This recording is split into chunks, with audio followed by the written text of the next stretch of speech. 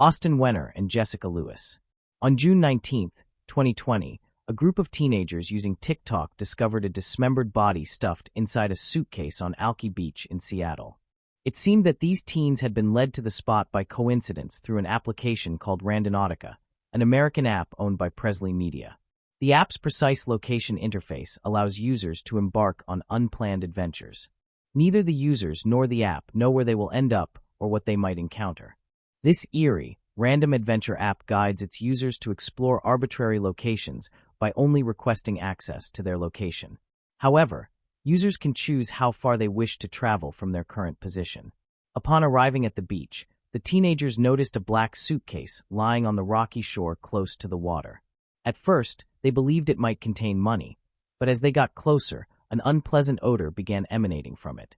Out of curiosity, they used a stick to pry the suitcase open and found something wrapped in a plastic bag inside.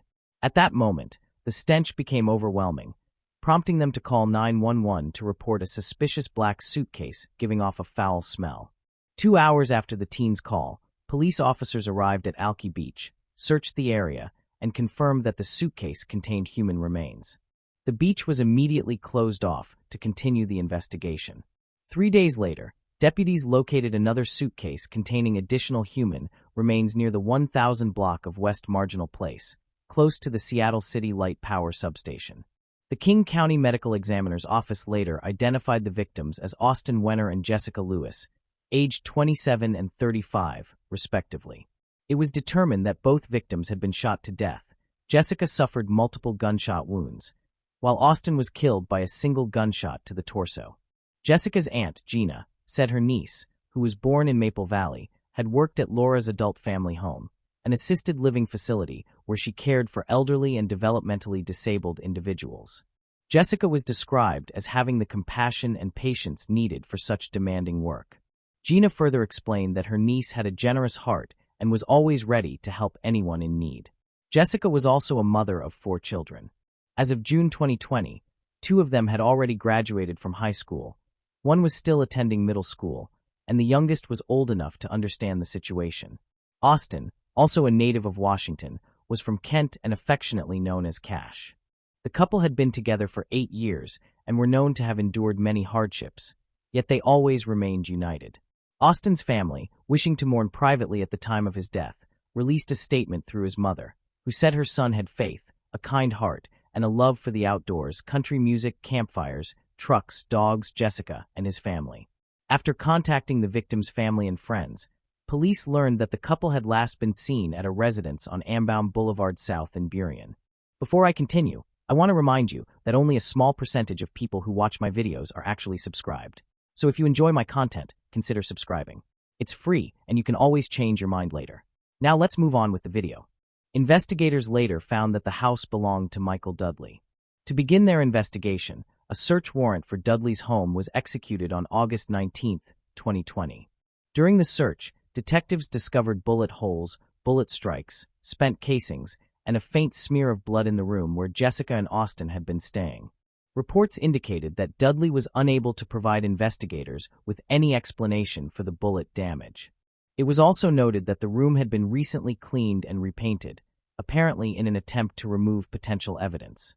Unfortunately for Dudley, forensic experts were able to see through the room's fresh appearance and detected traces of Austin's blood. Dudley was then taken into custody for questioning. Investigators later determined that on June 9, 2020, Jessica and Austin, who had been renting a room from Dudley at his Burien residence on Ambaum Road since December 2019, had engaged in an argument with him regarding their unpaid rent of $1,500 per month. Dudley admitted to having a dispute with the couple and to owning a gun, but he denied killing them. However, further interviews with his neighbors ultimately led to his downfall. During questioning, one neighbor told police they had called 911 on June 9, 2020, after hearing gunshots from inside Dudley's home, followed by a man's voice shouting, "Please don't do this, just let me leave." Prosecutors stated that Burien police officers responded to the scene that night, but left after receiving no answer when they knocked on the door. That same night, another witness who had recently moved into Dudley's home claimed she arrived later, after Jessica and Austin had already been murdered. She reported seeing the outline of a body under a pile of clothing, with a damaged arm protruding, in the room where Jessica and Austin had stayed. The woman further told officers that Dudley instructed her to leave and return the next day so he could clean up his mess. She never went back until several days later. Additionally, Austin's father went to Dudley's residence after being unable to contact his son or Jessica. Dudley then informed him that the couple had already left. Austin's father later noticed his son's clothing in the trash and immediately recognized it as his. Following Dudley's arrest, his ex-girlfriend, Gordon, who initially could not believe he had committed such a horrific crime, described him as a violent man who had previously been arrested and charged in 2016 for physically assaulting her. In addition, his daughter, who now goes by a different name, stated in a court document that Dudley had sexually abused her for 9 years, from the age of 10 until she turned 18. She said Dudley forced her to share his bed, made her watch as he viewed pornography and masturbated, and threatened to kill her with a firearm if she resisted. Jessica's aunt, Gina, told Westside Seattle that Dudley was a sicko who would sometimes sabotage the late victim's car so they could not leave. He was reportedly known to install trackers on people's vehicles. Whenever he got into a dispute with someone, he would tell them to leave, but then attempt to lock them inside the house. He once killed a dog in front of his tenants and left the corpse outside for 3 days to terrify them. Dudley had beaten the dog to death with a hammer because it had attacked one of his chickens. He left the carcass out for the other dogs to see and sniff. According to Gina, Dudley was a freaking psycho. She recounted an incident involving an electrician who worked for Dudley. After an argument, Dudley told the man to leave, but then refused to let him go and threatened him with a gun, prompting a 911 call. Prosecutors stated that Dudley shot both victims, dismembered their bodies, and stuffed the remains into suitcases, which he later dumped in different bodies of water. 10 days later, on Alki Beach in West Seattle, 3 teenagers filming TikTok videos stumbled upon the suitcases containing human remains and recorded their shocking discovery.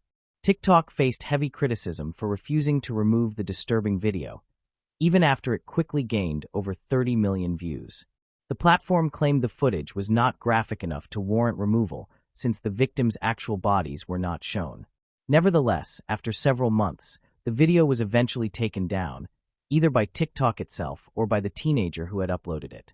Initially, there was speculation about whether Dudley acted alone, given the disorganized nature of Jessica and Austin's dismemberment. After 2 years, Michael Dudley was found guilty of second-degree murder in the killings of Jessica Lewis and Austin Wenner.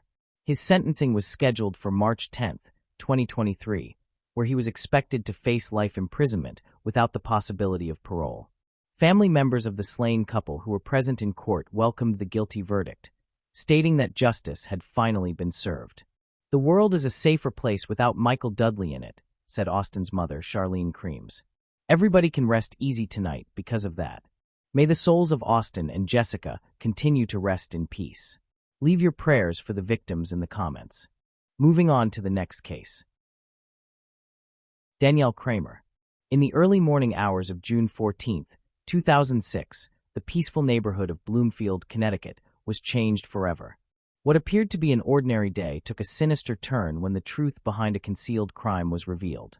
Danielle Kramer, a 14-year-old girl who had been missing for nearly a year, was discovered locked inside a small hidden room. The revelation shocked not only her family and friends, but also the investigators who had been searching for her all that time. What initially seemed like a simple case of a runaway teenager soon unfolded into a chilling tale of manipulation, abuse, and unimaginable horror, exposing the dreadful reality that had been hidden behind closed doors.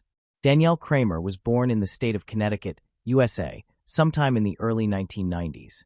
While her father's identity remains undisclosed, it is known that her mother was a woman named Jennifer. After Danielle's birth, Jennifer remarried, and the family later grew when the couple welcomed another child, whose name was never made public. Danielle's parents managed a business that combined a daycare center with a dog breeding operation in Bloomfield, a small town located in Hartford County, Connecticut. Surrounded by animals from a young age, Danielle developed a deep affection for them.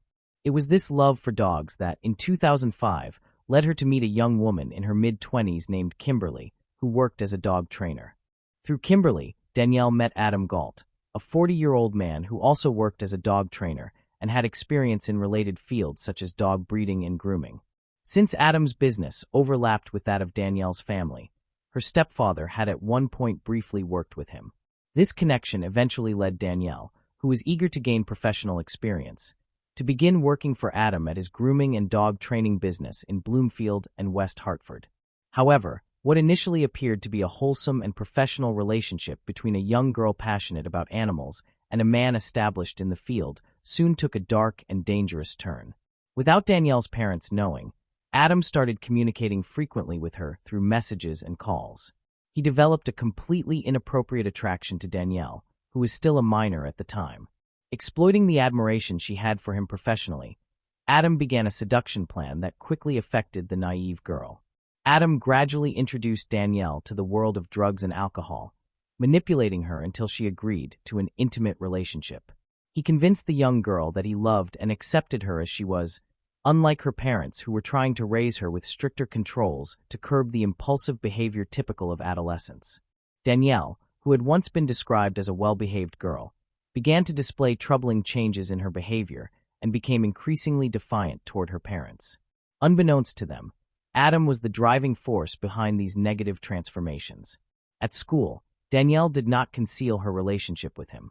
It was later revealed that she openly told her friends she was romantically involved with a 40-year-old man named Adam, whom she referred to as her boyfriend and claimed to love. However, she also confided in them that he had hit her and that their relationship was marked by repeated breakups and reconciliations. By 2006, Danielle had run away from home several times, disappearing for days on end.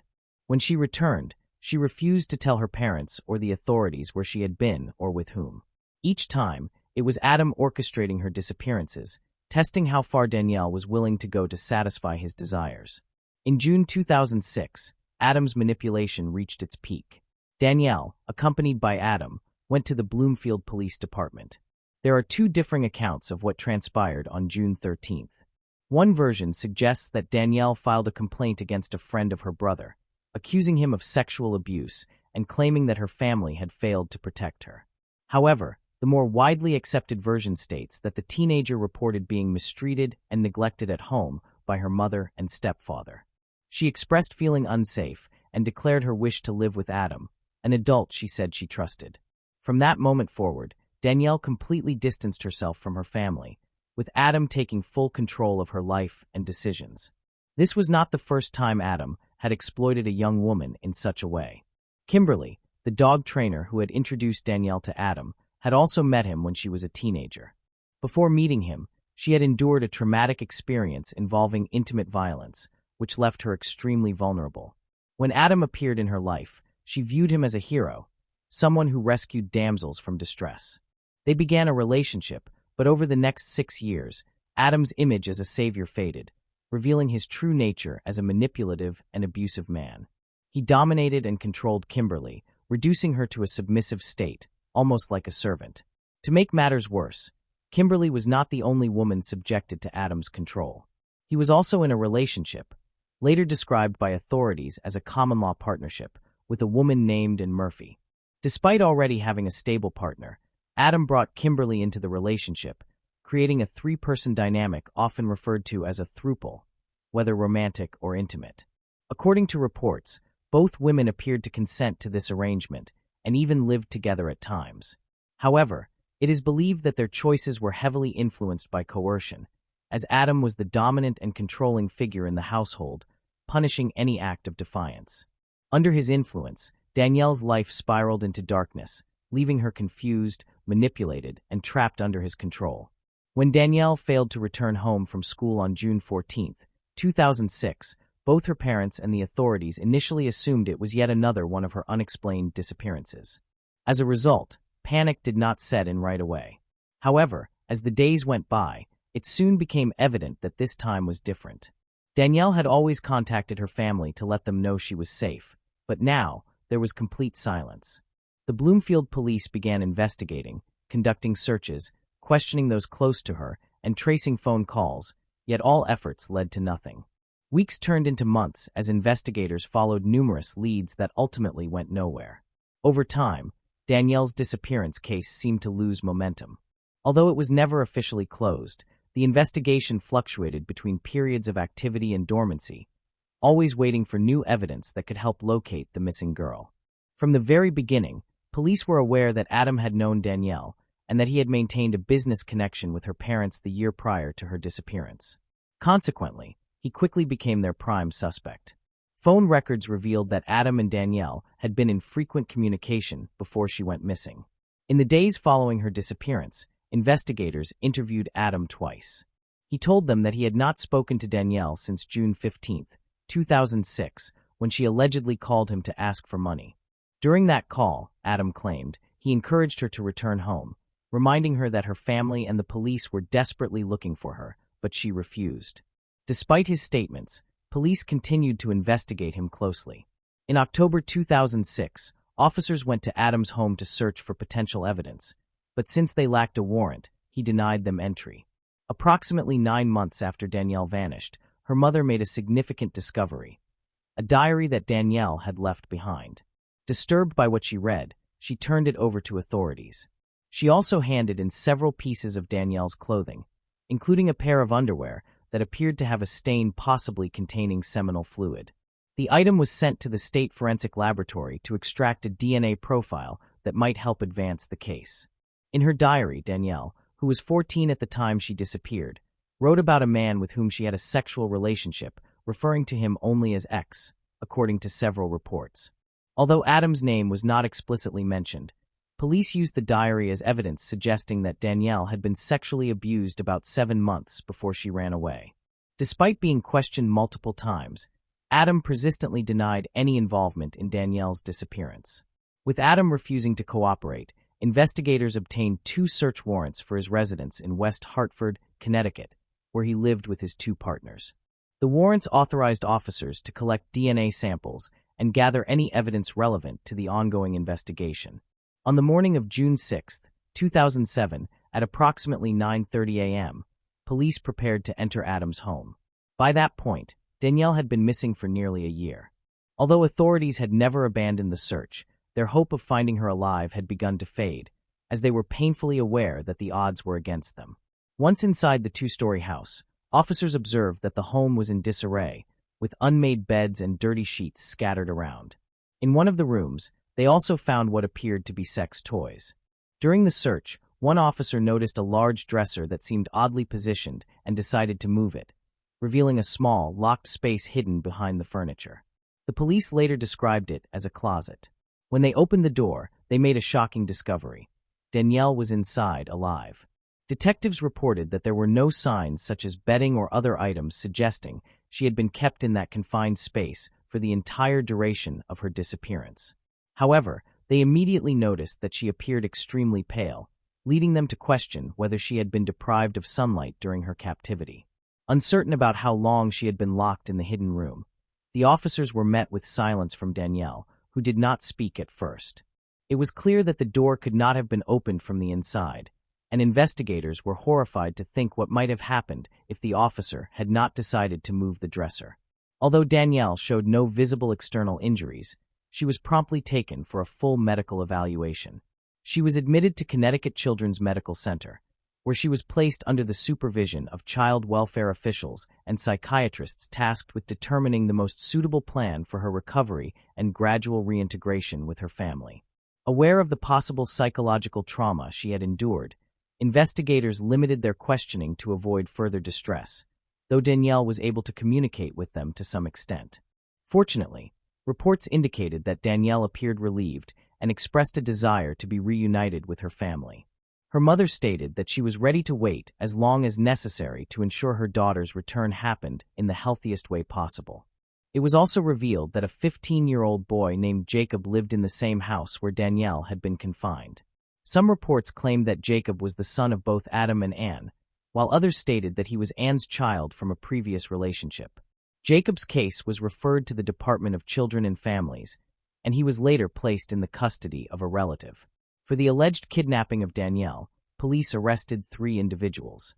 Adam, 41, was charged with unlawful restraint, reckless endangerment, custodial interference, interfering with an officer, risk of injury to a minor, and forgery. And 40 faced charges of conspiracy to commit reckless endangerment, conspiracy to commit custodial interference, and risk of injury to a minor. Kimberly, 26, was charged with reckless endangerment, conspiracy to commit custodial interference, risk of injury to a minor, and conspiracy to commit unlawful restraint. Initially, Adams' bail was set at $500,000, while Ann's was set at $100,000. However, as more details emerged, both bails were raised to $1 million, with Kimberly's bail set at $500,000. This was not Adams' first run-in with the law. In November 1997, he was arrested on drug-related charges, and in July and August 2003, he was sued for not paying a worker and lost the case. As more details emerged about Danielle's life in captivity, the police stated that they were investigating whether Adam had abused 3 other girls in the past. It was revealed that he hadn't been charged in the previous cases because the alleged victims had refused to testify. Although Danielle had been found safe and the suspects were apprehended, the investigation was far from over. Detectives discovered that while living with Adam, Danielle occasionally traveled out of state, often to Florida, where she adopted a new identity as the niece of Adam's common-law partner. Once she was mentally stable, Danielle provided statements revealing that she had been with Adam since her disappearance, spending nearly all of her time inside the house and not attending school for the entire year. She also mentioned that she had changed her hair color multiple times to avoid recognition and confirmed that the downstairs room where the hidden compartment was found had indeed served as her bedroom. The police later obtained another search warrant for the residence, and investigators gathered several boxes of evidence. Among the items seized were fishnet stockings, a pistol, taboo adult magazines, a black leather collar, and spiked bracelets. They also discovered documents related to a terminated pregnancy. In subsequent interviews, investigators questioned Danielle about her diary and whether Adam was the mysterious ex she had mentioned. She nodded in agreement. Danielle also disclosed that shortly before being discovered in the small hidden room, she had visited a location in West Hartford to terminate a pregnancy, though she refused to identify the father. However, it was clear to everyone involved, and the authorities already had the primary suspect in custody. Following Adam's arrest, police uncovered homemade adult videos of a disturbing nature, filmed with very poor quality, and initiated the difficult process of identifying the young women featured in them. Reports revealed that these videos had been uploaded online at different times. Danielle told investigators that Adam had used her as a model for both explicit photographs and videos. Authorities also examined a second location where they suspected Adam had engaged in inappropriate activities with Danielle and other underage girls from the community. In July 2007, at Hartford Superior Court, Adam pleaded not guilty to charges of having a relationship with Danielle months before her disappearance. During his felony court appearance, he also entered a not guilty plea to 11 counts of risk of injury to a minor. His defense attorney argued that there was no evidence of force or coercion, claiming that none of these allegations occurred within his client's home. Instead, he portrayed the situation as one involving individuals, referring to the 3 defendants, who were allegedly trying to protect a young girl from physical and sexual abuse within her own family, as supposedly reported in June 2006. The attorney further asserted that Danielle had access to a phone, attended school, and was free to go wherever she pleased, claims that Danielle herself had already contradicted in previous statements. In response, the prosecution challenged the defense's version of events, rejecting the idea that the defendants were benevolent figures rescuing Danielle from abusive parents. Prosecutors reminded the court that the evidence indicated Danielle had been exploited for the production of adult material. The lawyer representing Danielle's parents dismissed the defense's allegations of abuse at home and the claim that Danielle had sought refuge in Adam's house as an absolute fabrication. Law enforcement officials also refuted the defense narrative, revealing that Danielle had told them those accusations against her family were fabricated and exaggerated by Adam. She admitted she had not wanted to make such statements because her parents didn't deserve them, but she had done so out of fear of Adam's anger and pressure. Prosecutors further alleged that Adam had repeatedly assaulted Danielle and forced her to terminate a pregnancy resulting from those assaults. They also introduced DNA evidence recovered from clothing found inside Adam's residence, confirming the disturbing activities that had occurred there. In December 2007, a group of forensic specialists concluded that Adam was not mentally competent to understand the court proceedings or assist in his own defense. Consequently, The judge declared him temporarily unfit to stand trial. The court ordered that Adam be transferred to the Forensic Division of Connecticut Valley Hospital for a 60-day evaluation, during which he would receive treatment. At the end of that period, in February 2008, an expert testified before the court that Adam was now capable of understanding the charges against him and could adequately participate in his defense. Alongside the charges connected to Danielle's case, Adam also faced a separate kidnapping charge after another woman came forward. She alleged that she had been a 15-year-old runaway in 1998 when Adam repeatedly abused her while she lived in his home and worked for his business. Because the statute of limitations on the sexual assault charge had expired, prosecutors pursued a kidnapping charge instead. Altogether, Adam faced up to 160 years in prison for the crimes related to Danielle's disappearance and the 1998 case. After maintaining his innocence for a long time, Adam, then 42 years old, shocked everyone in March 2008 by admitting responsibility for his crimes. He reached a plea agreement with the prosecution, admitting guilt to 8 charges, including second-degree sexual assault, kidnapping, risk of injury to a minor, and conspiracy. The prosecution recommended a 30-year prison sentence, followed by 20 years of probation. The judge stated that the prison term would be no less than 20 years. The sentencing hearing was held on July 11, 2008. During the hearing, a victim impact statement on behalf of Danielle, who was 16 years old at the time, was read aloud in court. In the statement, Danielle directly addressed Adam, accusing him of inflicting more pain on her than anyone else ever had and expressing her hatred toward him because of it. She went on to say that she felt deeply broken inside in countless ways and no longer knew how to separate truth from lies. Before his sentence was announced, Adam exercised his right to speak. He stood and read from a handwritten note, looking directly at Danielle as he apologized.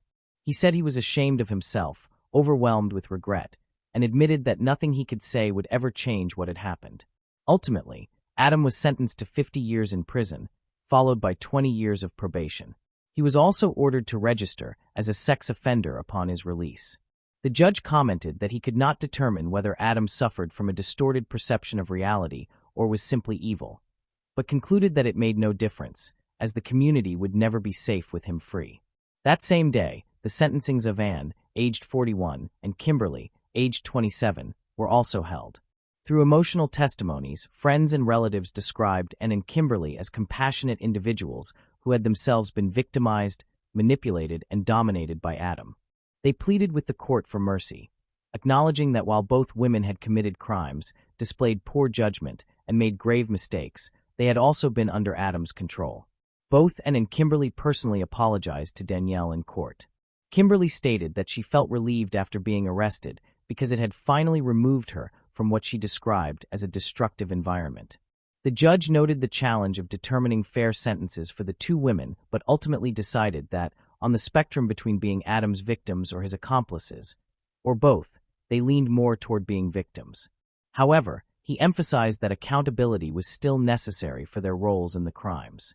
Each woman received a 10-year prison sentence, suspended after 3 years, followed by 5 years of probation. After being missing for a year and surviving a near-miraculous rescue, Danielle Kramer managed to rebuild a normal life despite the trauma she endured, while those responsible for her suffering faced the justice they deserved. Moving on to the next case. Melissa Turner. Melissa was born in Tampa, Florida, and from a young age, she found comfort in horror and fantasy films as a way to cope with her shyness. During her teenage years, her passion for manga and anime sparked an interest in cosplay, but her weight made her feel insecure. Rather than following her dream, she chose to conceal her body beneath layers of clothing and focused instead on her studies. After graduating with outstanding grades, Melissa was left with a $26,000 debt. Feeling discouraged, she turned to online health and fitness communities, determined to lose weight. Between 2011 and 2013, she managed to lose 90 pounds, gaining self-confidence and adopting a bolder style. Proud of her transformation, Melissa began posting photos on Tumblr, where she quickly built a large following. She eventually found love and began a relationship with Cameron. Alongside her personal blog, she launched another one with explicit content, portraying herself as various characters. Her expanding online popularity connected her with the cosplay community she had always longed to be part of. At a party, a friend mentioned earning good money through webcam shows. Initially reluctant, Melissa later decided to give it a try to pay off her debts. By 2014, she was managing 3 jobs, including doing webcam shows at night. Realizing the financial potential, she quit her other jobs and focused solely on webcam modeling, where she could freely express herself while earning a living. After 2 years, demand began to wane as new performers attracted most of the attention. Melissa decided to look for something new but still related to her line of work, which led her to the adult film industry. She started filming productions that blended her 2 passions, cosplay and horror. She launched her own website, and her fanbase grew rapidly, along with her social media influence. Taking advantage of this, she opened a Patreon account where followers could donate, earning her thousands of dollars, though she still desired greater income.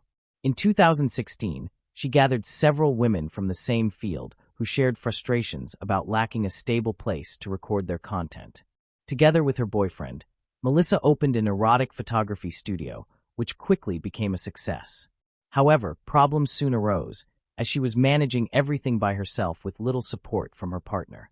After numerous arguments, they decided to break up.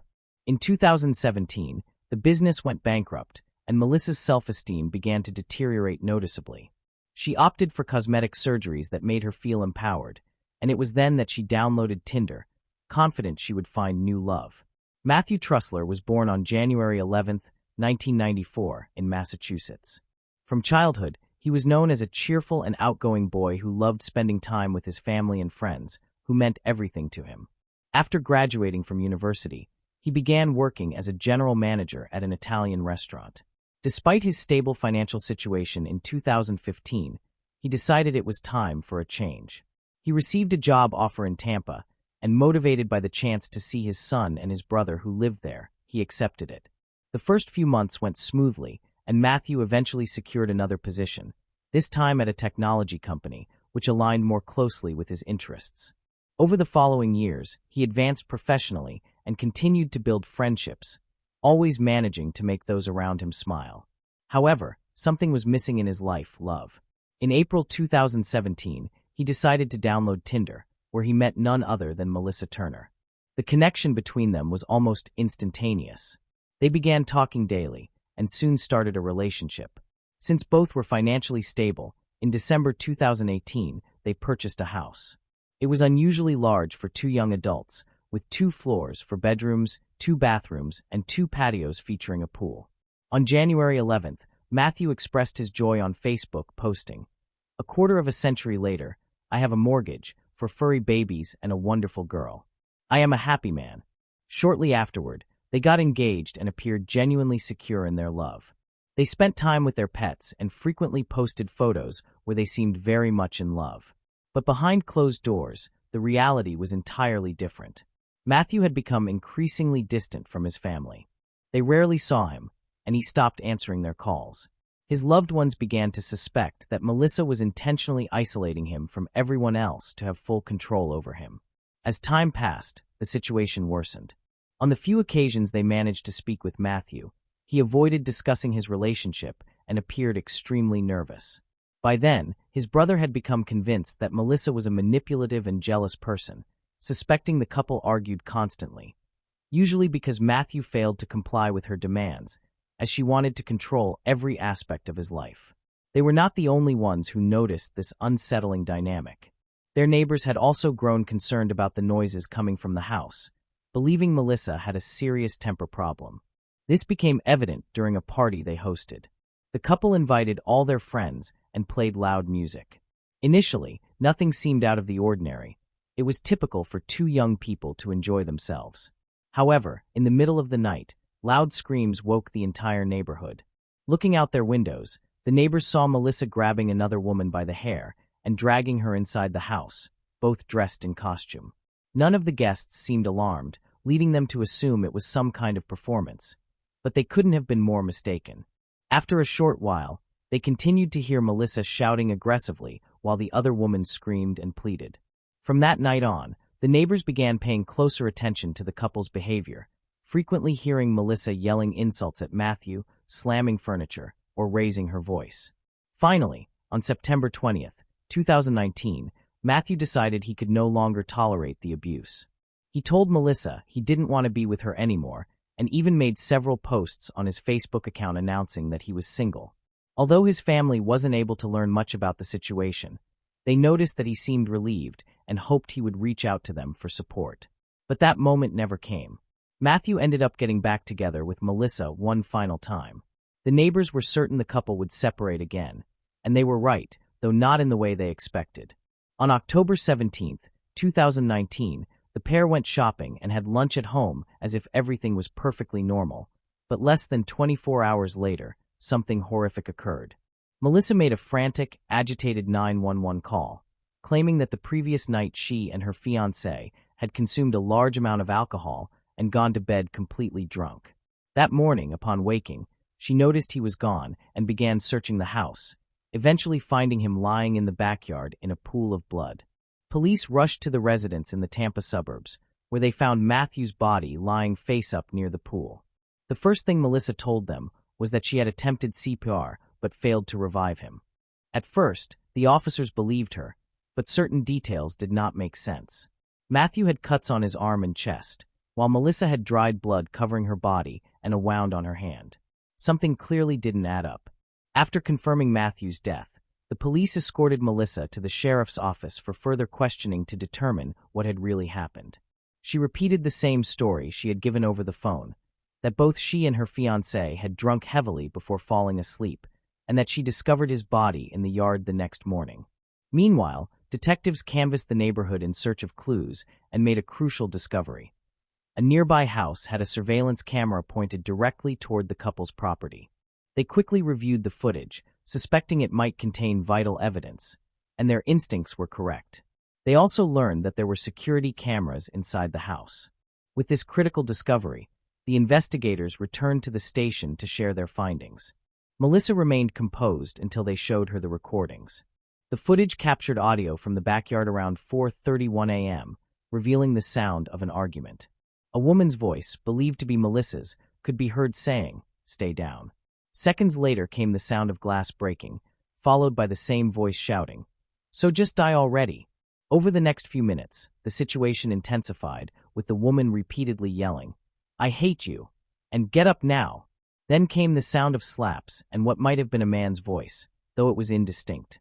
Around 4:44 a.m., the woman screamed, "No," and a minute later said something unclear, but to investigators it sounded like, "What have I done?" The most disturbing evidence came from the couple's own security cameras.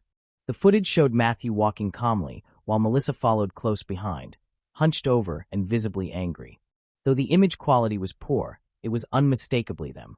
What caught the officers' attention most was the visible blood on Melissa's hand, leading them to suspect that she had injured herself while stabbing her fiancé. After viewing the footage, Melissa was left speechless. At first, she insisted she didn't remember having any argument that night.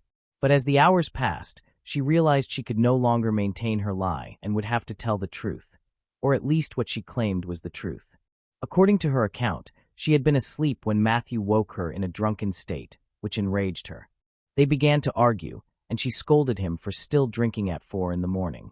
The confrontation escalated and moved to the kitchen, where Matthew allegedly threw a knife onto the counter and began strangling her. Terrified and believing he was going to kill her, Melissa claimed she grabbed the knife from his hand and stabbed him in the back in an attempt to escape. She also explained that after the fight, she had attempted to clean the house and noticed that some glass had been broken. While picking it up, she claimed she accidentally cut her hand, which supposedly accounted for her injury. The detectives, however, found her story highly questionable, and their doubts deepened once the autopsy results were released.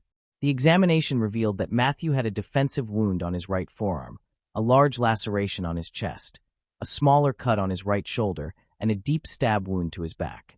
The medical examiner determined that the cause of death was an incision to the arm that pierced the cephalic vein. It was entirely implausible that Matthew could have sustained more injuries than Melissa if he had truly initiated the altercation, as she only bore the single cut on her hand. That same day, Melissa was arrested for second-degree murder and taken into custody, where she would remain without bail pending trial. When Matthew's family learned of what had occurred, They were completely devastated. His brother and his fiancée immediately voiced their suspicions to investigators, stating that Melissa had isolated Matthew long before his death.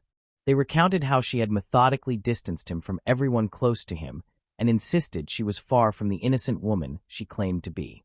They believed she had manipulated the young man, whom they described as a genuinely good person. Whether this was true or entirely fabricated would ultimately be determined in court. The trial commenced on February 14, 2022, 2 years after Matthew's death, with Melissa still facing a murder charge. Her defense attorney argued that the incident was a case of self-defense, maintaining that Melissa had suffered abuse throughout the relationship and had acted only to protect herself. The assistant district attorney, however, rejected this claim outright. He asserted that Melissa had been intoxicated and that the situation had escalated beyond her control.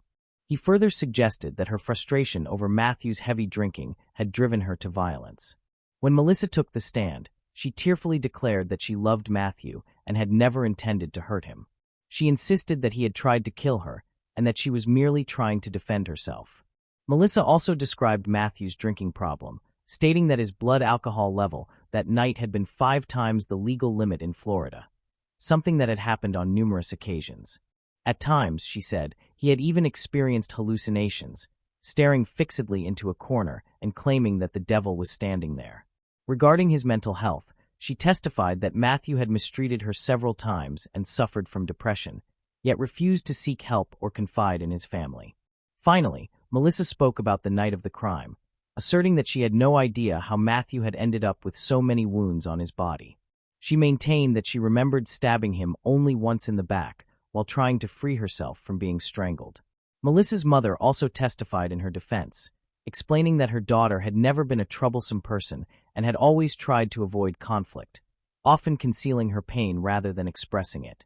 Despite these statements, numerous testimonies indicated that Melissa had likely not acted in self-defense. One crucial piece of evidence was the police report, which showed that the emergency call had been made nearly 4 hours after the stabbing took place, a detail confirmed by the timestamp on Matthew's smartwatch, which had recorded his heart rate. When first responders arrived, Melissa initially claimed she had no idea what had happened to her boyfriend, saying only that she had found him in the backyard. Her first major mistake was lying in that statement. Matthew's mother took the stand to defend her son's memory, calling Melissa's story a fabrication and saying that her false statements were as painful as the crime itself. She addressed her former daughter-in-law directly, declaring that both of them knew Matthew had been the best thing that ever happened to her, and that if he were alive, the sentence Melissa was about to receive would have deeply saddened him. However, none of these testimonies carried as much weight as the video footage. An audio expert testified that the recording had been enhanced to make the couple's argument clearer, revealing that Melissa had been verbally abusive toward Matthew. Melissa's lawyer attempted to defend her once again, arguing that the audio had been tampered with. He found it suspicious that his client's voice sounded so loud while Matthew's was barely audible, suggesting that the recording had been edited to exaggerate the intensity of her shouting. Nevertheless, he conceded that Melissa could indeed be heard saying phrases such as "I hate you," "get up," and "die," and acknowledged that the recording contained sounds consistent with slapping. The prosecution countered that the recording was authentic and unaltered, maintaining that there was no doubt Melissa would be found guilty. On February 18, 2022, the long-awaited day arrived for Matthew's family.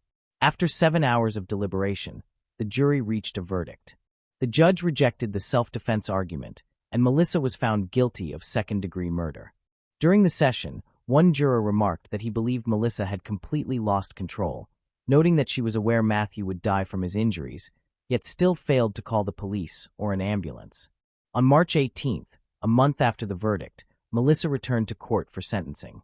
She was sentenced to 20 years and 5 months in a Florida state prison. The victim's family expressed their relief, though with lingering sorrow. Matthew's sister-in-law stated that justice had been served, though only to a certain extent.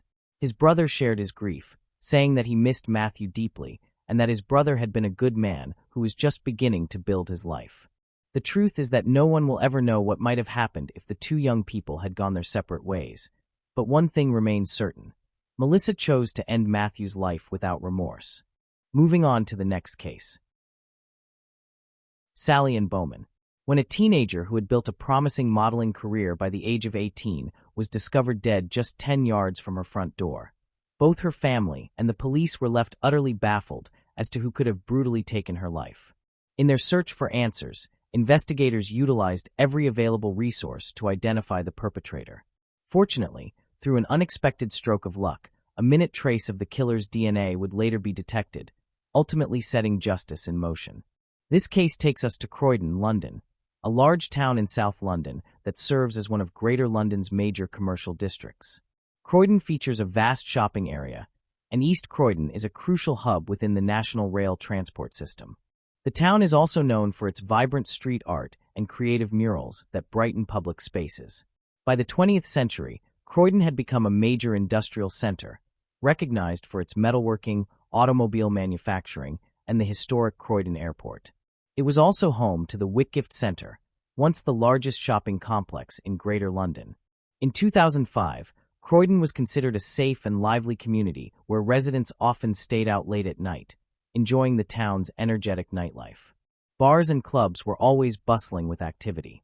However, everything changed when the shocking news of Sally and Bowman's murder sent shockwaves through the community. Sally Ann Bowman was born in Carshalton, South London, on September 11, 1987, to Paul and Linda Bowman, who later divorced. Growing up, Sally was part of a large and close-knit family. She was the youngest of 4 children, with 3 older sisters, Nicole, Michelle, and Danielle. Despite their parents' separation, the girls maintained a loving and healthy relationship with both of them. Sally was known as a kind, talented, and cheerful young woman. Responsibility came naturally to her. From an early age, she carried herself with the maturity of an adult. By her teenage years, she had already mapped out her future. She held a steady job and lived independently in a rented apartment. Determined not to rely on her family financially, she still made sure to visit them often. From childhood, Sally had always been drawn to art and performance. She was a natural entertainer who loved singing, dancing, and captivating audiences. She often performed karaoke at her local pub, delighting her friends and family with her radiant voice and stage presence. Sally Ann was a complete package, gifted with beauty, talent, and charisma that could have led her to great success.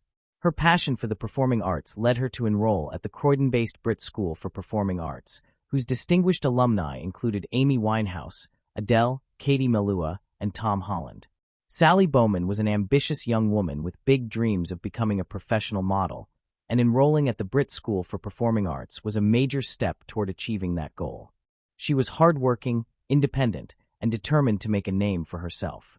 To support her ambitions, Sally took on several decent jobs that not only paid her bills, but also helped her gain experience and visibility in the modeling industry. After completing high school in 2004, she began working part-time as both a hairstylist and a model. Her dedication soon paid off. In 2005, her earlier modeling work caught the attention of Pulse Model Management, a well-known London-based agency that reached out to sign her. From there, Sally began participating in modeling competitions. Within just a month, her career skyrocketed.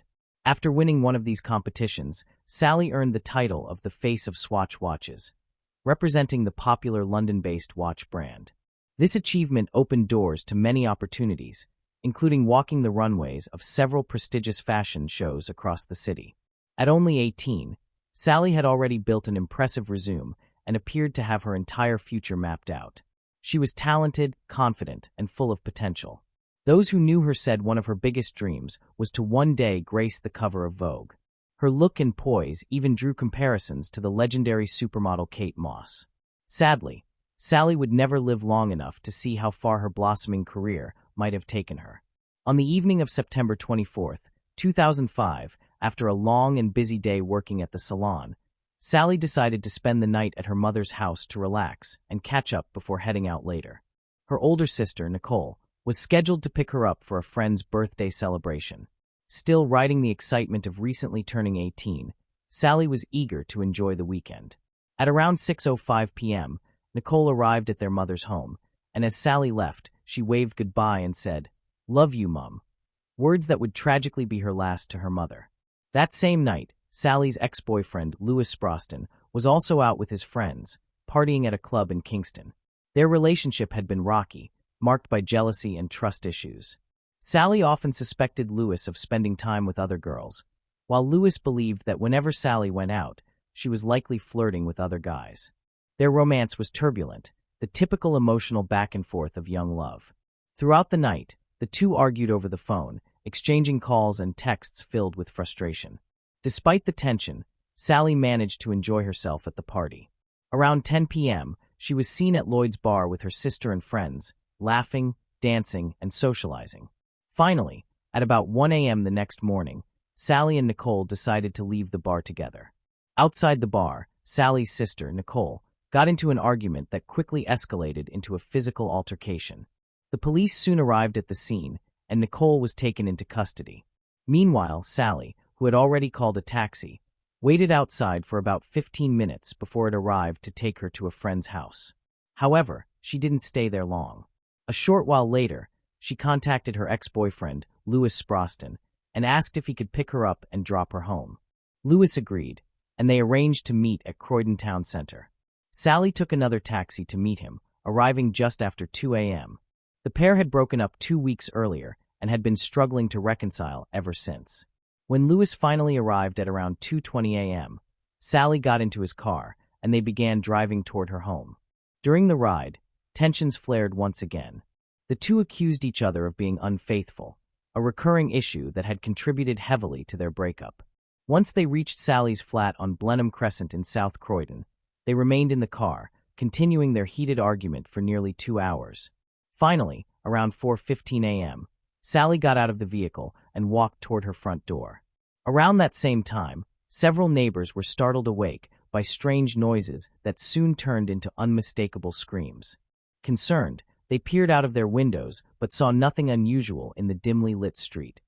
Only the shadowy figure of an unidentified man walking away about 5 minutes later. At approximately 6:30 a.m., one of the neighbors stepped outside her home and noticed something odd behind a nearby construction container. At first, she thought she was looking at a mannequin leg. But when she moved closer, she was met with a horrifying sight, the half-naked body of 18-year-old Sally Ann Bowman, lying lifeless on the ground. The police were called immediately, and the area was cordoned off as a crime scene. Although the murder weapon could not be located, forensic experts soon found traces of an unknown man's DNA on Sally's body. Their examination revealed that she had been sexually assaulted and stabbed at least 7 times with a sharp object. 3 of the wounds were so deep they went straight through her body. The brutality didn't stop there. The attacker had also left bite marks on Sally's cheek, neck, and chest, and several of her belongings, including her handbag, cardigan, underwear, and mobile phone, were missing. News of Sally's murder sent shockwaves through the Croydon community and utterly devastated her family. That morning, when police officers knocked on her mother's door, Linda Bowman initially thought it was Sally returning home. Instead, she was met with the worst news imaginable. Her daughter had been murdered. A few hours later, when the family was asked to identify Sally's body at the mortuary, they desperately hoped it was a mistake. But when they saw her lying lifeless on the slab, the heartbreaking reality set in. It really was Sally Ann Bowman, gone forever. Meanwhile, police launched a full investigation into Sally's murder. During the initial phase, detectives ran the DNA sample recovered from Sally's body through the National Offender databases, but it did not match anyone on record, leaving them without a clear suspect. The absence of surveillance cameras in the area further complicated the investigation. However, investigators determined that Sally had been killed only about 10 feet from her front door. The short distance between the spot where Lewis dropped her off and her apartment suggested that she was attacked almost immediately after stepping out of his car. Naturally, Lewis became the police's primary suspect, as Sally was killed shortly after being with him, and he was the last person known to have seen her alive. Detectives also considered the couple's turbulent relationship, which had frequently involved heated arguments and occasional police interventions, although no charges had ever been filed. Lewis was taken into custody the same day after police located him. During questioning, he admitted that he and Sally had argued earlier that morning, but insisted that he had nothing to do with her death. He claimed he drove away as soon as she exited his car and was unaware of her murder until investigators informed him. Despite his denials, detectives were skeptical, as the available evidence seemed to point in his direction. Lewis's DNA was collected for comparison, and he was detained for 4 days while the test results were pending. Eventually, he was released after forensic analysis confirmed that his DNA did not match the sample recovered from Sally's body. During the testing process, investigators uncovered a critical lead. The unknown DNA profile matched a sample from an unsolved criminal case dating back to 2001. In that earlier case, a woman had been making a phone call at a public booth located in a convenience store parking lot when she was suddenly attacked by an unidentified man. The assailant stripped her naked and sexually assaulted her before fleeing, leaving behind biological evidence at the scene. The victim immediately reported the incident to the police, who collected and preserved the perpetrator's DNA. However, despite their efforts, the offender was never found. This attack had occurred just 2.5 kilometers from where Sally was murdered, leading authorities to conclude that they were now dealing with a serial sexual predator who had managed to evade capture for years. The only question now was how many women had already fallen victim to this psychopath, and when he would strike again. The police knew they had to catch him before he could destroy another life. Their fears were soon validated. Just an hour before Sally's murder, another woman had been attacked on a nearby street. While walking home and talking on the phone, she was suddenly approached by a man who muttered an apology before striking her without warning. Shocked and terrified, the woman screamed and dropped her phone. But the assault didn't go as the attacker had planned. Fortunately, a taxi driver appeared on the road, scaring the man off. The attacker quickly grabbed the woman's phone and fled the scene. A chilling detail about this incident was that the person the woman had been speaking to on the phone heard everything unfold in real time. The terrified victim kept screaming for help even after the assailant had stolen her phone and disappeared from view. Her continued cries suggested that he might still have been hiding nearby, waiting for the taxi to leave so he could strike again. Thankfully, the cab driver noticed the woman's distress, stopped his vehicle, and helped her inside before driving her straight to the hospital. Once there, she contacted the police and reported the attack, providing a detailed description of her assailant. She described him as a white male, between 25 and 30 years old, approximately 180 centimeters tall, with short dark hair. Based on her account, police created a composite sketch, which was soon released to the media. However, the description matched a broad portion of the local population. Within days, detectives received hundreds of calls from residents claiming the sketch resembled someone they knew or had seen before. Investigators followed up on every lead, but failed to find the suspect. When the search yielded no results, they decided to change their strategy. The only solid lead remaining was the DNA collected from the victim's body. Investigators were confident the offender lived somewhere in the area, given that he had also attacked a woman in a nearby phone booth years earlier. To track him down, police launched a large-scale DNA collection operation, going door to door across the neighborhood. Officers questioned every resident and requested voluntary DNA samples. Although they knew it was unlikely that the perpetrator himself would come forward, they hoped to obtain a match through a relative's DNA, a lead that could finally expose the elusive predator. For instance, the individual might have lived with parents who are oblivious of his crimes and will voluntarily provide the police his DNA sample. The police, however, visited more than 6,000 addresses over the course of the following 6 months, and many locals gave them their DNA samples. But the entire endeavor was fruitless, as neither the culprit nor his relatives could be found. Croydon residents were terrified the entire time, and police raids have simply made them more uneasy. They were all aware that a psychopath was roaming the streets. Women feared taking nighttime strolls. Parents wouldn't allow their kids to leave the house. Since they had no other information, the authorities were forced to refer back to the sketch. Both the victim from the phone booth and the woman who had been assaulted by the psychopath on the day that Sally was killed were contacted. They were asked to describe the perpetrator again, and the investigators adjusted the initial sketch based on their evidence.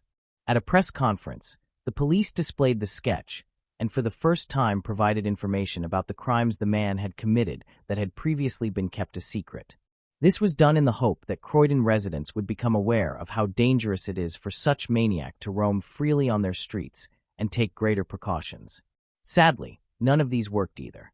The revised sketch was overly generalized and did not significantly change from the initial one. The description also fitted thousands of men who resided in the area. However, what happened next surprised everyone unexpectedly. The case had a breakthrough in June 2006. In Crawley, West Sussex, a man was watching an England World Cup game with Trinidad at a bar while sipping on his drink. Having had too much to drink, he started arguing with another football fan. Their argument quickly escalated into a street brawl. Unfortunately for him, as he pushed his opponent to the ground, a police officer walked by. The police officer then captured the attacker, and he was taken to the police station.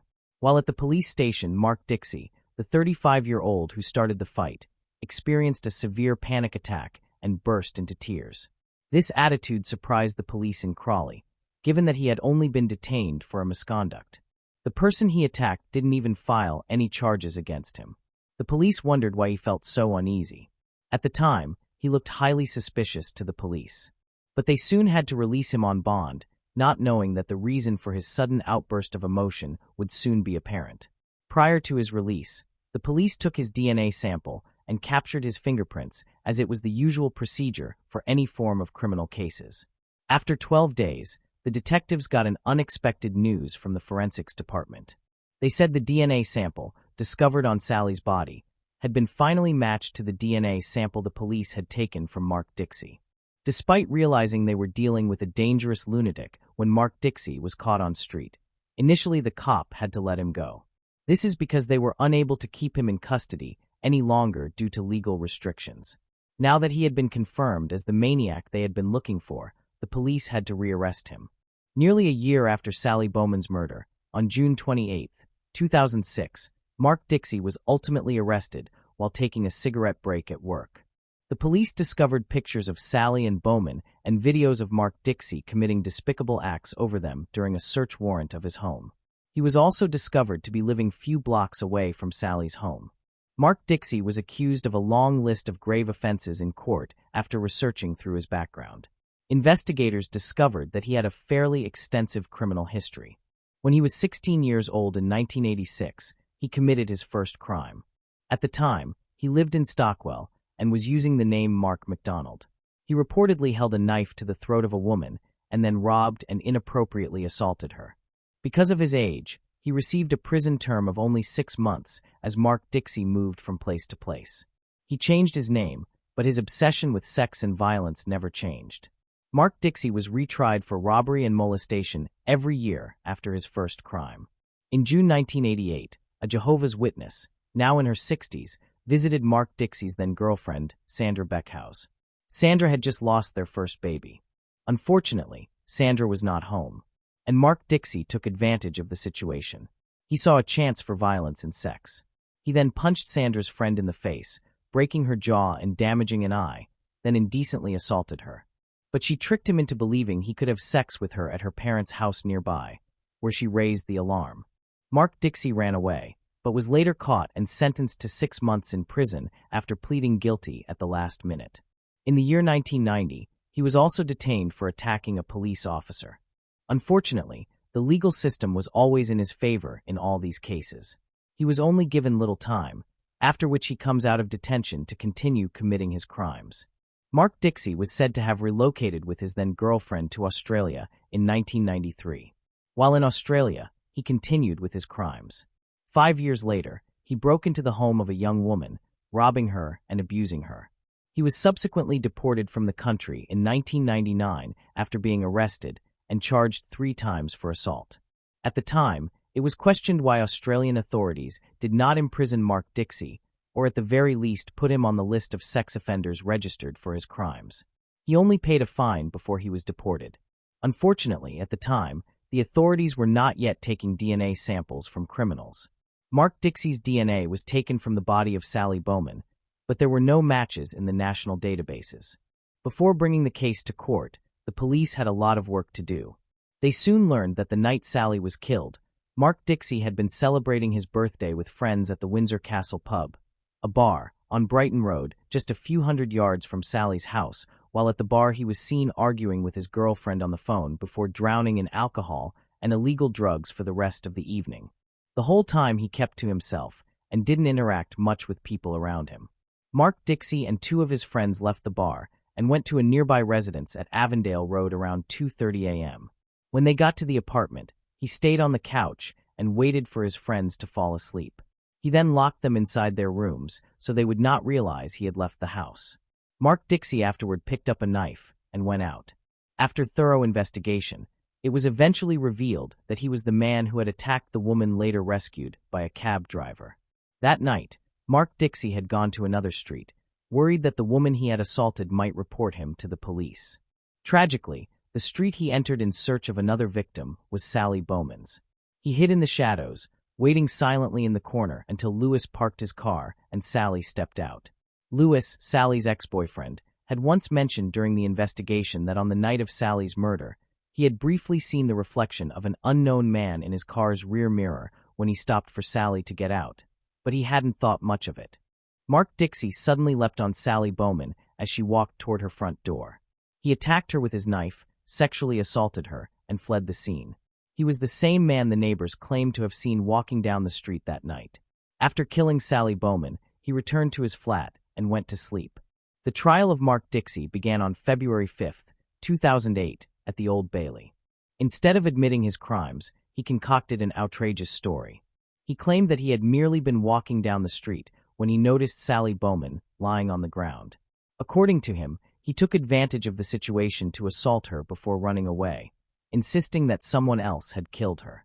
Mark Dixie allegedly said he did not even know Sally was dead.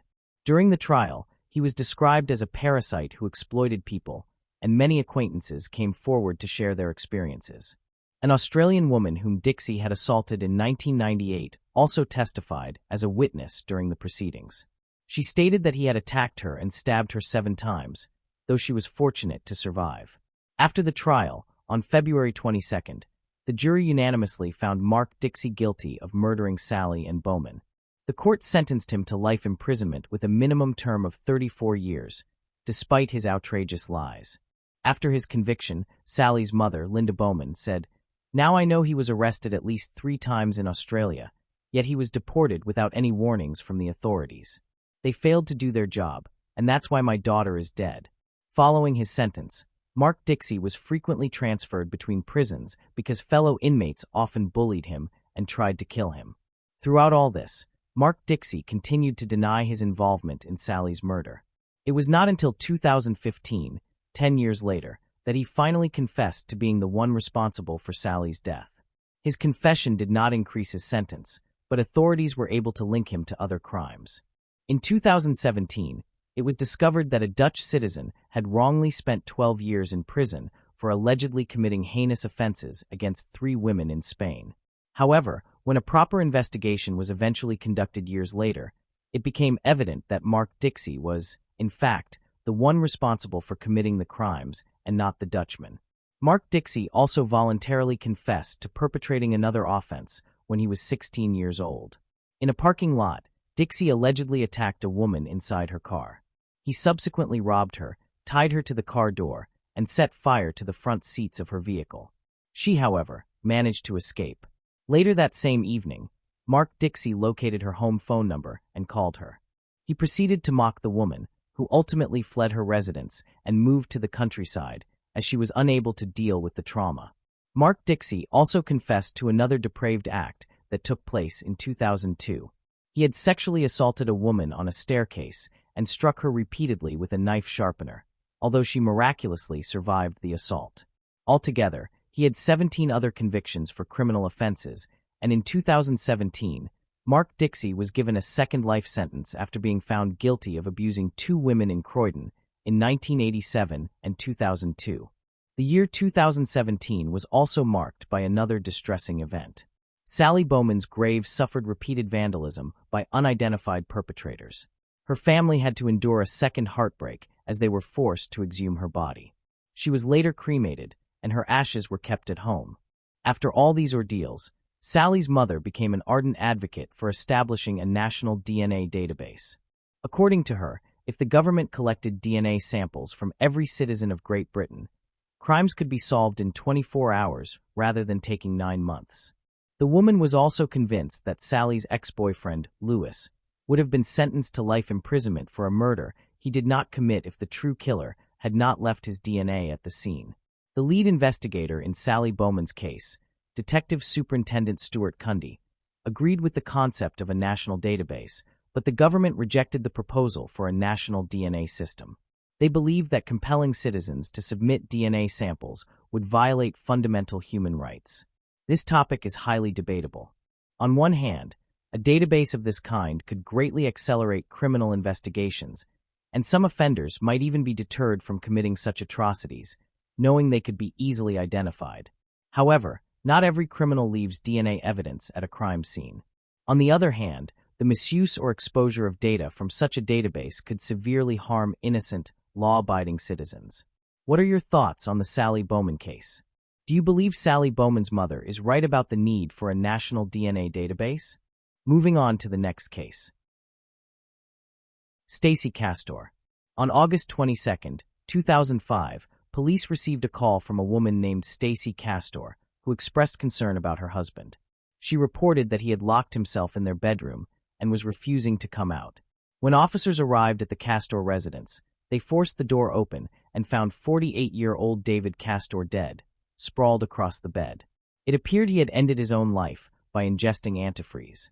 Stacey, however, put on an elaborate performance, screaming upon discovering her husband's death. But it was all an act. Stacey had murdered David, and this was not her first killing. Stacey Ruth Daniels, later known as Stacey Castor, was born on July 24, 1967, in Clay, New York. She was the only child of Jerry Daniels and Judy Eaton. Little is known about the early years of the cheerful, red-haired girl. Her mother, Judy, once mentioned that Stacey had big dreams for herself, emphasizing that she was very intelligent and had confided in her aspirations to attend university and become a legal assistant or lawyer. Those close to Stacey described her as a shy young girl who struggled to start conversations, but gradually learned to socialize at school gatherings or family events. In 1985, at the age of 17, Stacey was still in high school when her life took an unexpected turn. During this time, she met the outgoing Michael Wallace, who was 23 years old. Michael, born on September 16, 1961, in Auburn, New York, worked as a mechanic. Despite their contrasting personalities, they began dating a few months after their initial meeting. While Michael enjoyed being the center of attention and surrounded by people, the reserved Stacey preferred to stay quiet and maintain a low profile. Nevertheless, their temperaments seemed to complement one another, and the couple formalized their relationship. Stacey, thrilled, told her close friends that she had fallen in love with Michael within 5 minutes of meeting him and was certain she would become Mrs. Wallace. On April 7, 1987, Stacey's prediction came true. After 2 years of dating, the 20-year-old Stacey married the 25-year-old Michael. Judy recalled that her daughter was extremely happy following the wedding. A year later, in 1988, the Wallaces welcomed their first daughter, Ashley. Instead of bringing them closer together, the birth of their daughter began to create distance between Michael and Stacey. Within a few months, issues between the couple became apparent. Stacey, a stay-at-home mother, relied solely on Michael's income, which created financial strain with the addition of another family member. 3 years later, in 1991, the couple had their second daughter, Bree. Rather than bringing joy, the arrival of the new baby did not alleviate the tense atmosphere within the household. Stacey began accusing Michael of showing favoritism toward their younger daughter, creating a division within the family that split it into two sides. Michael was closer to Bree, while Stacey developed a stronger bond with Ashley.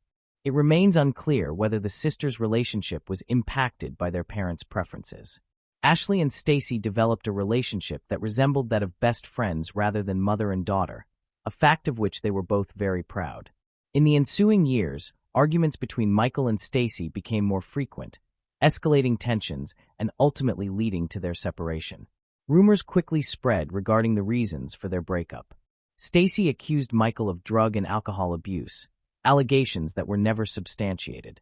Others suggested that both were involved in extramarital affairs, a theory that likewise remained unproven.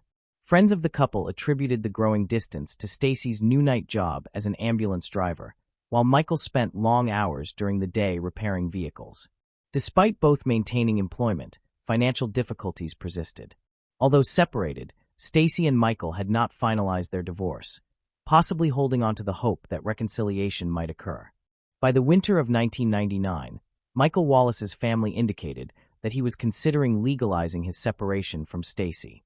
Amid this marital crisis and the harsh winter, Michael began experiencing health issues. What started as a simple earache quickly progressed into a far more serious condition. Ashley later recalled that during this period, her father had difficulty walking and speaking. She remembered seeing him sitting in the dining room drinking coffee when he suddenly began vomiting. He then lay down on the bed and fell asleep as though nothing had happened. Michael's ailments continued, prompting him to seek medical attention. He reported feeling persistently lethargic. His sister was the first to notice that something was gravely wrong with Michael's health. She observed his alarming decline during the family's Christmas gathering that year. Rosemary noted that Michael was coughing excessively and appeared swollen. A few weeks after the holidays, on January 11, 2000, Michael was discovered unconscious on the family couch. He was rushed to the hospital, where he died a few hours after admission. Ashley, who was 11 at the time, remembered the last moments she saw her father alive. She recalled Michael lying on the couch making funny faces. Suddenly, he raised his arm, then lowered it, and it fell limply. Michael Wallace was 38 years old at the time of his death. The medical report concluded that he had suffered a heart attack. Those close to Michael found the circumstances unusual. He had been a young and ostensibly healthy man, with his only recent medical visit being for a routine ear infection. Michael's sister questioned the doctor's conclusion that he had died of cardiac arrest.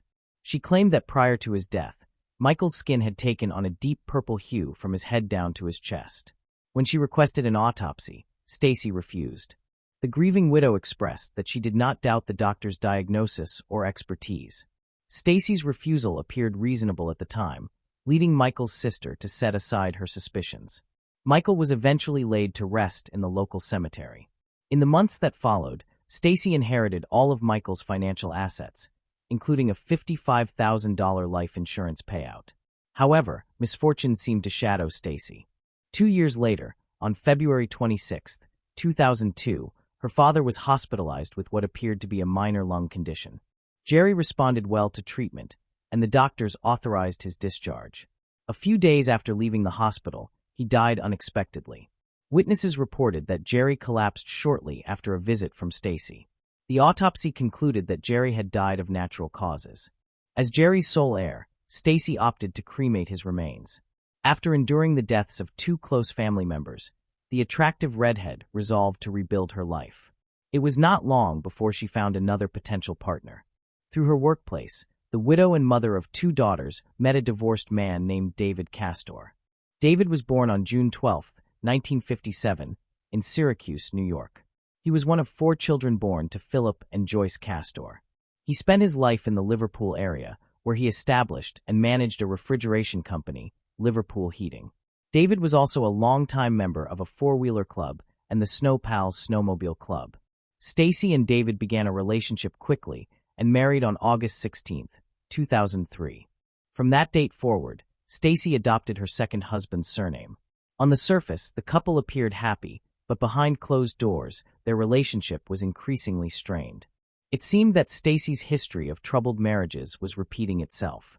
Those close to the couple reported that Stacy was uncomfortable with the close bond David maintained with his son, David Jr., and with his mother, Janice Poisson, David's first wife. Matters were further complicated by David's strained relationship with his stepdaughters. According to Ashley's later accounts, David was an unsupportive stepfather who made it clear he wanted nothing to do with her or her younger sister, Bree. He reportedly told the girls that he had no intention of taking on the role of their father, asserting that having his own son was sufficient. Ashley noted that tension frequently arose due to her mother's new husband. Stacy also confided to close friends that her home was filled with discomfort and unease. She asserted that David had been difficult with the girls, expecting them to obey his every command without question. Despite these conflicts, Stacy maintained that her relationship with her husband remained generally good. However, in reality, the accumulation of these issues was straining their marriage to a critical breaking point. The final trigger occurred on Sunday, August 21, 2005, when David had planned a surprise trip to celebrate their second wedding anniversary. Ashley had just started her first job and was unable to watch her sister Bree that evening, forcing the couple to cancel their Sunday outing. This led to a 7-hour-long argument in the garage. Following the confrontation, David took a bottle of alcohol and locked himself in a room. The following day, Monday, August 22nd, Stacy remained upset and left for work without entering the room where David had spent the night. While at the office, she called 911, expressing concern for her husband, whom she had last seen the previous day after he had isolated himself following their marital dispute. Police arrived at the home, shared by the couple and Stacy's daughters. Officers knocked on the bedroom door, but received no response. They forced the door open and found David motionless, immediately realizing that he was dead. Initially, authorities assumed that David had taken his own life. However, a routine inspection of the house revealed suspicious items. Officers found a dropper in the kitchen trash, which seemed unusual. They then discovered 2 half-full glasses on the nightstand beside David's bed. One contained a bright green liquid identified as antifreeze, and the other held cranberry juice. Under the bed, they located a container of antifreeze, a chemical commonly used to cool vehicles. Due to its high toxicity, antifreeze is extremely dangerous if ingested and must be stored securely to prevent accidental poisoning, particularly because it has a sweet smell and taste that can attract animals or children. The main ingredient in most antifreezes is ethylene glycol, a lethal toxin that metabolizes into oxalic acid in the body, crystallizing in the kidneys. Symptoms of ethylene glycol poisoning include weakness, nausea, seizures, tremors, lack of coordination, excessive thirst, rapid heartbeat, and paralysis, frequently leading to death. Detectives collected the evidence from David's bedroom for forensic examination. Tests revealed fingerprints on the glass containing antifreeze that matched Stacy's, with the positioning indicating that she had held the glass to David's mouth. DNA from David was also found on the discarded dropper and on the antifreeze container itself. Beyond the forensic evidence, David's family and friends firmly rejected the notion that he had committed suicide. Those who knew him well, including his ex-wife Janice, dismissed the idea from the very beginning. Additionally, investigators found it illogical that anyone would ingest poison and then discard the dropper in the trash. All signs suggested a sinister motive behind David Castor's death. The case was assigned to a seasoned detective who embarked on a 2-year investigation. He immediately ordered covert surveillance of Stacy to monitor her movements without her knowledge. Stacy had buried her second husband next to her first. Investigators even set up surveillance cameras at the cemetery, hoping that the widow's visits might reveal suspicious behavior, but she never appeared. The detective also noted distinctive similarities between the deaths of Stacy's first and second husbands. According to family members, Michael and David had both been in good health with no history of depression. Some within the investigation department wanted to close David's case as a self-inflicted death, while others pushed to continue pursuing the matter. The only way to advance the investigation was to revisit Stacy's past and examine Michael's death, which required exhuming his remains. Detectives obtained a court order to exhume Michael's body and perform an autopsy. The forensic examination revealed antifreeze crystals in his remains, confirming that Stacy had killed both husbands using the same lethal method. When police confronted their prime suspect, they were taken aback. One detective showed Stacy a photo of the nightstand and asked if the liquid she poured into one of the glasses had been cranberry juice. Stacy responded nervously, stating that she had poured antifreeze, though she mispronounced the substance's name. That inadvertent slip became the confession she could not retract. By the time Stacy realized her mistake, it was too late. She attempted to correct herself, accusing the detective of trying to confuse her into incriminating herself, and continued protesting. But the damage was done. Realizing she had been caught, Stacy requested a lawyer. Meanwhile, police decided to speak with Ashley. They waited until she finished her first day of university classes and informed her that an autopsy had been performed on her father, Michael Wallace, revealing he had been poisoned. Ashley later recalled breaking down in tears and feeling intense anger upon learning that her father's body had been exhumed. It was emotionally difficult for her to accept that his remains had been disturbed. In a distressed state, she immediately called her mother to relay the news. Stacy listened attentively. While it is unclear what thoughts crossed her mind, she invited her eldest daughter over to discuss the matter in detail while sharing some drinks. Given the horrible week she had had, Ashley agreed. As soon as she arrived at her mother's house, Stacy prepared a drink for her. After a few sips, Ashley passed out. The next day, Stacy promised they would drink together again after classes. Ashley accepted the second invitation and, as agreed, went to her mother's house after university. Stacy made her a cocktail that supposedly contained vodka and juice. Although Ashley noticed a strange taste, she drank it, trusting her mother completely. The following day, Bree found her sister Ashley unconscious and barely breathing. The teenager alerted her mother, shouting at her to call 911. While Stacy dialed emergency services, Bree found a note in Ashley's room, supposedly confessing to killing both her father and stepfather. Paramedics arrived within minutes and rushed Ashley to the nearest hospital. The doctors informed the family that if she had arrived 15 minutes later, she would not have survived. When Ashley regained consciousness, detectives questioned her about her suicide attempt and the note she had left. She was shocked and confused, assuring the officers that she had not tried to harm herself, nor had she confessed to killing anyone. Ashley recalled the last thing she remembered from that night was drinking the beverage her mother had given her, noting that it had tasted strange. The police had no further doubts and immediately arrested Stacy at the hospital on suspicion of attempting to kill her daughter and murdering her husband, David Castor. The investigation later revealed some of the calls Stacy made after learning about Michael's exhumation. In a conversation with a close friend, detectives overheard Stacy's concerns about the exhumation and her attempts to distance herself from the accusations. From the day Stacy was detained, the only person who believed in her innocence was her mother, Judy. Judy could not accept that her daughter had killed her two husbands and then tried to harm her own eldest daughter. She continued to blame anyone else for the crimes. On December 20th, 2007, Stacy was charged with second-degree murder, second-degree attempted murder, and conspiracy to present a falsified will. This last charge was because she had tried to alter David's will to exclude his eldest son, David Jr., from his first marriage.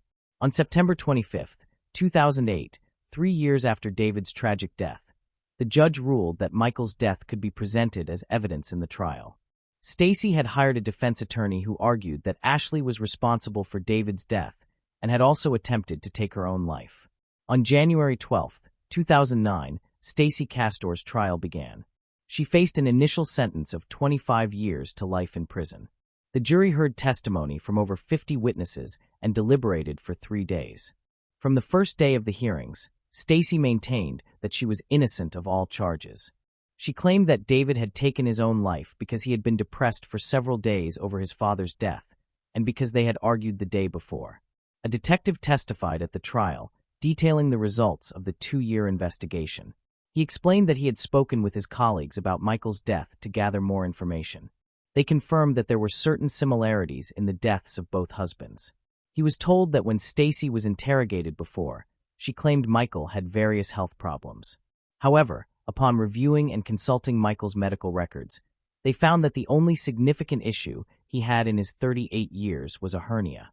During the trial, it was detailed that antifreeze poisoning is excruciatingly painful, indicating that both Michael and David likely suffered greatly in their final moments. A police officer highlighted that the forensic pathologist who performed Michael's autopsy after his exhumation reported finding antifreeze crystals in his remains. The detective also explained that in addition to surveillance cameras, they had wiretapped Stacy's phone. It was through one of these calls that they learned she had visited the cemetery a few days after Michael's body was exhumed. The county district attorney stated that investigations determined Ashley had consumed several cocktails prepared by her mother on September 12th and 13th, 2007. Ashley told them that the drinks tasted odd, and her mother gave her a straw to make drinking easier. She then felt dizzy and lay down. On the morning of September 14th, 2007, Bree found her sister nearly dead. When Stacy called 911, she told the operator that her eldest daughter had consumed alcohol and a significant number of pills. She also mentioned that Ashley had left a suicide note. The district attorney noted that the medical report on Ashley revealed a cocktail of various drugs, including Lexapro, had been crushed and mixed with vodka in her bloodstream. The jury was also informed that during her initial interviews, Stacy mispronounced the word antifreeze, and when they analyzed the supposed suicide note written by Ashley, they noticed the chemical name was misspelled in the same way. This led them to suspect that Stacy had written the note herself. This suspicion was confirmed by forensic computer examinations, which found 2 drafts of the letter in Stacy's deleted files. These drafts were created at times when Ashley was at university, ruling out the possibility that she had written them. Despite all the testimonies and evidence against her, Stacy continued to assert her innocence. She claimed that her only brush with the law had been a speeding ticket when she was 18. However, the most compelling testimony was still to come. The prosecution called Ashley to the stand, whose declaration proved devastating. She testified that she could scarcely believe that her own mother sat just feet away, confessing that she had once attempted to take her own life. During a rigorous cross-examination, the prosecutor confronted Stacy with recorded phone calls obtained through a wiretap, as well as evidence retrieved from her computer. The jury deliberated for 4 days. Finally, on February 5, 2009, Stacy Castor, aged 41, was found guilty of second-degree murder in the death of her husband, David Castor, along with the attempted murder of her daughter, Ashley Wallace, and the forgery of David's will. A month later, she was sentenced to 51 years in prison, incarcerated at a women's correctional facility, and was set to be eligible for parole at age 88. From the moment of her arrest at the hospital where Ashley had been admitted, Stacy had no further contact with her daughters. Despite the conviction, she maintained her claims of innocence. In May 2009, during an interview with ABC News, she expressed disbelief at the verdict, describing how she had looked around the courtroom, sat down, and awaited the moment to leave. On camera, she insisted that she had neither killed Michael nor David and had not attempted to harm her daughter, asserting that she would never admit to something she did not do. The television report also included Ashley's perspective, in which she expressed hatred towards Stacy for the devastation she had caused, yet acknowledged that she still loved her mother. Stacy pursued an appeal of her conviction, and her defense attorney spent nearly 2 years seeking evidence that might implicate another perpetrator. Stacy argued that it was easy to blame wives for crimes against their spouses, but contended that children were also capable of such acts, citing news stories as examples. She remained adamant that the truth would eventually emerge, the evidence would vindicate her, and she would return home, but none of this transpired. Judy, Stacy's mother, continued to visit her daughter monthly in prison, steadfastly asserting Stacy's innocence, while severing contact with her 2 granddaughters. In an interview with ABC, Judy stated that if evidence ever surfaced proving Ashley committed the crimes, she would apologize for the rest of her life. On the morning of June 11, 2016, after serving 7 years and 4 months of her sentence, Stacy Castor, dubbed the Black Widow by the media, was found dead in her cell at the age of 48. Authorities ruled out suicide, and the autopsy revealed she had died of a heart attack. Ashley subsequently graduated from university with near-perfect grades, and she and her sister continued striving to move forward with their lives. Despite the fact that female killers are less common than male perpetrators, and regardless of the motivations behind such crimes, the case of Stacy Castor involved a sequence of extraordinary circumstances, transforming it into a high-profile scandal that captivated national attention for nearly a decade. Moving on to the next case. The Bennett family. The night of January 16, 1984, appeared to be just another ordinary evening for the Bennett family in Aurora, Colorado. They had recently celebrated their daughter Melissa's upcoming 8th birthday with relatives and close friends. The house was filled with joy, laughter, and the comforting presence of loved ones. As the night came to an end, Bruce and Deborah Bennett tucked their daughters, Melissa and 3-year-old Vanessa, into bed, unaware that their peaceful home would soon be the scene of a horrific act of violence. Bruce and Deborah had married in the 1970s, full of optimism and dreams for the life they planned to build together. Both still in their early 20s, they looked forward to sharing a future of love and stability. Bruce Bennett was born on April 22, 1956, in Denver, Colorado. By all accounts, his childhood was relatively uneventful, growing up alongside his 2 brothers, Richard and Daniel. Deborah, on the other hand, was the eldest of 4 children born to war veteran Ernest Large and his wife, Rosina Martinez. Sadly, Deborah lost her mother at a young age, leaving her to help raise her younger siblings with the support of her father. The family later moved to Colorado, where Deborah's brother Larry befriended Bruce, an introduction that soon blossomed into romance between Bruce and Deborah. Determined to provide for his new family, Bruce enlisted in the U.S. Navy, serving as a sonar analyst stationed at Pearl Harbor, Hawaii. The position offered him both a steady income and valuable experience working with advanced technology. During his time in the service, Bruce and Deborah welcomed their first child, Melissa Bennett, in January 1976. Their second daughter, Vanessa, was born in 1981. After completing his military service, Bruce's hard work and discipline paid off. He had achieved financial stability and was able to give his family a comfortable life. The Bennetts settled in Aurora, Colorado, and in 1983, with their savings and a small loan, they purchased their first home. Both Bruce and Deborah joined the family's furniture distribution business, while Bruce continued his studies to become an air traffic controller. The Bennetts enjoyed a calm, modest life centered around their daughters. But that tranquility would soon be destroyed. On Sunday, January 15, 1984, the family hosted a gathering to celebrate Melissa's upcoming 8th birthday. Deborah had also planned a small party at school, but that evening's celebration at their home was filled with laughter, cheerful conversation, and birthday cake. As the festivities ended, Melissa's grandparents and uncles said their goodbyes.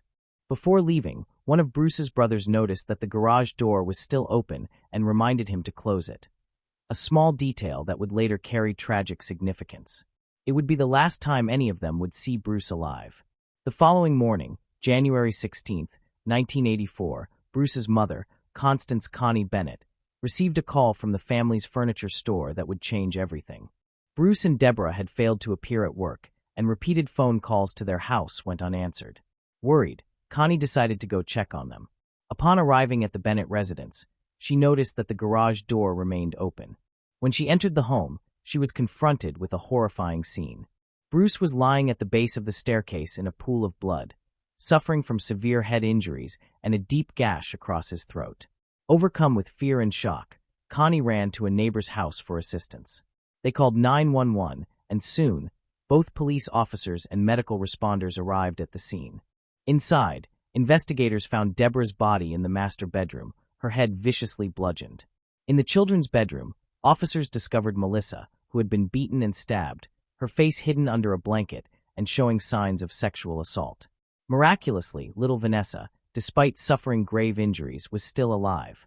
Emergency personnel quickly transported her to the hospital, where her life hung in the balance. As Vanessa was taken for treatment and the victims' bodies were removed, investigators began thoroughly combing through the Bennett home for evidence. Outside, they located Deborah's purse in the snow, ransacked, likely by the assailant. Close by, they recovered a butcher knife belonging to the Bennetts, suspected to have been one of the weapons used during the attack. Although the murder weapon responsible for the fatal blows was never located, investigators believed it could have been a hammer, based on the nature of the wounds and a blood-marked impression found on the carpet. They gathered fingerprints and other biological samples from numerous surfaces, hoping they would yield traces pointing toward the killer. Blood-stained boot prints that were unfamiliar to the family were also documented.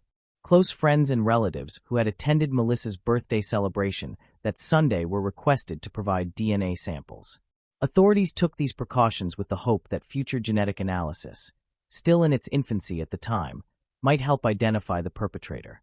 Forensic specialists carefully preserved the victim's garments and, after detailed examination, collected sections of the carpet beneath Melissa's body, along with a bedspread and additional materials. Meanwhile, a medical team worked tirelessly to keep Vanessa alive. The 3-year-old required 3 units of blood and multiple units of fluid to treat her extensive wounds. The doctor's report to the family was heartbreaking. Vanessa had a fractured jaw, severe cranial trauma, and broken arms, hips, and legs. She had also been sexually assaulted. In the following days, investigators began to suspect that the Bennett family assault was not an isolated case. Less than 2 weeks before the horrific attack on the Bennetts, several similar assaults had taken place across Colorado. One significant incident involved a young couple, James and Kimberly, who resided in the Aurora region. On the night of January 4, 1984, the couple was enjoying a peaceful evening at home. Kimberly was in the bedroom, while James was busy recording music tapes for a friend. Suddenly, Kimberly was struck on the head in the darkness. She managed to catch sight of a man's silhouette before he fled as she began screaming for her husband. James rushed into the bedroom and was struck on the head by the hammer-wielding intruder. Despite being injured, James pursued the attacker, who ultimately managed to escape. Kimberly, though suffering from a severe head wound, called 911. Emergency responders arrived shortly and transported both victims to the nearest hospital. James sustained a skull fracture, and Kimberly suffered a concussion, but both survived. Police recovered the hammer used in the assault and determined that the perpetrator had gained entry through the open garage door. Fresh footprints were discovered in the snow leading away from the residence, but soon became mixed with other tracks, causing the trail to vanish.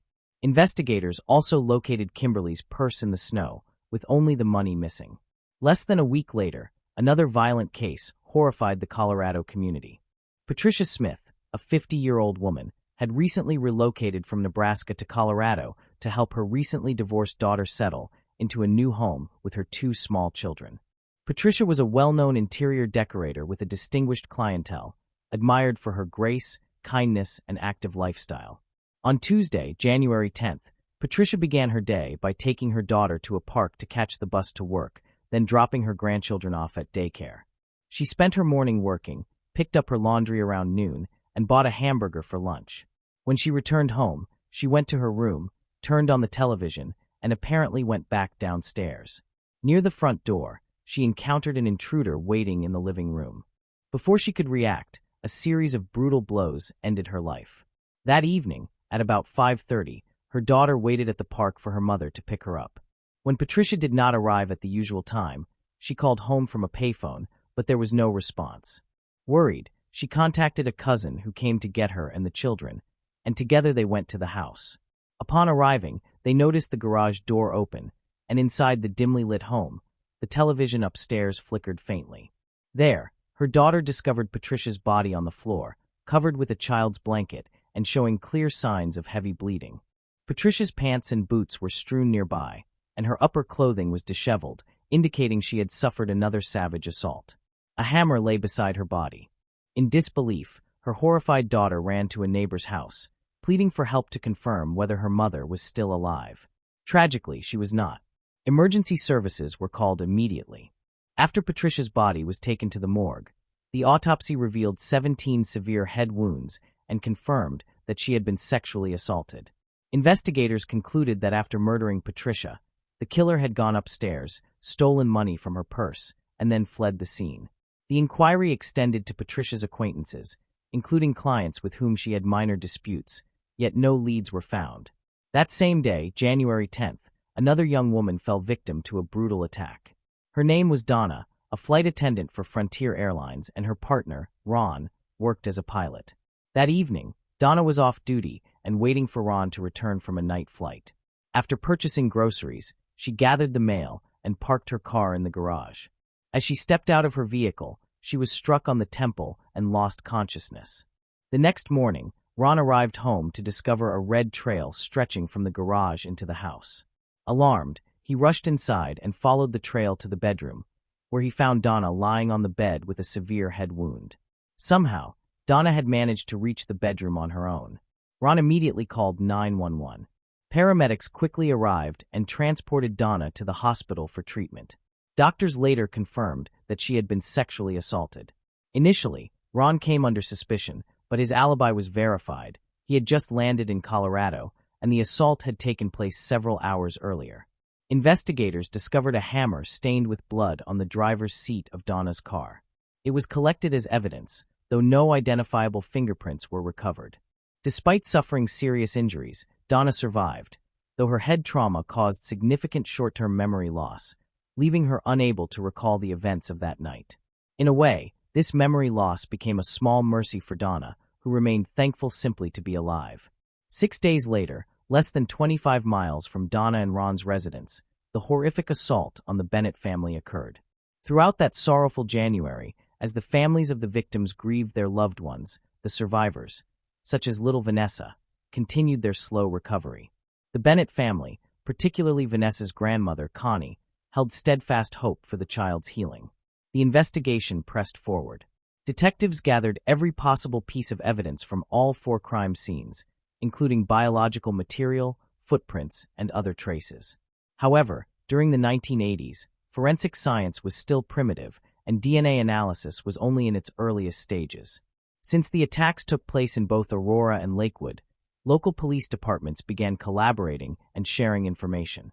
Unfortunately, no usable fingerprints were recovered from the crime scenes or the hammers employed in the assaults. The FBI became involved, and a profiler was brought in to study the pattern of the crimes. He concluded that the assailant was likely opportunistic rather than a drug addict or habitual predator. He did not specifically target his victims, but seemed to wander through neighborhoods in search of easy entries, such as open garage doors. Once inside, his assaults were fast, violent, and lethal, often followed by sexual violence and the theft of cash only.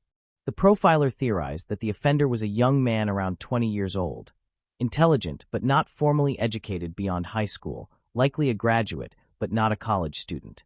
The repeated use of hammers and a rugged boot print discovered at one of the scenes suggested that the attacker might have worked in construction. At the time, numerous houses were being built in the same neighborhoods where the crimes had occurred. Most disturbingly, the profiler warned that this individual would likely continue his violent spree until he was captured.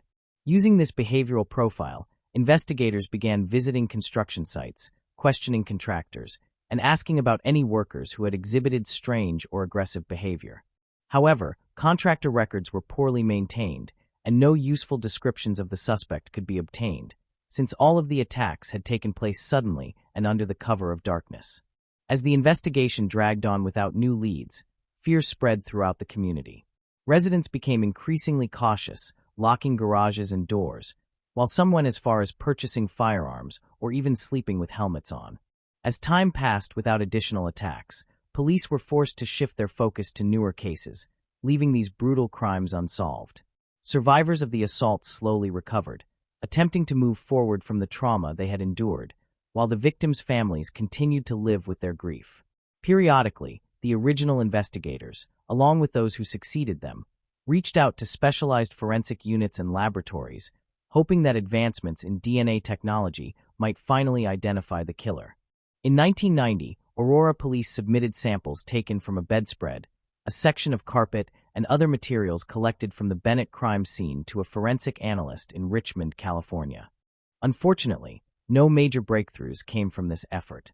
During another review of the evidence, investigators discovered a blonde pubic hair and sent it for specialized testing. However, due to the limited technology of that era, the test destroyed the sample before producing any usable results. It was not until 2001, 17 years after the murders, that a full DNA profile was successfully obtained, which conclusively ruled out all family members as suspects.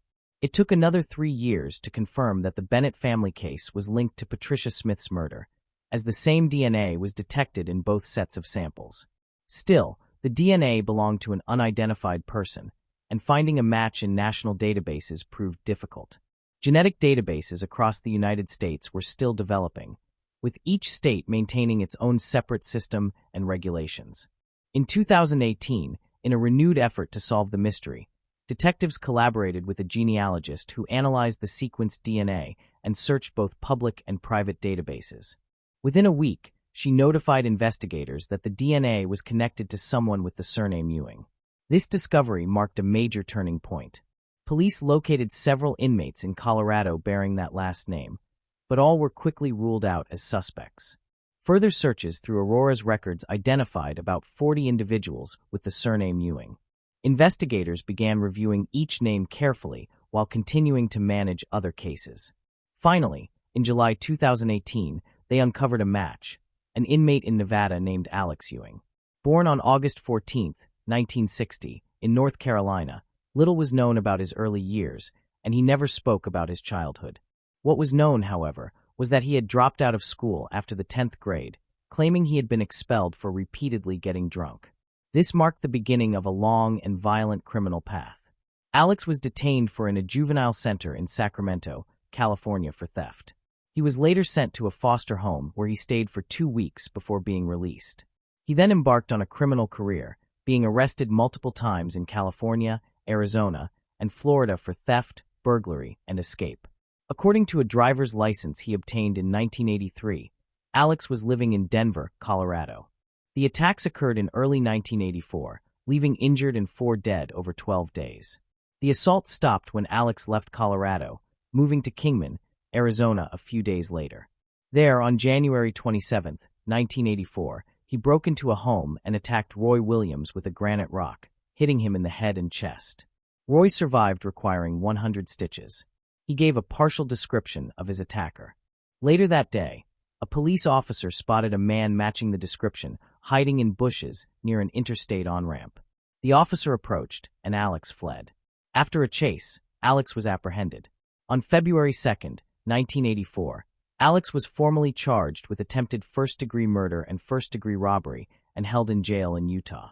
In early August 1984, Alex and several inmates were transported from jail for a court hearing. During a stop at a service station, he escaped. Wearing red shorts and an orange jumpsuit, he ran and disappeared. At 10 p.m., police received calls about a suspicious man in red shorts running through a neighborhood. An hour later, Nancy Berry called 911 in a panic, saying she and her husband had been attacked. Nancy and her husband Chris were found severely injured in their bed.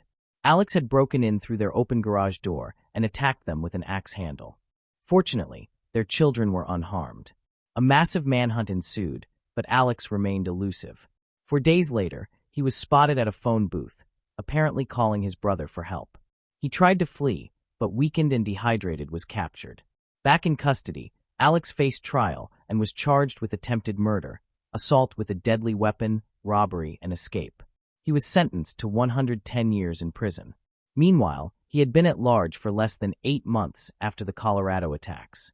In July 2018, a team of Colorado police and prosecutors traveled to the Northern Nevada Correctional Center to interview Alex. Initially posing as non-law enforcement, they did not mention the Colorado crimes. However, with the breakthrough in DNA technology and genealogy research, they finally had the evidence needed to connect Alex Ewing to the heinous crimes that had haunted Colorado for over 3 decades. In this conversation, Alex recounted that his father was in the Air Force and discussed his abandonment of school, claiming he had suffered from spinal meningitis, which led to a near-death experience and a change in his behavior. He also mentioned that before arriving in Nevada, he had spent an unspecified time in Colorado, working in construction in Aurora and Lakewood. He said he left because it was too cold. This information confirmed Alex's presence in Colorado. The next day, a detective returned to meet with him, showing 6 black and white photographs of the crimes in that state. Initially, Alex denied knowing any of the victims. However, when shown a color photo of Patricia alive, he still claimed not to know her. But upon seeing a color image of her body, he became visibly agitated, insisted there must be a mistake, and immediately requested a lawyer. Alex had not anticipated this turn of events. After 34 years in prison, he was preparing documents to request parole, which he could do after serving 40 years. Confident in his release, he even created a profile on a dating site. Following this meeting, Colorado detectives obtained a court order to collect an additional cheek swab from Alex. The DNA results confirmed a match with samples from the Bennett and Patricia crime scenes. With this confirmation, police began notifying the families and survivors of the 1984 attacks, informing them they had finally found the perpetrator. However, justice would still take time. The first step was to request Alex's extradition from Nevada to Colorado for trial. The first extradition hearing took place on October 2, 2018. Alex informed the judge he planned to fight the extradition. And over the next 16 months, his lawyer filed appeals at every possible level. Meanwhile, Colorado prosecutors were considering their options. Unfortunately, for cases without fatalities, prosecution was impossible due to a 3-year statute of limitations.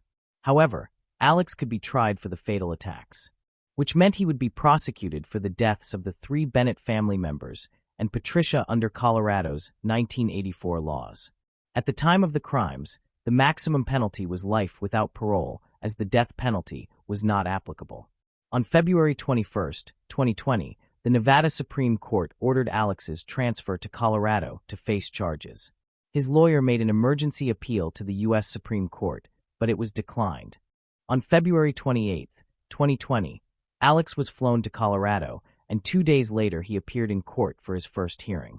The trial for the Bennett family case began on July 27, 2021. The prosecution's case centered on Alex's confirmed DNA presence in semen traces found near Melissa's body. They highlighted the similarities in modus operandi, comparing it to the fatal attack on Patricia. Both cases involved brutal hammer attacks, sexual assault, and the bodies being left partially naked with faces covered. The attacker had entered through open garages, and the women's purses were found ransacked nearby. The defense attempted to undermine the investigators' professionalism, claiming mishandling of DNA samples and noting the absence of fingerprints or touched DNA at the crime scenes. The prosecution countered that Alex could have worn gloves. The jury heard from police, firefighters, investigators, and specialists. The most impactful testimony came from Connie Bennett, Bruce's mother, who described finding the horrific crime scene at her son's home. The jury also saw photographs taken at the Bennett residence. After deliberating for only 3.5 hours, the jury sent a note to the judge stating they were deadlocked. The prosecutor requested the judge instruct the jury to continue deliberations while the defense sought a mistrial. The judge decided it was too soon for a mistrial and asked the jury to return the next day. After 6 more hours of discussion, the jury found Alex Ewing guilty of the charges, including 3 counts of murder, robbery, and other offenses. On August 2021, before sentencing, family members, including Connie and Vanessa, the only survivor, gave impact statements. When asked if he had anything to say, Alex simply replied, "No, thank you." The judge harshly criticized Alex, stating that in all his years in the justice system, he had never encountered such depravity. He ensured Alex would never be free again, sentencing him to 3 consecutive life sentences, preventing the possibility of parole after 20 years. In October 2021, the trial for Patricia Smith's case began, but was declared a mistrial after Alex's defense requested a competency hearing to evaluate his mental state. The competency evaluation concluded that Alex was indeed mentally fit to stand trial. After delays, the trial finally took place in early April 2022. Unlike the first trial, Alex spoke up, complaining about his extradition from Nevada, accusing the system of being rigged and alleging that authorities had ignored his efforts to lead them to the real criminals. Despite his arguments, the result was another life sentence, adding to the 3 he already had. Unfortunately, nothing could change the past. During the trial, Vanessa, the only survivor of the Bennett family, was present. Many might wonder what became of her after the tragedy. Vanessa shared her story in interviews with several media outlets describing a difficult life. Vanessa revealed that the vicious attack had left her with lasting physical and emotional wounds. When she awoke from a coma several weeks after the assault, she was forced to relearn how to walk and perform even the simplest tasks. She explained that she continued to suffer from permanent physical impairments, including partial paralysis on her left side, which made it difficult to grasp or release objects. Yet, the psychological scars ran even deeper. After being discharged from the hospital, Vanessa spent 2 months in a center for abused children before moving in with her grandmother. Consumed by anger, she struggled in school, where other children mocked her, fueling her resentment. She grew increasingly defiant, prompting her grandmother to eventually place her in a boarding school. During her first summer home, Vanessa attempted suicide. Fortunately, her family intervened in time, saving her life. Following her recovery, she was admitted to a psychiatric ward and later transferred to a group home, where she remained until she turned 18. At 18, Vanessa became pregnant, but social services took her baby after she admitted she did not know how to care for a child. Later, she gave birth to 2 more daughters who were placed under the guardianship of a cousin, and she was forbidden from seeing them or knowing where they lived. Vanessa was later diagnosed with borderline personality disorder, post-traumatic stress disorder, bipolar disorder, and ADHD. Her fragmented recollections of her family and early life, combined with her unstable mental health and a drug addiction that began at 19, severely damaged her well-being.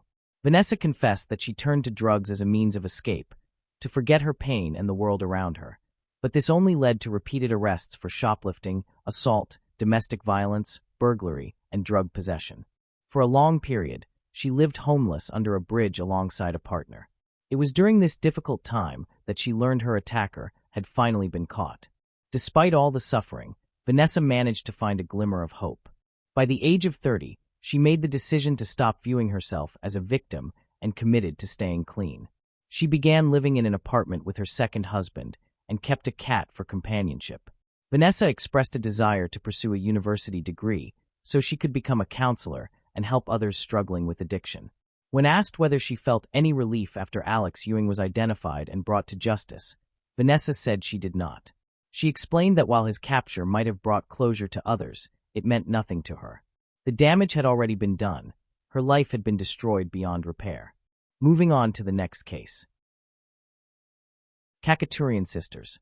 On July 28, 2018, law enforcement detained Christina, Angelina, and Maria Khachaturian, yet no one could have predicted the surge of public outrage that would follow, splitting public opinion in Russia in a way reminiscent of the polarization surrounding the O.J. Simpson case in the United States. The account of the Khachaturian sisters and their father, Mikhail, began in Azerbaijan, where Mikhail was born in 1962 into a traditional Armenian family deeply rooted in the Orthodox Church and the customs of the Caucasus. However, history compelled them to leave their homeland. In February 1988, the Supreme Soviet of the Nagorno-Karabakh Autonomous Region called for unification with the Armenian SSR, an act that triggered protests and unrest in both Azerbaijan and Armenia, leading to ethnic clashes in Baku, forcing Armenians like Mikhail's family to flee from the violence. Mikhail and his relatives escaped to Moscow, intending to move to the United States, but family problems delayed their departure, resulting in their prolonged stay in the Russian capital. There, in 1996, he met Aurelia Dunduk, who became his wife and the mother of his children.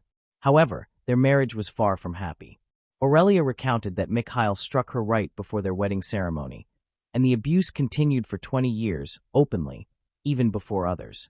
The Khachaturians lived in a crowded two-room apartment with Mikhail's mother, sister, and nephew, at times accommodating up to 10 individuals at Mikhail's discretion.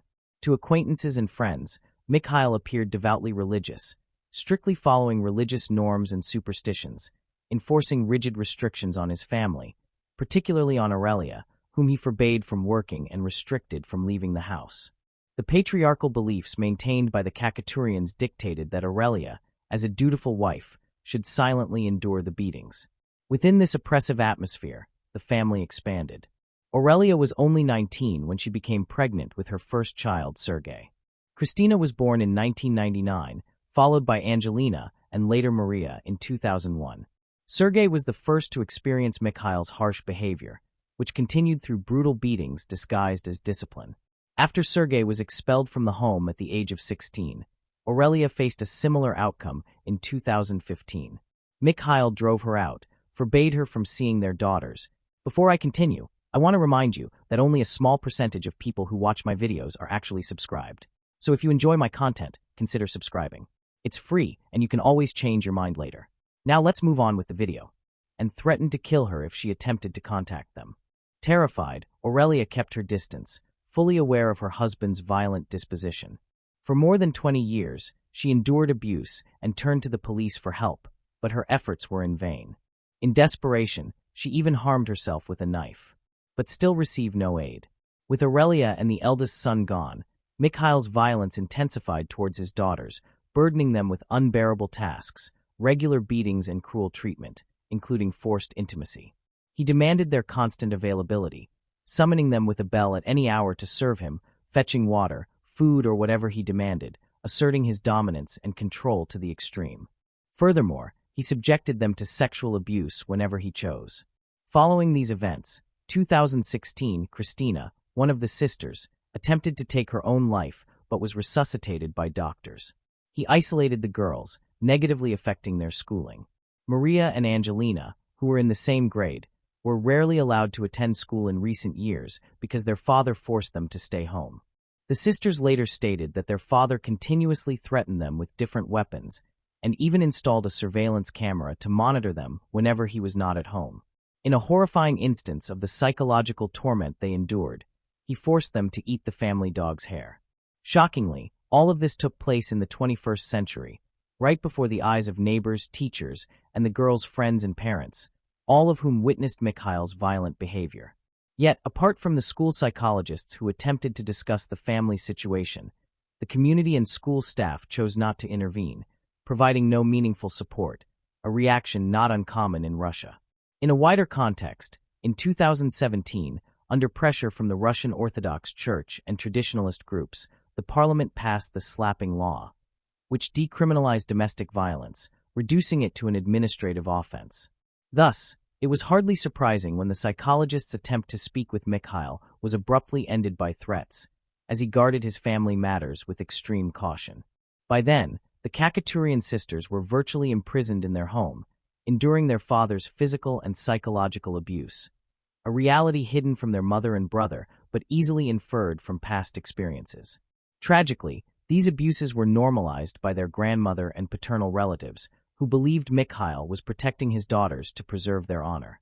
On the night of July 27, 2018, after returning home from medical treatment, 57-year-old Mikhail grew furious over excessive expenses and the disorder in the apartment, which he had demanded his daughters maintain.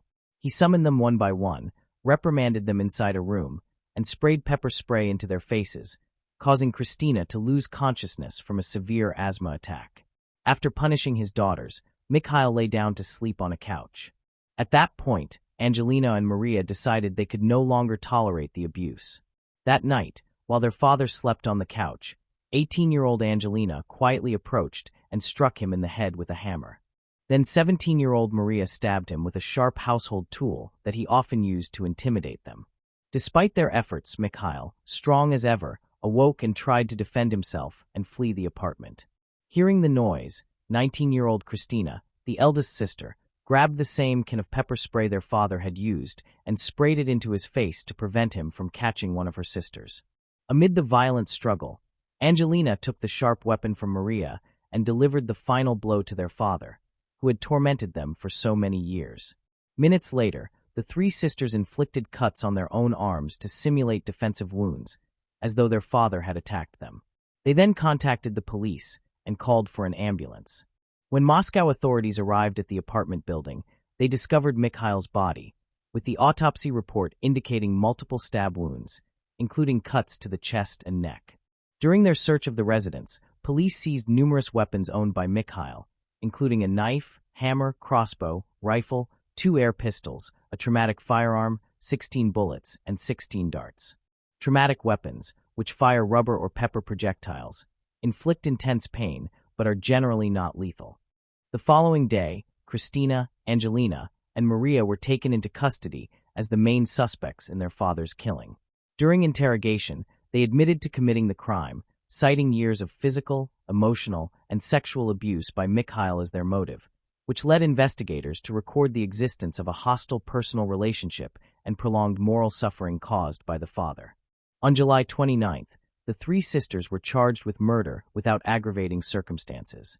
Christina, Angelina, and Maria Kakaturian described their father as a sex-obsessed monster who systematically subjected them to cruel and inhumane treatment, using them as slaves for years. During the investigation, they revealed that he had sexually assaulted all three sisters and forced them into incestuous relations against their will. Testimonies from relatives and friends confirmed over 10 cases of sexual violence, and medical examinations verified that the sisters had endured sexual abuse. Maria, the youngest sister, was declared mentally unstable at the time of the incident and was ordered to undergo compulsory psychiatric treatment. On July 30th, 2018, a Moscow court held a pretrial detention hearing, extending their custody for 72 hours. During these proceedings, the charges were elevated from simple murder to murder under the Russian Penal Code, implying a more severe punishment. On July 31st, members of Moscow's Public Monitoring Commission visited the sisters, who reported that their legal rights had been violated following their arrest. They stated that they had not been informed of their rights or provided legal representation during interrogation. At the beginning of August, the investigation continued with weapon examinations and interviews of the sisters' acquaintances. Surveillance footage from the Kakaturian apartment was reviewed, and a reenactment of the crime was carried out. Prosecutors concluded that the sisters acted together, with the youngest, Maria, striking their father at least 35 times with a sharp instrument. However, their defense attorneys argued for their innocence, stressing the constant life-threatening environment created by their father, which left them isolated and hopeless. On August 2nd, a Moscow court extended their pretrial detention by 2 months. 4 days later, the Central Office of the Investigative Committee assumed control of the case. Russia's Human Rights Commissioner considered the court's ruling excessively harsh, prompting the defense to file an appeal. While in custody, the sisters were given the chance to study and receive psychological counseling, providing them with the emotional support their father had long denied them. By mid-August, the investigation officially recognized Mikhail's immoral behavior and confirmed both the psychological and sexual abuse. In early September, a psychiatric evaluation determined that the youngest sister was unaware of her actions, resulting in her transfer to the prison's psychiatric ward. The assessment concluded that the two elder sisters were mentally sound but diagnosed them with battered woman syndrome. Although the court initially rejected their request for house arrest, sisters Maria and Angelina were released from custody by the end of September under restrictions that barred them from using the internet or communicating with certain relatives and media for 3 months. Russian news outlets provided differing interpretations of the case, but uniformly reported that the sisters had suffered prolonged physical and sexual abuse at the hands of their father. As the legal proceedings unfolded, the public gradually learned of the sisters' lifelong torment through reports by journalists. Media organizations published audio recordings and messages from the girls, demonstrating the severe violence inflicted upon them by Mikhail. The defense strategy dismissed any suggestion of premeditated conspiracy, emphasizing instead the impulsive nature of their actions driven by emotional distress. Text messages from Mikhail's phone, shared by the sisters' attorney on social media, revealed him threatening to kill them and coercing them into sexual acts, including a specific message from April 2018 in which he vowed to beat and murder them, accusing them of having sexual relations with a friend and swearing they would die dishonorably. Records from interrogation sessions painted a harrowing picture of long-term psychological, physical, and sexual abuse. A widely shared video showed Mikhail shouting at and striking his daughters, blaming them for the messy state of the apartment, footage he had filmed himself. Meanwhile, the Public Oversight Commission launched an inquiry into local child protection services after the sisters' lawyers alleged these agencies ignored reports about Mikhail from the girls' teachers. Although Mikhail had been repeatedly reported to authorities, police denied receiving such complaints after his death, a fact their mother, Aurelia, attributed to Mikhail's close ties with law enforcement, a claim later confirmed by investigative journalists. Activists pointed out that women in Russia often face long prison sentences for defending themselves against abusers. In the case of the Khachaturian sisters, both legal experts and activists asserted that their actions were taken in self-defense. In a country where domestic violence penalties have been weakened in recent years, victims often find themselves with no other means of protection. Nevertheless, not everyone accepted the sisters' claims of innocence, as conservative elements of Russian society remained skeptical. The teenagers also received little support from their own extended family, with several of Mikhail's relatives defending him, labeling the sisters as liars, and asserting that the alleged domestic abuse was merely a response to their own provocations. These relatives further accused the sisters of killing him for financial gain.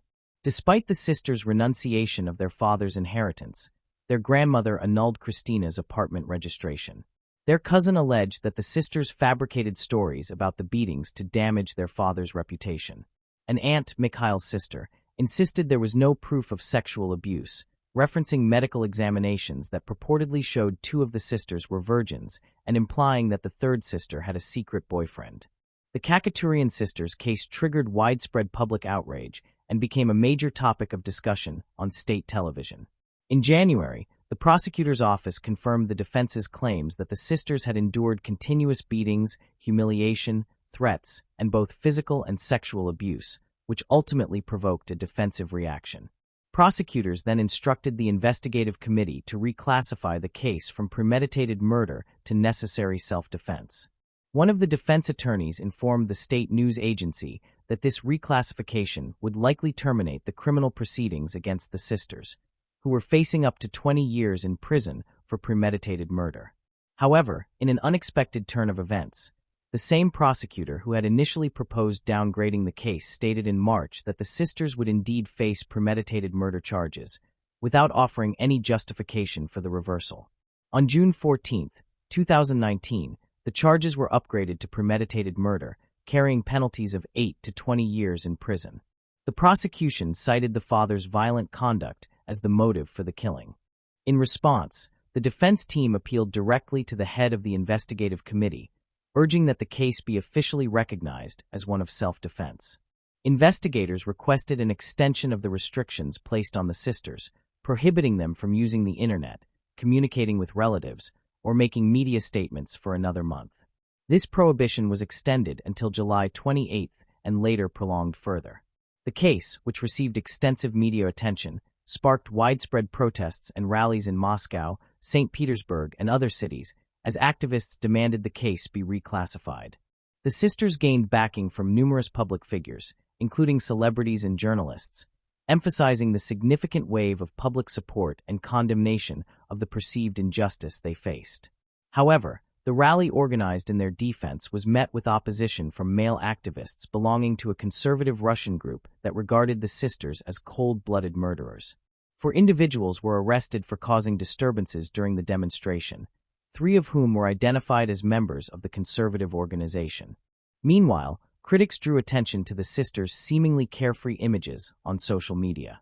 Initially, mounting public pressure appeared to sway the course of the investigation, leading to a major defense victory on July 11th when the investigative committee announced its intent to posthumously charge Mikhail with torture, sexual abuse, and coercion into sexual acts. Nevertheless, by the end of 2019, despite ample evidence of the father's abusive behavior, the investigative committee reinstated the premeditated murder charges, contending that the attack had been deliberate, as indicated by the sisters' coordination of the assault while their father slept and their alleged preparation of the weapon in advance. The sisters countered that Russian penal law allows for self-defense not only during immediate aggression, but also in ongoing crimes. A 2019 survey found that 47% of Russian women and 33% of Russian men felt the sisters' actions were justified. In early 2020, the Deputy Prosecutor General refused to sign the accusation against the sisters, suggesting the charges should be reclassified as necessary self-defense. Although investigators objected, the General Prosecutor ordered further psychological and psychiatric assessments. By May 13th, additional investigations were completed and the murder charges were re-evaluated. In July, the General Prosecutor approved the indictment, leading to the trial's commencement in Moscow on July 31st. The older sisters, Christina and Angelina, were tried together, while Maria, a minor at the time of the crime, was charged after turning 18. At the trial's start, the prosecution sought a communication ban on the accused for at least 6 months. The sisters were restricted from accessing the internet, speaking to the press, contacting trial participants, and joining public events like demonstrations supporting them. In August 2020, the Moscow City Court approved a jury trial for Christina and Angelina's case. Maria was declared unfit for trial with an expectation that prosecutors would seek medical treatment for her in a separate proceeding. Amid this complex legal situation with 3 accused, 2 separate trials, and conflicting legal opinions, a significant twist occurred. On December 4, 2020, a Moscow court ruled that the investigators' refusal to open a criminal case against Mikhail Khachaturian was unlawful, ordering the initiation of legal proceedings against him. Following this decision, in early February 2021, the Moscow City Court returned Angelina and Christina's case to the prosecutors for a legal reassessment of their father's actions. In March, a posthumous case was opened in a Moscow district court against Mikhail on charges of sexual violence, coercion, and abuse, formally recognizing the sisters as victims. The investigation determined that Mikhail manipulated others through fear, brutality, cruelty, and humiliation, committing both physical and sexual violence and exhibiting a deviant psychological disorder. He was also found to have shared explicit, intimate content involving his daughters. However, the attorney representing the deceased challenged the sexual abuse allegations, arguing that no biological evidence existed and suggesting that the daughters themselves might have sent the explicit material from their father's phone. The lawyer further contended that it was the investigators' obligation to prove Mikhail had transmitted the videos.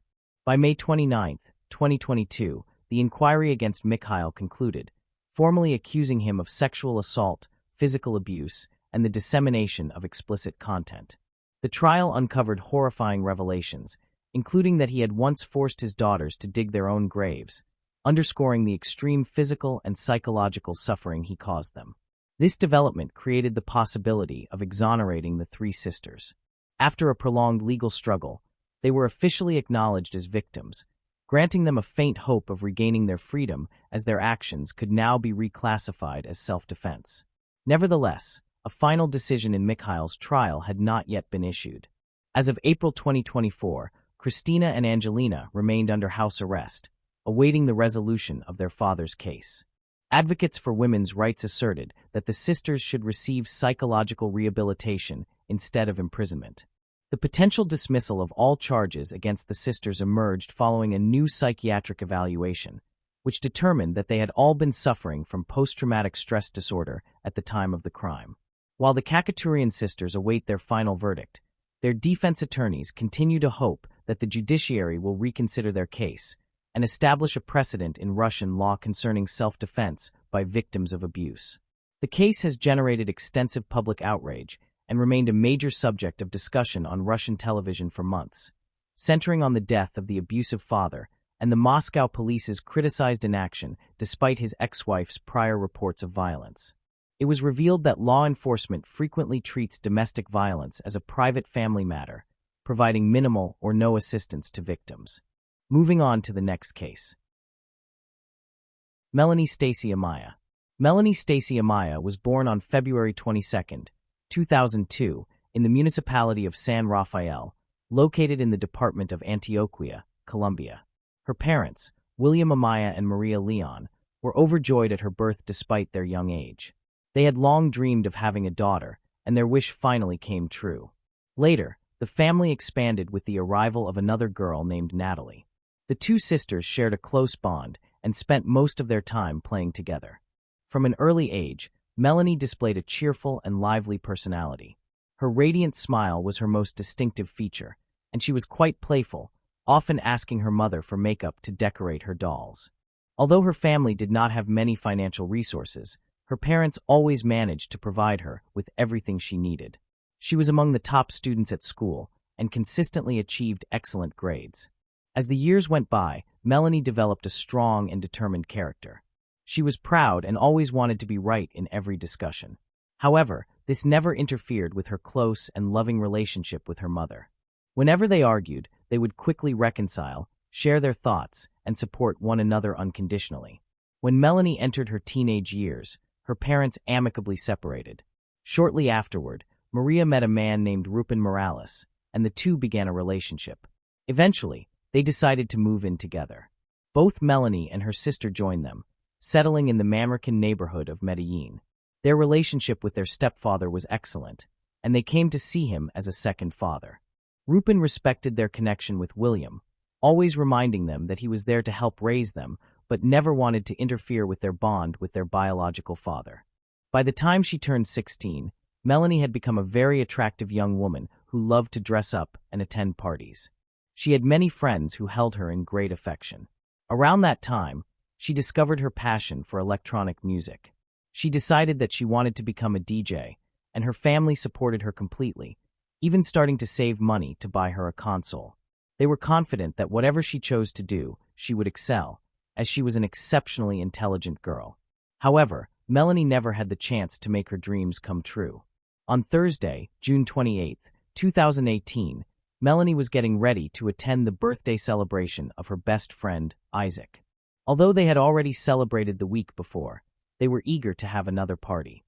The event was to take place at a nightclub on Carrera 45, an area known for its lively nightlife.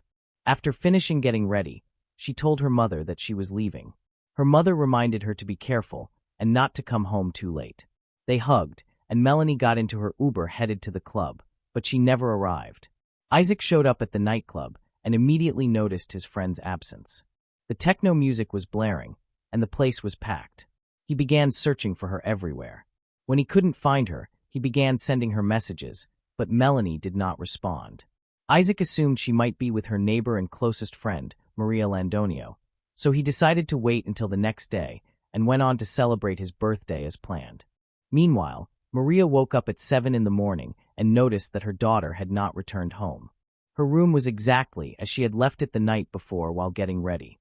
Feeling worried, Maria started calling her phone, but it was switched off.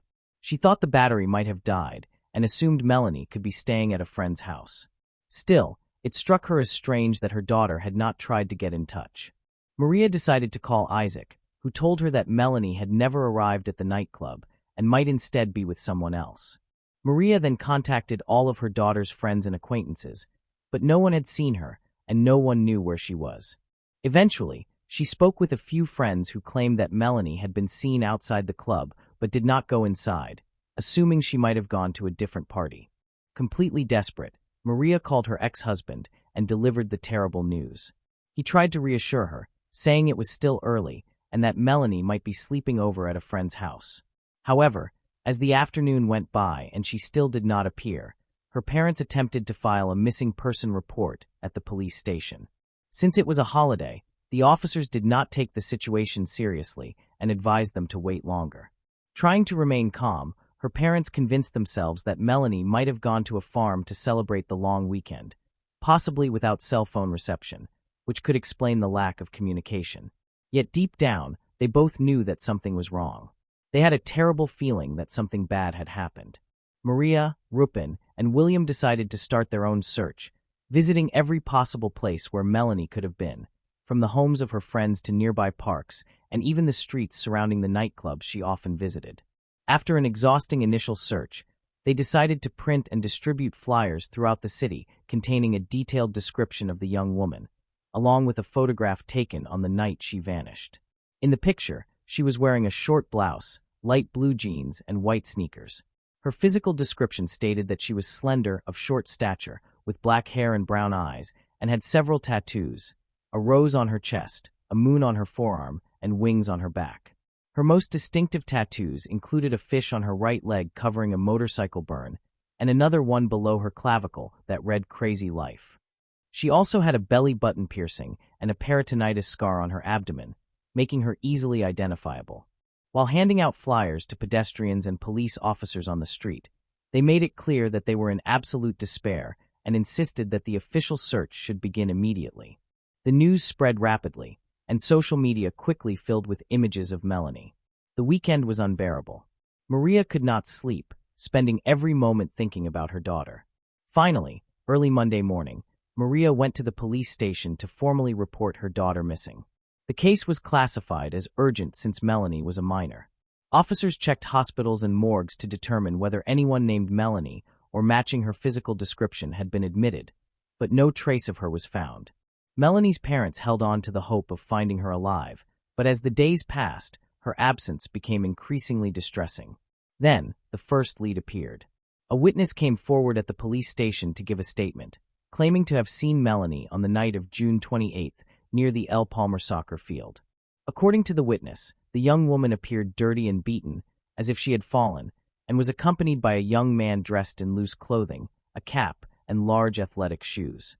Although this testimony helped move the investigation forward, the situation remained difficult as the description of the young man was too vague. Most of her friends dressed in a similar way.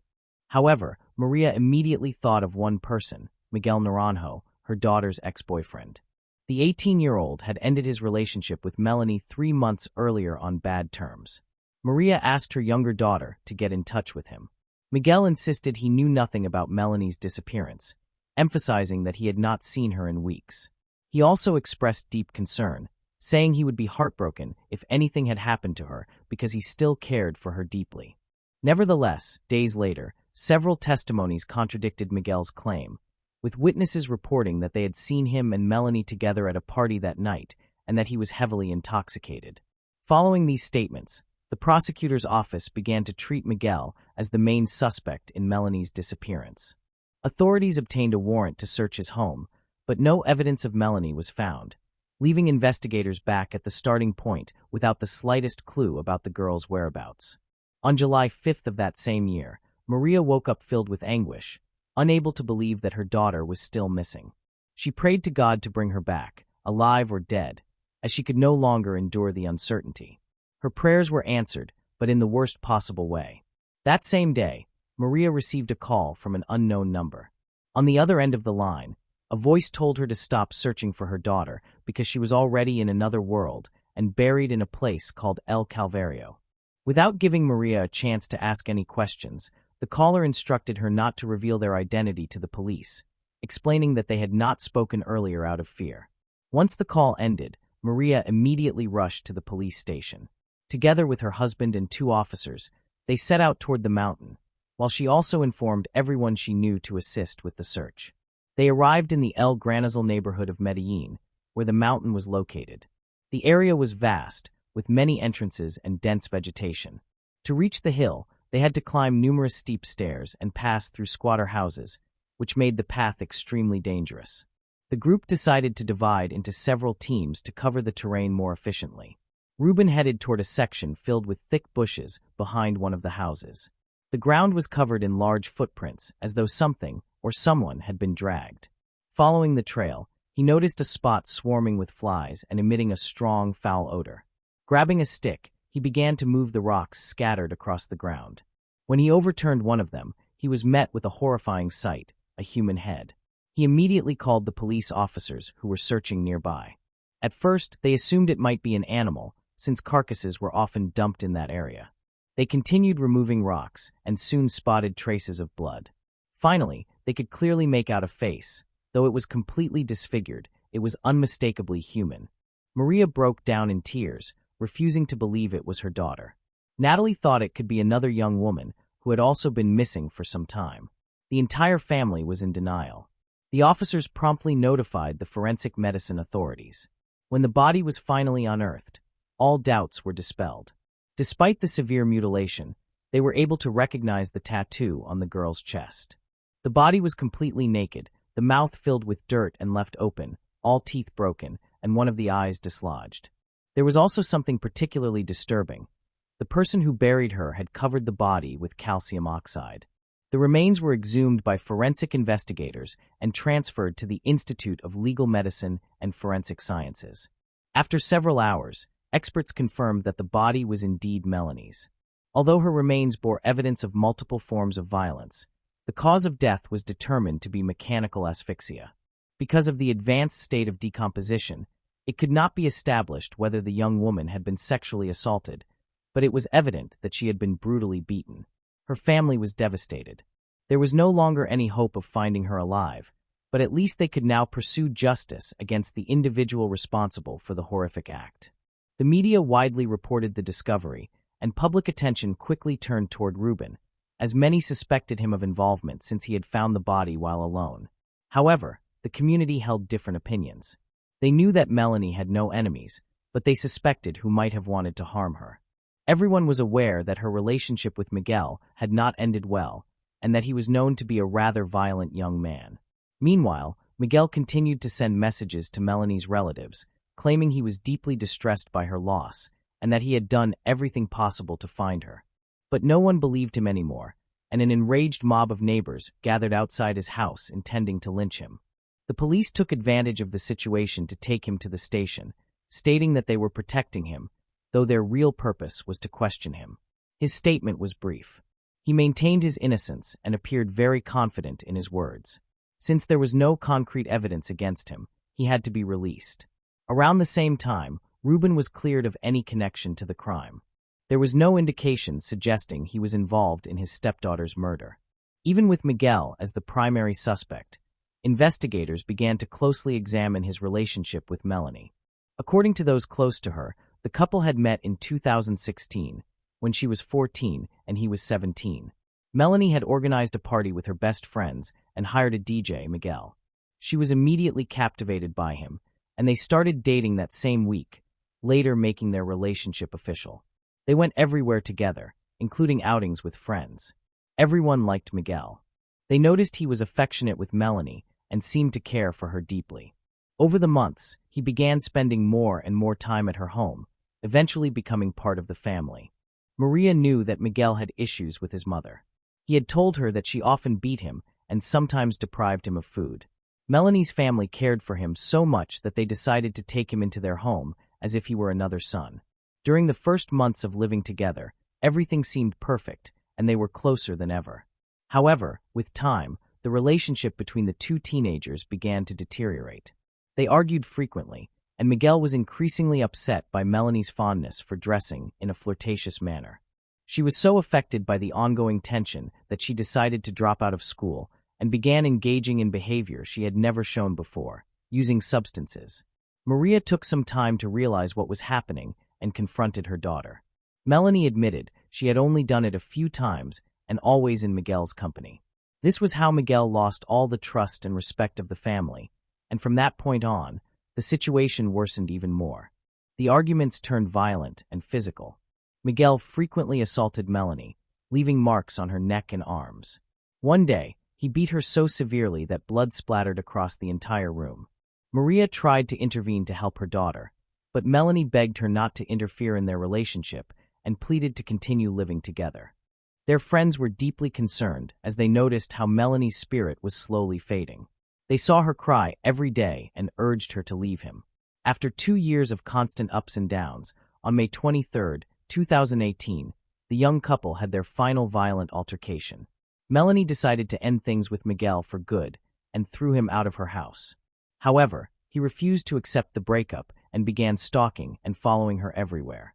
Rupin went to the prosecutor's office to report that his stepdaughter was in danger and requested a restraining order.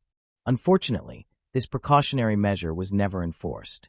In the months that followed, Miguel continued to seek her out, promising that if she gave him another chance, he would change and do things differently. But she never agreed. Thus, without any protection from the authorities, the young woman tried to move on with her life as normally as she could until the tragic events of June 28.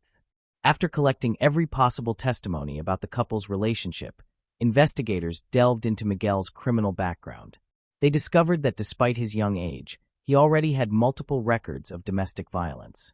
Reports showed that he had physically assaulted his mother and siblings. They also found the complaint Rubin had previously filed and the statement of one of Melanie's friends. This young man testified that Miguel had once said that if he ever discovered she was seeing someone else, he would kill her. But that was not the most disturbing revelation. The person who had called Maria finally decided to disclose their identity. It was one of Miguel's relatives who lived with him in a house located very close to where Melanie's body had been found. The relative recounted that on the night of June 29th, they saw Miguel return home around midnight carrying a shovel and wearing shoes covered in mud. Moments later, he started a fire and began burning clothing and makeup items before taking a long shower. With all the gathered evidence, on July 10th of that year, the authorities obtained an arrest warrant for Miguel. He voluntarily surrendered to the police and was charged with aggravated femicide. He denied the accusations and proclaimed his innocence, wearing a strange smile on his face. After 6 months of delaying the judicial process, Miguel chose to enter a plea deal, admitting to the charges that identified him as the perpetrator of the crime in exchange for a reduced sentence. Once the judges accepted the agreement, he began recounting the final hours of Melanie's life. On June 28, 2018, Miguel had seen Melanie at the nightclub where Isaac's birthday celebration was taking place. He approached her to talk, but soon noticed that she was exchanging messages with another man. This provoked uncontrollable jealousy in him. He couldn't bear the thought that she already had someone else. A heated argument ensued, quickly escalating into violence. He struck her hard and threw her to the ground. Then they moved toward a soccer field, where the confrontation continued. At some point during the altercation, Miguel grabbed Melanie by the neck and strangled her until she died. In a fit of rage, he struck her lifeless body multiple times before leaving the scene. He then returned home, where he burned her clothes and personal belongings in an attempt to destroy evidence. In his official statement, Miguel tried to justify his actions by claiming he had been under the influence of drugs. However, his account was vague and inconsistent. He refused to specify where exactly he had killed Melanie or how he had disposed of her body. Investigators concluded that after luring her toward the nearby sports complex, he had likely convinced her to talk privately in the area where he ultimately buried her. There were only 2 undeniable facts. Miguel was guilty of femicide, and his motive was rooted in jealousy and obsession. Psychological evaluations later confirmed that he was a violent, possessive individual with a volatile temperament. They also determined that he was fully aware of his actions at the time of the crime, which meant he was fit to stand trial. On Friday, January 18, 2019, nearly 7 months after Melanie's brutal murder, the first court hearing was held. Miguel was found guilty of aggravated femicide and sentenced to 34 years and 8 months in prison. After the verdict was announced, he issued an apology to Melanie's family and to society before being transferred to a prison in Medellin.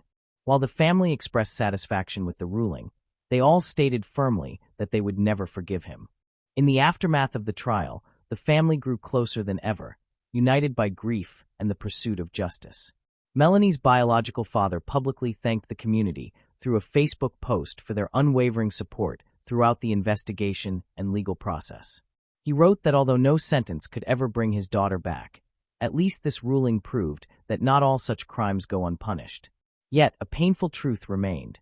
The authorities had been warned about Miguel's violent nature. Had the restraining order been enforced when first requested, Melanie might still be alive today. Moving on to the next case. Molly Bish. Molly Bish was born on August 2, 1983, in Warren, Massachusetts. She was the youngest of 3 children in the Bish family. Alongside her siblings, Heather and John Jr., Molly was known as a bright, responsible, beloved, and energetic girl. The Bish family originally came from Detroit, Michigan, but they relocated to Massachusetts in pursuit of a better life. Their move was prompted by a disturbing crime that had taken place in their Detroit neighborhood, where a young woman had been abducted on her way home from work and later found murdered. The Bish couple believed that Warren would be a much safer environment to raise their children, and for the next 15 years, that belief seemed justified.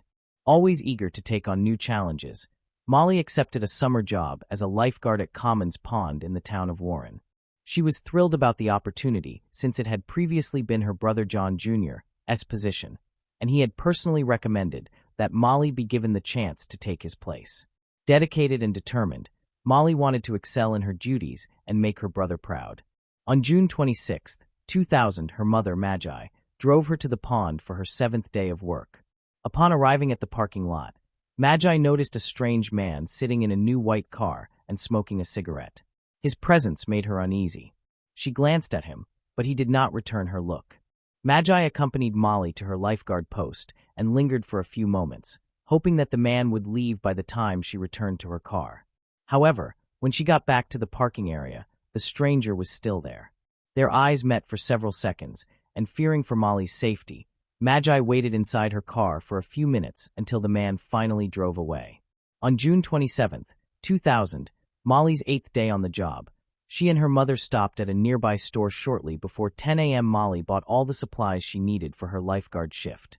When they reached the secluded pond, surrounded mostly by woods, Magi dropped off her daughter, who hurried toward her station since she was running a little late. Molly reached her post a few minutes later and quickly arranged her chair, towel, and work equipment just after 10 a.m. Swimming lessons were set to begin soon, and she wanted everything to be in place before the children arrived.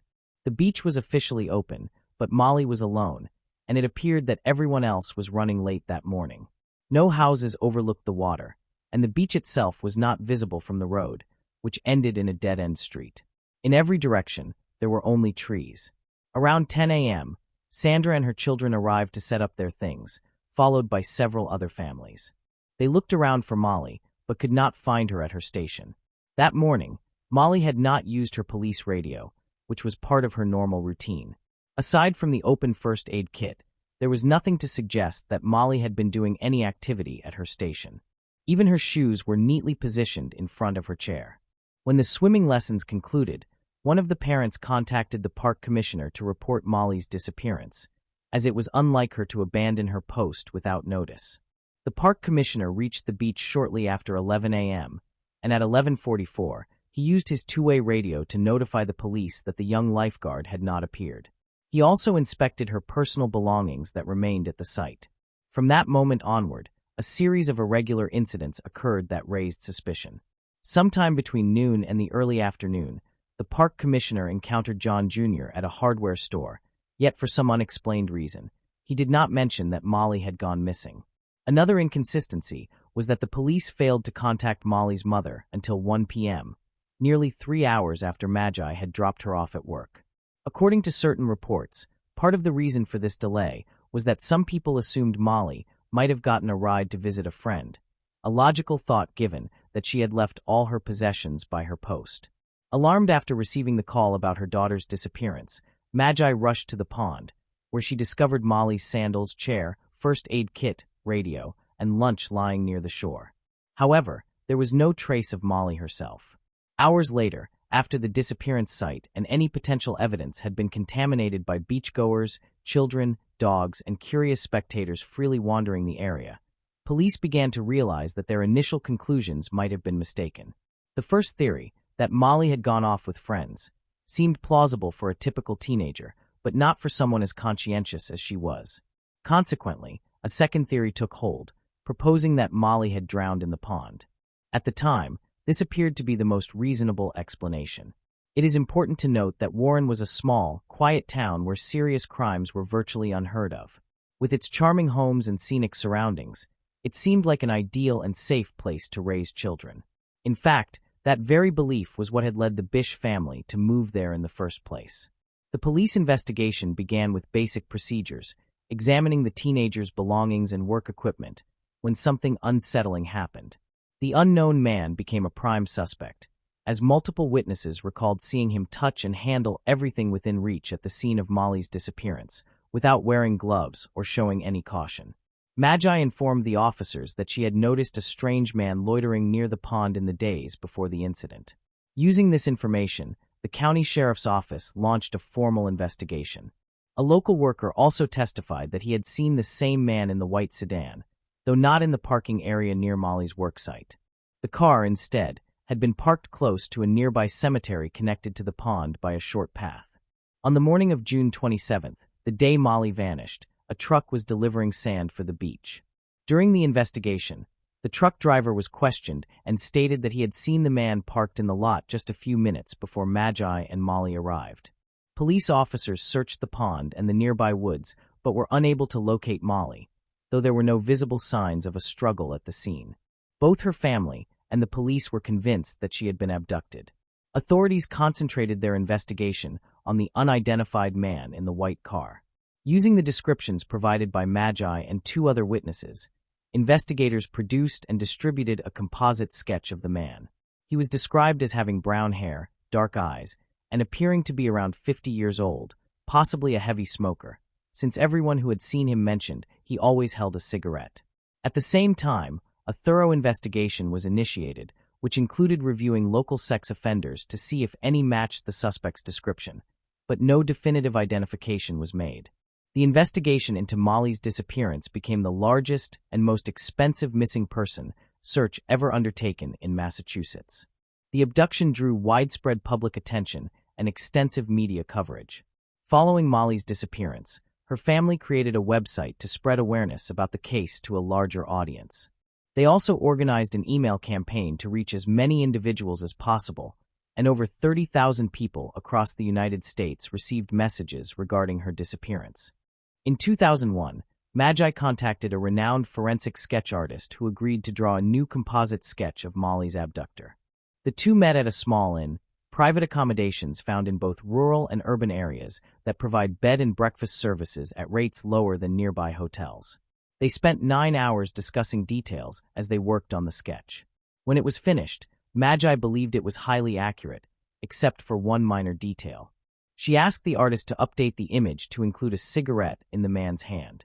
The following day, when the artist presented the revised version, Magi was certain that the composite perfectly matched the man she had seen. In May 2003, a hunter discovered a blue swimsuit. He immediately contacted the police after realizing that Molly had been wearing a blue swimsuit on the day she went missing. This discovery became a crucial lead, prompting an intense search in the nearby forest. Tracking operations involving various experts continued for several years. Finally, on June 9, 2003, Molly's remains were found a little more than 8 kilometers from her home. Although the official cause of death was never disclosed, it was confirmed that she had been murdered and buried within the thick vegetation on Whiskey Hill. The police persisted in their determined pursuit to identify the individual responsible not only for Molly's abduction, but also for her tragic homicide. However, the case soon went cold.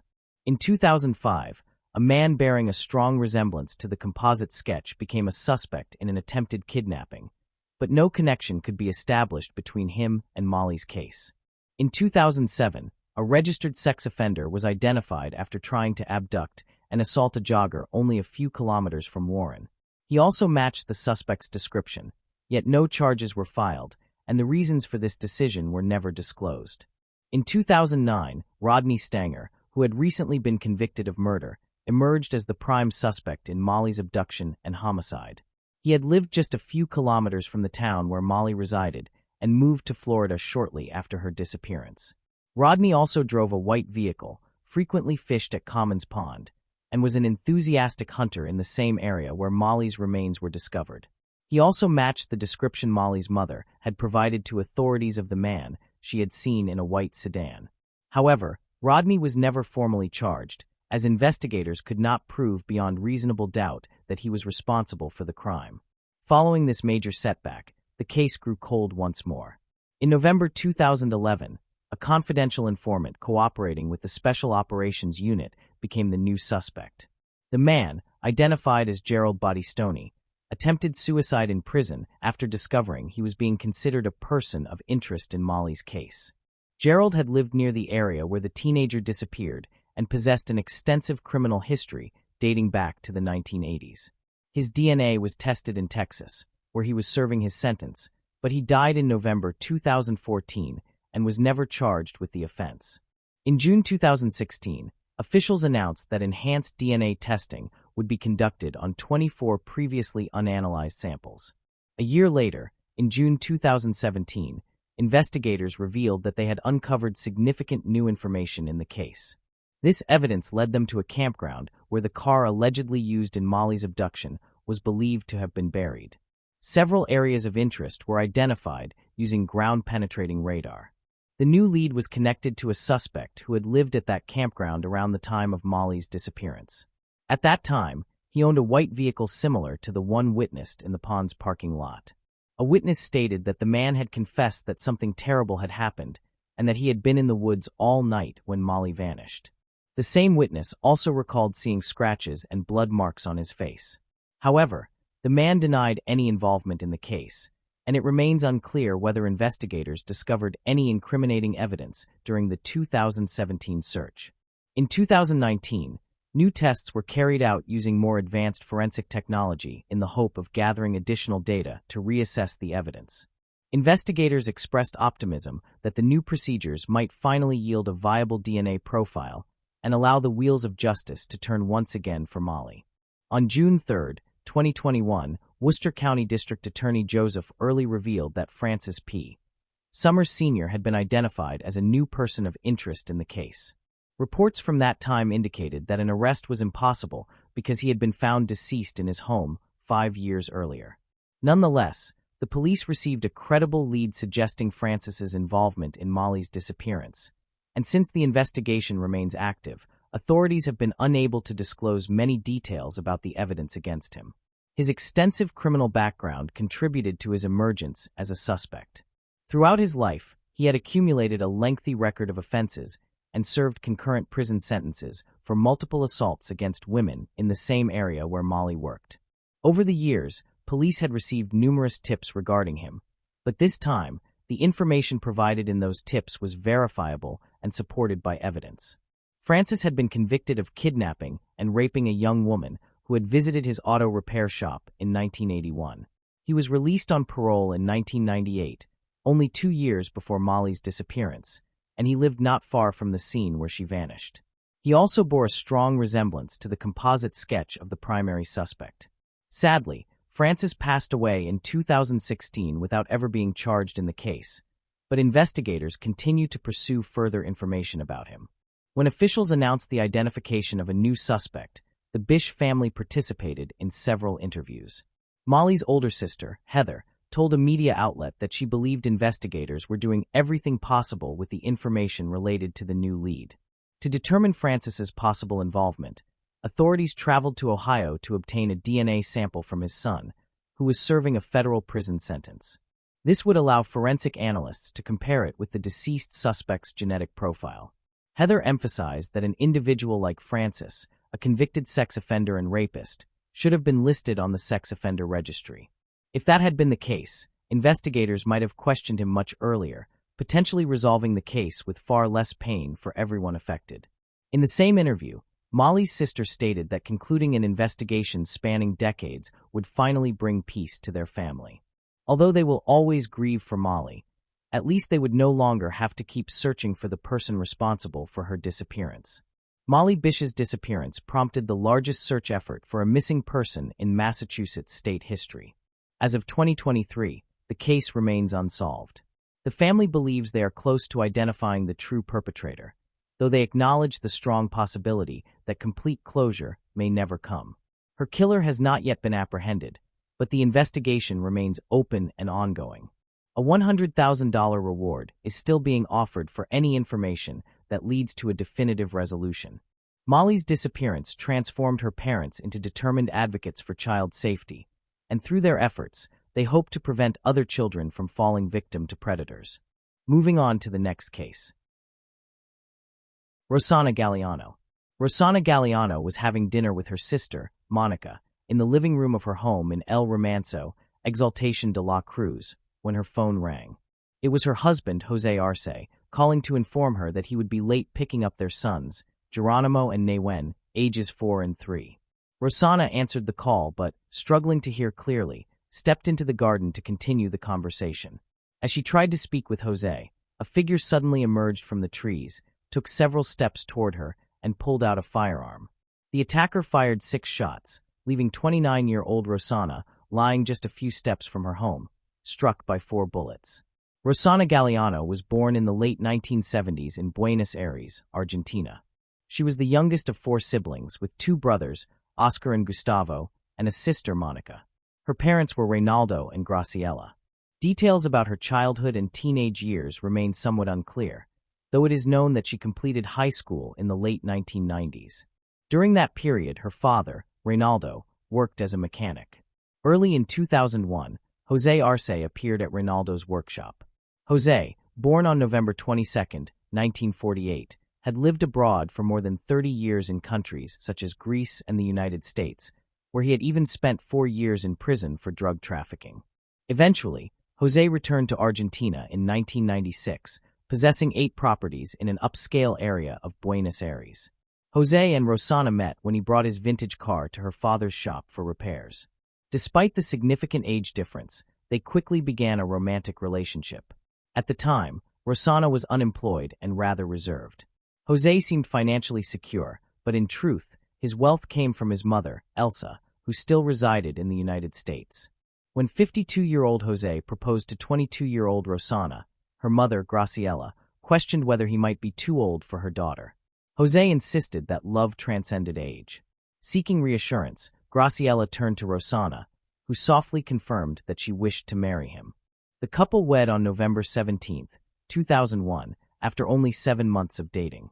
José claimed that his lively, modern, and intelligent nature had won Rossana's heart. Soon after their marriage, they welcomed a son named Geronimo. However, not long afterward, problems began to surface. José proved to be a controlling and jealous man who frequently demeaned Rossana and her family. His verbal abuse eventually escalated into physical violence, leaving Rossana feeling trapped and frightened. His intimidating demeanor, amplified by his ownership of 2 firearms, allowed him to maintain dominance, a situation Rossana's family knew all too well. It was common for José to flaunt his guns, whether at home when guests visited or while visiting others. On one occasion, while painting the house, Rossana's brother Oscar witnessed José physically assaulting her, telling her to shut up before striking her. On another occasion, her father noticed bruises on Rossana's back, and she simply explained that José had dragged her across the pavement. Despite these hardships, Rossana and José welcomed their second child, and Rossana did everything she could to make the relationship work, hoping to create a stable environment for their children. However, her efforts were continuously undermined by José's temper and demeaning behavior. To make matters worse, José's mother, Elsa, controlled the household from a distance, making decisions about their lives during her brief visits to Argentina. By 2006, Rossana had suffered unbearable abuse and finally reported José for domestic violence. Her family remained mostly unaware of the full extent of what she had endured. Months later, Rossana filed a second complaint, this time including a request for a medical examination due to her injuries. Following that, she confided in her sister, Monica, and the two made a pact to stay in touch whenever anything happened. Monica became her safe haven and support system. Whenever life with José became intolerable, Rossana would take her children and seek refuge at Monica's apartment, though José dictated when they had to return, often accompanied by death threats. At times, he verbally insulted Rossana, criticizing her as a mother. Eventually, she decided to move in with Monica along with her children, while José remained in his home. After some time, Rosanna filed yet another complaint and pursued a divorce, which resulted in a restraining order against Jose. They only met at a neutral property in El Remanso, Exaltación de la Cruz, for child visitation, as mandated by the court. It was there that Rosanna confided in the gardener, Daniel Gonzalez, who lived nearby, was married, and had a daughter. Rumors began to circulate suggesting a secret affair between Rosanna and Daniel, though this was never proven. Jose's threats persisted, and Rosanna even played a voicemail for her brother, Oscar, in which Jose spoke about killing her. In mid-2007, while spending time with friends at a bar, Rosanna met Oscar Lugo. He was 32 years old, lived in Moreno, and worked in a sewing workshop. They immediately connected, exchanged phone numbers, and started dating. Oscar Lugo was old-fashioned, a true gentleman, kind, considerate, and always willing to listen. For 29-year-old Rosanna, who had endured years of turmoil, it felt as though she were rediscovering a part of life she had long lost.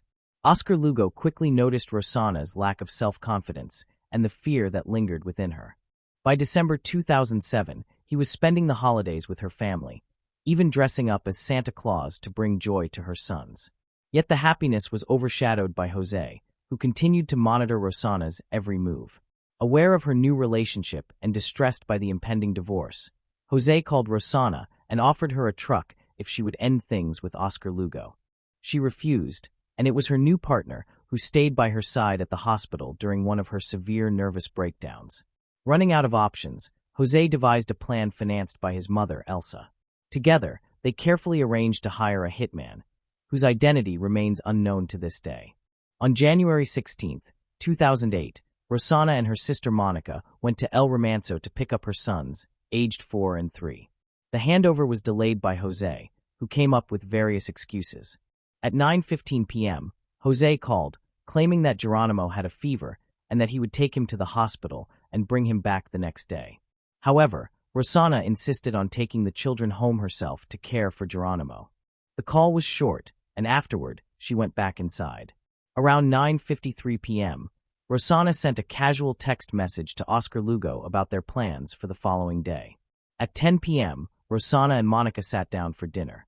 At 10:50 p.m., Jose called again, and this time the conversation became a deadly setup. Rosanna stepped outside into the garden for better reception, where a shadowy figure emerged from behind the trees and shot her 4 times with a .45 caliber handgun. Hearing the gunfire, Monica screamed and saw Rosanna stumble and collapse. In panic, Monica tried to call 911 without success, then asked her boyfriend to contact the police. Meanwhile, Oscar Lugo, unaware of what had happened, attempted to reach Rosanna at 11 p.m., and when he couldn't, he tried calling Monica but received no answer. Police investigations later revealed that the shooter had entered through an adjoining vacant lot. A witness reported seeing someone fleeing through a gap in the fence, but couldn't provide a clear description due to the darkness. That night, Jose was questioned and appeared shocked. After requesting legal counsel, he allowed his lawyer to handle the situation and left. The following day, during additional searches, a red sweater was discovered, which Rosanna's relatives believed belonged to Jose, making him the main suspect in their view. The case quickly attracted media attention and shocked the nation, becoming sensational as Jose and his mother publicly proclaimed his innocence while defaming Rosanna, insinuating that she had multiple lovers and that those men should be investigated instead. After the murder, Daniel, the gardener, became withdrawn, refusing to speak to anyone. On the night of Rosanna's funeral, Reynaldo noticed Jose nearby in a truck, watching from a distance without joining the service or offering condolences. Later, Jose's defense shifted focus to Monica, Rosanna's sister and the only witness, attempting to cast suspicion on her by questioning why she had no bloodstains on her clothes and why she ran to get her phone instead of helping her sister. However, this theory lacked evidence. Investigators maintained that the weapon used was too heavy for a woman to handle. One critical detail emphasized by detectives was that anyone familiar with the house knew Rosanna needed to step outside to get a phone signal, demonstrating a high degree of premeditation in the crime. During the course of the investigation, Rosanna's sons were cared for by their father and grandmother, Elsa, while their maternal grandmother, Graciela, was allowed visitation. However, Monica and Oscar were denied visitation rights, as Jose claimed to have serious safety concerns regarding his sons. Despite the legal restrictions, the children expressed their wish to see their Aunt Monica, leading Jose to occasionally permit visits. Monica took advantage of these moments to bring them to a psychologist. Eventually, Graciela was granted visitation privileges, though not custody. In an interview during that period, Jose alleged that Rosana had 4 lovers, all of whom had criminal records.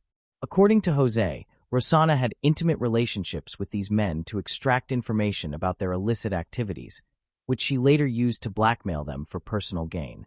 Meanwhile, after receiving threats, Oscar was placed under witness protection in his sister's case, which required him to wear a tracking bracelet and receive police security.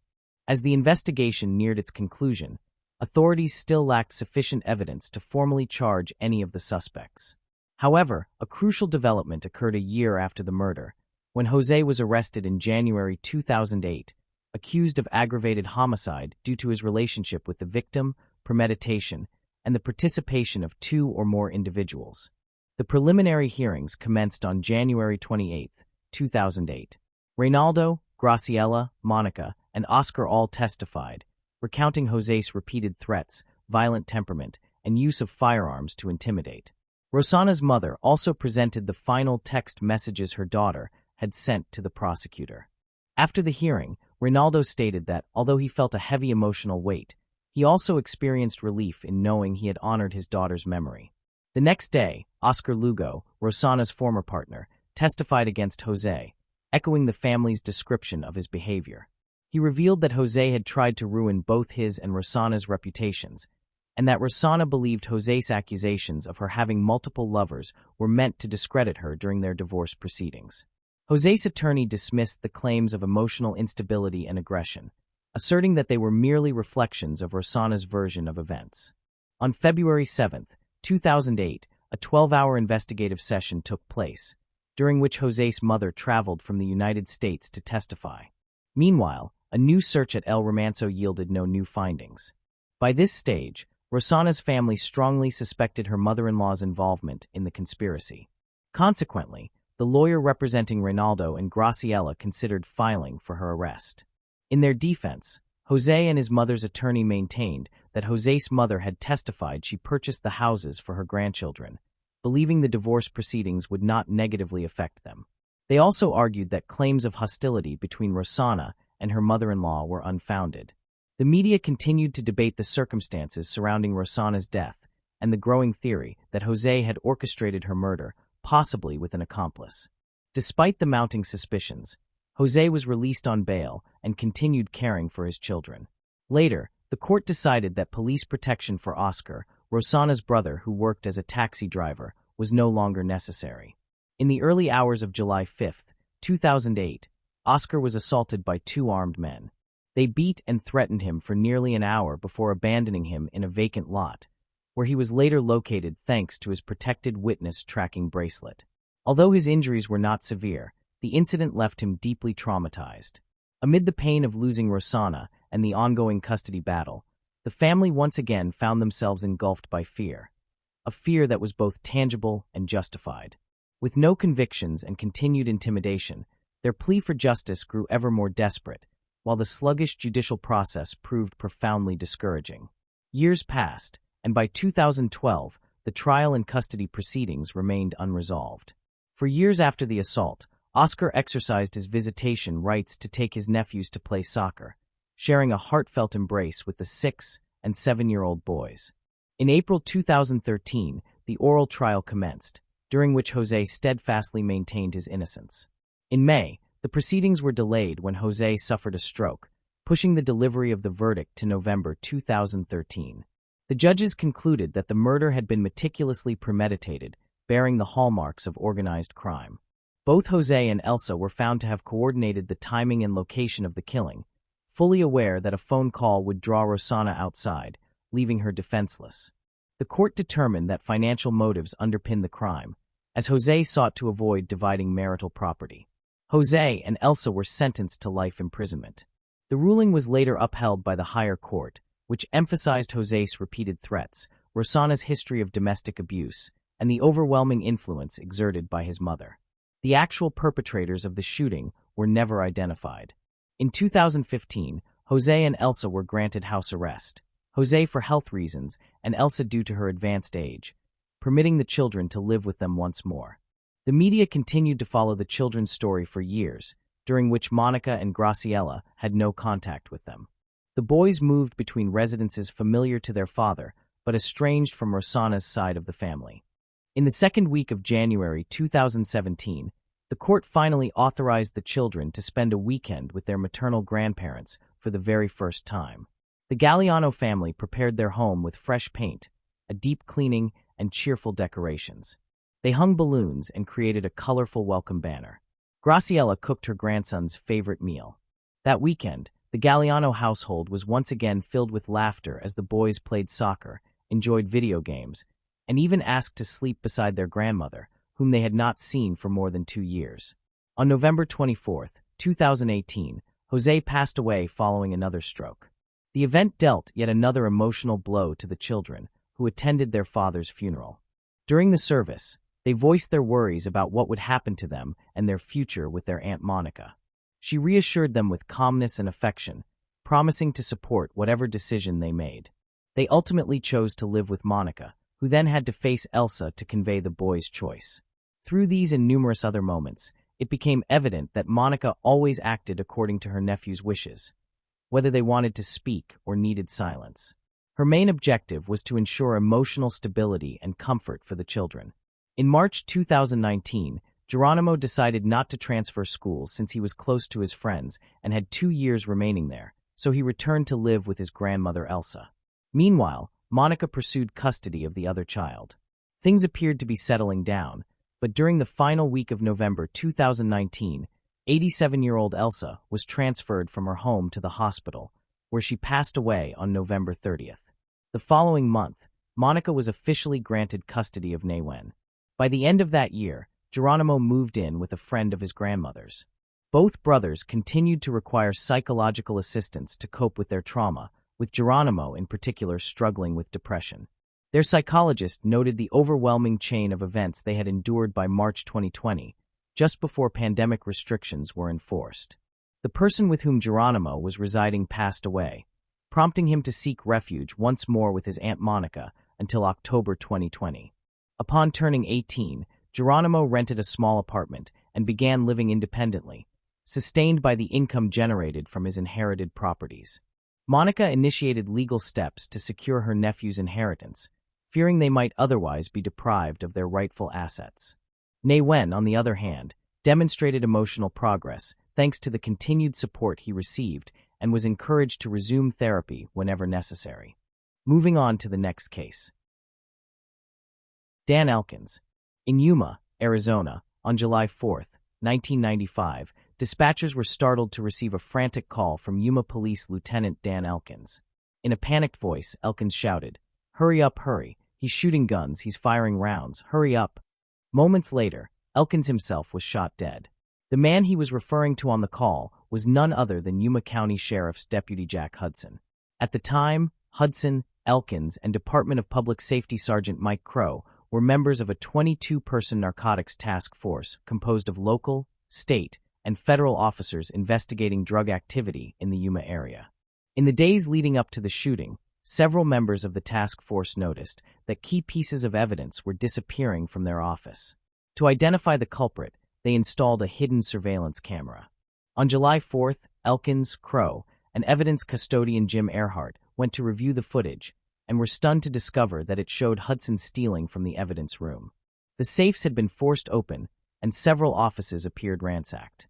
As the 3 men prepared to leave the building, they unexpectedly encountered Hudson. Without warning, he opened fire with a 9mm handgun. None of the 3 officers were armed.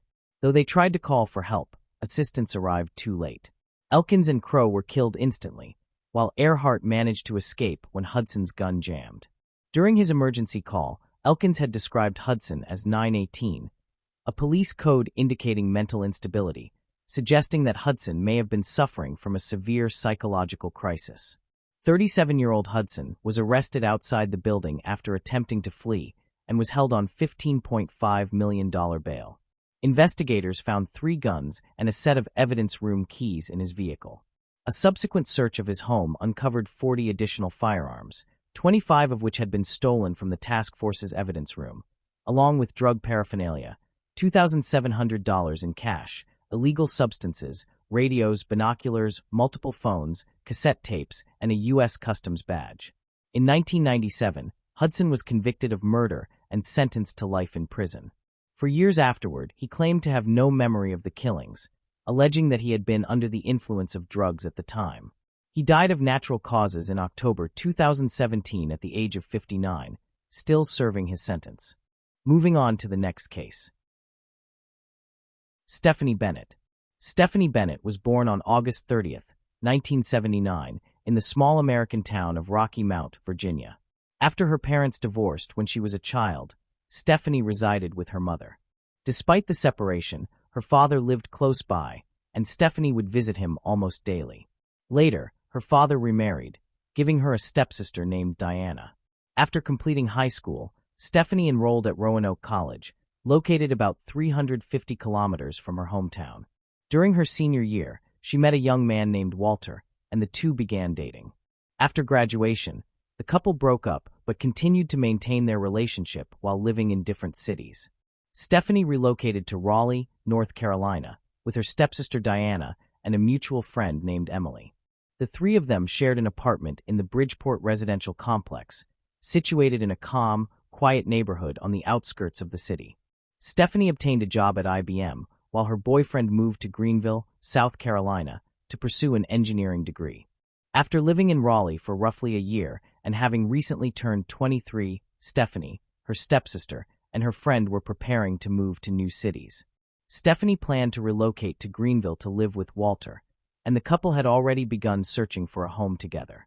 In May, Stephanie traveled to Greenville, where she and Walter visited several apartments and selected one that suited them. Upon her return to Raleigh, she discovered that Emily had moved to another city and Diana had left for several days to attend a funeral. On the night of May 20th, Stephanie arrived home from work and spoke on the phone with Walter, who was supposed to fax her the lease for the new apartment so she could sign it. They agreed that Walter would send it the next day when Stephanie could use the fax machine at her office. The following day, Walter was unable to reach her by phone, either at work or at home. After repeated attempts and Stephanie's failure to appear at work, her friends and family grew worried and contacted the authorities. When officers arrived at her apartment, they discovered Stephanie deceased on the bedroom floor. After locating identification documents and confirming through a photograph, they verified that the victim was indeed Stephanie. Investigators observed that a dirty laundry basket beneath Emily's window had been moved, leading them to suspect that the intruder may have entered through that window. Additionally, they found the home phone inside Emily's bedroom closet with its cord severed, implying the killer had hidden there and cut the line to stop the victim from using it. After speaking with Diana, police learned that several belongings were missing from the apartment. The perpetrator had stolen $8 from Stephanie's wallet, 2 recorders, and the laundry basket from her room, presumably to carry the stolen belongings. Forensic specialists discovered DNA evidence on the victim and collected a sample, but it did not correspond to any profiles in the FBI database. The cause of death was determined to be asphyxiation. Notably, the murder weapon was not located at the scene, suggesting that the killer had taken it. Investigators interviewed other residents of the apartment complex, hoping that someone might have seen the perpetrator. During these conversations, it emerged that for several months, residents had reported a person lurking around and peeping through the complex's windows. The manager was questioned, but the apartment administration was unable to locate the suspect. Remarkably, on at least one occasion, this individual had been seen at Stephanie's window. Furthermore, a few months earlier, an unknown man had attacked a woman jogging near the lake adjacent to the complex. Following that incident, Stephanie became afraid to remain alone in her apartment and wanted to relocate to Greenville as quickly as possible. When investigators examined the complex's surroundings, they came across something strange. In the bushes, they discovered several dozen pairs of women's underwear, later confirmed to belong to Stephanie. Police initially theorized that the killer might have taken them from the apartment, but had later discarded them in the bushes for an unknown reason. However, this theory was soon disproven. It was revealed that a teenage boy living in the neighboring apartment had been sneaking into Stephanie's room to steal her underwear, later throwing them into the bushes. The teenager confessed to this when questioned by the investigators, but denied any involvement in the murder. His DNA did not match the sample recovered from the scene, so he was no longer considered a suspect. Authorities believed that the man who had been spying on women through the apartment windows was the most likely perpetrator of the murder. After interviewing everyone who had seen this man, detectives produced a composite sketch and distributed it through newspapers, but it yielded no success. As part of standard procedure, investigators also checked Stephanie's boyfriend, who voluntarily provided a DNA sample that did not match the killer's. Additionally, at the time of the crime, Walter was several hundred kilometers away and physically could not have been at the scene. Subsequently, police requested all the men living in the complex to voluntarily submit DNA samples. This effort also produced no results. No match was found among the 283 DNA profiles obtained. At this stage, there were no major leads. Detectives then organized surveillance of the apartment complex in hopes of catching the man who had been spying on residents. To their surprise, they succeeded shortly thereafter. On June 3rd, officers observed a man approaching several ground-floor windows and peering into the homes. While standing at one of the windows, the man began to masturbate, prompting the police to arrest him immediately. This individual was identified as Christopher Lee, who had multiple prior convictions for peeping and stalking women, including a 3-year prison sentence for harassment in 2000. Detectives initially believed they had finally captured the killer, but their hopes were soon dashed. Christopher's DNA did not match the sample found on Stephanie's body. He was charged with peeping, but was no longer considered a suspect in the murder. The police continued to work on the case without any meaningful progress. A year later, the lead detective learned about a laboratory in Florida capable of identifying a person's ethnic ancestry through DNA analysis. Although he had reservations about the reliability of this method, he did not wish to overlook any potential lead. He therefore sent the DNA samples of 4 of his colleagues, each of different ethnic backgrounds, as a test. The experts completed the task with 100% accuracy, after which the detective forwarded the killer's DNA from Stephanie's case. The laboratory determined that the DNA belonged to a Caucasian individual, but this revelation did not significantly assist the investigation. In August 2003, the victim's father announced a $100,000 reward for any information that could lead to the killer's capture. Stephanie's mother wrote an open letter that was published in local newspapers, pleading with the public to provide any information that might help identify the suspect. This appeal generated a few new leads, but none produced tangible results. In April 2004, based on numerous witness statements, detectives decided to re-interview all the residents of the apartment complex. They discovered that the man arrested for peeping might not have been the only individual lurking around the complex and looking through residents' windows. Having identified the first man and possessing his photographs, investigators sought to speak again with residents who had reported seeing a man spying in the area. Unfortunately, none of the witnesses had seen his face clearly. He frequently appeared after dark, usually wearing a hood that concealed his head. Some witnesses recalled seeing him without the hood, but could only describe his long hair. Detectives interviewed dozens of people until they finally located someone who had seen this individual near Stephanie Bennett's window before the murder. This witness had previously given a statement to police, but now remembered an additional detail.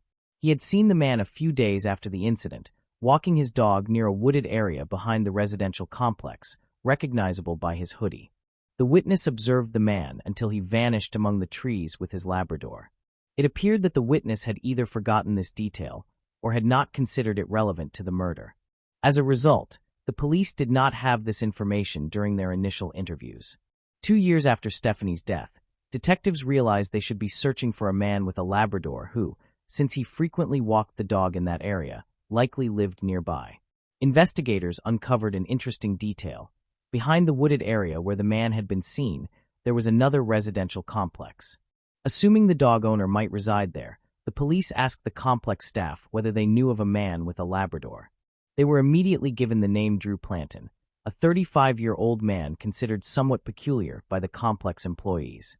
He was described as withdrawn, rarely speaking to others, avoiding eye contact, and consistently wearing loose-fitting clothes, seemingly to keep attention away from himself. During further investigation, detectives spoke with an elderly resident who often observed the happenings around the complex. When informed that they were investigating Stephanie Bennett's murder, she expressed surprise that no arrest had been made, mentioning that boy with the big dog as a familiar figure. Residents had long suspected this man, but had never reported their concerns to the authorities. Drew had since relocated to another part of the city. Detectives attempted to reach him at his new residence, but received no response despite multiple visits at different times. While trying to locate Drew, police interviewed his neighbors, who revealed disturbing information. A woman living in the apartment above his stated that she had seen Drew with a young man shortly after Stephanie's murder, and Drew had reportedly instructed the young man not to speak with the police. This led investigators to suspect that the young man might have been involved in the theft of undergarments from the victim's apartment. Other women had also felt threatened by Drew. They reported seeing him while jogging or in secluded areas, where he would watch them intently or even follow them. Since they could not reach Drew at his home, detectives located his place of employment and approached him there. Drew, who worked as a chemist in a fertilizer production laboratory, denied any knowledge of Stephanie Bennett's murder, which seemed suspicious given his close proximity to the crime scene. Although he was uncooperative, he agreed to meet detectives at his home at a later scheduled time. When they visited his apartment, Drew denied ever walking his dog near Stephanie's complex. Considering the numerous witnesses who had seen him in the area, detectives immediately suspected that he was lying. He also claimed not to wear glasses, contrary to his driver's license information, and witnessed descriptions of a man peering into apartment windows wearing glasses. Predictably, Drew refused to voluntarily provide a DNA sample. The detectives decided to surveil him in hopes of obtaining a DNA sample by other means, but this proved challenging as he left no items behind that could be analyzed in a lab. For example, during lunchtime, he would leave work, sit in his car, and simply stare at a fixed point. Didn't the man eat anything? As a result, detectives were unable to retrieve any object with his DNA. Detectives observed as Drew discarded an empty water bottle into a trash container. They retrieved it and took it to the laboratory. However, the experts were unable to obtain a DNA sample from it. According to one account, Drew deliberately took a clean bottle and threw it away on the street, knowing he was under surveillance. After that, the police decided to try and obtain his trash, but they also failed in this endeavor. For several days, they never saw him take out the trash. Notably, the man's neighbors also couldn't recall ever seeing him with a trash bag. Later, the investigators sought assistance from Drew's boss. She agreed to help them obtain an item from his workplace that might contain his DNA. She observed him for several days, but was never able to retrieve any object. Drew rarely ate at work, never discarded anything, and not a single hair could be found in his office. Given that the man had long hair, this seemed odd. The investigators were already convinced that Drew was meticulously eliminating any traces, so they couldn't obtain his DNA. Once, the boss saw him pick up his hair and tie it with an elastic band. After that, he meticulously picked up any strands that had fallen to the floor. Then the woman decided to invite him to lunch at a cafe to supposedly discuss some work matters. But even there, the man was extremely cautious. Eating mostly with his hands, he stored all used napkins in his pocket and even took the straw and the glass with his drink. For dessert, he ordered banana pudding, and Drew finally used a fork. However, after using it, he cleaned the fork with a damp napkin for 15 minutes, eliminating any possibility of obtaining a DNA sample from the utensil. Despite this, the investigators took the fork and brought it to the laboratory. The experts were able to find small DNA samples that showed a partial match with the DNA at the crime scene of Stephanie Bennett. However, the result was too inconclusive as more biological material was needed for a complete comparison. In the end, the detectives obtained a search warrant for Drew's workplace, hoping to find an item containing his DNA. The investigators were also concerned that the man might flee once he realized they were executing the search warrant, so they decided to conduct it at night. Among the suspect's belongings, they found gloves he was supposed to use while working with chemicals. The detectives suspected that his DNA might be inside the gloves, so they took them and replaced them with another pair. They still feared that Drew might flee if he realized the police had his DNA. Experts found biological material inside the gloves, and the DNA analysis showed a complete match.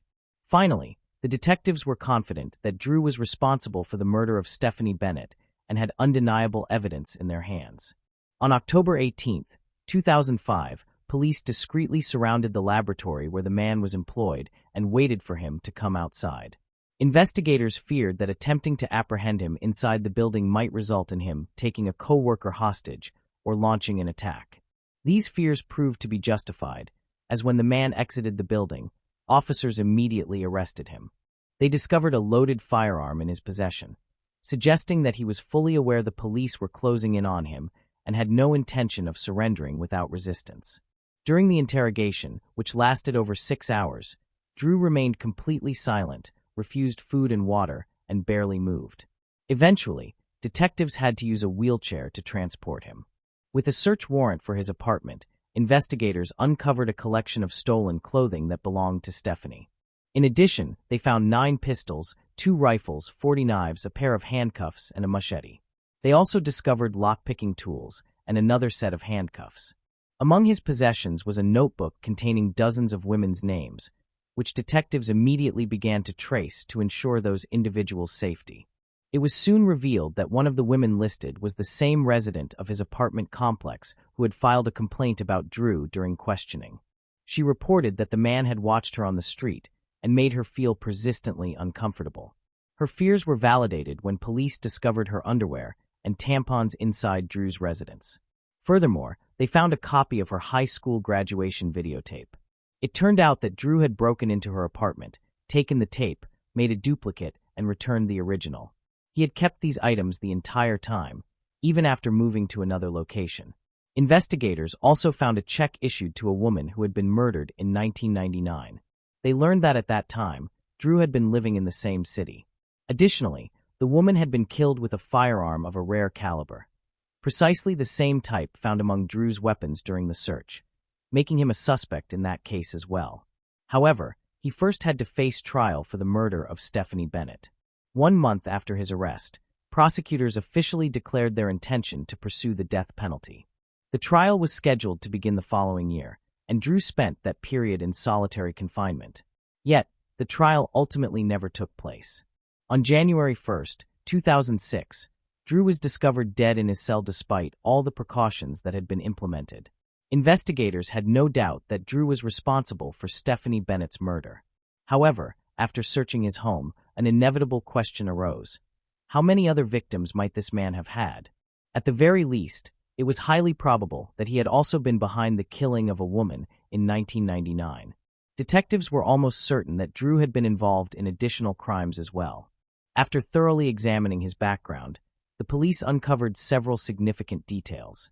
Drew had grown up in a 2-parent household with 3 siblings. His father frequently humiliated and beat the children until their mother eventually fled with them to another state. As a result, Drew became an extremely introverted teenager, a characteristic that only intensified with age. Nonetheless, he obtained a good education and secured a respectable position as a chemist. His colleagues described him as highly intelligent, though nearly devoid of social abilities. He had no friends, rarely spoke to anyone at work, and consistently tried to distance himself from others. Interestingly, Drew's biological brother also had a criminal record. He had secretly filmed women using a hidden camera and received a suspended sentence. In 2008, Drew's mother filed a lawsuit against the state government, accusing the authorities of negligence in allowing her son's death to occur. However, the judge ruled that the prison guards had taken every necessary precaution and could not have prevented the incident. Stephanie Bennett's father also attempted to sue the management of the apartment complex for disregarding residents' reports about a man spying on them and for failing to ensure adequate safety measures on the premises. According to him, there was insufficient lighting around the buildings at night, making it easy for anyone to move about unnoticed. He also discovered that the window of his daughter's apartment had been broken, yet the complex's management had been slow to repair it, despite it being their direct responsibility. In the end, however, he withdrew his allegations without providing any explanation for his decision. Thus, this intricate and disturbing case was finally brought to a close. To this day, the police still wonder how many other victims Drew may have had. The available evidence indicates that he had a tendency towards serial offending. Yet, following his death, it became virtually impossible to uncover the full truth. Moving on to the next case. The Petit family case. The Petit family was widely regarded as an ideal household, embodying the highest standards with their stable financial situation and exemplary children. They were genuinely respected and admired by everyone who knew them. The father, William Petit, was born and raised in Connecticut and excelled in nearly every sport during high school, particularly in basketball, where he naturally emerged as a leader. In addition to his athletic talent, he was also the most academically gifted student in his class, as demonstrated by his completion of a law degree at Dartmouth University. However, his true passion was not law. He longed to help others, care for the ill, and contribute to a better world. Therefore, after earning his degree, he chose to pursue a career in medicine at the University of Pittsburgh. During his third year of residency at the Children's Hospital of Pittsburgh, William met Jennifer Hawk, a nurse in the oncology department and co-director of a pre-graduate internship health center. They soon fell in love, and those who knew them said they were perfectly matched. The couple married in 1985. For years later, they welcomed their first daughter, Haley, and the joy of her birth inspired them to expand their family, prompting them to purchase a home in Cheshire, Connecticut. On November 17, 1995, their second daughter, Michaela, was born. After recovering from childbirth, Jennifer returned to her work as a nurse and internship co-director. Unfortunately, she was later diagnosed with multiple sclerosis, an incurable condition that she bravely battled for the remainder of her life. Through it all, her family's unwavering support never diminished. At the age of 10, their eldest daughter began raising funds for the National Multiple Sclerosis Society, a cause that would generate considerable donations over the years. Michaela also excelled in her studies and planned to continue the fundraising work once her sister left for college, ensuring the family's charitable efforts would go on. That summer, she had been learning to cook and delighted in preparing meals for her loved ones. Tragically, this simple family activity would lead to a deadly encounter with their attackers. One July night in 2007, Michaela was preparing dinner but realized she needed a few more ingredients for her recipe. She and her mother decided to visit the nearest market to buy them. At that same store was Joshua Komisarjevsky, who had recently been released from prison. Komisarjevsky's upbringing had been turbulent and deeply troubled. Born to teenage parents, he was placed for adoption a week after his birth and taken in by the Komisarjevsky family. Renowned in Europe for their artistic background, they were also deeply religious and extremely strict with him. Despite possessing a high IQ, he struggled academically, leading his adoptive parents to homeschool him. During his trial, he claimed to have been sexually abused by a cousin during childhood, but his family allegedly chose to keep the matter hidden. This experience contributed to the development of a defiant and chaotic personality. By the age of 14, Joshua Komisarjevsky had already been accused of molesting his sister, and around the same time, he committed his first burglary, marking the beginning of his criminal career as a thief. In 2002, he was arrested for the first time on 18 counts of burglary and theft and was later sentenced to 9 years in prison. During the trial, he made a disturbing remark stating, "I like to listen to people while they sleep. I like the feeling of invading their privacy and security." He was released on parole in 2007 at the age of 27. Officials responsible for his supervision considered him a threat to society, describing him as a calculating criminal with deviant tendencies. However, the jury ignored these warnings and deemed Joshua apparently suitable for release. After his release, he resided in a halfway house for former inmates, where he met his accomplice, Stephen Hayes. Hayes had spent most of his life behind bars, having first been imprisoned in 1980 at the age of 16. Over the years, he had been repeatedly arrested for violent robberies and burglaries. He was sentenced again in 2004 and released on parole in 2006, which brought him to the same halfway house where he met Komisarjevsky. Returning to the night of July 22, 2007, Michaela Petit was preparing dinner for her family when she realized she was missing a few ingredients for her recipe. She asked her mother to accompany her to the nearest market to buy what she needed. Unbeknownst to them, they were being watched by Komisarjevsky, who carefully observed every detail: the make and model of their vehicle, their faces, and Michaela's blonde hair.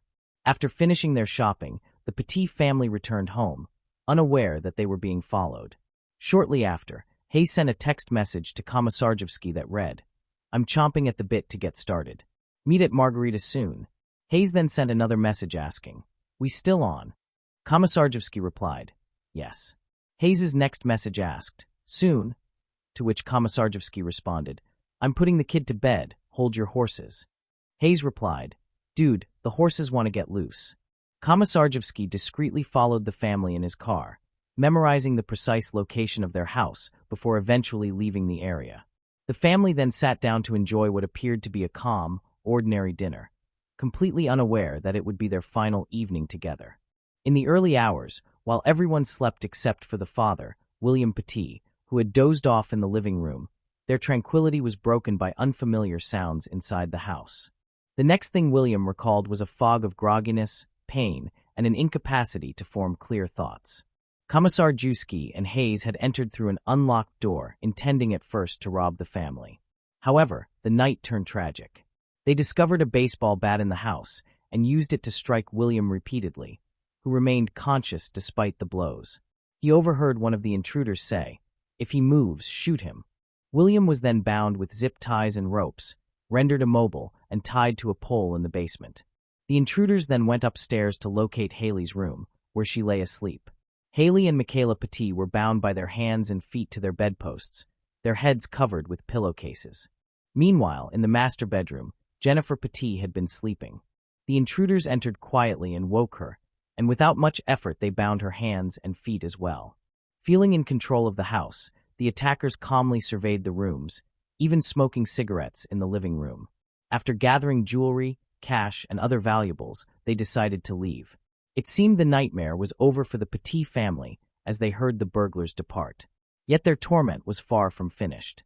After fencing the stolen goods at a pawn shop and discovering they had received less money than anticipated, the ex-convicts, driven by greed, opted to return to the house.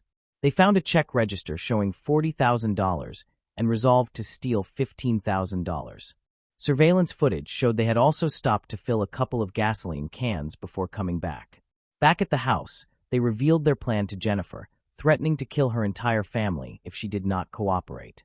Desperate and fearing for her children, Jennifer agreed to accompany Stephen to the bank the next morning. Meanwhile, Joshua took advantage of Jennifer's absence to enter Michaela's room, untie her, and begin undressing her. He photographed her with his cell phone and assaulted her, recording the attack. Afterward, he took her to the bathroom to clean her, attempting to remove any DNA evidence, then ordered her to put her pajamas back on and tied her up again. Evidence that Komisarjevsky raped Michaela came from her autopsy, during which state medical examiner Dr. Wayne Carver identified his DNA on her body. At the bank, everything initially appeared to proceed as instructed, but Stephen failed to notice what Jennifer did while inside the car. Before approaching the teller, she wrote a note on a flyer pleading for help. The note read, "My name is Jennifer Hawk Petit. I need to withdraw $15,000 from my savings account. My family is in danger. Please call the police or they will be killed." The teller chose to give her the money, even though Jennifer lacked any identification. With the cash in hand, Jennifer left the bank to return to the car with her captor, while the bank employee immediately contacted the police to report the situation. The manager informed the 911 dispatcher that Hawk Petit had stated the intruders were being nice and that she believed they only wanted money. The Cheshire police responded to the bank's report by evaluating the situation and establishing a vehicle perimeter without exposing their presence.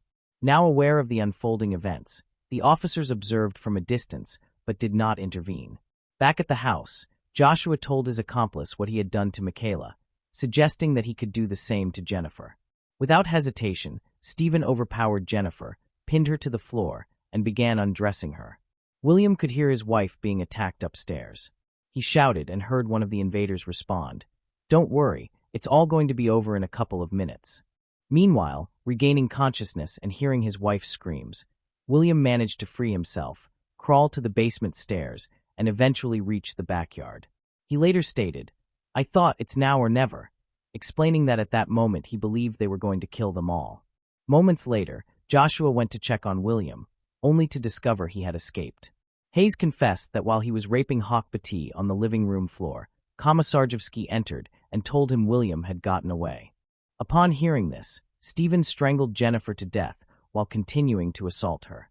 Shortly after, they heard William calling for help. His neighbor, who initially did not recognize him due to his injuries, immediately called 911. Realizing the police would soon arrive, the intruders decided to destroy all evidence. Hayes and Komisarjevsky poured gasoline over Jennifer's lifeless body and around parts of the house, including the daughter's bedrooms and the girls themselves. Investigators later detected the accelerant on the Petit sisters' beds and clothing. Hayes and Komisarjevsky then ignited the fire and fled the scene, unaware that authorities had already sealed off the area a few miles away. Within 5 minutes, they collided with a police vehicle. Surrounded by officers, the two perpetrators were pulled from their car and arrested, quickly identified as ex-convicts. Meanwhile, the fire inside the Petit home was rapidly spreading. An ambulance arrived and transported the severely injured father, Dr. William Petit, to the nearest hospital. Shortly after, firefighters arrived to battle the blaze, and upon extinguishing it, they uncovered a horrifying scene within the remains of the house. The first body they discovered was Jennifer's, completely burned, with remnants of rope still around her ankles. Upon reaching the second floor, they found Michaela tied to her bed, her body completely consumed by flames.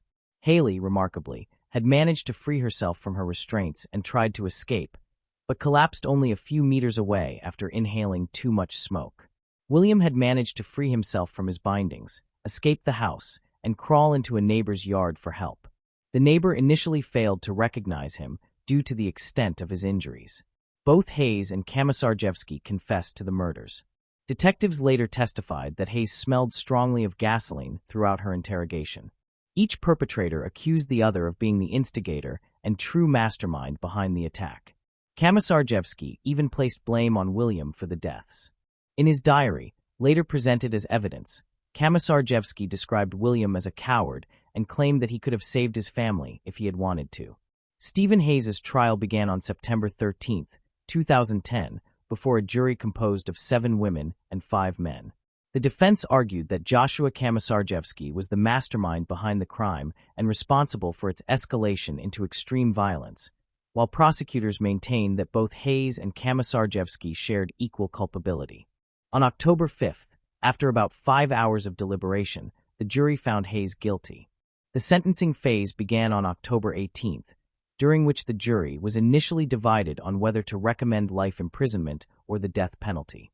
Hayes's defense contended that life without parole would serve as a harsher punishment. On November 8th, the jury recommended the death penalty for Hayes on each of the 6 capital felony counts. Hayes had previously attempted to secure a plea deal for life imprisonment, but prosecutors pursued the death sentence instead.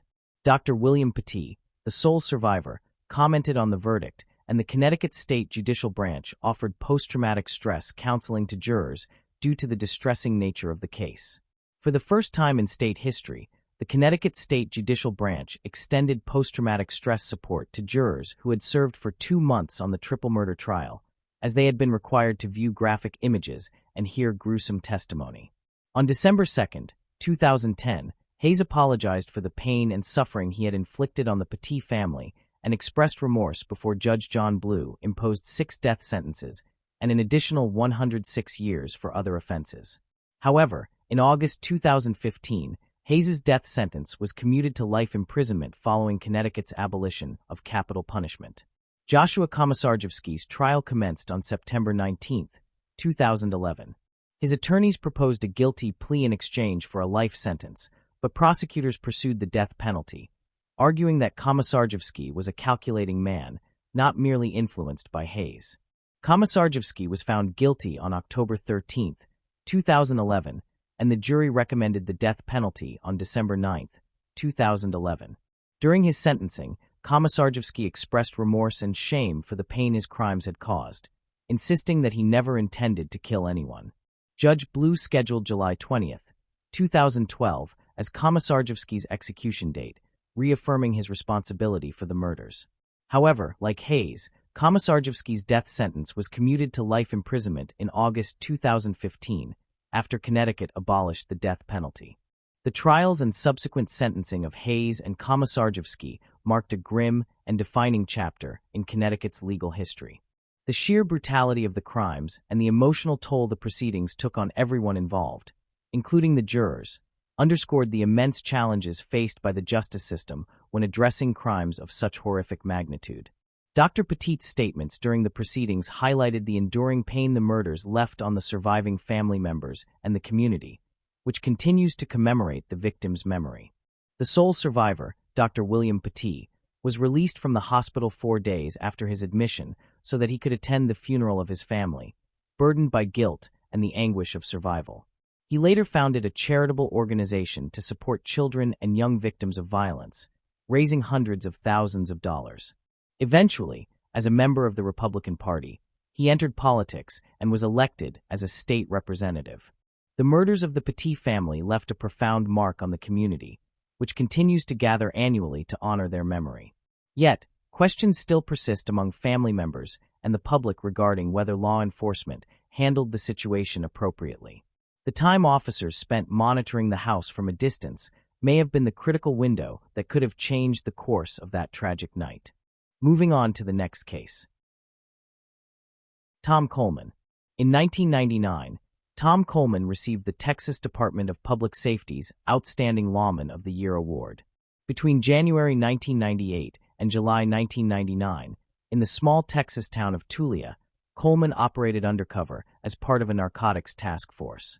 During this period, he arrested 46 individuals who were later convicted on felony drug charges. Remarkably, 39 of those arrested were black. All of them pleaded guilty and received sentences of up to 90 years in prison. The first to stand trial was a man named Joe Moore. Moore was portrayed as Tulia's drug kingpin, yet he lived in a dilapidated shack and drove an old, barely functioning car. Despite Coleman's accusations, Joe insisted he had never sold cocaine to him and maintained his innocence throughout the proceedings. Coleman would later gain notoriety for his complete lack of tangible evidence. He never wore a recording device, never documented his alleged drug transactions on tape, and did not even keep a proper notebook. Instead, he jotted names and dates on his leg. Even more strikingly, none of the individuals arrested by Coleman were found with drugs, paraphernalia, weapons, or significant sums of cash in their possession when searched. In every single case, there was no physical or corroborating evidence. It was purely Coleman's word against the defendants. Joe Moore, for example, was accused of selling cocaine to Coleman within 1,000 feet of a school. Although Joe had 2 felony convictions from his youth, his criminal record since then was minimal. He trusted that the justice system would recognize his innocence and never stopped asserting it. Unfortunately, a predominantly white jury found him guilty, and he was sentenced to 99 years in prison. The local community and media celebrated the conviction, convinced that Coleman was cleaning up the streets and eliminating scum. He was hailed as a local hero.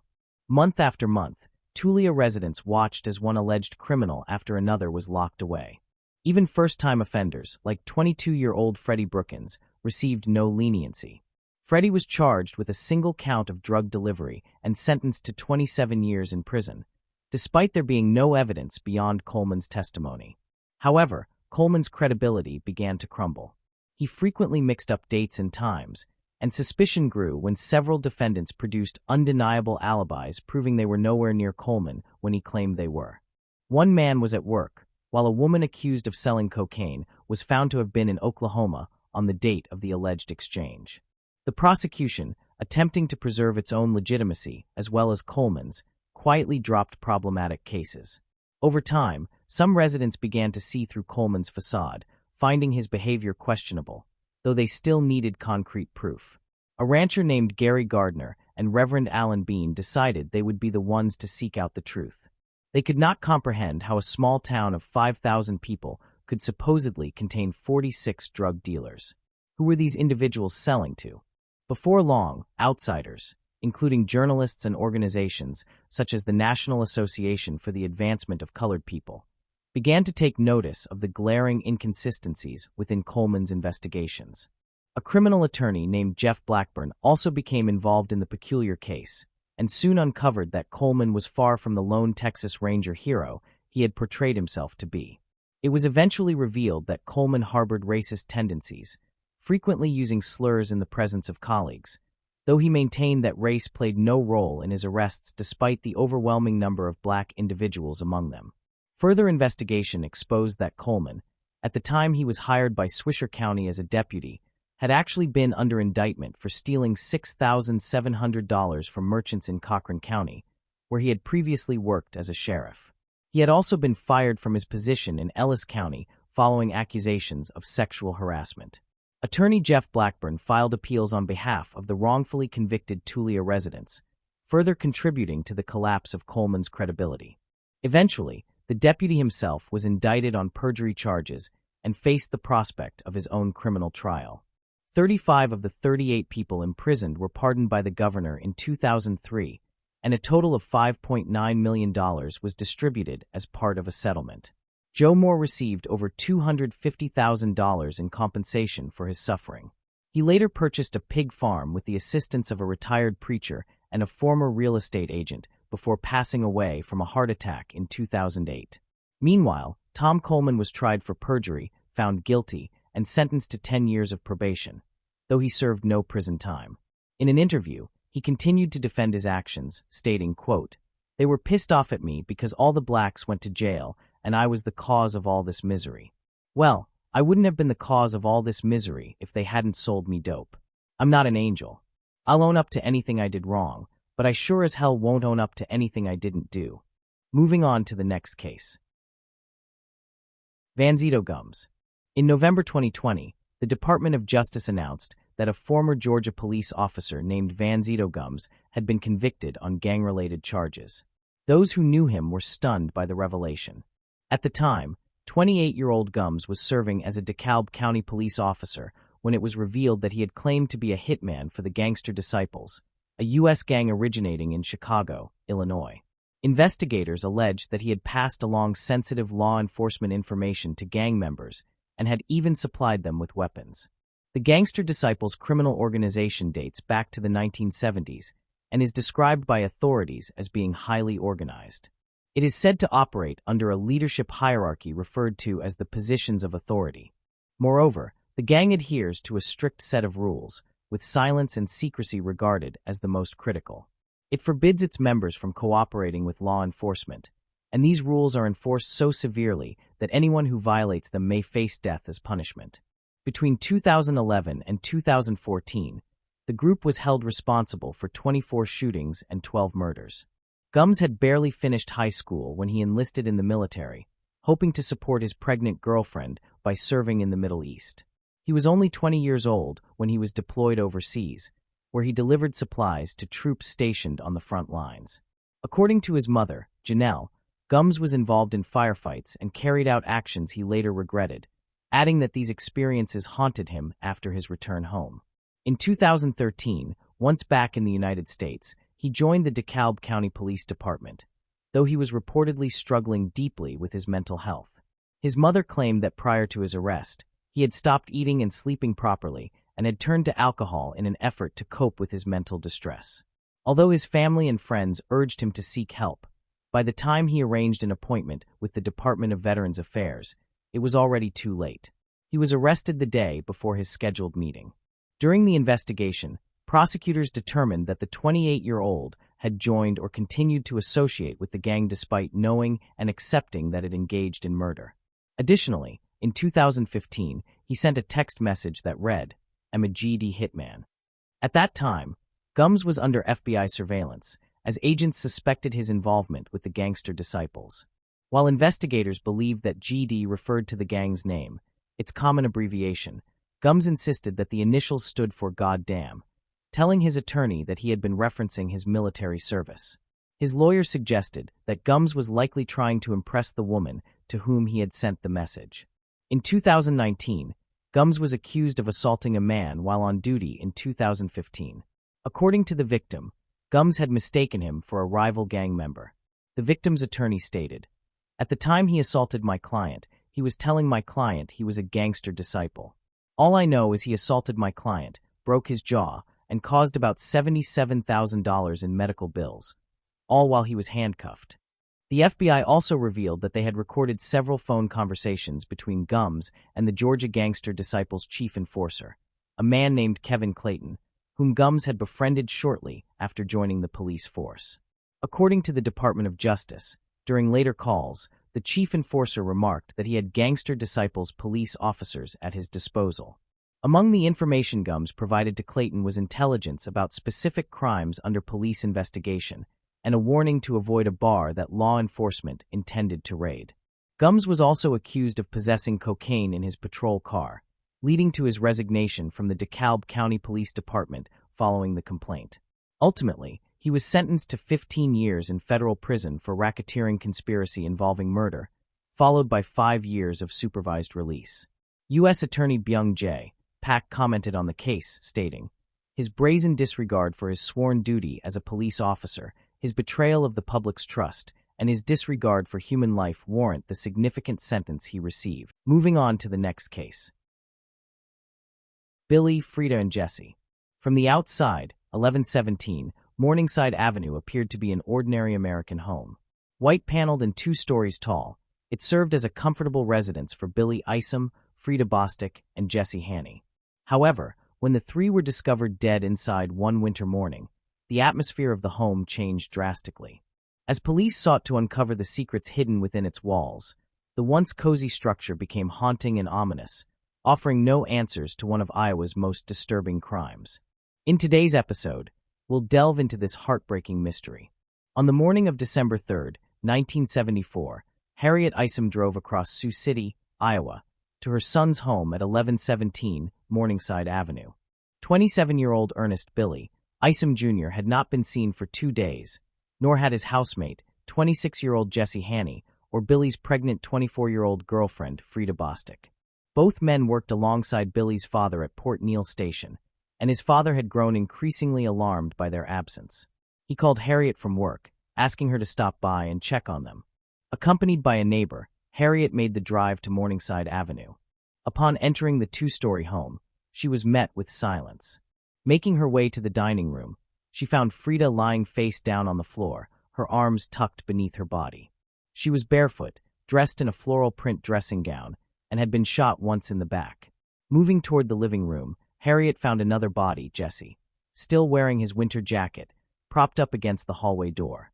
He had been shot once in the back and once behind the left ear. But the worst discovery was yet to come. Billy lay unclothed, face down on the floor, half on the mattress he and Frida used as a bed. He had been shot twice in the back and 3 times in the head. Horrified, Harriet and her neighbor fled from the home and rushed to a nearby phone booth to alert law enforcement. Off-duty police officer Norman Cronick was the first to arrive, being the nearest member of the force to the Morningside Avenue residence. Soon after, detectives began forming theories about what might have occurred inside the home.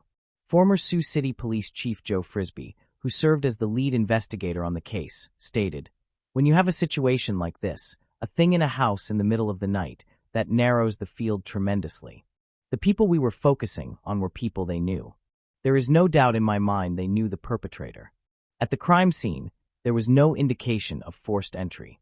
After thoroughly examining the house, investigators found nothing missing and no signs of a break-in, suggesting this was not a burglary gone wrong. Blood spatter patterns suggested that the murders had been committed at close range. The autopsies confirmed much of what detectives already suspected. The trio's time of death was estimated to be within 24 hours before their discovery, and it was believed that the shots were fired as they tried to escape the gunman. The victim's 2 dogs were also found inside the house, one locked in the bathroom. Fortunately, both animals were unharmed, but they provided no clues to what had transpired within the previous day.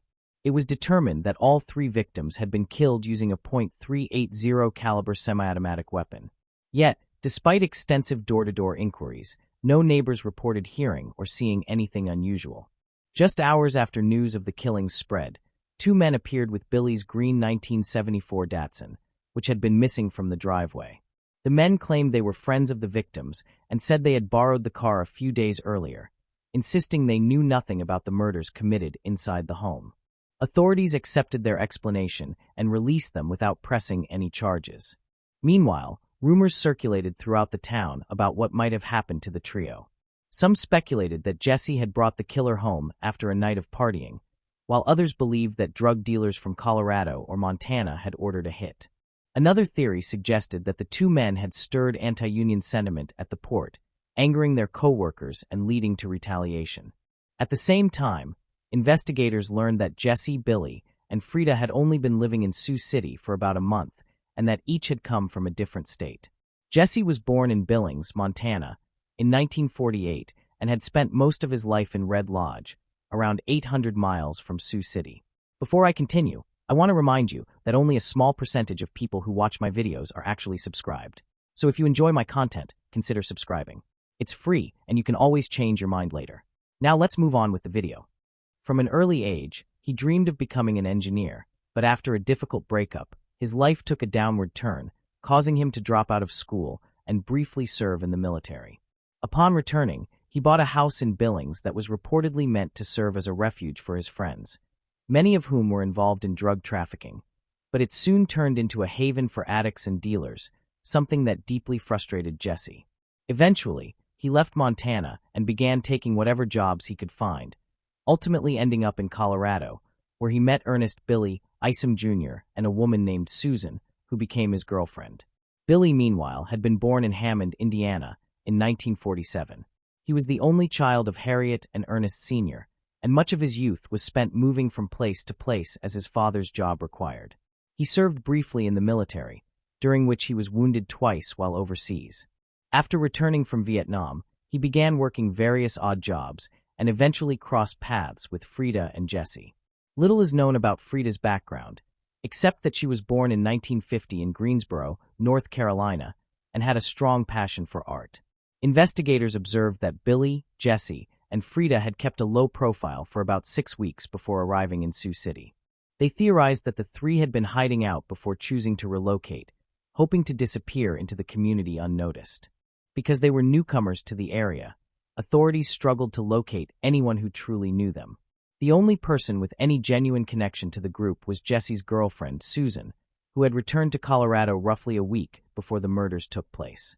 Although she was never officially treated as a suspect, several officers believed she knew more than she admitted. Officer Russell White Jr., who worked on the case, later remarked, "They found the woman, and she didn't know anything. I never believed that, and I still don't today." With few leads to pursue, detectives decided to reconstruct the trio's final movements in hopes of uncovering clues that might illuminate the case. It was determined that Jesse and Billy had been absent from work for 2 days, but had been deceased for roughly 1 day when their bodies were discovered. The reason for their absence the day prior to the shooting remained uncertain. Police reportedly received information suggesting that the men might have quit their jobs due to ongoing anti-union disputes at their workplace. Police Captain Frank O'Keefe stated that there had been a walkout in which both men had participated, which might explain why they failed to appear at work before their deaths. However, whether this was the actual cause remains unclear, as even Ernest Sr. was unsure whether the two had been sick, striking, or missing for another reason. On November 28th, the trio shared dinner with Billy's parents. 2 days later, on Saturday, November 30th, they went to a bar known as the Jet, where they socialized and had a good time. That evening, they invited friends back to their house to continue the party. Nothing seemed to go wrong that night, except that the house was reportedly left in disarray afterward. Frida and Billy had arranged to visit Harriet and Ernest Sr. again the next day, on December 1st, but they never arrived. Later that evening, a friend of the group stopped by the home and knocked on the door, but received no answer. Assuming the group was either out or occupied, the friend simply left the property.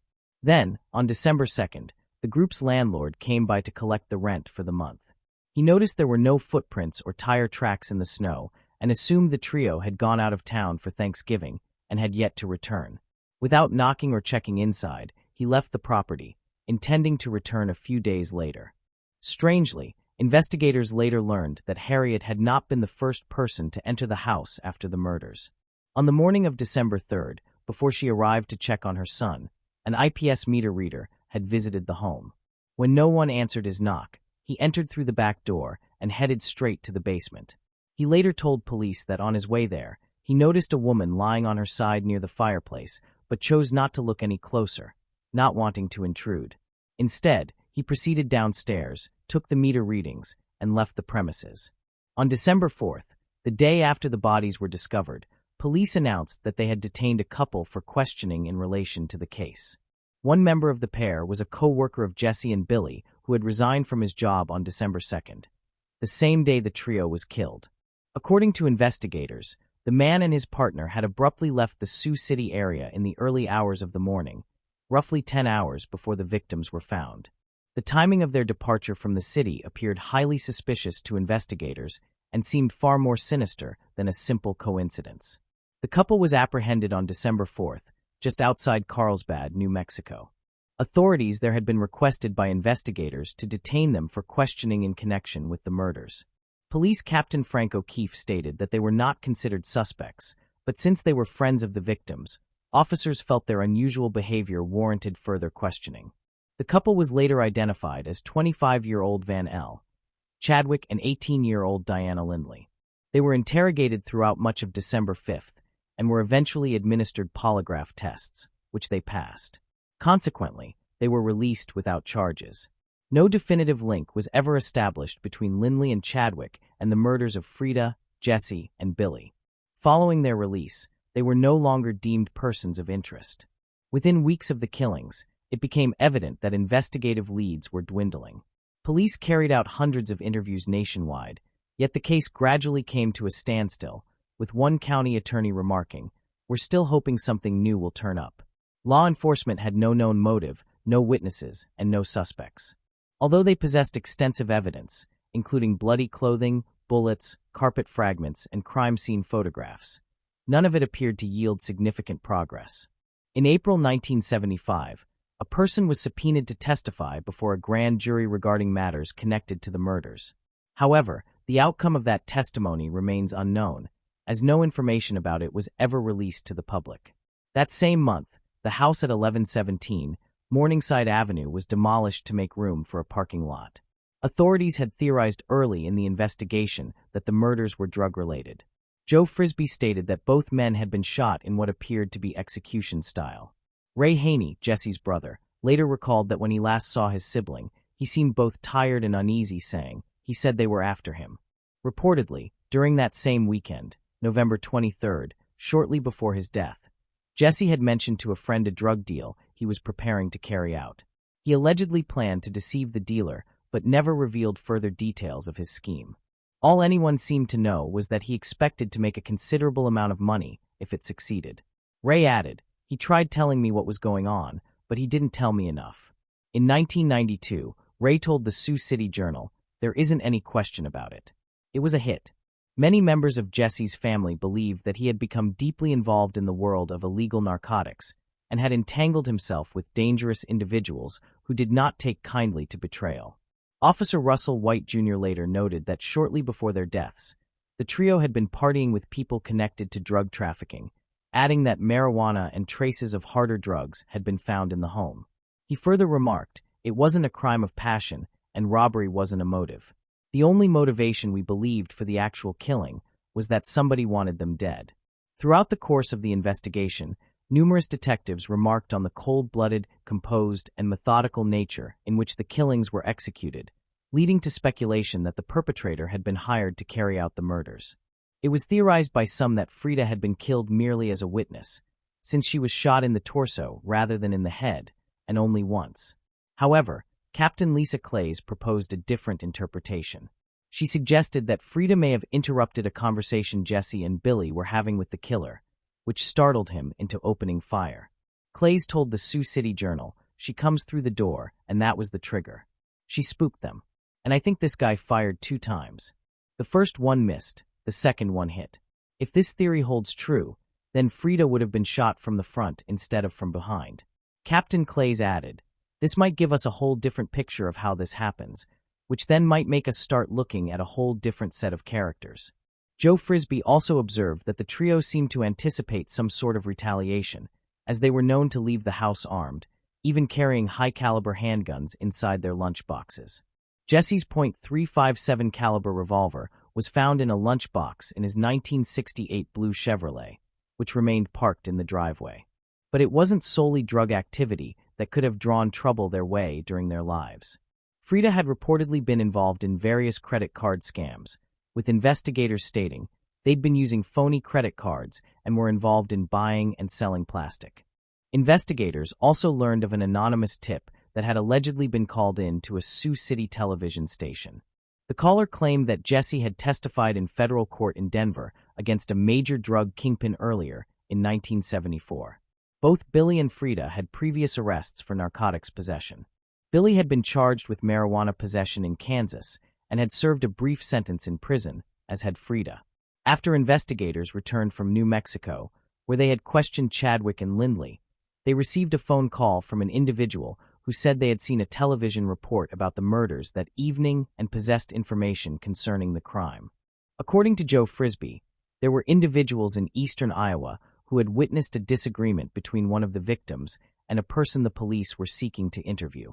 He stated there was some bad blood between them and this other group of people. The result of this lead remains unclear, but evidently, whatever information law enforcement uncovered was insufficient to bring the case to a conclusion. Although investigators continued to pursue the case for several years following the deaths of Jesse, Billy, and Frida, their families never received closure. The investigation remains officially open to this day. Some of the officers who had worked on the original 1974 case still believe it may eventually be solved. However, an article from the Sioux City Journal notes that Joe Frisbee has largely lost hope. Fortunately, the evidence collected from the case has been preserved and remains available for future investigators. Sadly, Billy's father passed away in 1987, while his mother died more recently in 2015. Likewise, both of Jesse's parents and Frida's mother are deceased. None of them lived to see justice served for their children. Captain Clays said of the case, "To the living, we owe respect. To the dead, we owe the truth." She added, "There is always hope for justice in this or any unsolved case." Moving on to the next case. Chad Dorman. On June 15, 2023, Chad Dorman returned home early from work and asked his 3 sons and wife to join him in the main bedroom to take a nap. After they all lay down on the bed, Dorman opened his gun safe and took out a rifle. He then shot Hunter twice, killing him instantly. His wife immediately tried to help Hunter while urging the other 2 boys to run. At that moment, the stepdaughter, who had been watching television, entered the bedroom and witnessed the first gunshots. She chased after Clayton, shouting for him to keep running. Dorman pursued Clayton into a nearby field, shot him in the back, and then fired a point-blank shot to his head. The suspect carried Clayton's body back to the yard of the house. The stepdaughter then went back inside, picked up Chase, and fled toward the road. Dorman followed her and pointed the rifle at her, demanding she put Chase down. He attempted to fire, but the weapon was out of ammunition.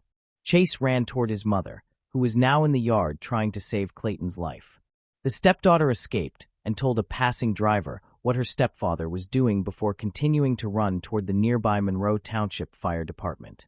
Dorman then returned inside the house, carried Hunter's body outside, and placed it in the yard. He then tried to pull Chase away from his wife, reportedly biting her during the struggle.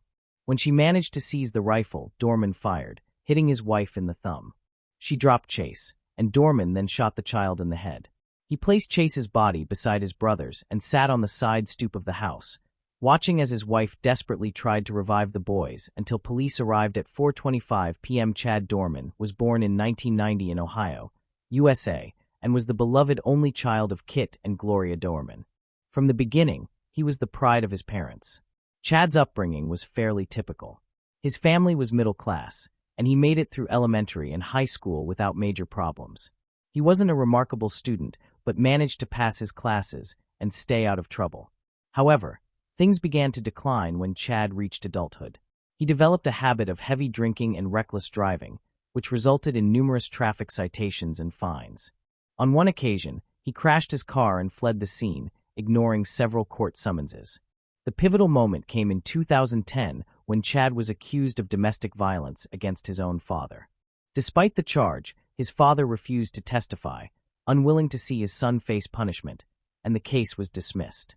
Yet history repeated itself when Chad was again accused of domestic violence, this time by a partner. As before, the case was dropped because no one was willing to support the charges, still clinging to the belief that Chad would eventually change. And change he did, at least for a time, after meeting Laura. He fell deeply in love with her, undeterred by the fact that she had a daughter, Alexis, from a previous marriage. Before long, they began their life together, moving into a residential neighborhood in Monroe, Claremont County. Their family expanded with the births of 3 sons, Clayton, Hunter, and Chase. By early 2023, Chad was 32 years old, Laura was 34, Alexis was 16, and the boys were 7, 4, and 3 years old respectively. The Doorman family settled comfortably into their quiet community. During their free time, Clayton and Hunter loved playing baseball.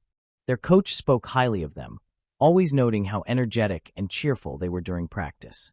He described Hunter as a natural jokester and Clayton as the more serious one, always focused on executing the plays correctly and motivating his teammates. Though both boys shared a passion for sports, their other interests differed. Clayton enjoyed building with Lego, riding his go-kart, playing with his dog, and especially looking after his younger brothers. Hunter, the more daring of the two, often played outside, splashing in the creek or jumping on the trampoline, always displaying affection toward his family. Every day, he would tell his mother and sister how much he loved them. Even though Chase was still very young, he had already shown a vivid imagination, spending much of his time pretending to be a superhero. The rest of the time, he stayed close to Laura, sharing a deep, special attachment. The community frequently remarked on how united the Doorman family seemed, impressed by their closeness and the happy moments they shared. Yet behind closed doors, the reality was far different. Neighbors often heard Chad shouting at Laura and the children, with hardly a day passing without some angry outburst. Close friends observed the situation worsening, describing Chad as a ticking time bomb. The abuse escalated until Laura began threatening to leave him.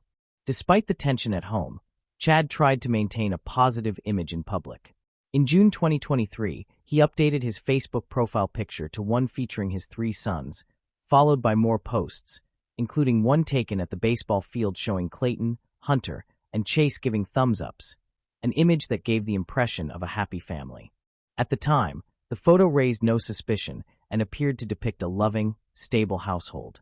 Those who knew about Chad's abusive tendencies chose not to step in, hoping the situation at home was improving. On Wednesday, the 14th of the month, the boys had a baseball game. Chad, Laura, and Chase attended to cheer them on. After the game, the head of the New Richmond Sports Association noticed Chad helping the children into their car seats, appearing caring and responsible, an image that concealed his true nature. Unbeknownst to everyone present, that would be the last time the children were seen alive. The following day, Chad returned home early from work and asked his wife and children to join him in the master bedroom for a nap. While the rest of the family lay asleep in the master bedroom, Chad's 12-year-old stepdaughter sat in the family room watching television. Once everyone had fallen asleep, Chad opened the drawer of his nightstand, revealing a small safe from which he retrieved a rifle. He woke his 3 sons and positioned them in a line, placing Hunter at the front. What happened next was an act of unimaginable horror. Doorman fired twice at Hunter, killing him instantly. Laura awoke to the sound of gunfire and screamed in terror. She ran to Hunter's side, trying to help, and shouted for her other 2 sons to run.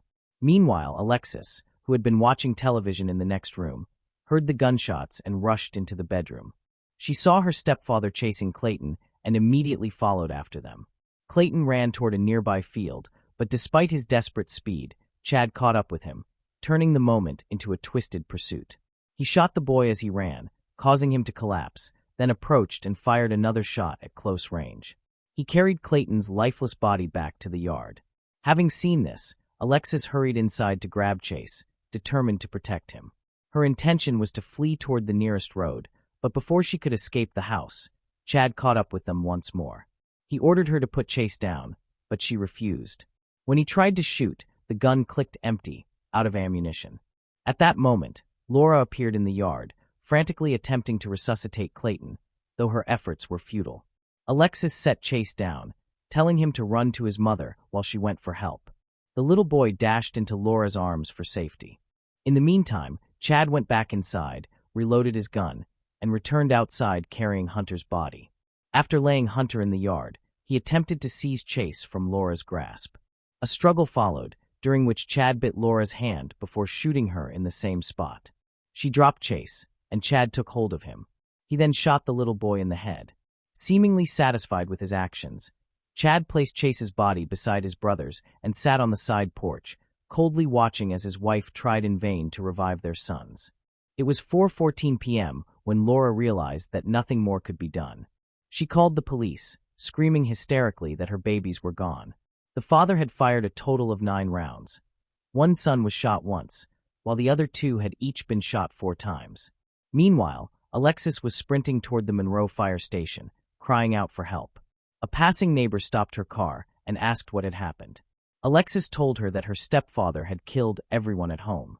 The neighbor offered her a ride, but Alexis refused, saying she could not abandon her family, and continued running toward the fire station. The neighbor parked and called the police, relaying what Alexis had said. When dispatchers asked if she could approach the house, the woman refused, afraid she might also be shot. By then, 911 operators had already received 2 calls reporting the incident and had dispatched officers to the Dorman residence. Meanwhile, several neighbors, having heard the gunfire, stepped outside into their yards to see what was happening, unaware of the horrific extent of the tragedy that had just unfolded. At 4:30 p.m., police officers arrived at the scene. They found Chad sitting calmly on the front step, rifle in hand, stating plainly that he would not resist arrest and admitting to his crimes, urging officers to take him to jail. In the tense footage from the police body cameras, viewers can see the moment law enforcement apprehended Chad Dorman. The atmosphere is thick with tension as officers cautiously approach, capturing the crucial exchange that led to his arrest. Although Chad appeared composed, the immense gravity of the situation was undeniable. As he was taken into custody, attention quickly turned to the 3 children, who were discovered lying motionless in the yard, each with gunshot wounds. Paramedics attempted CPR, but were unable to revive them. Within minutes, the heartbreaking deaths of the 3 children were officially confirmed. Focus then shifted to Laura, who had sustained a gunshot wound to her hand that, fortunately, was not life-threatening. She was transported to the University of Cincinnati Medical Center, screaming at Chad that he had ruined her life as paramedics loaded her into the ambulance. The arrest proceeded without resistance, though as Chad was about to be placed in the patrol car, he oddly cautioned officers about the family dog and ordered the pet to return inside the house. The property was sealed off with yellow police tape as investigators planned to return the following day for a detailed forensic examination. That night, Chad was charged with 3 counts of aggravated murder. When investigators returned to the residence the next morning, they found no evidence of forced entry, confirming that Chad had acted alone. During his initial statement, Chad chillingly confessed that he had been planning the attack since the previous October and claimed he had not slept for 3 days before the murders, consumed by thoughts of killing his children. On June 16th, Chad made his first court appearance, wearing a padded green vest meant to prevent self-harm and escorted by 6 deputies, reflecting concern he might become violent. During the hearing, he openly admitted to lining up his 3 children before executing them. Witness statements were presented, including one from a neighbor who saw Clayton attempting to flee from Chad. The evidence against Chad was overwhelming. His defense requested bail set at $75,000, arguing that his long-term relationship with Laura, along with his lack of stable employment and community ties, made him a minimal flight risk. However, prosecutors demanded an unprecedented $20 million bail, the highest ever proposed in Ohio, effectively ensuring Chad would remain in custody. The judge sided with the prosecution. The Claremont County Prosecutor's Office described the killings as the most horrific crime they had ever encountered, condemning Chad's betrayal of his children's innocence and their fundamental need for love, care, and protection. The prosecutor emphasized the savage nature of Chad's actions, particularly his pursuit of Clayton, and criticized the community for overlooking the warning signs of Chad's violent behavior. The hearing concluded with Chad facing 9 counts of aggravated murder, 1 for each shot fired at his children, along with 8 counts of kidnapping and 4 counts of assault. He was remanded to the Claremont County Jail as the investigation continued. On June 23rd, a grand jury formally indicted Chad on 21 counts, sparking public outrage when he entered a plea of not guilty. The Claremont County prosecutor noted that the aggravated murder charges carried the potential for the death penalty. He urged the court to deny bail entirely, arguing that no monetary amount could justify the severity of the crime. The case quickly drew intense media attention, with crowds gathering outside the courthouse demanding swift justice and calling for Chad's execution. Public opinion remained divided after the hearing. Some supported the prosecutor's push for the death penalty, while others favored life imprisonment, insisting that Chad should live to fully face the consequences of his actions. Despite differing views, one sentiment united the public: Chad deserved the harshest punishment possible. Amid the nationwide outrage, Chad's father continued to defend him, expressing both grief and disbelief during interviews. He described his son's actions as an episode of sudden madness, a claim that contradicted Chad's earlier confession of having planned the killings months in advance. Meanwhile, Laura and her family struggled to cope with the devastation. Alexis required psychological care to process the trauma, and Rachel, the children's aunt, launched a GoFundMe campaign to help cover funeral expenses. She stated that while a guilty verdict might deliver justice, it would never heal the family's pain, leaving them only with memories of the bright, joyful boys they had lost. On June 25th, the New Richmond Sports Association held a vigil at the local baseball field, selling T-shirts to raise funds for Laura's family. Community members visited the Dorman home, leaving toys, candles, and flowers in memory of the children. A funeral service took place on June 26th at the First Baptist Church. Laura asked mourners to wear bright, colorful clothing to honor her son's happy spirits. Yet, beneath the cheerful colors, the grief was unmistakable, especially among the children's friends, who struggled to comprehend the tragedy. During the service, the boys' coach delivered a heartfelt speech, recalling the irreplaceable time spent with them and the joy they brought to everyone around them. On September 22nd, a pre-trial hearing was held, setting Chad's trial for July 8, 2024, with proceedings expected to continue until August 12th of the same year. It was determined that Chad would remain in custody at the Claremont County Jail, with bail maintained at $20 million. To this day, the motive behind the murders remains unclear. Some reports suggest that Chad may have sought revenge against Laura, who was allegedly planning to leave him due to his history of violence toward her and the children. Chad, however, has not addressed these claims and continues to refuse cooperation with investigators. In February 2024, during a court session, Chad's defense attorneys requested that the judge dismiss the statements he made during police questioning, citing procedural violations and rights infringements. The judge granted the motion, ruling that Chad's confessions could not be used as evidence, as his rights had not been properly upheld following his arrest. Moving on to the next case. Jessica Camilleri. Jessica Camilleri, a woman from Sydney, Australia, decapitated her mother in a tragic incident that took place on the night of July 20, 2019. Having endured humiliation at school due to her evident cognitive delays and learning disabilities, Jessica withdrew into deep resentment. She developed aggressive tendencies whenever she felt threatened or believed she was being mistreated, which could range from something as minor as a stranger's look to her mother's refusal to provide extra food. Her paranoia gradually intensified, driven by an obsession with horror films such as the 1974 Texas Chainsaw Massacre. This movie, infamous for its extreme violence, was banned in multiple countries, including Australia and the United Kingdom. It tells the story of a group of young people in Texas being hunted by chainsaw-wielding cannibals. On that dreadful Saturday night, Jessica used 7 kitchen knives to stab her mother repeatedly in the skull, decapitate her, and then hurl her head into a neighbor's yard.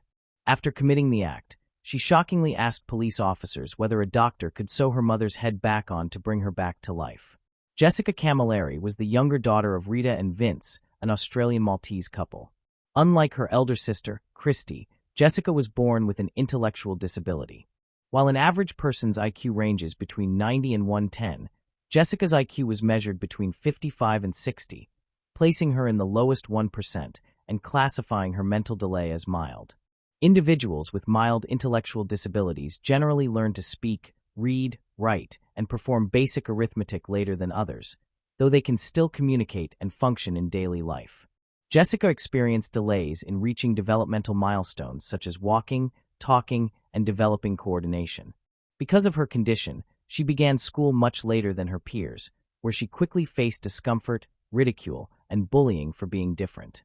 Jessica managed the resulting stress and anxiety through anger, especially directed toward females, and developed intermittent explosive disorder.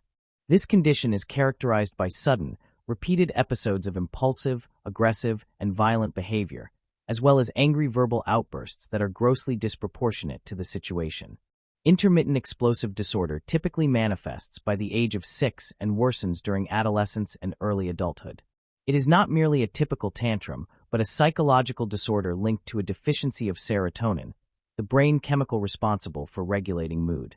In school, Jessica frequently lashed out at both students and teachers, once biting a male classmate and refusing to release him, which resulted in her indefinite suspension and permanent confinement at home under the care of her mother, Rita, who relied on a disability pension. In addition to her intellectual disability and uncontrollable episodes of rage, Jessica was also diagnosed with attention deficit hyperactivity disorder, ADHD, a chronic neurological disorder affecting millions of children worldwide and impairing their ability to regulate behavior. Furthermore, she suffered from severe bipolar disorder, depression, and anxiety. Jessica was also diagnosed with autism spectrum disorder, which affected her judgment, self-awareness, emotional understanding, and empathy toward others. Autism made even simple daily activities, such as shopping, using public transport, managing bank transactions, or holding a job, extremely difficult for Jessica. She developed peculiar obsessions, including a fixation on her 3 favorite numbers, 2, 3, and 5, which she associated with her favorite colors, yellow, green, and purple, respectively. Jessica often repeated these numbers to create random phone numbers, which she would dial compulsively in attempts to talk to strangers, typically men. On one occasion, she became fixated on a family in Bangladesh, calling their home up to 100 times a day simply because she liked the sound of their phone number. In 2018, Jessica began harassing the employees of a meat company in Daylesford, England, eventually targeting the company's owner, Matthew Layfield, and his family with threats, claiming she would decapitate them with a chainsaw. Jessica's obsession with horror films was another aspect of her unrestrained behavior. She spent countless hours rewatching violent movies such as Saw, Jeepers Creepers, and most notably her favorite, The Texas Chainsaw Massacre, 1974. A film depicting a group of young people in Texas hunted by cannibalistic killers wielding chainsaws. The film was banned in several countries, including Australia and the United Kingdom, due to its graphic violence. Whenever her mother, Rita, tried to restrict her from watching these movies, Jessica would erupt in rage. Jessica and her mother lived alone in their home in St. Clair, a suburb of Sydney, New South Wales. Her father, Vince, had divorced Rita during Jessica's teenage years, unable to cope with their daughter's ongoing behavioral issues. The strain of Jessica's uncontrollable outbursts ultimately destroyed the marriage. Despite her low self-esteem and childlike, naive demeanor, Jessica exhibited strong narcissistic tendencies. Deep down, she believed she was special and deserving of special treatment because of her mental disability, which at times made her manipulative and self-centered. Rita, however, remained steadfast in her devotion. Aware of her daughter's fragile mental state, she considered it her duty to care for and protect Jessica. She even contacted one of the individuals Jessica had harassed to personally apologize, admitting she no longer knew how to control her daughter. Although Jessica loved her family, her attachment to her mother was especially intense. Rita devoted her life to meeting Jessica's needs, choosing to keep her at home rather than placing her in a psychiatric care facility where she might have received professional treatment. Her entire existence revolved around her daughter's welfare. According to the Australian Institute of Health and Welfare, 1 in 5 Australians, about 20% of the population, or roughly 4.8 million people, reported having a mental or behavioral condition between July 2017 and June 2018. Women were more likely than men to report such conditions, and young people aged 15 to 24 had the highest proportion of mental or behavioral disorders. Mental illness is defined as a clinically diagnosable condition that affects a person's cognitive, emotional, or social functioning, encompassing a wide spectrum of disorders, including depression, anxiety, bipolar disorder, schizophrenia, and various psychotic disorders. Autism made even simple daily activities, such as shopping, using public transport, managing bank transactions, or holding a job, extremely difficult for Jessica. She developed peculiar obsessions, including a fixation on her 3 favorite numbers, 2, 3, and 5, which she associated with her favorite colors, yellow, green, and purple, respectively. Jessica often repeated these numbers to create random phone numbers, which she would dial compulsively in attempts to talk to strangers, typically men.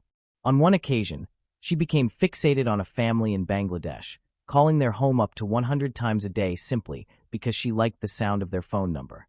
In 2018, Jessica began harassing the employees of a meat company in Daylesford, England, eventually targeting the company's owner, Matthew Layfield, and his family with threats, claiming she would decapitate them with a chainsaw. Jessica's obsession with horror films was another aspect of her unrestrained behavior. She spent countless hours rewatching violent movies such as Saw, Jeepers Creepers, and most notably her favorite, The Texas Chainsaw Massacre, 1974. A film depicting a group of young people in Texas hunted by cannibalistic killers wielding chainsaws. The film was banned in several countries, including Australia and the United Kingdom, due to its graphic violence. Whenever her mother, Rita, tried to restrict her from watching these movies, Jessica would erupt in rage. Jessica and her mother lived alone in their home in St. Clair, a suburb of Sydney, New South Wales. Her father, Vince, had divorced Rita during Jessica's teenage years, unable to cope with their daughter's ongoing behavioral issues. The strain of Jessica's uncontrollable outbursts ultimately destroyed the marriage. Despite her low self-esteem and childlike, naive demeanor, Jessica exhibited strong narcissistic tendencies. Deep down, she believed she was special and deserving of special treatment because of her mental disability, which at times made her manipulative and self-centered. Rita, however, remained steadfast in her devotion. Aware of her daughter's fragile mental state, she considered it her duty to care for and protect Jessica. She even contacted one of the individuals Jessica had harassed to personally apologize, admitting she no longer knew how to control her daughter. Although Jessica loved her family, her attachment to her mother was especially intense. Rita devoted her life to meeting Jessica's needs, choosing to keep her at home rather than placing her in a psychiatric care facility where she might have received professional treatment. Her entire existence revolved around her daughter's welfare. According to the Australian Institute of Health and Welfare, 1 in 5 Australians, about 20% of the population, or roughly 4.8 million people, reported having a mental or behavioral condition between July 2017 and June 2018. Women were more likely than men to report such conditions, and young people aged 15 to 24 had the highest proportion of mental or behavioral disorders. Mental illness is defined as a clinically diagnosable condition that affects a person's cognitive, emotional, or social functioning, encompassing a wide spectrum of disorders, including depression, anxiety, bipolar disorder, schizophrenia, and various psychotic disorders.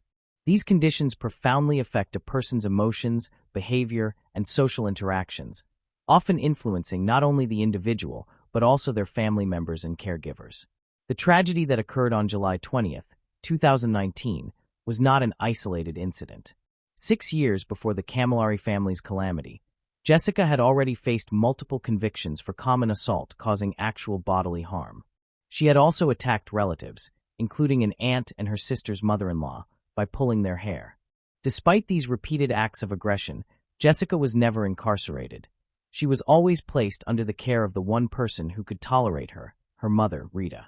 Jessica's violent tendencies extended beyond the family circle. She often lashed out at women in public places, such as streets and shopping centers, whom she believed were staring at her or making her feel embarrassed. On one occasion, she was banned from a doctor's office after becoming paranoid and physically aggressive toward another patient in the waiting room. In early 2018, while accompanying Rita to the hospital, Jessica assaulted a nurse. Following the incident, she was admitted to a mental health unit for 9 days due to a severe mood disorder episode. Doctors treated her with lithium for a suspected bipolar disorder, along with antipsychotic medications.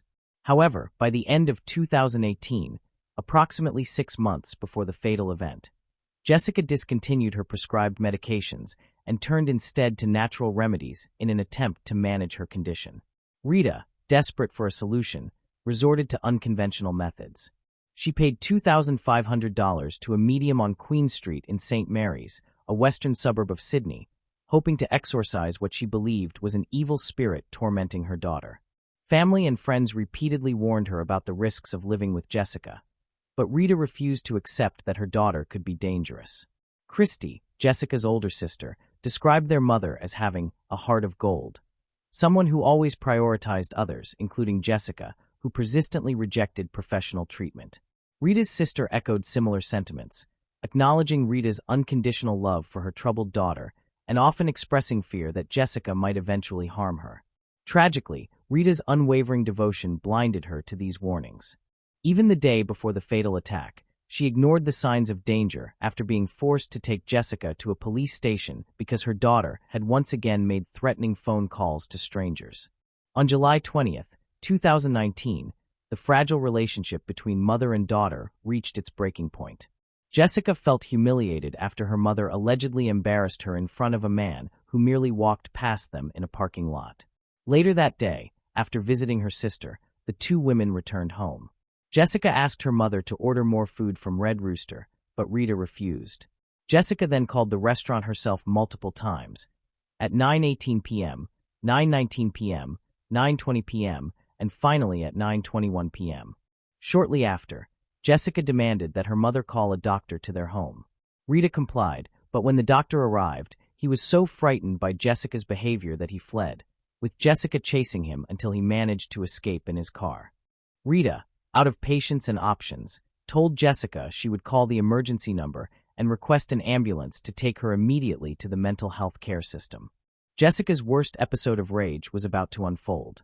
That night of July 20th, 2019, 57-year-old Rita was dragged by her hair to the kitchen of her own home by Jessica. Using 7 meat cleavers, 4 of which broke, Jessica stabbed her mother over 100 times in the head and neck. This act of mutilation was driven by more than uncontrollable anger. It reflected Jessica's macabre curiosity, influenced by her obsession with the horror films she watched daily. The forensic pathologist's autopsy revealed that Rita had suffered monumental injuries to her head and neck and died from multiple stab wounds with decapitation at the second vertebra in her upper neck. Rita's body also had over 90 defensive wounds, indicating she was conscious for a significant part of the attack. Experiencing extreme physical pain and emotional terror from what her daughter, whom she had devotedly cared for, was doing. During this gruesome scene, Jessica's nephew, the 4-year-old son of her older sister, Christy, was present. He had been under Rita's care for a few days due to Jessica's seeming improvement. The boy witnessed Jessica stabbing his grandmother multiple times and decapitating her. When he tried to intervene, Jessica, whom he called the little bastard, slightly injured him in the head. The young boy started vomiting upon witnessing the horrific scene. After killing her mother, Jessica called the emergency number from Rita's cell phone and confessed to murdering her mother, claiming self-defense, alleging that Rita had attacked her first. Jessica felt she had to act fast and began repeatedly stabbing her mother. After decapitating and stabbing her mother over 100 times, Jessica dumped the head in a nearby neighbor's front yard. When the police arrived at the house in St. Clair, Sydney, New South Wales, Jessica was outside, her clothes stained with Rita's blood, holding a water bottle. She showed no remorse for her actions, only worrying about what would happen to her next. Jessica asked the police officers and later the detectives at the crime scene if it was possible to bring someone back to life who had been decapitated, believing in the possibility of medical miracles that could reattach her mother's head. A police officer responded that this idea was rather unrealistic. Yet Jessica insisted, thinking that doctors could perform miraculous surgeries and reattach her mother's head. She also inquired if she would face any consequences, like the death penalty for killing her mother. When told that Australia does not have capital punishment, Jessica felt relieved. She also confessed to the police that the idea of decapitating her mother came from the horror movies she watched compulsively. This chilling conversation was recorded on the body camera of a police officer when he arrived at the scene at 11:43 p.m. on July 20th, 2019. First responders described the scene as one of the most horrific they had ever encountered.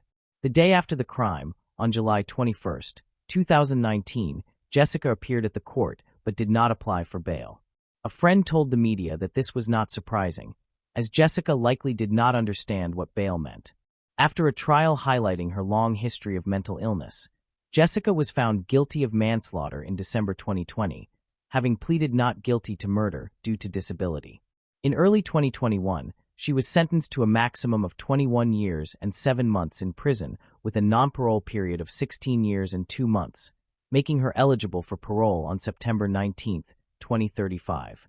The prosecutor told the court that Rita's gruesome murder was the peak of a lifetime of escalating violence from Jessica, progressing from hair pulling to a deadly explosive attack. He also argued that Jessica was assessed as a moderate to high risk of reoffending and remained a continuous danger to the community. Christy, Jessica's older sister, stated that Jessica had killed and butchered their mother, and that she could never forgive her for her actions.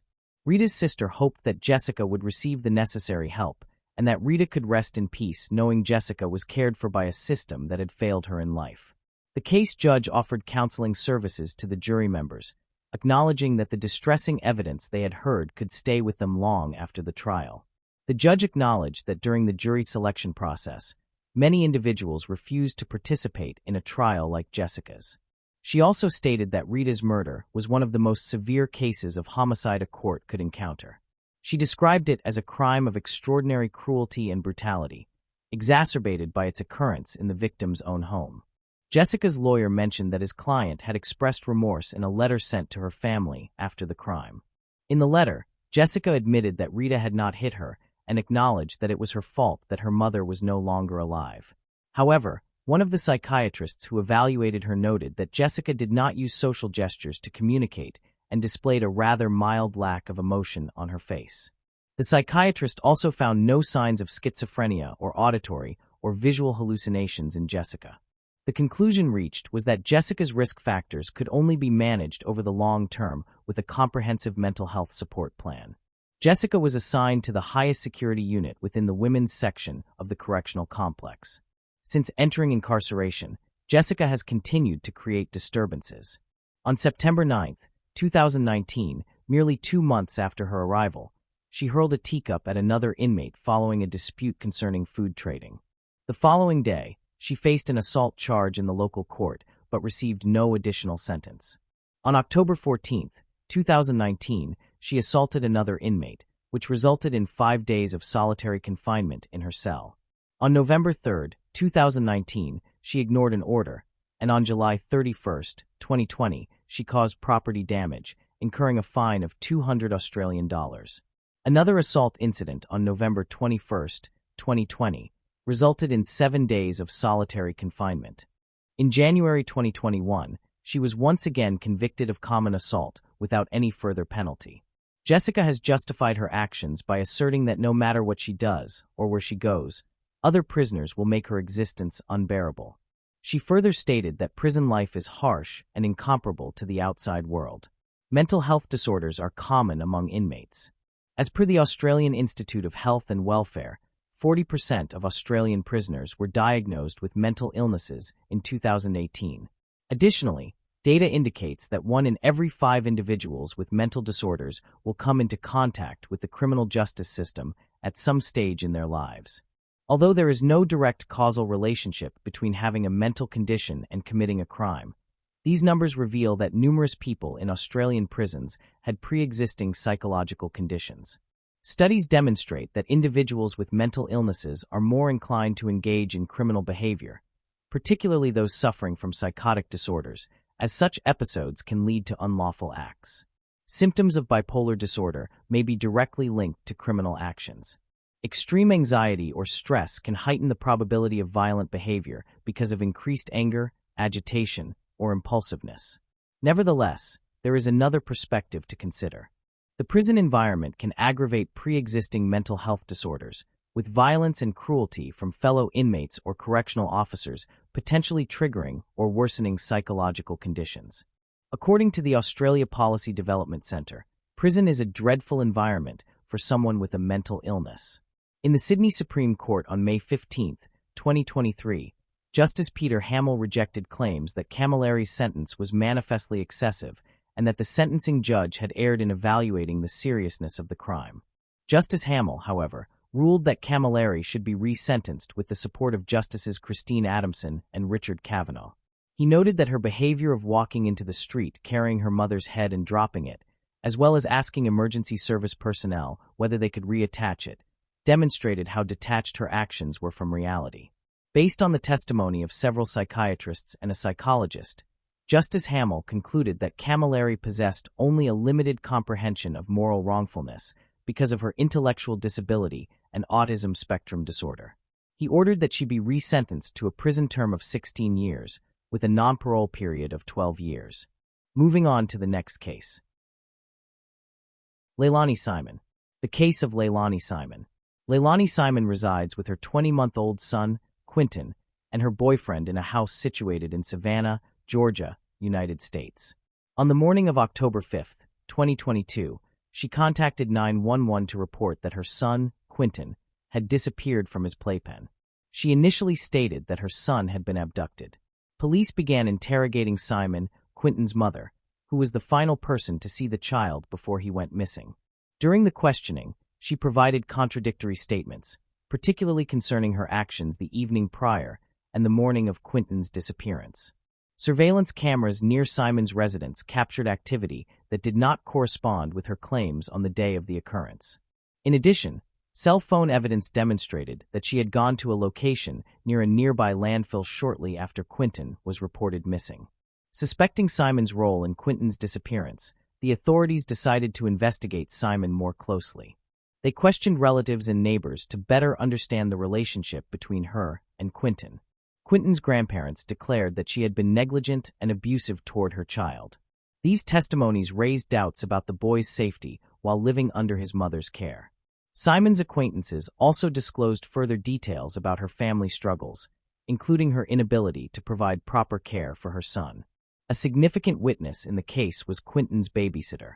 She declared that Simon repeatedly failed to devote enough care or attention to the boy.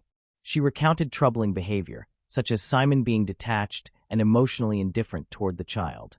The babysitter also described observing Simon push the boy into the pool and neglect to assist him when he was hurt.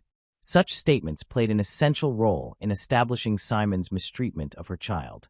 While the search for Quentin persisted, Simon was discovered drinking in a bar with her mother, Billie Jo Howell.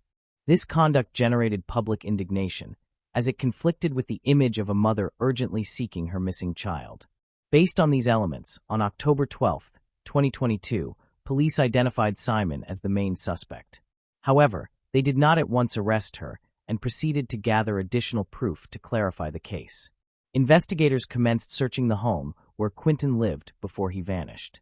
They uncovered no evidence of forced entry or violence, which excluded the possibility that the child had been kidnapped by a stranger. They subsequently located traces of organic substances and a peculiar odor inside the household's garbage, which directed them to broaden the search to a landfill nearby. After many days of examining the surrounding landfill areas, they still failed to discover any trace of the child. Investigators identified a new lead in the case when they obtained data from surveillance cameras near Simon's residence.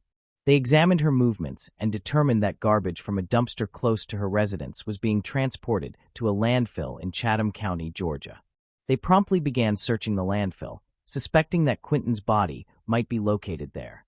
Around 40 officials from different agencies, including the FBI and local police, together with forensic specialists and technicians, participated in the search. They combed through the landfill for more than a month, but the task was challenging because of the immense volume of garbage and the compressed condition of the waste, which made locating the body extremely complex. Quentin's remains had been in the landfill for an extended period, creating a serious risk of decomposition and difficulties in detecting evidence. This created immense pressure, forcing the search team to proceed swiftly. After more than a month of searching, on November 18, 2022, the search team located human remains at the landfill. The remains were transported to the FBI laboratory in Quantico, Virginia, for examination. There, scientists confirmed that they belonged to Quentin. Soon afterward, on November 21, 2022, Simon was taken into custody in Chatham County, Georgia. The arrest followed a comprehensive investigation and occurred once authorities had compiled sufficient evidence against her. She was subsequently indicted by a grand jury in Chatham County, Georgia, on December 14, 2022. She faces 19 counts, including malice murder, 2 counts of aggravated murder, concealment of another individual's death, and several counts of giving false statements. These charges are directly connected to the killing of her son, Quentin. Based on the investigation, Simon became enraged and struck her son Quentin to death. This act may have been linked to her drug consumption. She then concealed the body in a trash container and fabricated a story regarding the child's disappearance in order to mislead authorities. A preliminary hearing took place on October 9, 2024, with numerous witnesses testifying.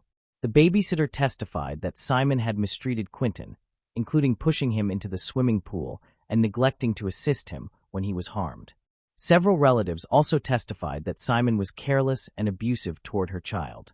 The evidence, including the babysitter's testimony and the recovery of Quentin's body in the dumpster, supported the prosecution's assertion that Simon murdered her son.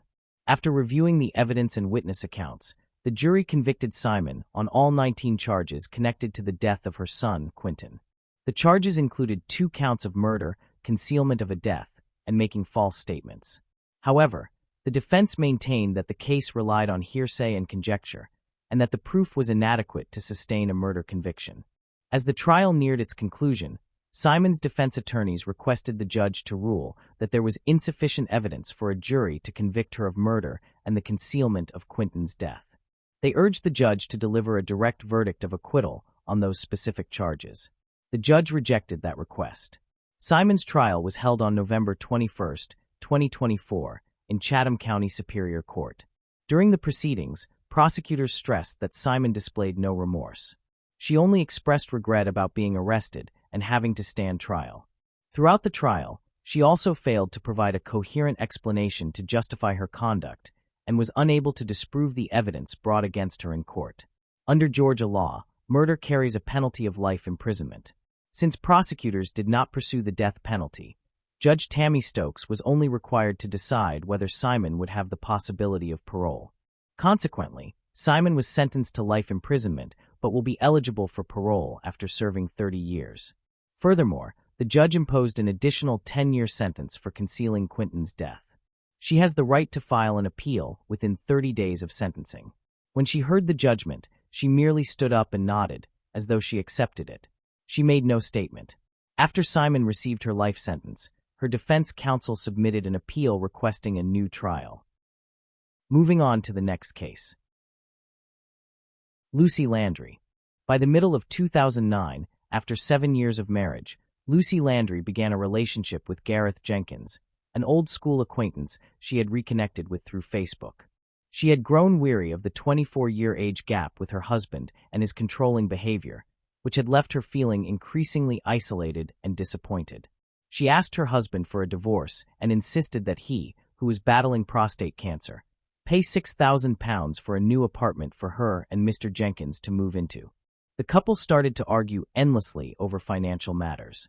On February 1st, in front of a neighbor, Lucy mocked her husband about nude photos he had taken of himself 3 months earlier, which she had discovered on his computer, calling him a pervert and ridiculing him by saying he should be listed on the sex offenders register.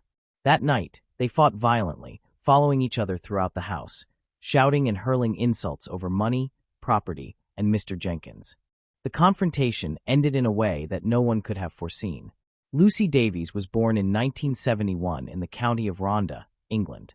She was the daughter of Roger and Andrea Davies, who were also the proud parents of another daughter named Anna. The family lived in a small community, primarily made up of social housing. There, amid the stunning mountain backdrop, Lucy experienced a particularly joyful childhood. Since she and her younger sister shared similar interests, they were always extremely close. Her parents often emphasized Lucy's infectious happiness as one of her defining traits. During her years in primary school, Lucy was recognized for her cheerful and sociable personality, which instantly made her well-liked by both teachers and classmates. Alongside her pleasant demeanor, she was also admired for her striking beauty, which made her one of the most popular and respected students in the school. When it came to activities beyond academics, both she and Anna shared a love for ponies. Aware of this, their father delighted them by enrolling both sisters in the local riding club. This sporting pursuit taught them discipline and highlighted their skill. As a result, they earned the privilege of competing and representing the club in numerous events and competitions. Therefore, by the beginning of secondary school, Lucy excelled as an outstanding equestrian. However, her energy and enthusiasm extended far beyond the riding arena, as the versatile young woman began taking lessons in both the flute and piano, devoting long hours of practice to perfect her ability in both instruments. Her dedication soon produced results, and within a year, she had achieved an extensive and precise understanding of classical music. Because of this, she was accepted into a youth orchestra and also joined her school's choir group. As is common during adolescence, a budding romantic interest emerged in her life, and Lucy developed a close relationship with Gareth Jenkins.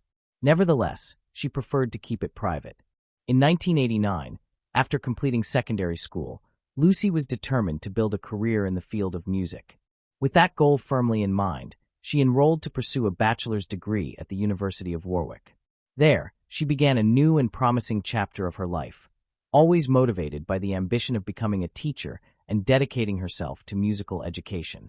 However, things did not unfold as she had anticipated. Although her enthusiasm for music remained intact, she found herself dissatisfied with the structure and focus of the degree program.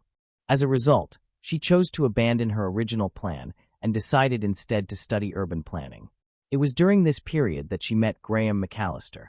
The two quickly discovered that they shared a remarkably similar perspective on life. Beyond their mutual love of art and shared passions, a defining element in their connection was their extravagant sense of humor, which perfectly complemented one another. Their relationship developed effortlessly, and as they began to envision their future together, Lucy decided to introduce Graham to her parents.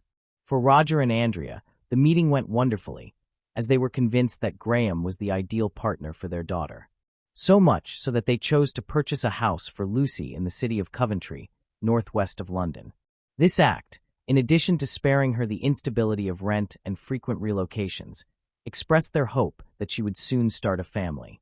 Shortly after settling in, she invited her boyfriend to move into the new home with her. As they continued their studies, in 1995 the young couple welcomed their first child, a son they named James. Lucy decided that it would be best to take a break from university to care for him. Meanwhile, Graham continued his academic pursuits and, in order to contribute to the household finances, took a night shift job at the city's postal sorting office. Over time, this arrangement began to wear on Lucy, as she found herself alone at home, devoted entirely to childcare, and spending long hours apart from her partner. A growing sense of boredom gradually set in. Seeking some form of relief, she turned to exploring internet chat rooms for entertainment. Within that digital space, she sought to connect with new people. One evening, while Lucy was engaged in animated conversations across several chat rooms, she came into contact with Harold Landry. At 53 years old and of American descent, Harold came from a modest and financially troubled family in Louisiana. Nonetheless, he realized early in life that, as one among a dozen siblings, he would have to earn every success through his own determination and effort. Thus, from a young age, he committed himself to hard work as a means to escape poverty. His opportunity eventually arose when he recognized that in the oil industry, the real profit did not lie in owning an oil well, but rather in providing the necessary infrastructure to those who did. Consequently, he established his own company, dedicated exclusively to the design and production of hydraulic equipment for major oil corporations in the southern United States. As he had foreseen, the enterprise enabled him to accumulate significant wealth, ultimately reaching billionaire status. By that point, he divided his time between his eccentric pastimes and a luxurious property located on the island of Cozumel in Mexico. On a personal front, he had been married and divorced twice. From these marriages, he had children whose precise number and identities were never made public. What was known, however, was that Harold ensured they wanted for nothing. A particularly notable event occurred in 1992 when, being single once again, he became involved with a married woman 20 years younger than himself. Neither her husband nor her family proved to be an obstacle for Harold, who focused his entire charm and persuasive energy on winning her affection, and ultimately succeeded. On February 6, 1994, Harold picked her up to take her on a drive around New Orleans. For the evening, they arranged for a babysitter to care for the woman's children. When the outing came to an end, Harold accompanied his lover back to her home and then offered to give the babysitter a ride to her residence. No one seemed worried about the possibility that the husband might learn of the affair and react out of anger and betrayal. In fact, that was precisely what occurred. Outside the house, the deceived husband was secretly observing his wife's every movement.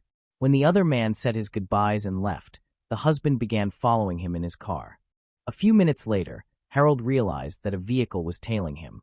Then, almost instinctively, he opened the glove compartment and drew the gun he usually kept inside. When both cars stopped at a red light, the situation escalated uncontrollably, as the babysitter would later recount. Harold pointed a revolver at the enraged husband and fired. The bullet struck his neck, severing an artery and damaging a nerve connected to one of his vocal cords. The husband, named Chris Price, collapsed onto the pavement, bleeding from the wound in his neck. Fortunately, there was a hospital directly across the street, which allowed him to receive immediate medical attention, and doctors were able to save his life. As for Harold, he was apprehended and charged with attempted murder. His trial took place in 1997. During his opening remarks, the defense attorney told the jury that Chris had merely been the unfortunate victim of a tragic and sordid affair. Regarding his client, he argued that Harold had acted out of fear and in self-defense. The defense's shrewd strategy persuaded the jury, composed of 4 men and 8 women, to convict Harold of the lesser offense of aggravated assault. Consequently, he was sentenced to 5 years in prison. After filing an appeal, Harold was granted probation. In return, he was required to pay a $500 fine and complete a number of community service hours. Although he had hoped for full acquittal, he expressed gratitude to Pat for his diligent efforts. From that point on, they became close friends. Shortly afterward, Harold and Chris reached an undisclosed financial settlement. By the time Harold began communicating with Lucy, he was living in Covington and still possessed enough wealth that working was unnecessary. He was also completely transparent about his line of work and every aspect of his past life, including his romantic relationships and legal experiences. Yet, all these details only deepened Lucy's fascination with him. What followed was a captivating online romance, during which Harold enticed her with promises of an irresistibly luxurious lifestyle. His persistence and charm ultimately paid off when Lucy asked Graham to end their relationship. Thus, Harold found the path clear, without a rival who could cause the kind of problems Chris once had. With everything working in his favor in the early 2000s, Harold traveled to England to meet her in person, and Lucy used the occasion to introduce him to her parents as her new partner. Although Roger and Andrea were taken aback by the considerable age gap, they respected their daughter's choices and raised no objections to the relationship. Feeling deeply fulfilled and lucky to share his life with her, Harold spared no effort to delight her, whether through lavish presents or anything else that captured her fancy. In fact, by that time, he was so enamored that he had already begun planning to propose. However, he wanted the proposal to be extraordinary, set in the perfect place. To bring this plan to life, he took Lucy, her son James, and even Graham on a trip together. The chosen destination was Mexico, which had long been Harold's favorite country in the world. Furthermore, his old friend Pat, who had defended him during his previous trial, owned an apartment near Harold's residence there, adding to the atmosphere of familiarity and ease. Early in the trip, Harold purchased a diamond ring and excitedly shared the news with Pat. Nevertheless, his friend harbored quiet doubts about Harold's soon-to-be fiancée. Over the following days, Pat found it peculiar that Lucy spent a significant amount of time in the company of Graham. Harold, seemingly oblivious to this, went ahead with his plan and proposed. Lucy joyfully accepted. By mid-2003, the couple celebrated their marriage. Shortly thereafter, Harold surprised her by purchasing a $1 million property located in an exclusive area of Worcestershire. In this tranquil countryside setting, their marriage began in prosperity and harmony, further enhanced by the presence of wonderful neighbors like Rachel Clark and Stephen Kennedy, with whom Harold and Lucy developed a warm friendship. Before long, the newlyweds welcomed their first daughter, whom they named Harriet. The arrival of the baby brought immense happiness to both Lucy and Harold, and from that moment onward, he devoted himself entirely to the little girl with unwavering love and dedication. Equally affectionate was his bond with James, whom he treated as if he were his own son. Yet, the relentless passage of time gradually began to wear away their initial happiness. Gradually, the demands made towards Lucy increased, and her moodiness became directly proportional to her husband's demands. As he saw it, his wife was to constantly adjust to his preferences and adopt a submissive role to his requests. She, on the other hand, had different expectations, so tensions quickly became apparent. As a conclusion, Lucy was direct and unafraid to express her thoughts. And in this dynamic, her husband was not willing to yield. With both having volatile personalities, their arguments often culminated in explosive breakups, followed by reconciliation once the storm had passed. Thus, moments that had once been pleasurable, like the children's vacations, became increasingly marred by fights. Meanwhile, James witnessed the disintegration of his mother and stepfather's relationship. To their neighbors' dismay, The disputes that stretched on for hours became a sort of regular soundtrack. By that time, Rachel and Stephen were aware that the couple had a tendency to abuse alcohol, knowing well that this was the fuel that ignited their shouting and complaints. When Lucy and Harold unleashed all their anger, leading to prolonged periods of not speaking to each other, their neighbors felt peace return. In mid-2009, thanks to social media, Lucy reconnected with Gareth. Having had no contact since their platonic love in secondary school, they caught up and chatted for hours with necessary interruptions due to both of their commitments. After Harold went to sleep, his wife stayed in front of the screen. Soon it became evident to him that, feeling unhappy, his wife had resorted to the same escape route through which she had found him, and he had no doubt she was looking for a replacement. However, far from confronting her, he considered giving her some space and traveled to Mexico, where he stayed for a while. Meanwhile, Lucy took the opportunity to invite Gareth to stay with her. In the autumn of 2009, her husband returned to England, thinking this time would resolve their marriage. But as soon as he stepped into the house, Lucy asked him for a divorce. Initially, he felt devastated. Then after a few weeks, Harold began a relationship. He met this new woman online. She lived in the vicinity and went by the name of Rachel. Parallel to each of their new romances, the divorce negotiations were underway. And as often happens, new conflicts emerged. Especially concerning the house, Lucy expected to keep it to ensure a roof over her children's heads. For Harold, on the other hand, this matter was non-negotiable. His solution was to offer her money to buy herself a more modest apartment on her own. At the same time, he completely removed her from his will. When Lucy discovered the decisions made by her still husband, she became furious.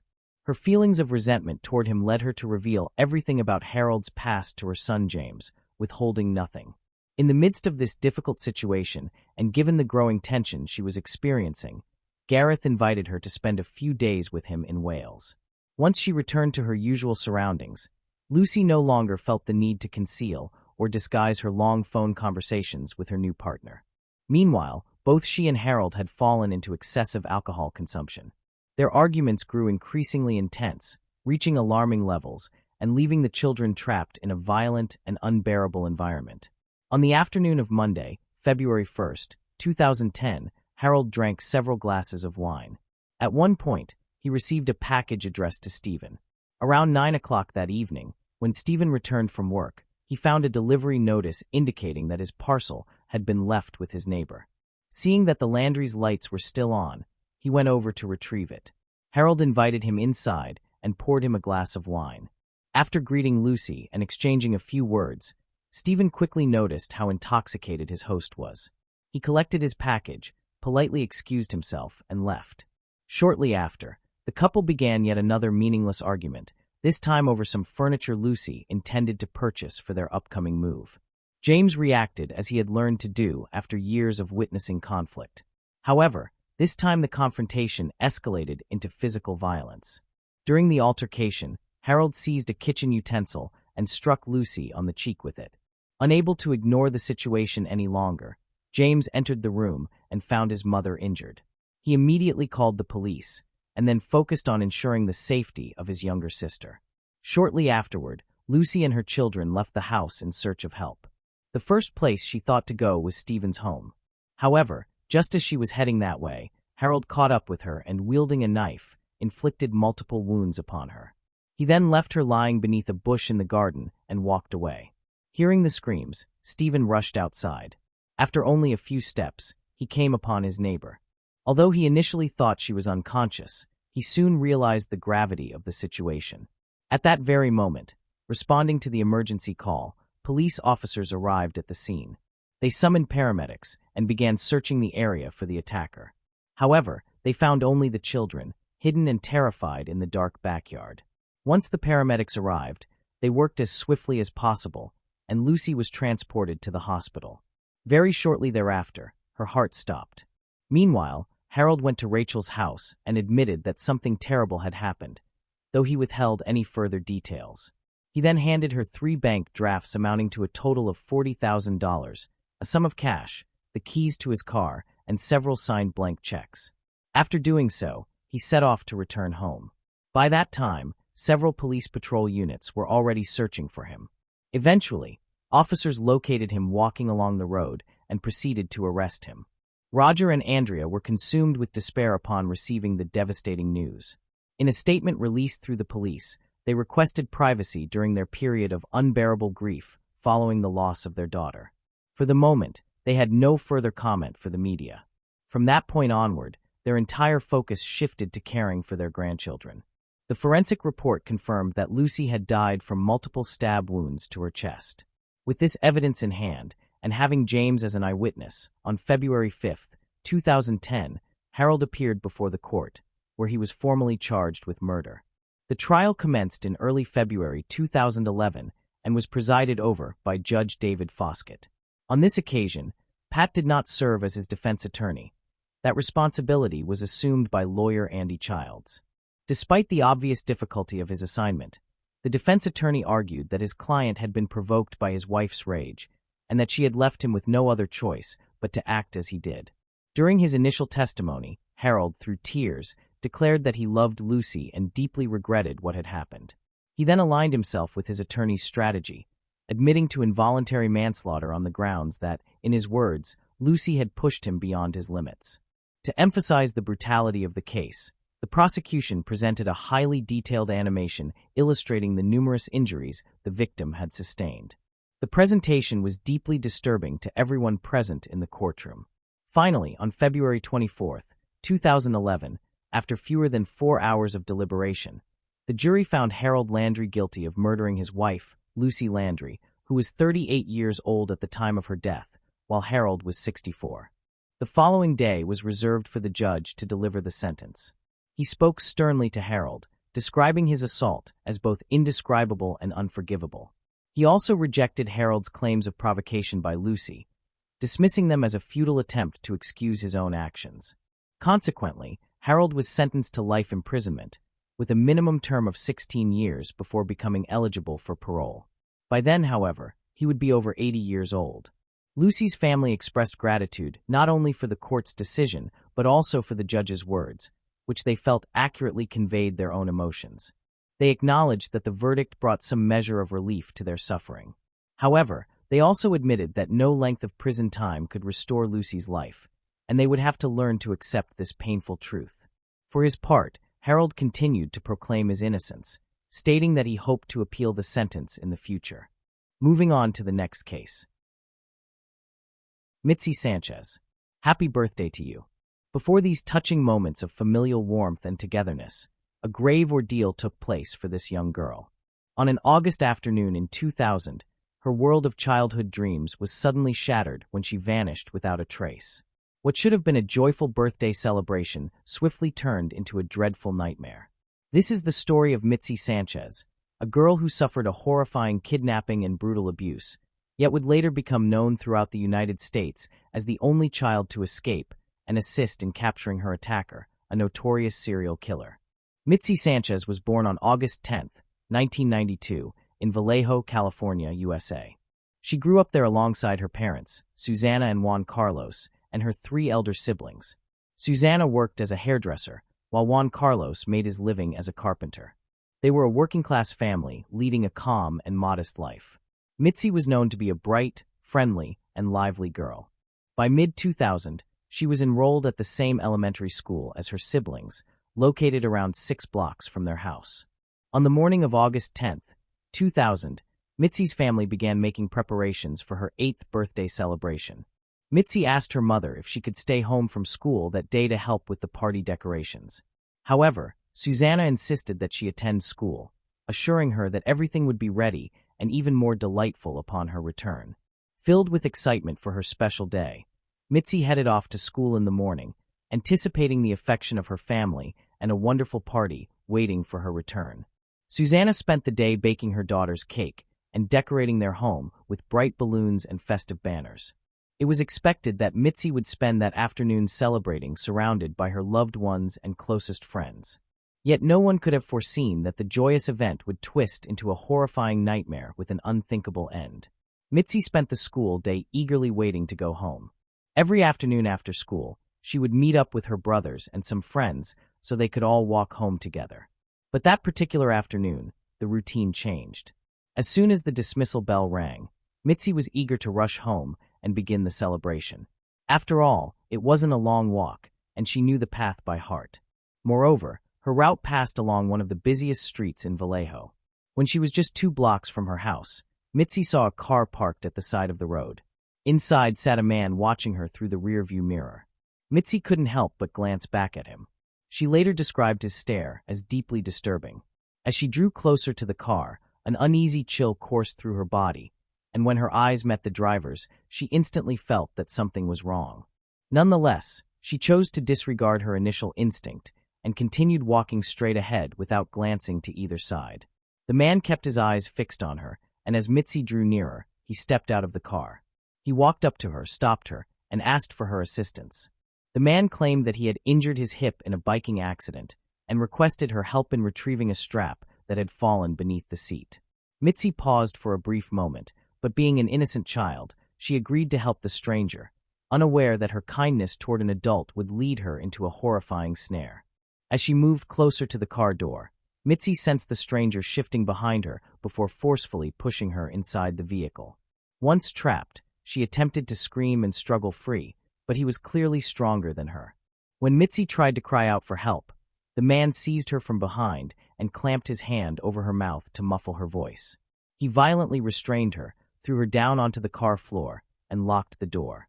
Mitzi tried to escape, but the handle would not open from the inside. He threw me into the car and said, "If you try to get out or run, I'm going to shoot you. I have a gun in my truck." I was terrified.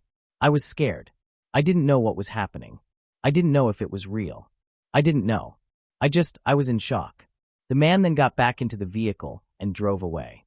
Despite her desperate screams, no one heard her.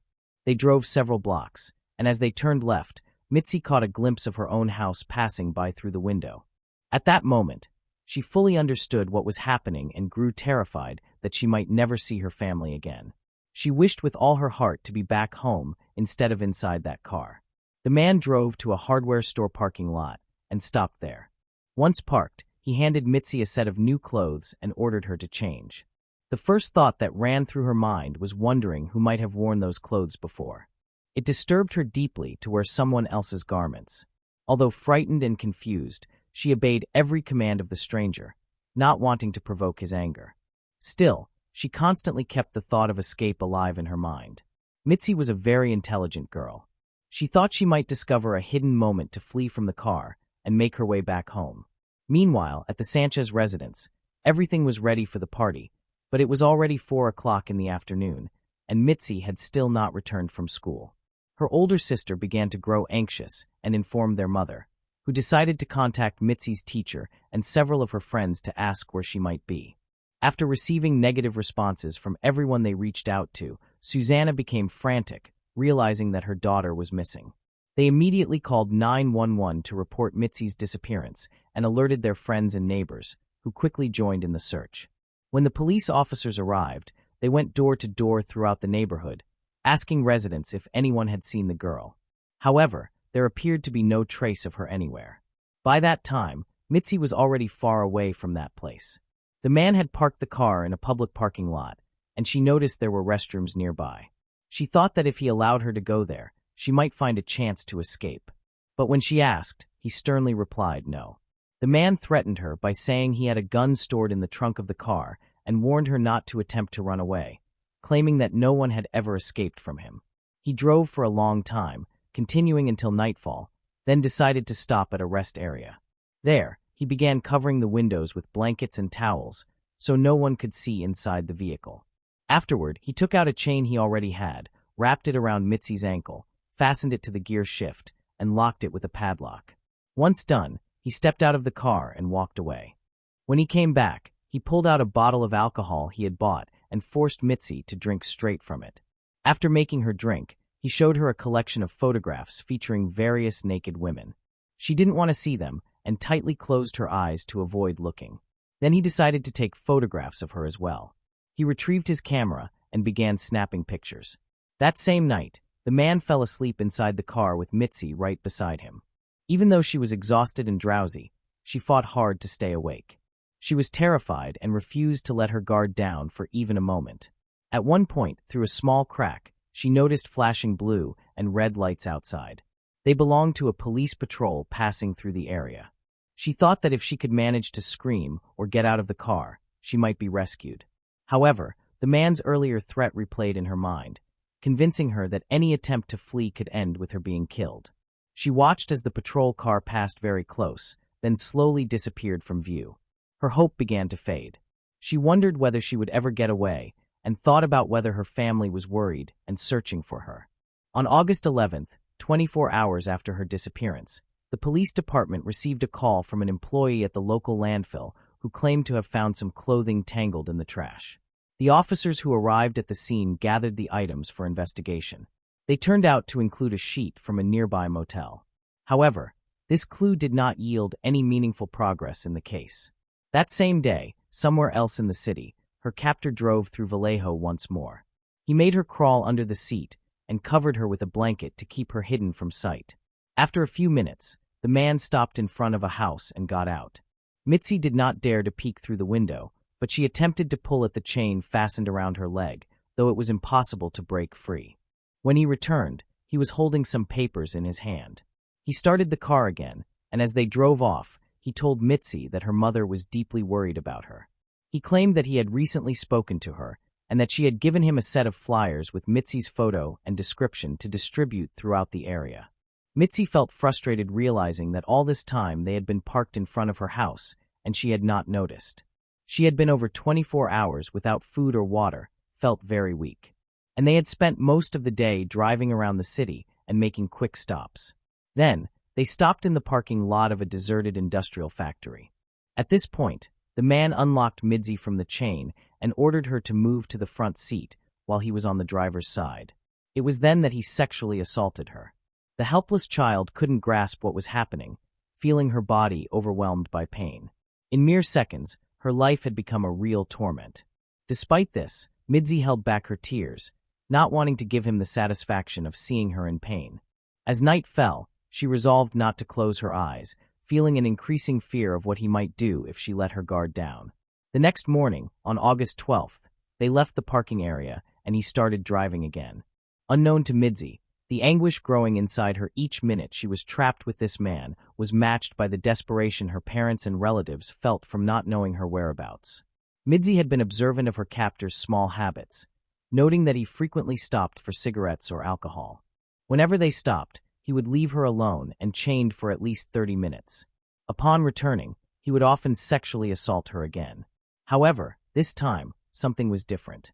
The man parked the car to get his cigarettes, and as he always did during these stops, he left her locked and chained inside.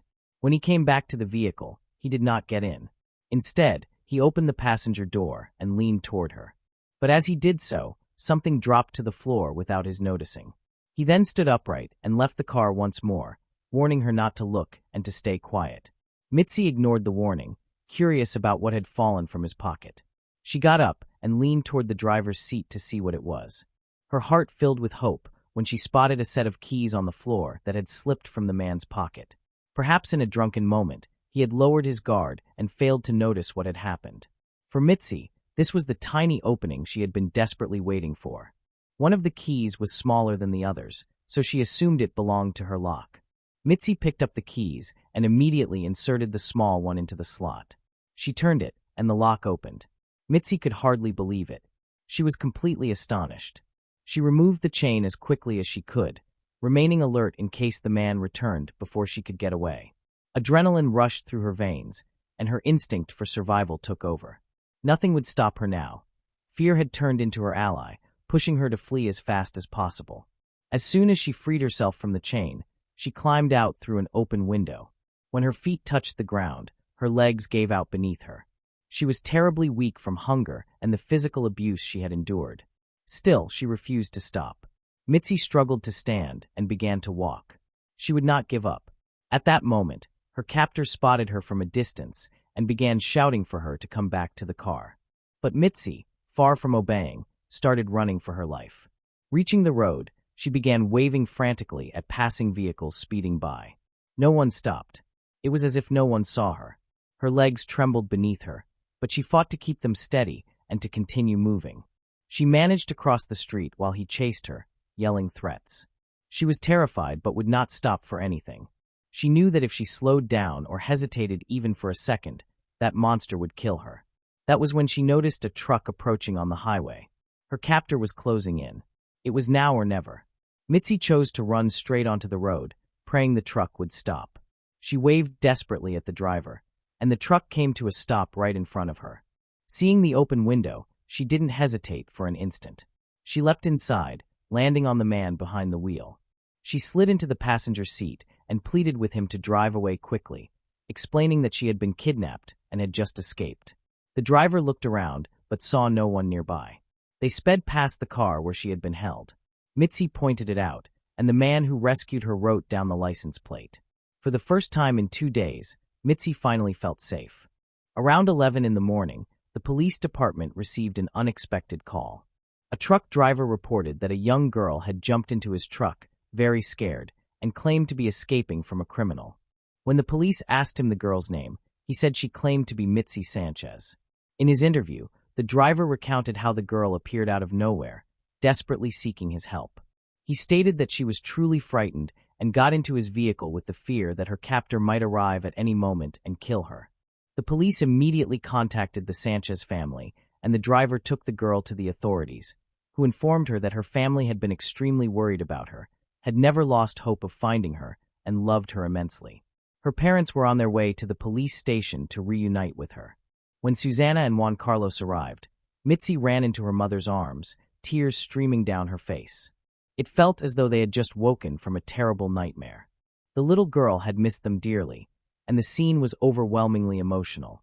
She was the child who had survived the worst of crimes. Mitzi arrived home in her father's arms, where she was greeted by a crowd of people, including neighbors, friends, and relatives. However, she appeared overwhelmed and still scared, seemingly reluctant to receive so much attention. Everyone inside and outside the house joined in singing the happy birthday song that they hadn't been able to celebrate on August 10th. Mitzi was deeply moved and couldn't stop crying in front of the cameras and the crowd surrounding her. Despite the good intentions behind this gesture, it seemed that no one fully grasped the terrifying ordeal she had endured over the 2 days she was away from her loved ones. However, they would soon learn the true story as narrated by her. The police easily traced the suspect's name through the car plate number provided by the truck driver who picked up Mitzi. When they showed the girl a photo of the suspect, she immediately recognized him. They were looking for a man named Curtis Dean Anderson, a 39-year-old taxi driver. Quickly, Mitzi's abduction was linked to other cases involving 2 8-year-old girls who had disappeared months earlier. One was Ziana Fairchild, who had vanished on the same street as Mitzi. The other girl was named Amber Swartz. Curtis was arrested 10 hours after Mitzi was found, and in April 2001 his trial began. Unsurprisingly, Mitzi was the prosecution's key witness. The little girl was called to the stand to recount what had happened from the moment she was walking home and was forced by the accused into his vehicle. Later, Mitzi would remember entering the courtroom and seeing Curtis seated there. Despite being terrified, she knew she had to testify to ensure he remained in jail and could not harm anyone else. The brave young girl sat with a teddy bear in front of the judge, lawyers, and her family, and recounted in vivid detail the nightmare she had survived. Everyone in the courtroom was horrified by what had happened to such a young child. It seemed like something taken straight from a horror film. After her testimony, Curtis was found guilty and sentenced to 251 years in prison. At only 8 years old, Mitzi had not only managed to outwit her captor and escape with her life, but her testimony also ensured that her attacker was imprisoned. Moreover, her case exposed the dark pattern of Curtis, who was found to have had numerous victims prior to the crime for which he was convicted. All of them were girls around Mitzi's age, with her being the only one who survived. Once incarcerated, Curtis confessed to being responsible for 13 additional cases, including those involving Ziana Fairchild and Amber Swartz. He admitted to kidnapping, abusing, and murdering all those little girls. However, he refused to reveal specific details unless he could secure a deal with the authorities, as he feared for his life while in prison. Meanwhile, at the Sanchez home, the family tried to return to normal life. Yet, they soon faced financial strain due to the emotional devastation caused by their daughter's abduction. Mitzi's parents struggled with insomnia and constant anxiety. Their mental state began to affect their work, making it difficult to keep up with bills. They received help from a local organization that provided food, assisted with expenses, and offered psychological support, particularly for Mitzi, who appeared to be entering a post-traumatic phase that her family found difficult to comprehend. Although they attempted to resume their daily lives, the horrific ordeal left deep emotional wounds on Mitzi, who was consumed by anger. This pain was worsened by the bullying she endured at school. Her classmates called her the kidnapped girl and mocked her, claiming she enjoyed the attention brought by the media. At times, their cruelty went even further, with some saying she should have died during her abduction. She attended therapy for 4 years, but recovery proved difficult. Her family encouraged her to join support groups dedicated to finding missing children, which she found meaningful and therapeutic. Still, each time a missing child was discovered deceased, she would sink into profound sadness. As the years passed, the lasting impact of her abduction at only 8 years old became evident. Mitzi grew into a defiant teenager, consuming large amounts of alcohol to numb her pain and escape the memories of her past. But life was about to challenge her once more, and this time, she would have to be the one to rescue herself. On May 1, 2009, at 16 years old, after drinking at a party with friends, Mitzi was involved in a serious car accident. She was ejected through the windshield upon impact, breaking her nose, neck, and an arm. The collision was so severe that she was hospitalized for 2 weeks, during which she remained in a coma. When she regained consciousness, doctors informed her that she was pregnant. From that moment, she resolved to completely transform her life. She began taking better care of herself, gave up drinking, reconnected with her faith, and dedicated herself to her pregnancy and later to motherhood. Mitzi began working at a foundation called Kloss Kids, created by Mark Kloss following the abduction of his own daughter in 1993. Motivated by this project, she decided to establish her own initiative centered on child safety awareness. In 2018, she founded an organization that bore her name. Her extraordinary courage in freeing herself after 2 days of captivity and her ability to turn her personal suffering into a mission to educate and assist others earned her numerous honors. On May 23, 2001, less than a year after her ordeal, the National Center for Missing and Exploited Children presented her with a medal, making her the first recipient of the organization's Courage Award. As an adult in 2019, Mitzi Sanchez was recognized as Woman of the Year by California's 14th Assembly District during a ceremony at the state capitol. By 2024, Mitzi is a 32-year-old woman, an exceptional mother, and a relentless activist working through her foundation to support children who are victims of sexual abuse or are missing. Furthermore, she conducts lectures and workshops on safety and prevention to provide young people with stronger tools for self-protection. Moving on to the next case. Yvette Pena. In Kern County, numerous murders occur each year, yet the killing of Yvette Pena in a Bakersfield motel drew the public's attention and became particularly notorious. This tragic incident took place in 2011 and was appalling in its savagery. What made the case even more extraordinary was the person who admitted to the crime, a ruthless man adorned with tattoos. His cold demeanor and the horrifying details of the murder both fascinated and terrified the community. Born on March 7, 1988, in Bakersfield, California, Jamie Osuna's early years unfolded under turbulent circumstances. His mother, Michelle, was only 19 years old at the time, and little is known about his father except that he was 21, rebellious, and undisciplined. Jamie's father exhibited violent tendencies toward Michelle from the beginning, even going so far as to kick her in the stomach while she was pregnant with Jamie. This brutal act inflicted lasting damage on Jamie before he even took his first breath. Some have speculated that this incident might have caused Jamie's ear deformity and possibly influenced his brain development. Aware of her husband's abusive nature, Michelle made the brave choice to divorce him. Soon after, she met Jeff, a man with whom she immediately felt a strong bond, and it appeared Jeff would take on the role of Jamie's stepfather. Jamie's biological father, however, strongly opposed this situation. Despite Michelle's intention to cut all contact with him, he continued to create problems. One disastrous night, he threatened Jeff by pressing a knife to his throat. Fortunately, the conflict did not worsen. He was arrested, and a restraining order was issued against him. This was the final time Jamie's biological father appeared in his story. Shortly after that, Michelle married Jeff, and they began living together with Jamie and his brother, who was 2 years older than him. This marks the point where the narrative takes a grim and unsettling turn. Although Jeff wanted Michelle, he appeared far less willing to take on the responsibilities of a stepfather. Sadly, this ushered in a time of suffering for Jamie, while his older brother was somewhat spared, having gone to live with their grandparents once they learned of Jeff's abusive behavior. It remains uncertain why Jamie was not also taken in by his grandparents, though it appears they refused to care for him, leaving one to question why they would turn away a 3-year-old child. It is also essential to point out that Michelle chose to prioritize her relationship with Jeff over the safety of her 2 young sons. Jeff's violent conduct was thoroughly documented through the accounts of Michelle, Jamie, and various records from hospitals and law enforcement authorities. On one occasion, during a road trip with Michelle while Jamie was secured in a baby carrier in the back seat, Jamie's crying angered Jeff to such an extent that he began yelling at the child. Shockingly, he then hurled the baby carrier out of the moving vehicle. Fortunately, it landed safely, and Jamie showed no apparent injuries. However, later examinations revealed severe brain trauma that may have resulted from this violent event. Around the age of 5, another distressing episode further darkened Jamie's already chaotic childhood. He accidentally spilled some juice on the floor, which enraged Jeff. In a furious outburst, Jeff seized a belt and began savagely whipping the young boy. This time, Michelle intervened by contacting the police. Jeff was subsequently taken into custody on charges of child abuse because of the visible marks on Jamie's body. Yet, the punishment was relatively mild, and disturbingly, Jeff returned home just 10 days later, with Michelle still supporting him.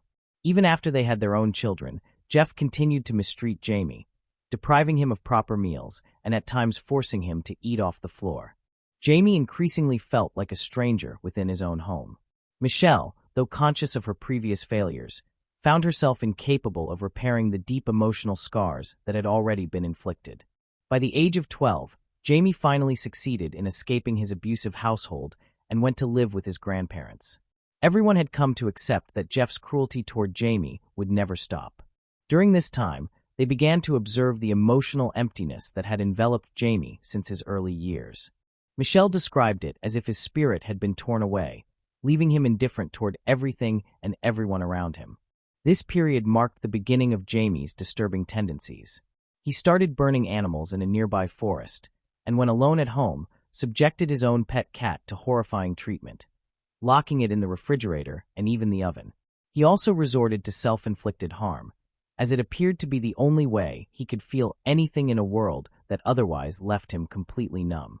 At the age of 15, Jamie's life took a grim turn when he viciously stabbed another boy, leaving the victim seriously injured but lucky to survive. This criminal act resulted in Jamie's imprisonment in a juvenile detention facility, where he remained for the next 4 years. During this time, Michelle finally faced the magnitude of her neglect toward Jamie, which led her to file for divorce from Jeff. A few years later, Jeff died from a heart attack. Considering his abusive past, it is conceivable that Jamie might have eventually harmed him had he lived longer. On September 14, 2007, Jamie was released from the correctional facility at 19 years old. By this stage, he had gained a notorious reputation as a troublemaker, deeply involved in gang-related activities. He showed no inclination toward education or steady employment, instead choosing a lifestyle defined by partying and constant association with his gang companions. The pivotal moment in this grim story came in December 2008, when a 16-year-old boy's birthday party took an entirely unforeseen direction. This was far from an ordinary celebration filled with Mickey Mouse piñatas and festive decorations. Instead, it attracted a crowd from society's rougher edges, and the lack of any responsible adult supervision was striking. The unconventional event had been arranged by the birthday boy's mother, known for her overly permissive attitude. Joelle Castellano, a 37-year-old single mother of 3, played a crucial role in this unusual narrative. She chose to throw a party for underage youths, which, though highly irresponsible, was not necessarily catastrophic in itself. As the night went on, however, things began spiraling into disorder when Joelle started dancing with a young man, drawing the attention of her nephew. The young relative appeared to become jealous, perhaps due to harboring his own romantic feelings toward his aunt, and decided he wanted to keep others away from her. In an attempt to intimidate the young man, Joelle gestured toward Jamie, who, though not yet marked by the prominent facial tattoos he would later bear, stood at about 5 feet 3 inches tall. Nevertheless, it was Jamie's menacing demeanor and cold attitude that made him appear more intimidating than anyone else present.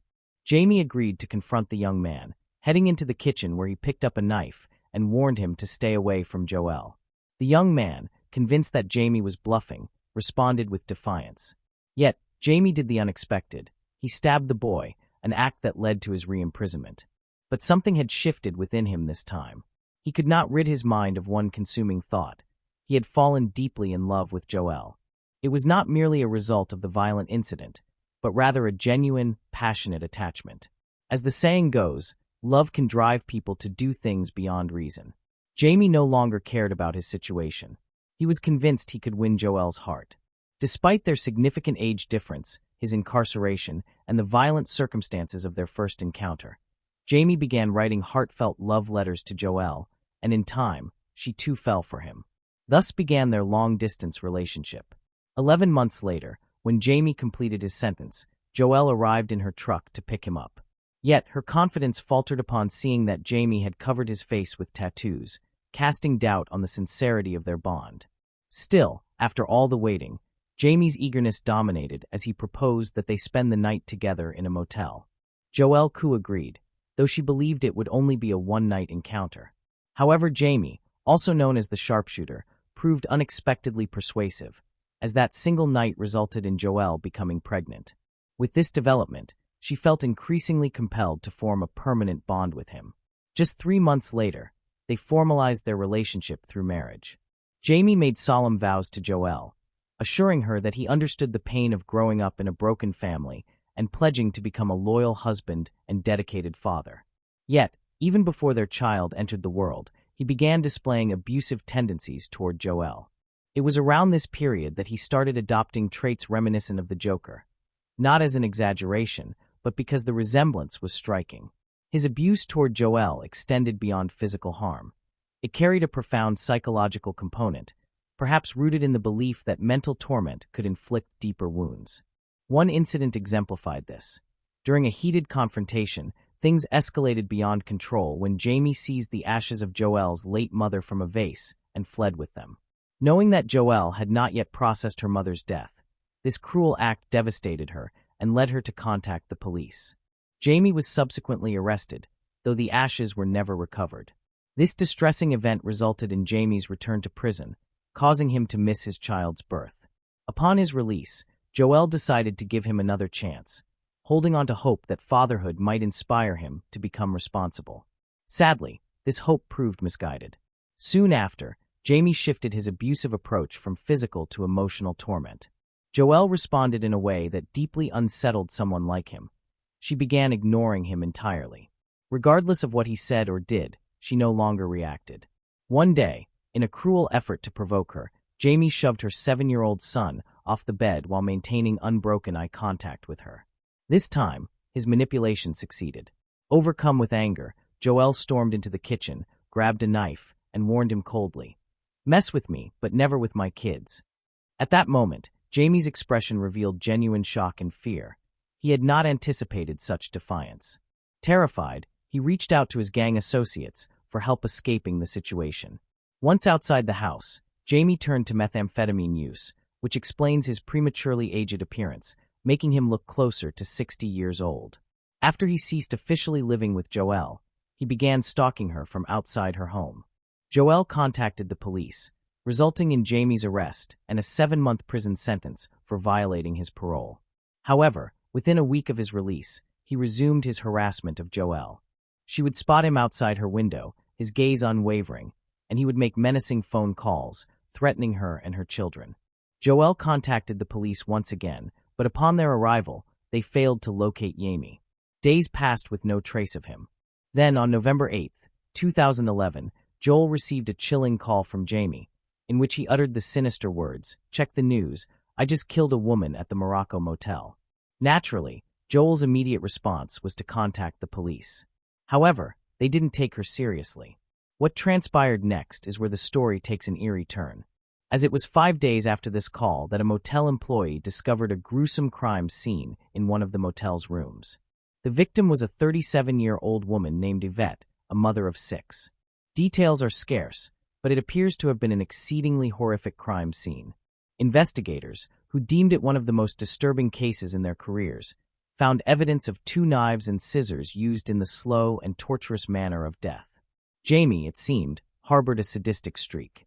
You might wonder how I have access to these gruesome details. Well, this wouldn't be his solitary murder, nor the most heinous. Even more chilling is the absence of any apparent motive for targeting this woman, strongly suggesting that she became a victim solely because of her resemblance to Joel. Jamie would ultimately face arrest, trial, and sentencing for this horrifying murder. While incarcerated, Jamie took disturbing actions to further torment Joelle. He would occasionally contact Child Protective Services in an attempt to have her custody of her children revoked, knowing that this would inflict the most pain on her. He even went to the extent of trying to hire a hitman to eliminate her. However, because he communicated these intentions through letters, the police intercepted them before they could reach their intended recipient.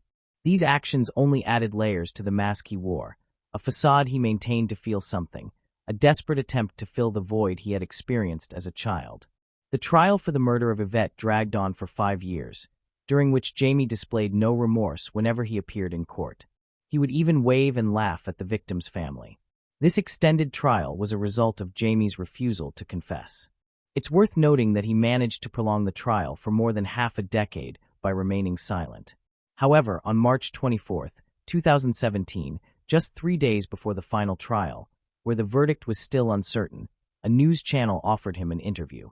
They aimed to capitalize on his striking appearance to generate clicks and had planned to ask him challenging questions to elicit a confession.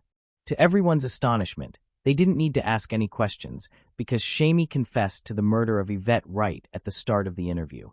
It's evident that he did this to gain notoriety, as there is no doubt that he deliberately presented himself as a villain in the news. What supports this claim is his admission to 2 additional murders, one committed at the age of 13 and another at 19. The police began searching for the alleged victims based on Jamie's descriptions, as he had not provided any names. Since he had spent nearly his entire life in Bakersfield, the possibility of error was relatively small. However, the database revealed no missing persons or unsolved murder cases that could be linked to him. Thus, it is highly probable that these confessions were exaggerated or fabricated. Following these admissions, Jamie was inevitably found guilty 3 days later. Nevertheless, he was not sentenced to death because his confession, made on the day of the trial, had caused a 5-year delay and resulted in the waste of considerable time and resources. Yet what continues to puzzle everyone is what unfolded afterward. Upon his arrival in prison, he began exhibiting increasingly unstable and erratic conduct. He smeared his cell walls with his own blood. One tragic night, he was placed in a cell with a man he despised, whom he then savagely stabbed multiple times using a knife. He even inflicted a deep wound on the man's face, requiring 67 stitches to close. Jamie went so far as to request photographs of his victims as keepsakes, highlighting the deeply disturbing nature of his behavior. He had gained notoriety as an inmate too violent and unpredictable to share a cell with anyone. However, in a baffling and irrational decision made in March 2019, Jamie was assigned his first-ever cellmate, a 44-year-old man named Luis Romero. In 1992, when he was just 17, Luis, a native of Guatemala, had joined a gang after arriving in the United States and had taken a life during a clash with rival members. He received a 27-year prison sentence and was nearing the end of his term. Yet, in a shocking and incomprehensible decision, he was placed in the same cell as Jamie, a man guilty of far more brutal crimes. Jamie was fully conscious of the magnitude of his past actions, boasting a long and violent criminal record. Furthermore, he had previously been denied cellmates precisely because of the danger he posed. Luis, meanwhile, was a mere 3 weeks away from being released. Less than 24 hours after the two were housed together, on the morning of March 9, 2019, correctional officers conducting their routine inspection encountered a horrifying scene. Jamie was grinning, wearing a collar. The collar had been fashioned from different parts of Luis's body, and Jamie had carved a grotesque, clown-like smile onto Luis's face. He had desecrated the corpse, written messages on the walls in blood, and declared, "I am the man of 1,000 faces." Now, various theories have begun to emerge, as it is clear that such an atrocity could not have been carried out in merely an hour. It must have taken several hours to perform such horrifying acts. A correctional officer in charge of the nighttime inspection reported that everything appeared normal, even though Luis's body later revealed that the gruesome assault had already been underway at that time. Some guards attempted to justify their negligence by claiming that Jamie had used a blanket to conceal the horrific events in progress. Yet, if an inmate covers their cell door with a blanket, it is the guard's duty to enter and investigate immediately. What happened in this instance was not an isolated event within this particular prison. It occurred in a facility notorious for allegations that guards organized inmate fights while wagering on the results. There are even videos of these staged brawls, complete with an announcer and a commentator. Moreover, suspicions persist that such practices were occasionally used when authorities wanted to eliminate a problematic prisoner. They would set up a fight, and when one inmate began to gain the upper hand, the guards would shoot the other under the pretext of intervening to save a life. This particular case grows even more complicated due to Jamie's clearly deteriorated psychological condition. It is evident that he maintained a deep obsession with the Joker, as seen in the blood-written comic book phrases decorating his cell. It remains unclear how he managed to obtain razors to fashion into weapons, and his letter to a prosecutor, written in the style of the Joker and containing the famous, "Why so serious?" line, raises further questions. The letter also included satanic references, though it is doubtful that he sincerely practiced Satanism. These gestures were most likely acts of attention-seeking. He was diagnosed with an unspecified type of schizophrenia within the spectrum, as well as antisocial personality disorder and borderline personality disorder, conditions marked by impulsive behavior that could explain his tendency to stab others without clear provocation, alongside post-traumatic stress disorder. Consequently, the court deemed him mentally incompetent to stand trial. Therefore, at 33 years old, it seems unlikely that Jamie will face the death penalty, and he will almost certainly spend the remainder of his life imprisoned. Jamie was undeniably deranged, with a hint of dark theatricality. Some might argue that his chaotic upbringing contributed to his downfall.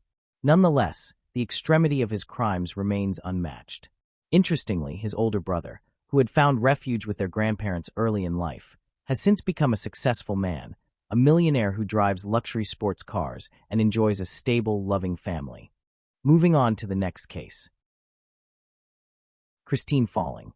That night, Lise Coleman needed someone to babysit her 10-month-old son, Travis.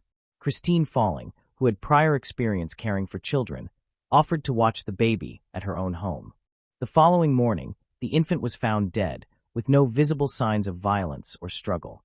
However, the police investigation uncovered a far darker truth than anyone could have anticipated. Christine Falling had been born on March 12, 1963, in Perry, United States. She was the second daughter of a couple who, even by the standards of that time, would have been considered highly unusual. Her mother, Anne, was still a minor, only 16 years old when Christine was born. The eldest daughter, Carol, had come into the world a little over a year earlier, when Anne herself was just 14 or 15. To this already dramatic family situation was added the striking age gap between Anne and her husband, Thomas, who was 65 years old. Throughout history, there have been exceptional cases where a large age difference does not prevent a marriage from being happy.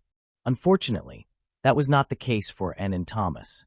Only a few months after Christine's birth, Anne abandoned the household, leaving Christine and her sister Carol in the care of their elderly father, a lumberjack with little to no understanding of child-rearing. Yet, the young mother did not stay away forever. She eventually returned, pregnant once again, and over the next 2 years gave birth to 2 more children, Michael and Earl. Although the family now consisted of 2 girls and 2 boys, Thomas insisted that only one of the 4 children was biologically his. It was evident that the family's living conditions were neither stable nor normal. The conflicts between the ill-matched couple grew increasingly frequent and often turned violent. During Anne's absences, Thomas would take the children with him to the forest while he worked, exposing them to harsh and unsafe conditions. Matters worsened when Thomas suffered a work-related accident that left him unable to continue his job. Eventually, Anne made a drastic and final decision. She gathered her 4 children, drove them to a shopping center, sat them down on a bench, and walked away, never to return. Predictably, The children were taken into the care of the social services system, shuffled among orphanages and related institutions. No further records exist regarding the two younger boys, Michael and Earl. The eldest daughter, Carol, appeared to have adjusted relatively well, or at least there are no reports suggesting otherwise. Christine, however, followed a very different path. Having endured hardship from birth, she developed mental health issues, intellectual impairments, and violent tendencies.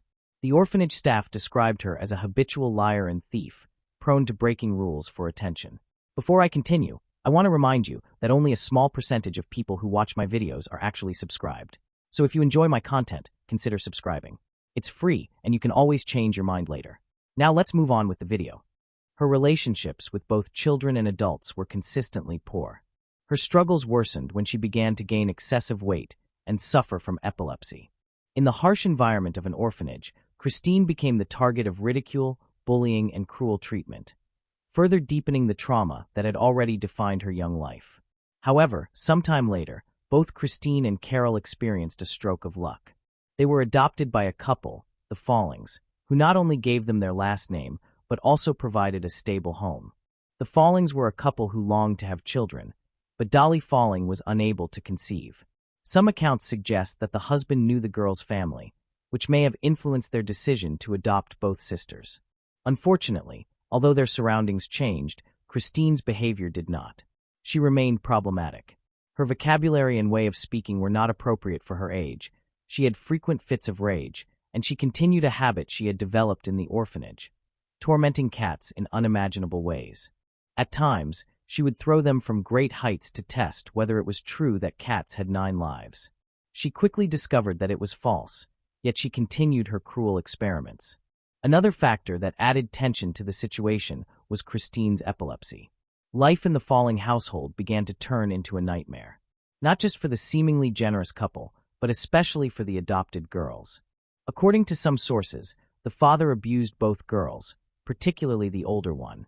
This was something the couple always denied, though there are records of 2 arrests of the father for abusing Carol. The first case went to trial, but the jury was divided.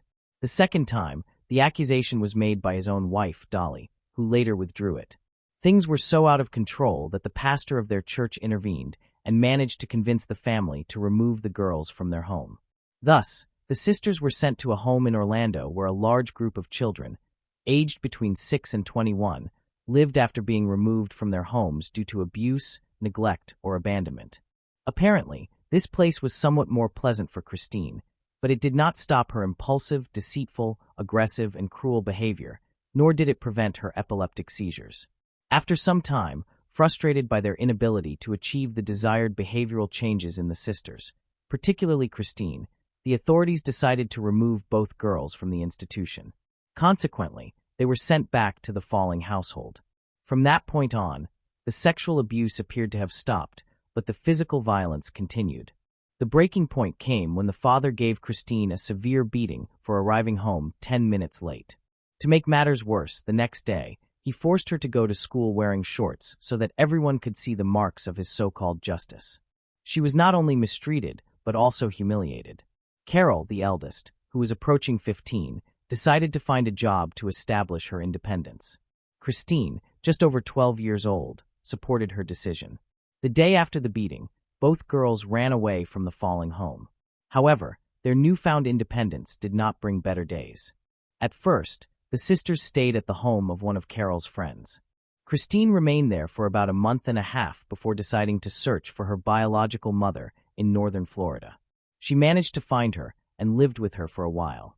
Nearly 2 years later, in 1977, at the age of 14, Christine fell in love with a 20-year-old young man whose name could not be confirmed, but who was said to be her stepbrother. Shortly after, the two got married, but the sudden union lasted only 6 weeks, marked by frequent arguments and violent fights. Christine ended up in the hospital twice for injuries sustained during these altercations. In one incident, she even threw a heavy outdoor object weighing over 20 pounds at her husband while he was sleeping. The hasty marriage ended as abruptly as it had begun.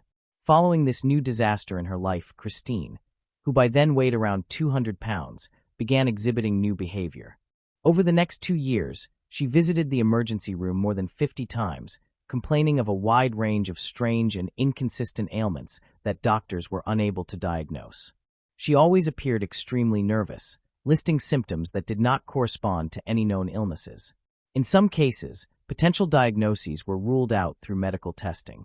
On one occasion, Christine went to the emergency room claiming a servant had bitten her, but this was proven false.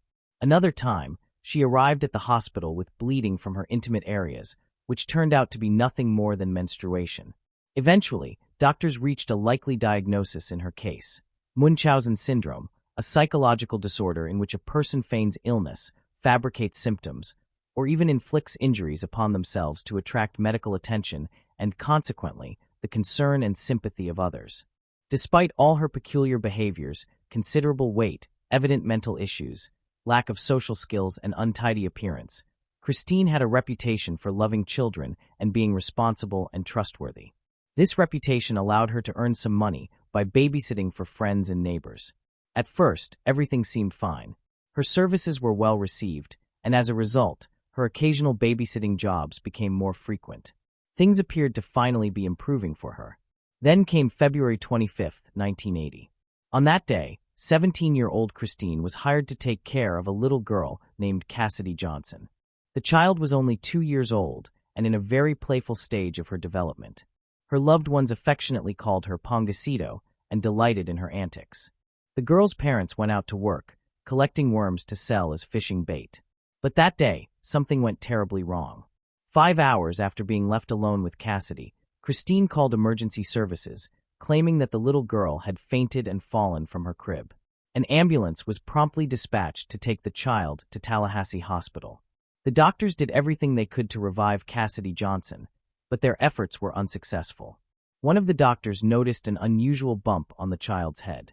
Christine explained that she had lost consciousness and fallen from her crib. Cassidy was diagnosed with brain inflammation, possibly caused by an infection.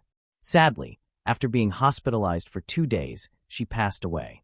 The Johnsons, her parents, were devastated, and Christine appeared to be deeply affected as well. All accounts agree that at least one of the doctors involved in Cassidy's case had doubts about the reported cause of death. In fact, he suggested that the police be informed about the possibility that there was more to the child's death than a simple accident or infection. At this point, the accounts of what happened differ. Some sources claim that the doctor who wanted to notify the authorities was ignored by his colleagues, while others state that the police were informed but took no action. It was also said that the doctor wrote a note intended for the police, but it never reached them. Finally, other reports assert that the police did summon the young babysitter. The officers questioned her but found no evidence to justify her detention or the opening of a more thorough investigation. What is certain is that the case was never properly investigated, even though the autopsy clearly revealed that the head injury played a significant role in Cassidy Johnson's death. Afterward, apparently heartbroken, Christine decided to move to another city and ended up relocating to Lakeland, Florida. There, she gradually began working as a babysitter again, showing the same reliability she had displayed in her earlier jobs. A year had passed since Cassidy Johnson's death, and by then, Christine was 18 years old. Some distant relatives asked Christine to take care of their 4-year-old son, Jeffrey Davis. Once again, tragedy struck when the boy suddenly stopped breathing for no apparent reason. Christine immediately called emergency services and Jeffrey's parents, but there was nothing anyone could do. The boy arrived at the hospital already deceased. In this case, since the cause of death was unknown, an autopsy was performed. The doctors concluded that Jeffrey had died from myocarditis, an inflammation of the heart muscle that reduces the organ's ability to pump blood. Myocarditis can be caused by a virus, an adverse reaction to medication, or a general inflammatory condition, which in some cases leads to sudden death. With this conclusion, no one suspected the babysitter of any wrongdoing.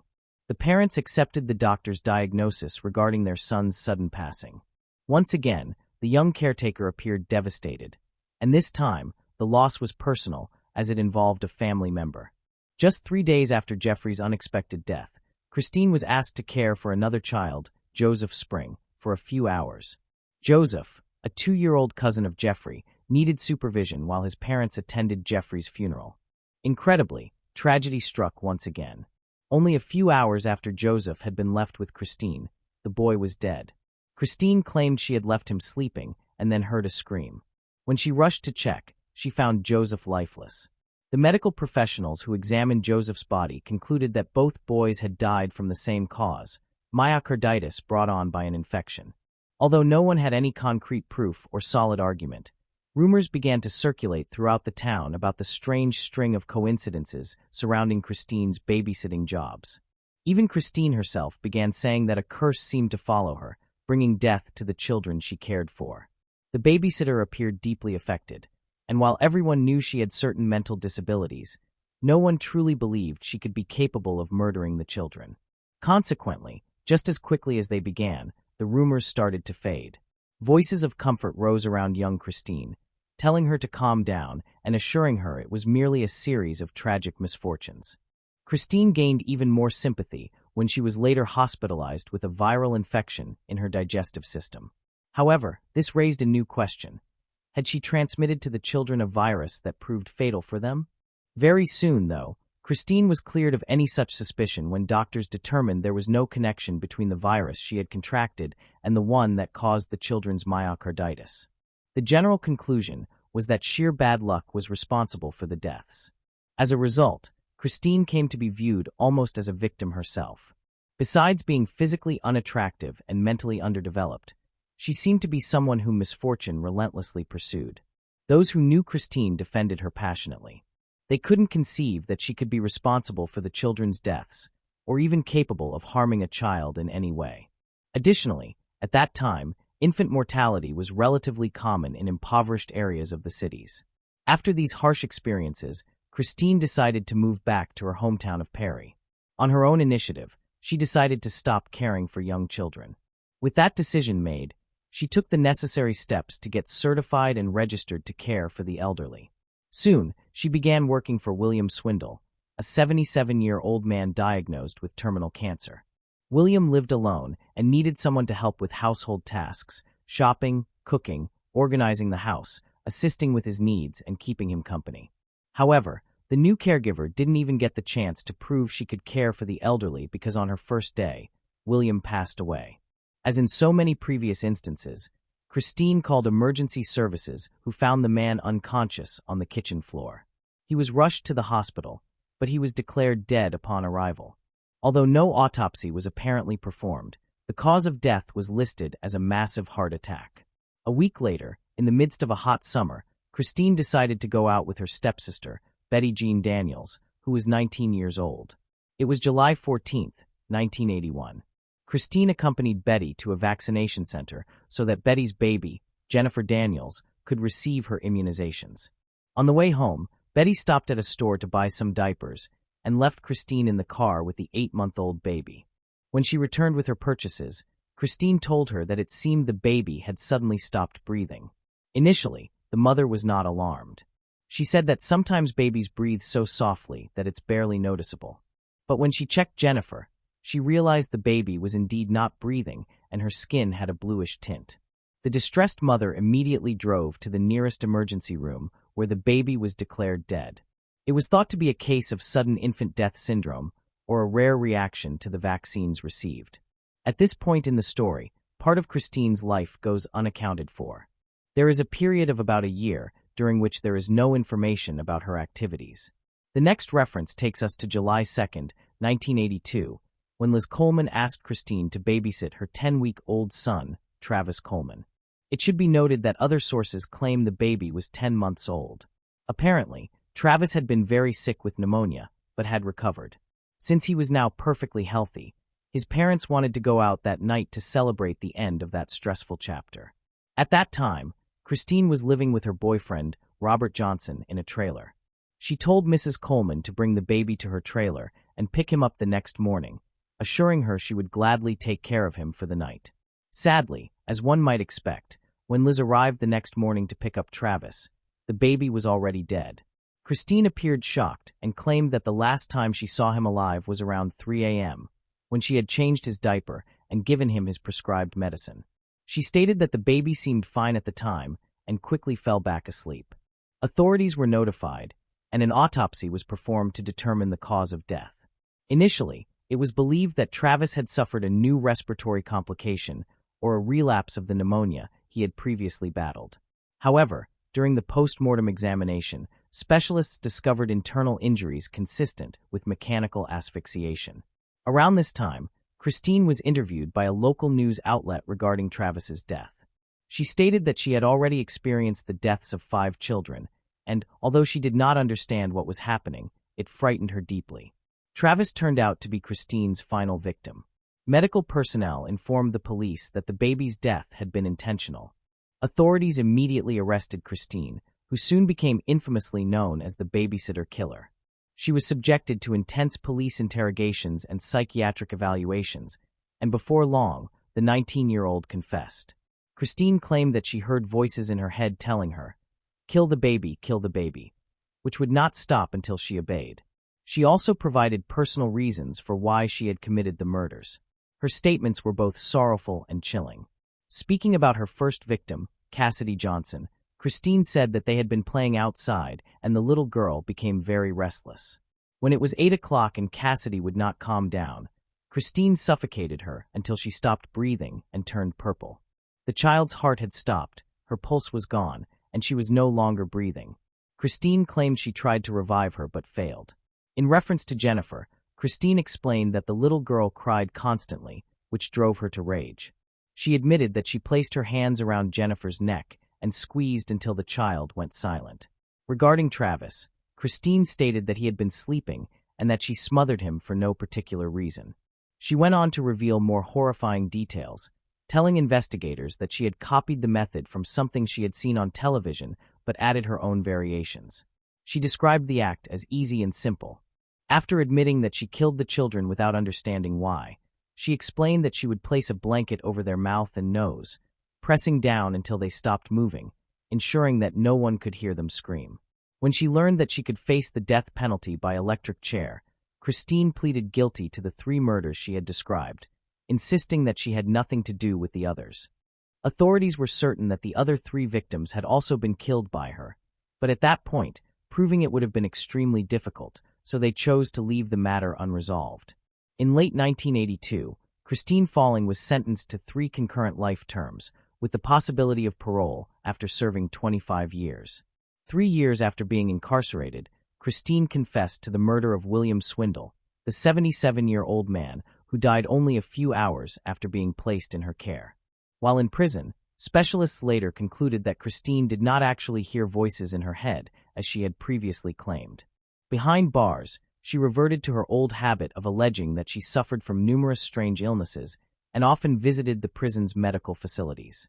Although Munchausen syndrome was never officially diagnosed, when she first applied for parole in 2007, a mental health expert stated that he believed she indeed suffered from the disorder and therefore posed a risk to public safety. No one came forward to speak on Christine's behalf, and her early release was denied. She was again given a parole hearing in 2017, but her request was once more rejected. According to one source, her case could be reviewed again in 2024, while Christine continues to serve her sentence at Lowell Correctional Institution in Ocala, Florida. Before concluding, it is worth noting that aside from the children officially recognized as her victims, there were reportedly 3 others whom Christine may have also attempted to kill. Fortunately, she did not succeed. The first was a 3-year-old girl named Kylie Summerling, who became gravely ill while under Christine's care. The child was diagnosed with meningitis, but fortunately survived. The other 2 were brothers, Charles and Jeffrey Hale, aged 3 years and 14 months respectively. Both became seriously ill while being looked after by Christine and required hospitalization, though specific details were not disclosed. The Hale brothers were fortunate and ultimately recovered from their illnesses. Today, working parents who must leave their children with babysitters have access to tools that allow them to monitor what happens in their homes while they are away. Security cameras and apps that provide real-time viewing are now available to help safeguard children from potential mistreatment by caregivers. However, things were very different during the 1980s. In the book Murder in America, Christine was once asked what she would like to do if she were ever granted her freedom. Her response was chilling. She said she would love to return to babysitting because she claimed she loved children to death. Moving on to the next case. David Kinney. It was a peaceful afternoon on May 7, 2017, in the small town of Bel Air, Ohio, when everything suddenly changed. David Kinney, along with his wife Sherry and their young daughter, went to visit his close friend Brad McGarry. Their purpose was simple: to return a weed trimmer. However, as they approached the house, something felt off.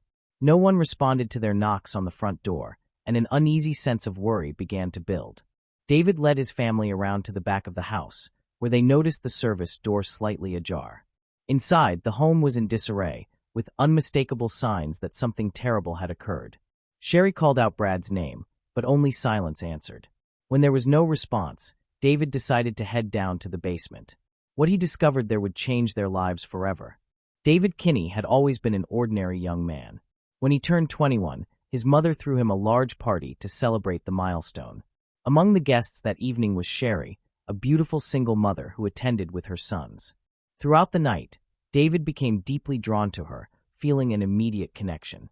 The following day, he confided to his mother that he had met the love of his life and was determined to pursue a serious relationship with Sherry.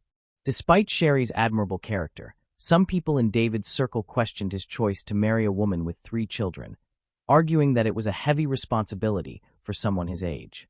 Nevertheless, David was filled with love and a strong sense of dedication. He was determined to take on the duties of becoming part of Sherry's family and creating a stable, happy home. To ensure he could provide for them, David enrolled in a coal mining course, a difficult and dangerous job, but one that promised good pay to support his household. During this training, he met Brad McGarry. Brad, who was born in the 1970s in Cambridge, Ohio, had faced many hardships growing up. Being openly gay in a conservative community, he endured ridicule and discrimination, but always remained steadfast in living his truth. Over time, Brad built a close circle of loyal friends and initially pursued a career as a hairstylist. However, working in a small, blue-collar town made that profession difficult to sustain. Eventually, Brad made a bold decision to change paths entirely, becoming a coal miner, a drastic shift from his previous line of work. David and Brad soon developed a strong friendship, with Brad quickly becoming close to David's family and earning the affectionate nickname Uncle Brad from his children. The two were inseparable, constantly sharing laughter and good times. By 2017, David was 30 years old, happily married to Sherry, and their children were growing up. Brad, meanwhile, was balancing his work, family, and a secret romantic relationship. On May 7, 2017, after attending a family gathering, Brad mentioned to a cousin that he needed to return home for a meeting. Later that day, around 6:15 p.m., David, Sherry, and their youngest daughter stopped by Brad's house. They were puzzled when Brad didn't answer the door, even though his car was parked outside. Worried, they went around to the back of the house and discovered the service door unlocked. After calling out to Brad and receiving no reply, David stepped inside while Sherry searched the upper floor. David's search led him to the basement, where he was confronted with a horrifying scene: Brad's lifeless body lying in a pool of blood. Hearing her husband scream, Sherry hurried downstairs and was equally stunned by the sight. She immediately called 911, and soon after, the police were notified of Brad's death, the victim of a gunshot wound. When the officers arrived, they found David and Sherry visibly distraught as they explained how they had come to check on their friend, only to encounter a tragedy. The couple detailed their close relationship with Brad, describing the deep connection that had formed over the years. The Kinney family mentioned that they often spent holidays with him, and their children adored Brad as though he were an uncle. They had even planned a trip to the Bahamas with him later that summer. When asked whether Brad had any enemies or had been involved in troubling circumstances, David and Sherry told police that Brad had recently ended a turbulent relationship with a man named Scotty, though they didn't know his last name. They explained that the relationship had been volatile, filled with frequent and intense arguments. After gathering as much testimony as possible, the officers began a careful examination of the scene before drawing any conclusions. In the basement, they discovered Brad's body lying face down in a large pool of blood. At first glance, it was evident he had been shot at least once in the head. Despite the clear evidence of violence, the officers initially speculated that Brad might have been struggling emotionally and possibly taken his own life. When the forensic expert arrived, he asked if a weapon had been found, and the officers responded that none had been located. Since it was common for suicide victims to fall on their weapons, the forensic team decided to turn the body over. When they did, there was still no weapon, immediately ruling out the suicide theory. Continuing their survey of the scene, investigators noted that the house appeared to have been ransacked, but in a strangely deliberate way. The kitchen drawers were left open, and the living room was in complete disarray. Initially, detectives theorized that Brad's death might have resulted from a burglary gone wrong. However, after conducting a detailed inspection, they realized that none of the valuable items had been taken, despite there being many to choose from. They also observed that Brad was an avid collector of rustic-style art, with numerous valuable pieces around the home. If theft had been the motive, it made little sense that the television was left untouched and cash was scattered across the floor. Taking all these details into account, investigators began to suspect that the supposed robbery had been staged to throw them off the real motive behind Brad's murder. Given that Brad was an openly gay man working in a coal mine, detectives initially considered the possibility that he might have provoked hostility among his more conservative coworkers, potentially leading to a hate crime. However, after interviewing his colleagues at the mine, they were surprised to learn that everyone spoke highly of Brad, describing him as a kind and well-respected man. This theory was quickly dismissed. Investigators then turned their attention to Brad's close friends and family, hoping to establish a timeline and gather more context about his recent activities. According to David and Sherry's statement at the scene, Brad had recently ended a volatile relationship with a man named Scotty, a fact later confirmed by Brad's friend, Wendy. Wendy told police that she had been strongly opposed to the relationship, explaining that Brad had become overly attached to Scotty and that things between them had grown increasingly strange. Pursuing this lead, detectives obtained Scotty's full name and went to his residence to question him. However, upon arrival, they learned from his mother that Scotty had been incarcerated for the past 3 months for violating probation. Although this ruled out the possibility of his direct involvement, detectives did not entirely dismiss him as a suspect. They speculated that he might have arranged the killing from jail with the help of an accomplice.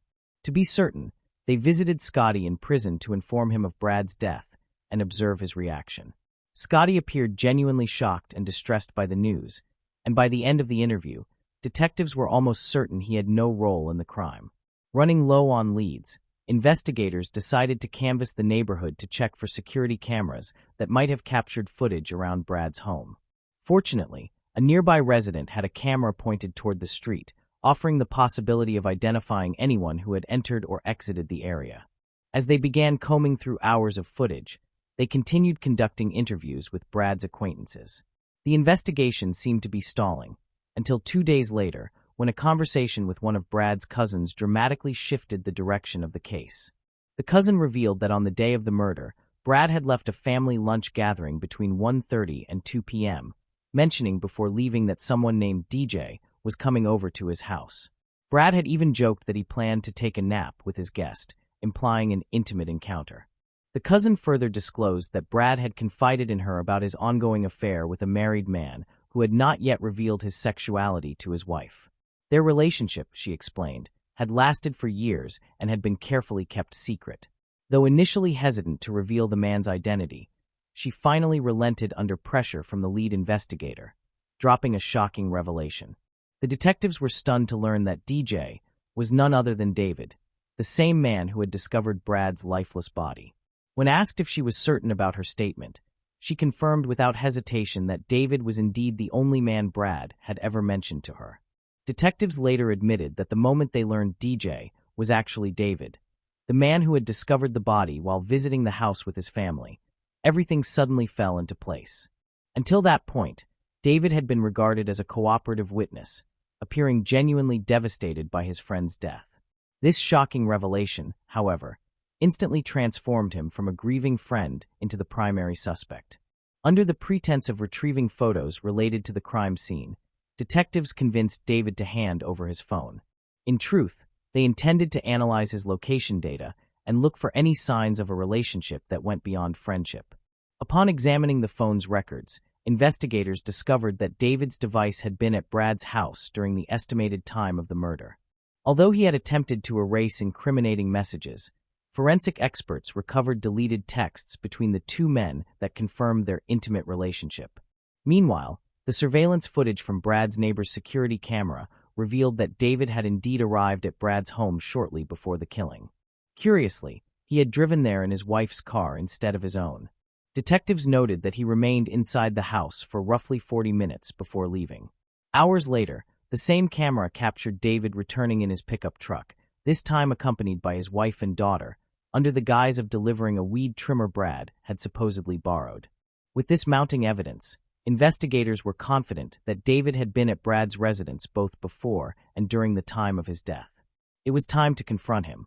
When detectives presented David with the incriminating phone data, he admitted to being at Brad's home but quickly began shifting his story, giving 7 or 8 conflicting versions of events over the course of the interrogation.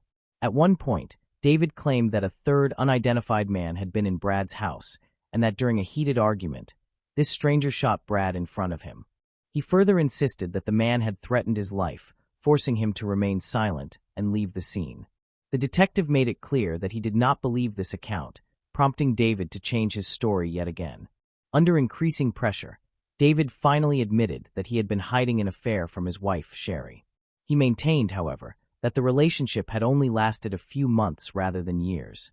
According to his statement, Brad had not been demanding that he leave his wife, but tensions had escalated when David tried to end their affair that afternoon, leading to Brad's anger and confrontation.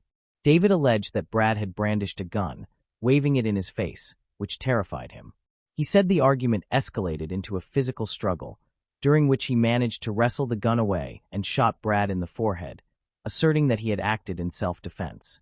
David also admitted to firing another shot at Brad while he was on the ground. The detectives quickly refuted this version of events, pointing out that the basic laws of physics made David's account impossible.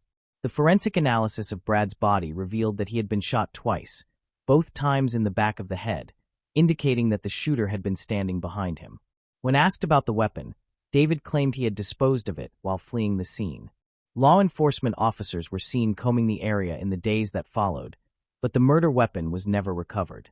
Despite the missing weapon, the investigators were certain they had their man. Before taking David to jail, they allowed him to speak with his wife. The conversation between David and Sherry was closely observed by the detectives. David confessed to Sherry about the affair and expressed regret for not handling things differently, admitting that he couldn't undo what had been done. Sherry, shocked by the enormity of his revelation, was left speechless. David reiterated to her what he had told the detectives. Sherry, through tears, asked him if he was mocking her with such an explanation and said she couldn't even bear to look at him. This conversation confirmed to the police that Sherry had no prior knowledge of the events that had transpired behind her back. On May 9th, David was arrested and charged with first-degree murder.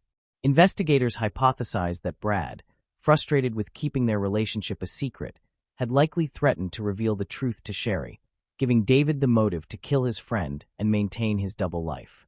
After several days in custody, David appeared in court for a marathon preliminary hearing held in mid-May 2017. There, he faced charges for the murder of Brad. He kept his gaze fixed on the floor as the investigating officers testified, and the prosecutors focused on the inconsistencies in the story he had told them. The police described how David had appeared visibly distraught at the scene of Brad's murder, experiencing physical discomfort, including trouble breathing and episodes of vomiting. He also recounted David's initial written statement, in which he claimed to be a simple friend who had gone to deliver a weed trimmer and had inadvertently discovered Brad's lifeless body in the basement. The lead investigator presented David's final statement, in which he confessed to shooting Brad in self-defense with a weapon that, despite exhaustive efforts, was never found. The autopsy results were a critical turning point that completely dismantled David's self-defense claim, as they showed that the victim, Brad, had been shot twice in the back of the head, which was inconsistent with an act of self-defense. David's defense attorney addressed the court, arguing that David did not pose a threat to society and that the tragic events leading to Brad's death were the result of unique circumstances. He asserted that if a crime had been committed, it was manslaughter, not murder, and claimed that David had acted in self-defense. Meanwhile, David remained silent during the nearly 3-hour hearing, where witnesses took the stand. After reviewing all the evidence and testimonies, the judge found probable cause to send the case to the county court and set bail at $1 million. David's defense immediately requested a reduction in the bail amount, arguing that it was impossible for David to pay. However, the judge denied the request. Several weeks later, David's defense attorney filed more than a dozen motions during a hearing. Among these motions was another request to reduce David's bail. Numerous friends and family members of David attended the hearing to show their support. The lawyer asked that the bail be reduced to $250,000, an amount that the Kinney family could manage. He called several witnesses to the stand, including David's wife, his mother, his father-in-law, and his stepfather. All of them testified to David's good character, describing him as an honorable, hard-working, and responsible man, as well as a loving husband and father. Sherry testified that her husband had provided emotional and material support to their 3 children for the past 10 years, even though he was not their biological father. During cross-examination, Sherry was questioned about the events of May 7th when David took her and their daughter to Brad's house. She said her husband told her they were going to return a weed trimmer. When asked by the judge if her husband had acted strangely that day, Sherry said she did not notice anything unusual at the house. She described how they arrived, knocked on the door, found the back door open, and entered the house, which appeared to have been ransacked before David went to the basement and shouted for her to call 911. After hearing all the arguments, the judge concluded that the testimonies regarding David's character did not justify a reduction in bail. He based his decision on the fact that the defendant had taken his wife and daughter to a house where a dead body was present, under the pretense that he was just passing by and was unaware of what had happened. The judge added that David had blatantly lied to his wife and daughter. Later, David's trial began and lasted for a week. During the trial, the prosecution presented the evidence we've already discussed, such as the neighbor's surveillance video showing David arriving at Brad's house before the time of the crime and returning later with his family. The prosecution also showed police body cam footage that clearly demonstrated David had been lying from the start. One of the most striking pieces of testimony came from a forensic expert who discussed the DNA evidence found at the scene. The expert revealed that the DNA from a used condom showed Brad's DNA on the outside and the DNA of an unknown male on the inside, but there was no trace of David's DNA. This revelation was controversial because it contradicted the accusations made by a detective who believed that David had decided Brad had to die to keep his secret and his family life intact. According to the detective, David had lured Brad with the promise of sex, killed him, and then covered up the crime as best he could. Meanwhile, the defense maintained that David had acted out of fear and in self-defense. Although the defense attorney conceded that David had not always been truthful and that some of his actions appeared strange, he maintained that these behaviors did not make David a murderer. The prosecution countered by asserting that firing 2 bullets into the back of a man's head could not be considered self-defense, emphasizing that Brad had been on his knees when he was first shot in the upper part of his head and then again in the lower portion of his skull. After both sides delivered their closing arguments, the jury deliberated for 4 hours. The atmosphere in the courtroom grew tense as they returned, and when the judge read the unanimous verdict, David Kinney was found guilty of the aggravated murder of Brad. Gasps and tears filled the room as the verdict was announced. Before sentencing, David was given the chance to speak. He began by apologizing to Brad's family for the pain and suffering he had caused, stating that he had never intended for any of it to happen and wished he could undo everything.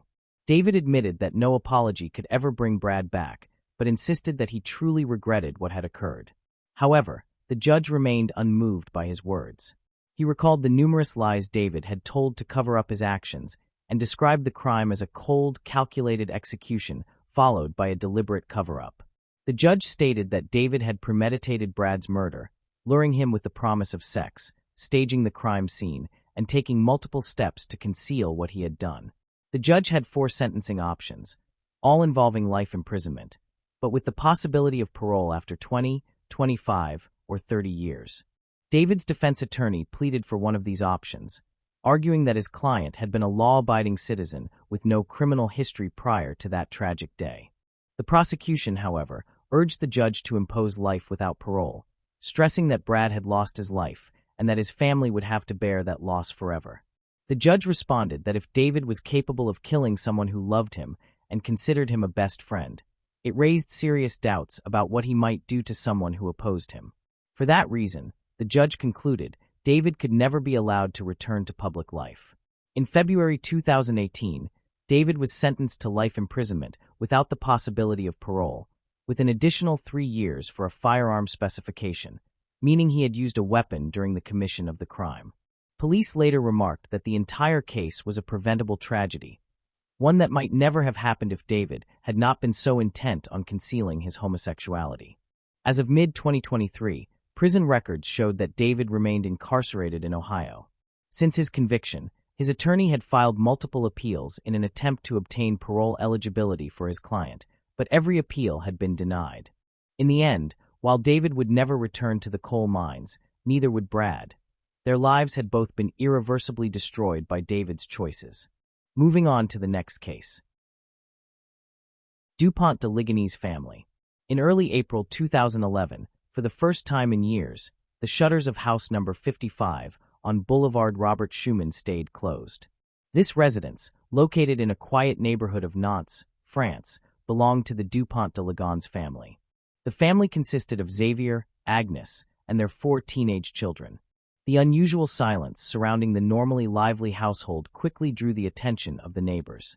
Typically filled with the laughter of the children and the barking of their 2 dogs, the sudden stillness felt alarming. Known for keeping their shutters open even when they were away on vacation, the closed house prompted neighbors to notify the local police, fearing something might be wrong. During their first inspection, the officers found no sign of the family. However, on their 5th visit, they made a horrifying discovery. Located in the western suburbs of Paris, Versailles is where Xavier Dupont de Ligony was born on March 9, 1961. He was the eldest son of the French Count Bernard Hubert Dupont de Ligony and his wife, Geneviève Therese Maitre. In 1966, the family welcomed a daughter named Christine. When Bernard left his wife for another woman, Xavier took on the role of head of the family, caring for his mother and sister Christine. Geneviève claimed to receive divine revelations, which she recorded through automatic writing, much like a surrealist poet. Her unusual spiritual beliefs evolved into apocalyptic sermons, ultimately leading her to found a sect called the Church of Philadelphia. The group attracted several members of the aristocracy, whom Geneviève convinced they were chosen to survive the end of the world and help rebuild it afterward. Christine was designated by her mother to bear the Savior, a child who, according to Geneviève, would be the reincarnation of both Jesus and Satan, destined to bring salvation.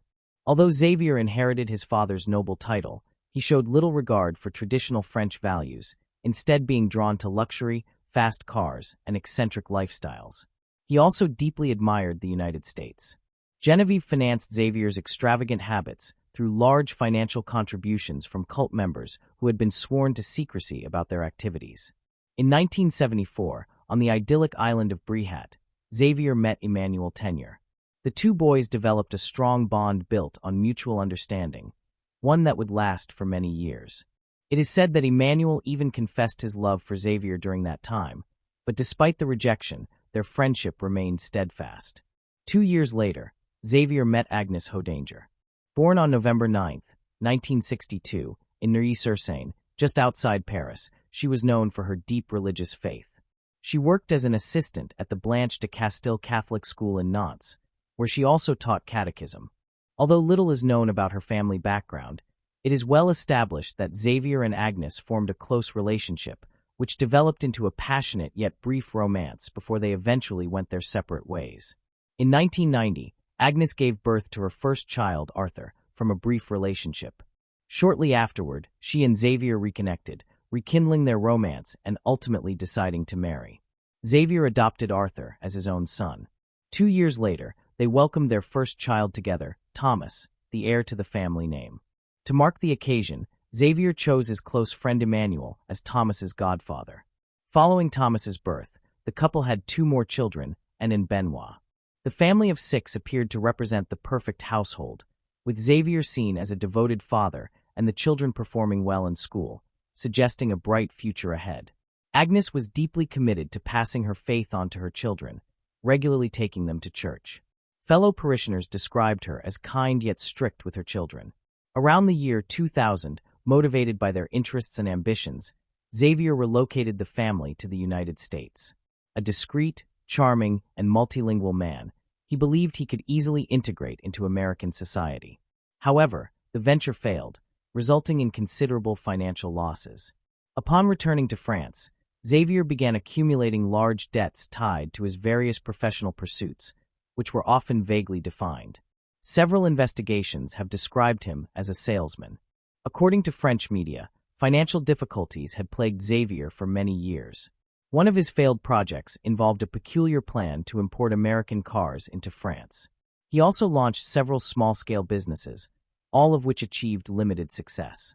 These included a hotel and restaurant directory for traveling sales representatives, a restaurant loyalty program, an organization called the French Federation of Commerce, and another discrete company where he served as the listed manager.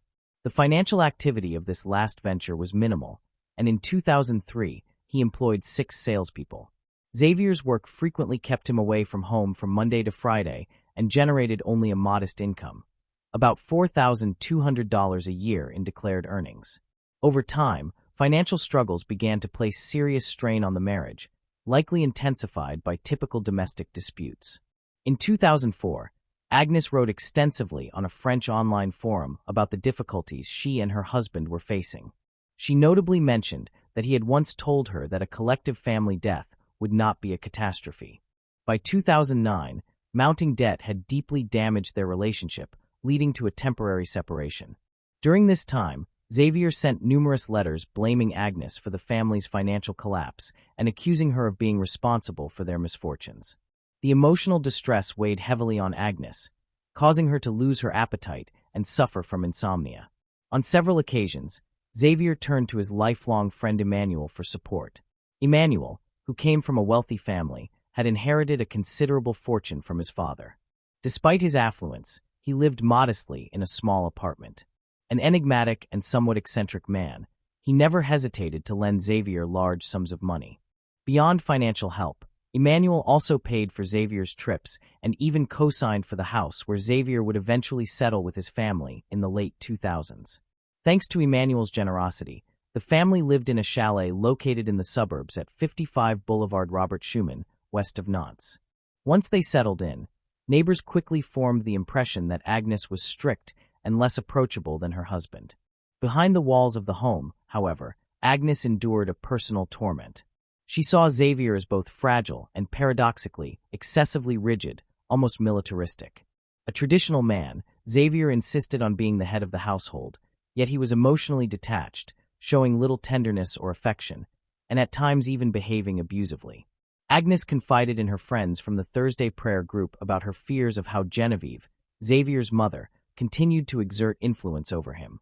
She described her mother-in-law as a mentally unstable mystic and admitted she was deeply frightened of her. On January 20, 2011, Xavier's father, Bernard, passed away. Given the contrast between his father's refined lifestyle and his own financial struggles, Xavier hoped that Bernard's death would bring him an inheritance. However, he was soon met with disappointment. Upon examining his father's estate, he found nothing of real value. Only a few papers, a rifle, a card, a ring, and some cash, which Xavier immediately took. Within hours of Bernard's death, he withdrew money using his father's bank card. On February 2nd, Xavier obtained a firearms license, and by March 12th, he had purchased a silencer for the rifle. During this time, he also acquired quicklime. He began practicing with the rifle in his garden, shooting at a balloon mounted on a stand. Emmanuel, who visited him around that period, even tried the rifle himself, but noticed nothing unusual. Xavier explained that the silencer was merely to prevent disturbing the neighbors. On Friday, April 1st, the two friends went together to a shooting range, where Bernard's inherited rifle drew attention. The next day, Emmanuel phoned Xavier 5 times, and they spoke for nearly an hour. Investigations later suggested that the horror began on Sunday, April 3rd. That evening, Xavier, Agnes, and their children went to the cinema and later enjoyed dinner at a restaurant. Everyone was present except Thomas, who was studying at a Catholic university and living in a nearby student residence. After their evening out, the family returned to their home, where neighbors saw them, and several family members exchanged text messages with friends and acquaintances. Xavier also texted his sister Christine to tell her about their dinner outing. The most widely accepted theory is that Xavier drugged his wife and children, waited until they were asleep, then shot them and buried their bodies in the garden. He did the same to the family's 2 Labrador dogs. Xavier's alibi was as grim as his actions. Early Monday morning, beginning around 6 a.m., he started contacting people connected to his family circle. He phoned Agnes's workplace to report that she was unwell and contacted the children's schools, claiming that Arthur, Agnes's son from a previous relationship, had been in a motorcycle accident while Anne and Benoit were sick. By midday, he sent a letter to the restaurant where Arthur worked, stating that Arthur was resigning because his father had been transferred to Australia. At that point, the only family member Xavier still needed to deal with was Thomas. On that same Monday, April 4th, Xavier reached out to Thomas and had dinner with him at a restaurant near his university residence. After the meal, a tired Thomas returned to his dorm. The following day, Thomas received an urgent message from his father, claiming that Agnes had suffered a bicycle accident and was in a mild coma at the hospital, prompting him to travel immediately to Nantes. It is believed that Xavier killed Thomas in the same way as his mother and siblings. Later that evening, Emmanuel spoke to Xavier once again, this time for just under 19 minutes. Around midnight, one of Thomas's friends received a text message from him, saying he was at home watching a movie with his father. However, by that time, Thomas was almost certainly already dead. About an hour later, Xavier sent an email to Emmanuel, suggesting they meet soon. Emmanuel replied, reminding him that he still held power of attorney and that the key was on the sailboat. Contrary to what one might expect, Xavier did not attempt to conceal his movements. He was seen coming and going from the house, even leaving a note on the front door requesting that no more mail be delivered. Instead of staying hidden, he withdrew money from ATMs, his face captured by security cameras. He paid for meals with his credit cards and stayed in hotels under his real name. As Xavier's calculated escape unfolded, neighbors began noticing increasingly disturbing signs. The once open shutters of the chalet had been closed for days. The local children no longer saw the Dupont de Ligonn's kids, the dogs barking had stopped, and Agnes had not returned to work. It was as if the entire family had vanished into thin air. Growing uneasy, the neighbors alerted the authorities. Upon inspection, officers found a refrigerator containing only a few jars of preserves, a damp mop left in the kitchen, a chessboard set up on the living room table, and guitars resting on a sofa. It looked as though the family had simply disappeared. The atmosphere inside was chilling. Beds were stripped of their sheets, photo frames stood empty, and several items of clothing were missing from the closets. Amid the growing mystery, on April 9th, a letter surfaced that had been sent to family and friends. In it, Xavier claimed he had been recruited by the U.S. Drug Enforcement Administration and that his family had to go into hiding as part of a witness protection program, explaining their abrupt disappearance and lack of communication.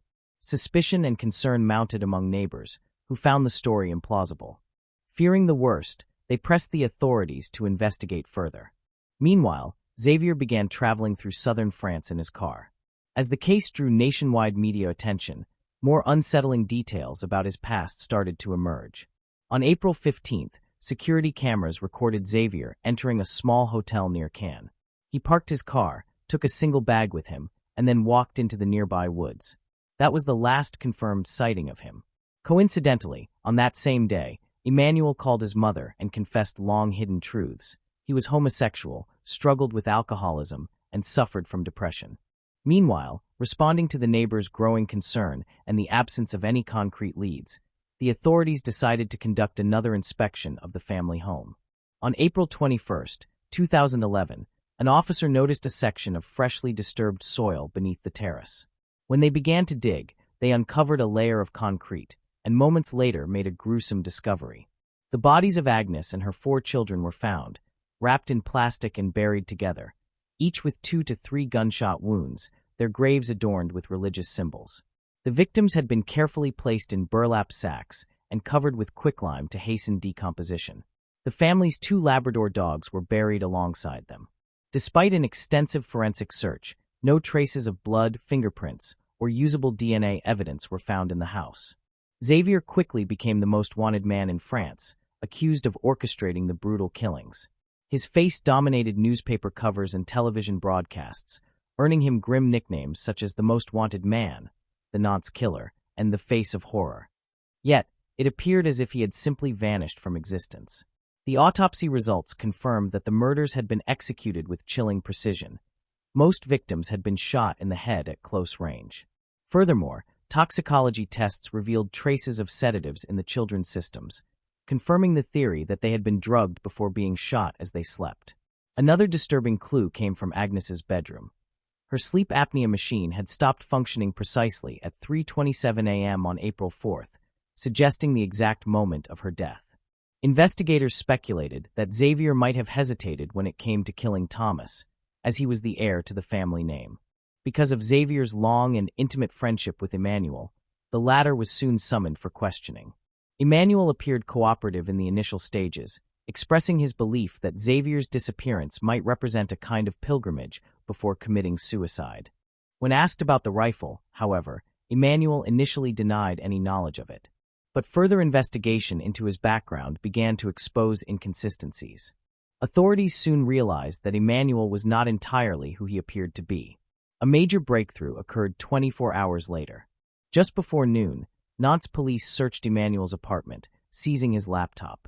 During questioning, Emmanuel finally admitted what he truly knew about Xavier's rifle. An examination of his hard drive uncovered an extensive collection of correspondence between him and Xavier. Messages that ranged from casual to deeply philosophical, sometimes carrying an oddly intimate or cryptic tone. One particular email, sent in the early hours of April 6th, drew the investigators' special attention. The accumulating evidence led police to suspect that Emmanuel might have played a role in aiding Xavier's disappearance. But Emmanuel was not the only suspect. Christine also drew the investigators' scrutiny. During their interviews, Christine and Genevieve were evasive, painting a superficial picture of Xavier and denying any knowledge of the Church of Philadelphia. Genevieve spoke about Xavier's childhood, but avoided uncomfortable topics such as the source of their income, and she outright denied the existence of the sect. However, the diligence of the investigative team paid off. They discovered a copy of a complaint filed years earlier by former sect members who had fled in fear after Christine proposed to have sex with all the men to conceive the chosen one. This revelation about the sect, which included wealthy members providing financial support, was crucial. Investigators believe this environment might have offered Xavier logistical and material assistance. As a result, all former members of the Church of Philadelphia were interrogated, and the police monitored the sect's followers, hoping to catch any slip-ups in conversation or email. Despite these efforts, no definitive leads emerged. Meanwhile, Xavier's cell phone records allowed authorities to trace his movements within the country. The last concrete trace of Xavier was a security recording from April 15th. Investigators speculated that he was carrying the weapon in his bag based on its shape. While everything suggested he might have committed suicide in the woods, the detectives were puzzled as exhaustive searches in the dense forest yielded no body or remains. This led to the theory that Xavier might have been picked up by a boat and taken to another country. Consequently, an international arrest warrant was issued. On May 4th, Nantes police contacted the National Center for Fisheries Monitoring to verify if Emmanuel or Xavier owned a motorboat or sailboat. They found nothing, although they knew the records might not be fully up to date. On May 9th, Emmanuel was summoned to the Nantes police station for another interview, which was, in fact, an interrogation. The police were now focused on finding a boat and identifying its captain. At this point, Emmanuel was unaware of the depth of the investigation or the suspicion surrounding him. When questioned about a reference to a sailboat, Emmanuel explained it as a coincidence. He revealed that he had given Xavier power of attorney to access his safe deposit box. Should anything happen to Emmanuel, the key was stored on a model sailboat in an apartment. The safe contained his will, and that was all. The police let Emmanuel go, feeling frustrated and empty-handed. Despite the coincidences, the investigation remained uncertain. At this stage, Emmanuel was seen merely as a witness. No arrests had been made, and the police debated the point of further interrogating him, though they decided to apply some pressure as he remained the most credible accomplice. A significant detail emerged when investigators reviewed all checks issued to Xavier's company. They found an unusual check for $4,200 signed by Emmanuel. The address on the check indicated a previously unknown account in Monaco. An immediate request for the account statements was sent, but Monaco's strict banking privacy laws meant the authorities there would only respond to their own regulatory agencies. On September 28th, four police officers visited Emmanuel's residence again. After several long minutes, Emmanuel appeared, disoriented and dressed only in his underwear, barely able to confirm his identity. The sparse interior of his apartment was strewn with empty bottles of alcohol, a reflection of his deep isolation and despair. He had not received any letters or phone calls from his old friend, and that silence tormented him. The police no longer regarded him as a suspect, but rather as a broken man, a castaway of circumstance, prompting them to wonder if they had been pursuing the wrong trail all along. By then, Xavier had become one of the most wanted fugitives in France, perhaps even in the world. In 2015, a journalist claimed to have received a letter from Xavier stating that he was still alive. Handwriting, DNA, and fingerprint analyses were performed, but the results provided no conclusive evidence and offered no new leads. On January 9, 2018, police raided a monastery in Roquebrune-sur-Argens following a tip that a monk there bore a striking resemblance to Xavier. After 2 hours of thorough searching, it was confirmed to be another case of mistaken identity. Less than a year later, on January 18, 2019, Emmanuel died of a heart attack. That same year, authorities arrested a man at Glasgow Airport in Scotland who they initially believed to be Xavier. Once again, the lead proved false. Another theory later emerged suggesting that Xavier might be living in South America, particularly in Argentina, where his fluency in English and charisma could allow him to blend in easily. Over the years, the Church of Philadelphia, founded by Xavier's mother, has not only endured but reportedly experienced a revival. This small, highly secretive sect includes members who have remained loyal for nearly 4 decades, living in near-total seclusion. In the summer of 2019, 2 brothers raised within the sect filed new complaints against Christine and Genevieve. For the past 20 years, both women have passionately maintained that Xavier is alive, innocent, and residing in the United States under witness protection. They insist that the contents of the April 9th letter are fabricated. Such claims might seem like pure denial, yet they could also serve as a deliberate attempt to obscure the truth. Since 2011, the case has remained entangled in speculation, false leads, and dead ends, leading investigators through an endless maze. The haunting question persists. Will justice ever be delivered for Agnes and her children? Despite the grim uncertainty, there are still those who believe that one day, the truth will finally emerge. Moving on to the next case. Jonathan. In the mid-1990s in Spain, 2 young Romani teenagers, Rosa and Marcelino Vega, defied social norms by marrying before reaching the legal age of adulthood. For them and their community, navigating everyday life was already a complicated matter. The Romani people, officially recognized by the European Union, have resided in Europe for nearly 1,000 years. Today, they represent the continent's largest ethnic minority, numbering between 8 and 10 million individuals. Despite their considerable presence, the Romani continue to endure grave hardships, from school segregation and forced evictions to confinement within impoverished ghettos. They also face severe restrictions on employment opportunities based solely on ethnic background, as well as limited access to healthcare and other essential public services. To date, no initiative introduced by the European Union's governing institutions has succeeded in effectively addressing these ongoing inequalities. Yet, despite these formidable circumstances, Rosa and Marcelino fell in love and resolved to build a life together. Adding another striking element to their story, particularly from a Western perspective, was the fact that they were cousins. Immaculata held a distinctive dual role in Rosa's life, being both her aunt and mother-in-law, while also serving as matriarch to 4 other children. Within their Romani community, there existed a deep-rooted emphasis on maintaining unions within the extended family as a means of safeguarding cultural heritage and preserving lineage. Such marriages were often prioritized over relationships with non-Romani individuals, commonly referred to as peos. At just 15 years old, Rosa and Marcelino began their journey into family life. Their first child, Adolfo, was born soon after, distinguished by his traditionally Romani appearance, dark skin and jet black hair. His grandmother affectionately nicknamed him Diablo Moreno, meaning dark-skinned devil. Not long after, their second son, Jonathan, came into the world. In contrast to his brother, he possessed a fairer complexion, giving him the appearance of a peo. His bright blue eyes gleamed like sunlight dancing upon the sea, and his tousled blonde hair earned him the enduring nickname Chucky, inspired by the wild-haired doll from the infamous 1990s horror film. The young family lived in modest conditions alongside Immaculata, sharing a small, two-room wooden dwelling with outdoors, situated within the Romani settlement of Las Castellanas in Madrid. This community primarily consisted of extended relatives who relied on collective cooperation to endure persistent financial hardship. The Vega family, Marcelino's lineage, belonged to an established Romani clan that had shifted from agricultural work to scavenging and selling various low-cost goods, ranging from garlic to brass, in their struggle to survive. Amid these difficult circumstances, Rosa and Marcelino learned they were expecting a third child, even as Jonathan was still an infant. Their happiness, however, proved to be heartbreakingly brief. On the ill-fated morning of August 7, 1998, Marcelino, who was only 19 years old at the time, lost his life in a tragic accident. He had been sitting in the back seat of a car that collided at a speed of 200 kilometers per hour on a highway near Barcelona, Spain.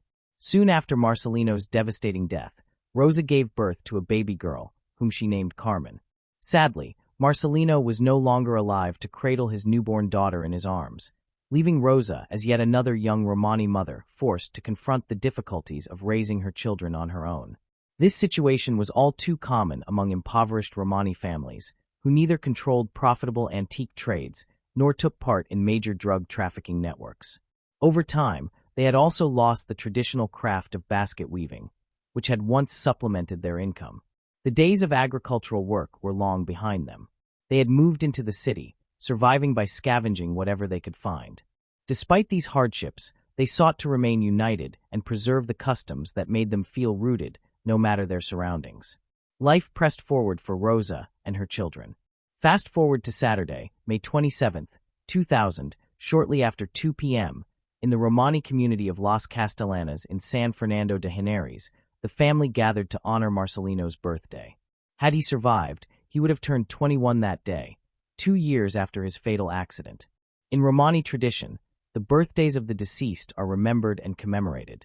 To observe the occasion, many members of the community visited the cemetery to place flowers and pay their respects. Within Romani culture, the lives of the departed are celebrated alongside the life they could have lived, however short it may have been. That afternoon, children ran and played freely after finishing their meals, while the adults divided their attention among various activities. Some were out scavenging for scrap metal to sell, others were resting after lunch, and several had gone to the cemetery to honor Marcelino's memory. Among the children, all cousins, was little Jonathan, the middle child of the late Marcelino and Rosa. By then, he was 2 years and 8 months old, full of energy and liveliness. On that particular afternoon, his 17-year-old Aunt Isabel was responsible for watching him. She decided to take him and a few of his young cousins on a short outing to a nearby shopping center called Prica. They walked around for some time, enjoyed a few sweets, and eventually decided to take pictures together in a photo booth. Around 4 o'clock in the afternoon, when Isabel retrieved the printed photographs, she suddenly realized that Jonathan was missing. Panicked, she searched frantically throughout the Prica mall, going in and out repeatedly while calling out his name.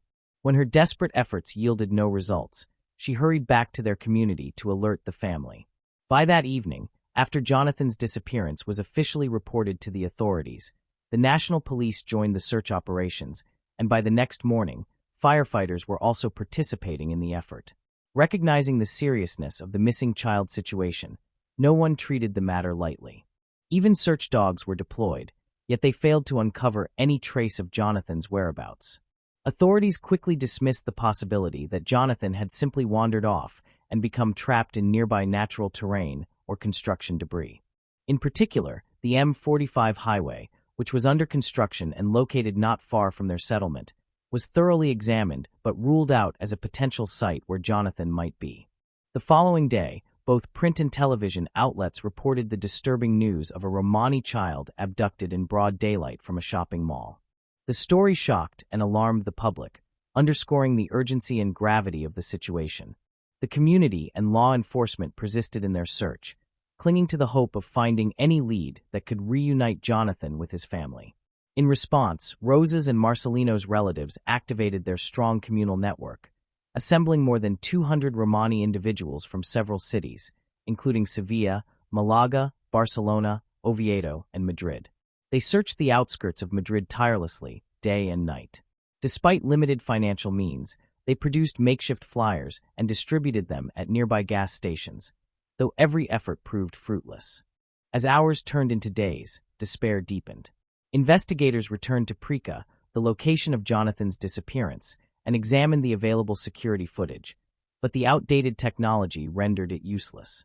A woman who claimed to have been present at the mall that ill-fated Saturday reported seeing a tall, dark-skinned man giving a child resembling Jonathan a bag of sweets before guiding him toward a children's ride. She later claimed to have spotted them again at a cafe, where the man had a beer before leaving with the boy. However, her testimony could not be substantiated. The lead investigator reassured the public that the case was being treated as a top priority and even issued an international alert through Interpol. Alongside Jonathan's photograph, they distributed his physical description: blue eyes, blonde hair, about 3.3 feet tall, weighing roughly 55 pounds, with milk teeth, and wearing a blue one-piece outfit. Determined to leave no stone unturned, his family plastered Madrid with posters displaying Jonathan's image and a contact phone number. Tragically, many of the numerous calls received were neither sincere nor useful. Several theories emerged, yet none yielded concrete answers. The idea of abduction became increasingly convincing, both within the family and from the perspective of law enforcement. One possible angle investigated was a conflict between different Romani clans.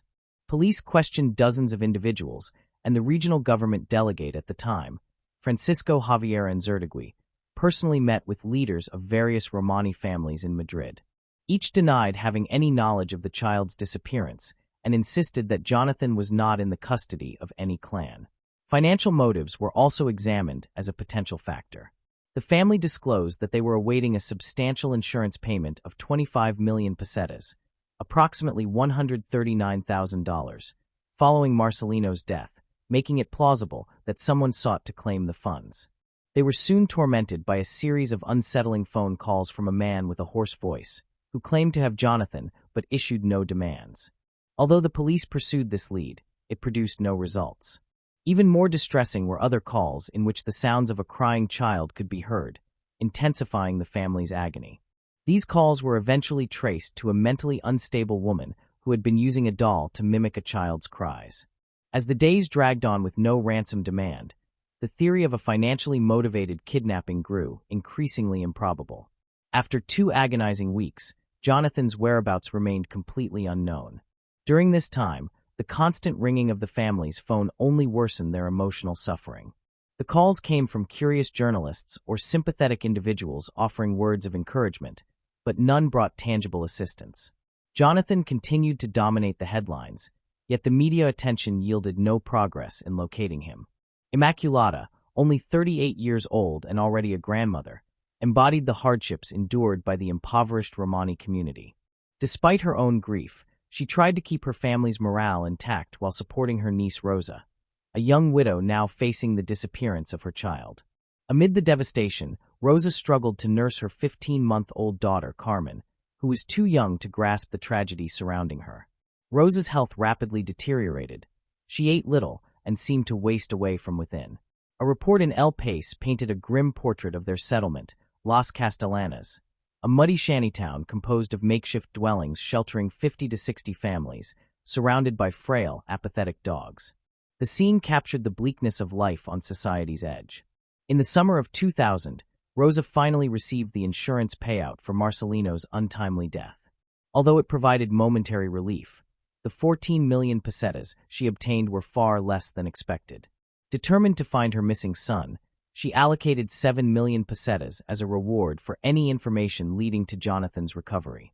The remaining funds were spent on a van and thousands of flyers bearing his photo. Rosa also bought additional telephones to handle incoming leads and, joined by relatives, embarked on an unrelenting search.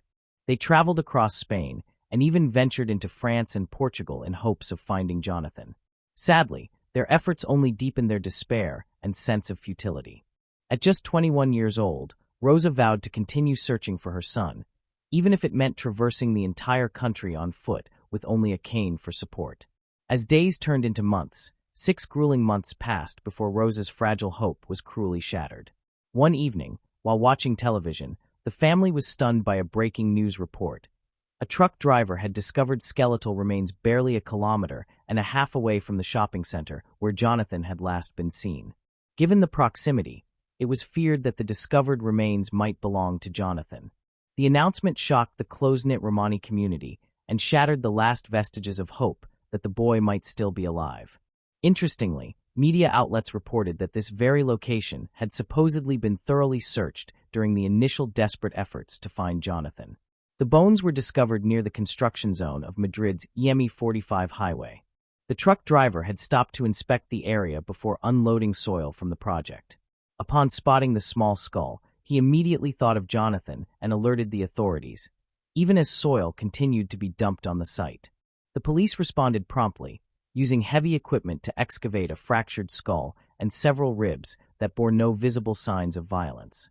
Close to where the remains were found, investigators came across children's clothing, a blue overall, a shirt, and a pair of shoes, all faded yet still intact. Rosa and Jonathan's grandmother recognized these garments as the same ones Jonathan had been wearing on the day he vanished.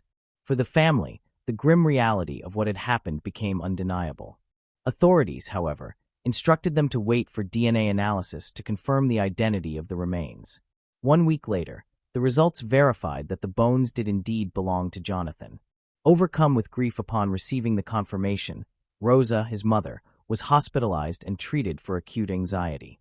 The confirmation of the remains brought a sorrowful end to the prolonged search, forcing the family to confront the devastating truth of their loss and the pressing need to obtain justice for Jonathan.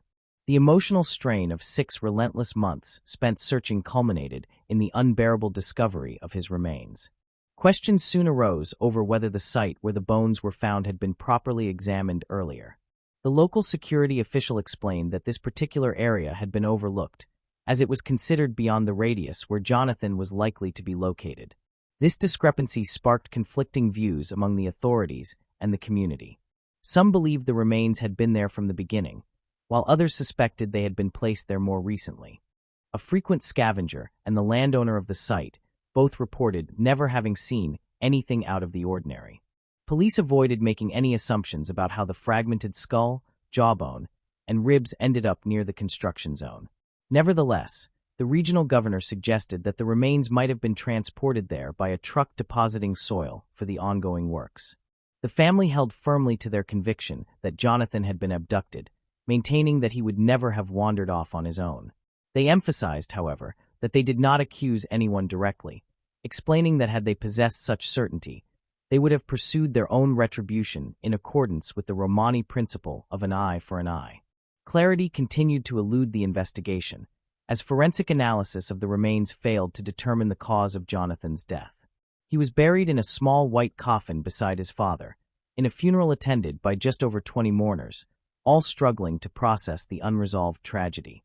Throughout the ceremony, Rosa appeared utterly broken, unable to restrain her tears and suffering repeated fainting spells.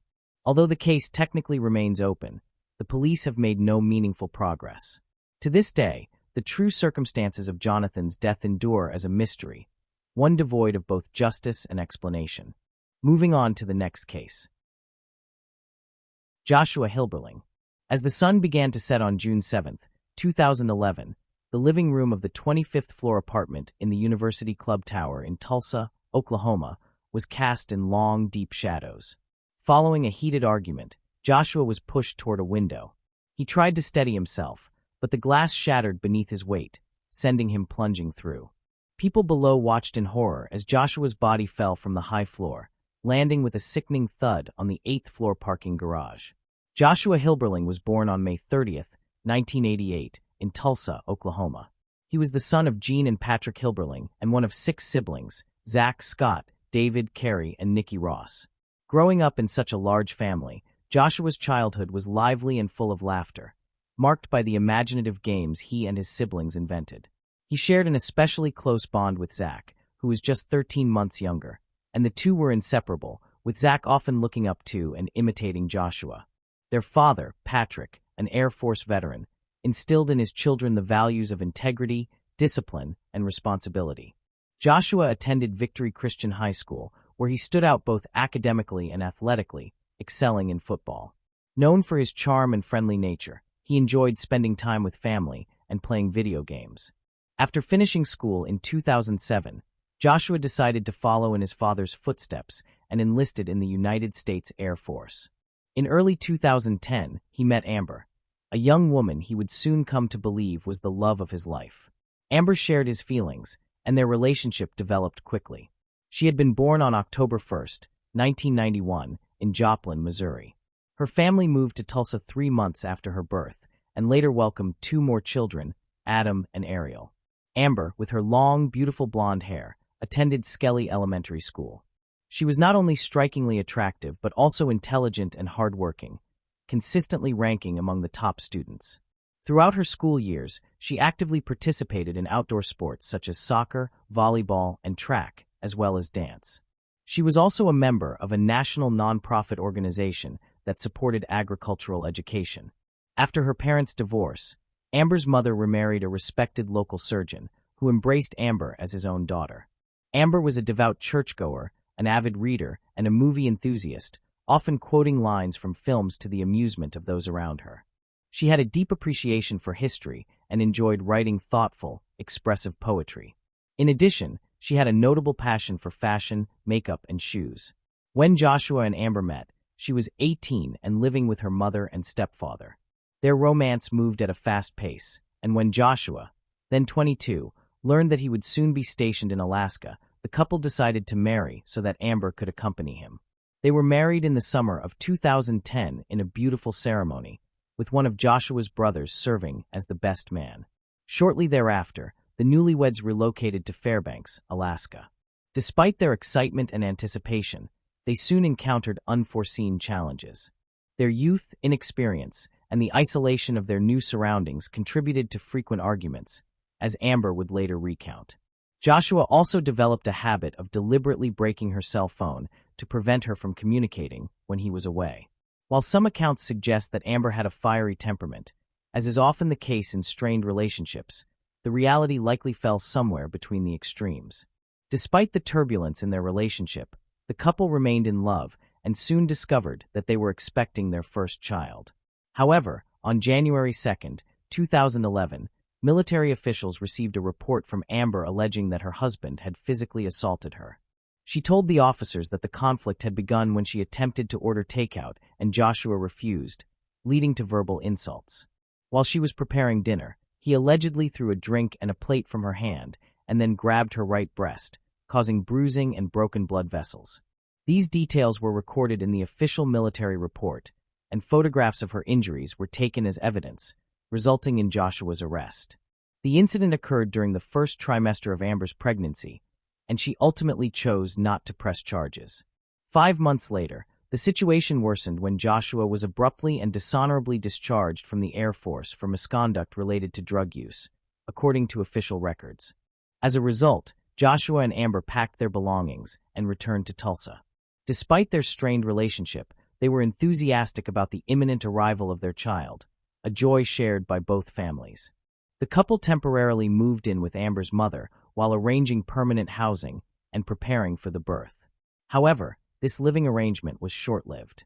Joshua's behavioral issues extended to his in-laws, who accused him of substance abuse and demanded that he leave. Although Amber was welcome to remain, she chose to accompany him.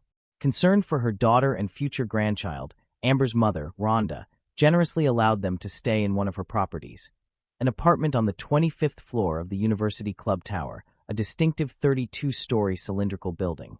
Amber's maternal grandmother also resided in one of the units. Constructed in 1966, the building was the first major U.S. structure to employ computerization for structural calculations, ensuring its resilience against wind sway. When the young couple moved into the apartment, the building's facade and glass curtain wall panels were already 46 years old, and it did not meet modern construction standards. Their relocation brought neither peace nor relief to their marriage. Arguments continued, fueled in part by Joshua's frequent nighttime absences. He would leave Amber alone in the apartment and take the car her mother had lent them, which was intended for her use in emergencies due to her advanced pregnancy.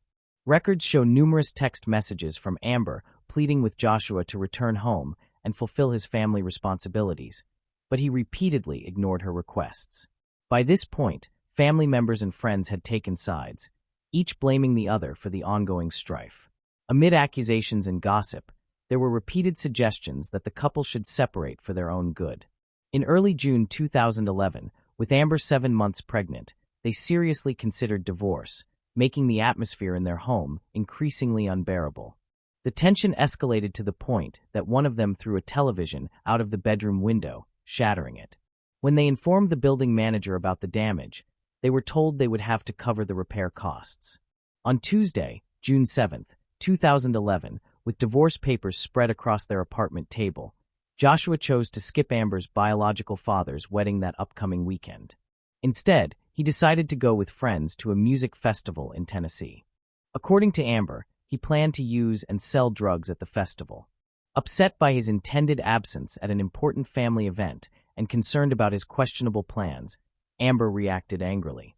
After a heated exchange, she continued packing laundry to take to her grandmother's house, since their apartment lacked a washer and dryer.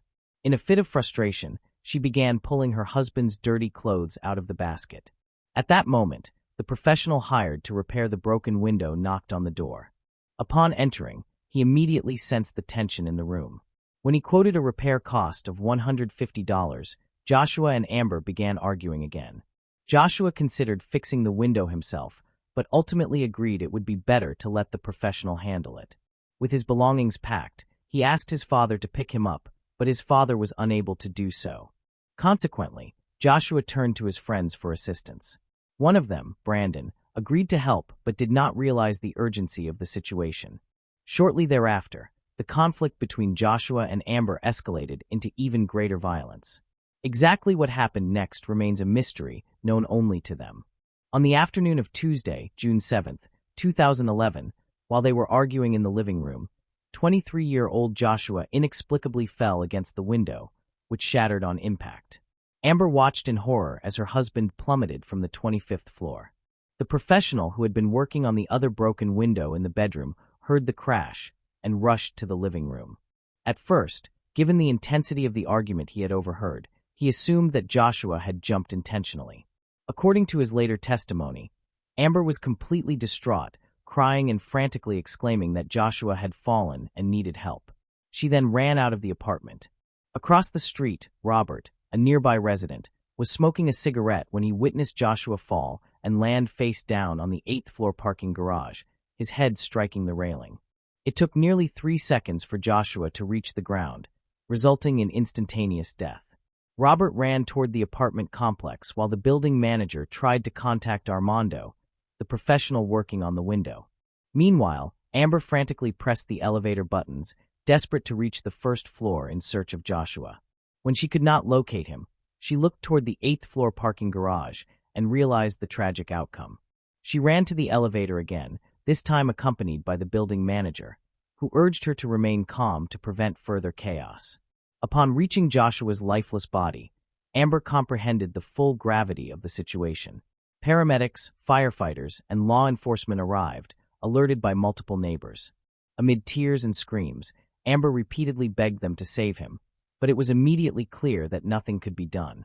Amber continued insisting that she had not intended for this to happen, with one firefighter hearing her say that it was never her intention for events to escalate so drastically. The police escorted Amber to the Tulsa Police Department to ask standard questions and reconstruct the events of that day. She requested to wait for her grandmother before proceeding. At that moment, authorities were still uncertain about what had transpired in the couple's apartment. Unbeknownst to Amber, her life was about to change dramatically, not only because she was now a widow, but in many other profound ways. Once at the station, the police placed Amber and her grandmother in a room where they were alone and instructed them to remain calm while waiting for someone to join them. What they did not realize was that the room was equipped with recording devices, capturing every word they spoke. Additionally, an on-duty officer observed all their actions in real time. Amid her complete shock, Amber tearfully told her grandmother that while they had been arguing in the living room, she had gone to the bedroom and, upon returning, pushed Joshua toward the wall in response to his insults. He stumbled, attempted to catch himself, but ultimately fell through the window. At one point, she told her grandmother that Joshua's parents were right when they repeatedly claimed that if they stayed together, she would eventually cause his death. Amber couldn't stop lamenting the fatal outcome she had caused. Her grandmother was aware that Amber's in-laws would relentlessly pursue her, so she urged her to stay strong, especially for her unborn child. Despite following her grandmother's advice to remain silent without legal representation, the police still arrested Amber as a suspect. The next day, after securing a lawyer, her mother paid the bail and Amber was released. As the investigation continued, Joshua's memorial service was held on the morning of Saturday, June 11, 2011. Instead of flowers, the family requested memorial contributions in Joshua's name. From that point on, each family accused the other spouse of violence. Amber's claim of self-defense against an abusive husband was quickly overshadowed by the aggressive public campaign launched by Joshua's relatives and friends. The media sided with the Hilberlings, portraying Amber as a mentally unstable criminal and Joshua as a gentle man driven to madness by her. Websites appeared where anonymous people called for Amber's execution, and strangers harassed her family. On August 6, 2011, while awaiting a complex and controversial trial, Amber gave birth to her son. Close friends described him as a beautiful blend of his parents. Amber and her lawyers rejected 2 plea deals offered by the district attorney's office. One deal was a 5-year prison sentence plus 15 years of probation, and the other was 7 years in prison with 13 years suspended. Amber later told a major American media outlet that she did not regret her decision, as she was confident in her innocence and willing to take any risk to prove it. These decisions led to her being tried for second-degree murder. When Amber began attending court hearings in fitted jackets, impeccably made up and sporting disheveled blonde hair, the public and press used these details to confirm their preconceived notions about her. Meanwhile, she cherished every moment with her young son, finding peace in watching him grow amidst the chaos surrounding her case, which seemed focused on her family's financial means to evade justice. On the opposite side of her, many detractors was a page created by those who believed in her innocence. Although fewer, these supporters extensively discussed on social media the records of domestic violence perpetrated by Joshua. They also posted text messages from Amber's phone, supposedly from conversations with her husband the day before his death. On September 19, 2012, Amber filed a lawsuit against University Club Tower, claiming that Joshua's death resulted from the condominium's negligence. The document alleged that Joshua's fatal fall occurred because the window did not meet the glass requirements stipulated by Tulsa's building code. 6 months later, Amber's trial commenced. During her testimony, Amber told the jury that when she entered the living room, Joshua stepped away from the window and walked toward her. It was then, according to her, that he grabbed her shoulders with both hands. Fearing the worst, she pushed him hard against the wall between the chandeliers and the TV. To better explain, Amber drew a diagram of the push, and the court allowed her to stand in the witness box to demonstrate. The deputy district attorney began her cross-examination, making it clear to the jury that they did not need to believe Amber intended to kill her husband to convict her of the charge. They only needed to be certain that her act was extremely dangerous to another person. She added that the incident evidenced a depraved mindset. In this context, the video of Amber's conversation with her grandmother at the police station where she admitted her guilt was a key piece of evidence presented by the prosecution, despite the defense's efforts to suppress it. Additionally, the prosecutors called witnesses who claimed to have heard sounds of a struggle in the apartment, including heavy footsteps moving towards the window area.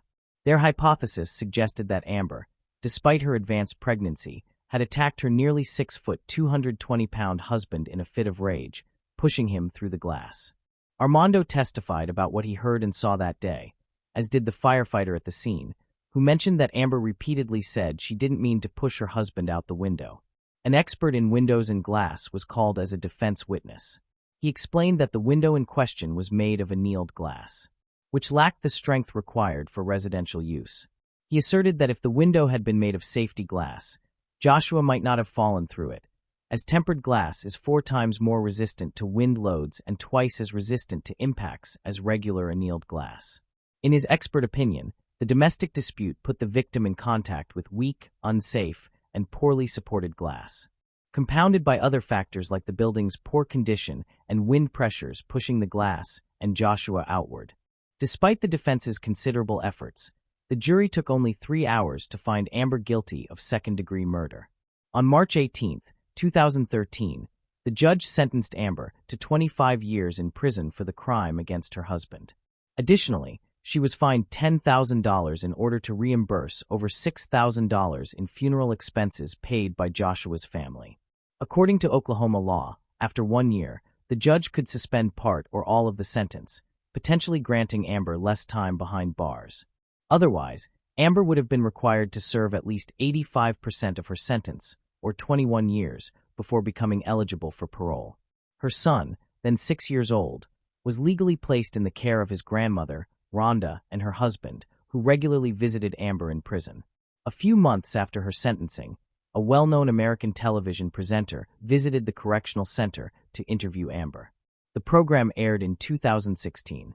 During the televised interview, Amber admitted to yelling at her husband and calling him a coward during the argument that resulted in his fatal fall, but she continued to assert her innocence.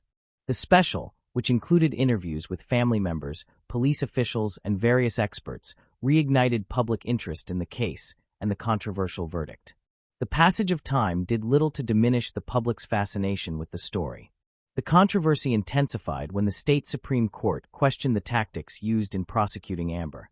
Rhonda blamed the Hill-Burling's prominence in Tulsa for fostering certain biases against her daughter. Later, rumors regarding Amber's alleged misconduct while in custody brought her back into sensationalized headlines. The lawsuit filed against University Club Tower was dismissed in March 2015. Amber died in prison on October 24, 2016, at the age of 26. The coroner's report noted scars on her wrists and forearms and the presence of methamphetamine in her blood. According to the coroner, Amber had taken her own life.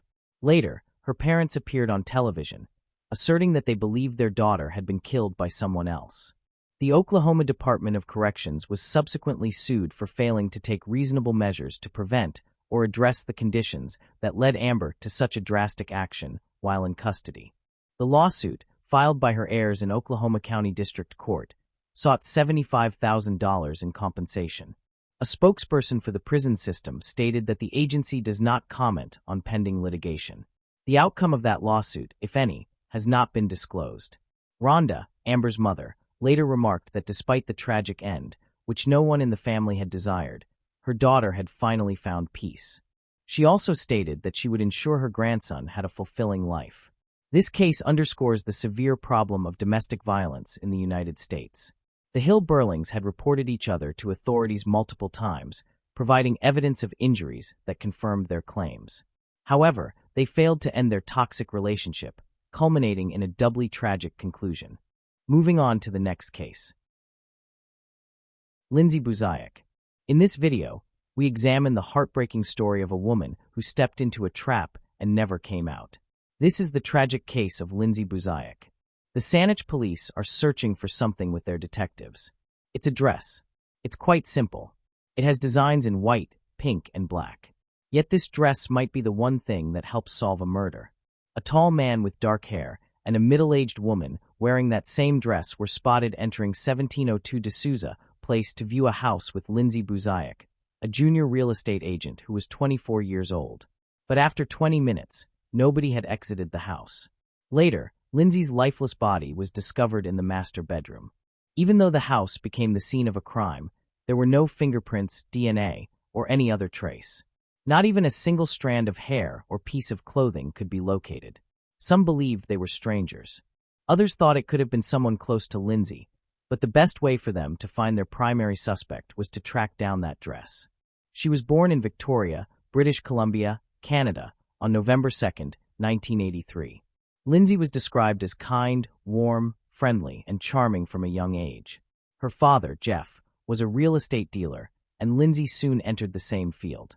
Becoming a real estate agent was a perfect career path for her because she was cheerful, smart, and approachable. All her clients felt safe and welcomed, and almost every one of them praised her work as an agent. In addition, Lindsay was dating another successful real estate agent named Jason Zylo.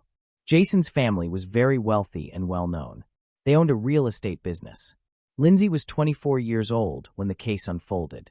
She was thrilled about her new career and just beginning her journey. She had been showing many houses recently, and her work was quickly moving forward in a positive direction. She had been meeting numerous new clients and arranging several promising showings. One phone call, however, would change everything for her. Lindsay had no idea that this would be her final showing. At the end of January 2008, Lindsay received a call on her personal cell phone, even though she also had a work phone. The work phone was the one she normally provided to clients seeking to buy or rent a house or apartment. This client, however, specifically reached her through her personal phone, which only her close friends and family members possessed. It seemed a little odd, but nothing that would immediately signal danger. When Lindsay answered the phone, a woman was on the other end. The name she gave Lindsay made her recall how unusual she sounded. It almost came across as if she spoke Spanish, but not quite. It also didn't sound as though she was Canadian. Because of this, Lindsay referred to this customer as the Mexicans. I thought it was a rather strange nickname, but those were Lindsay's words, not mine. Lindsay always made a note of her clients' names and the type of house they were searching for.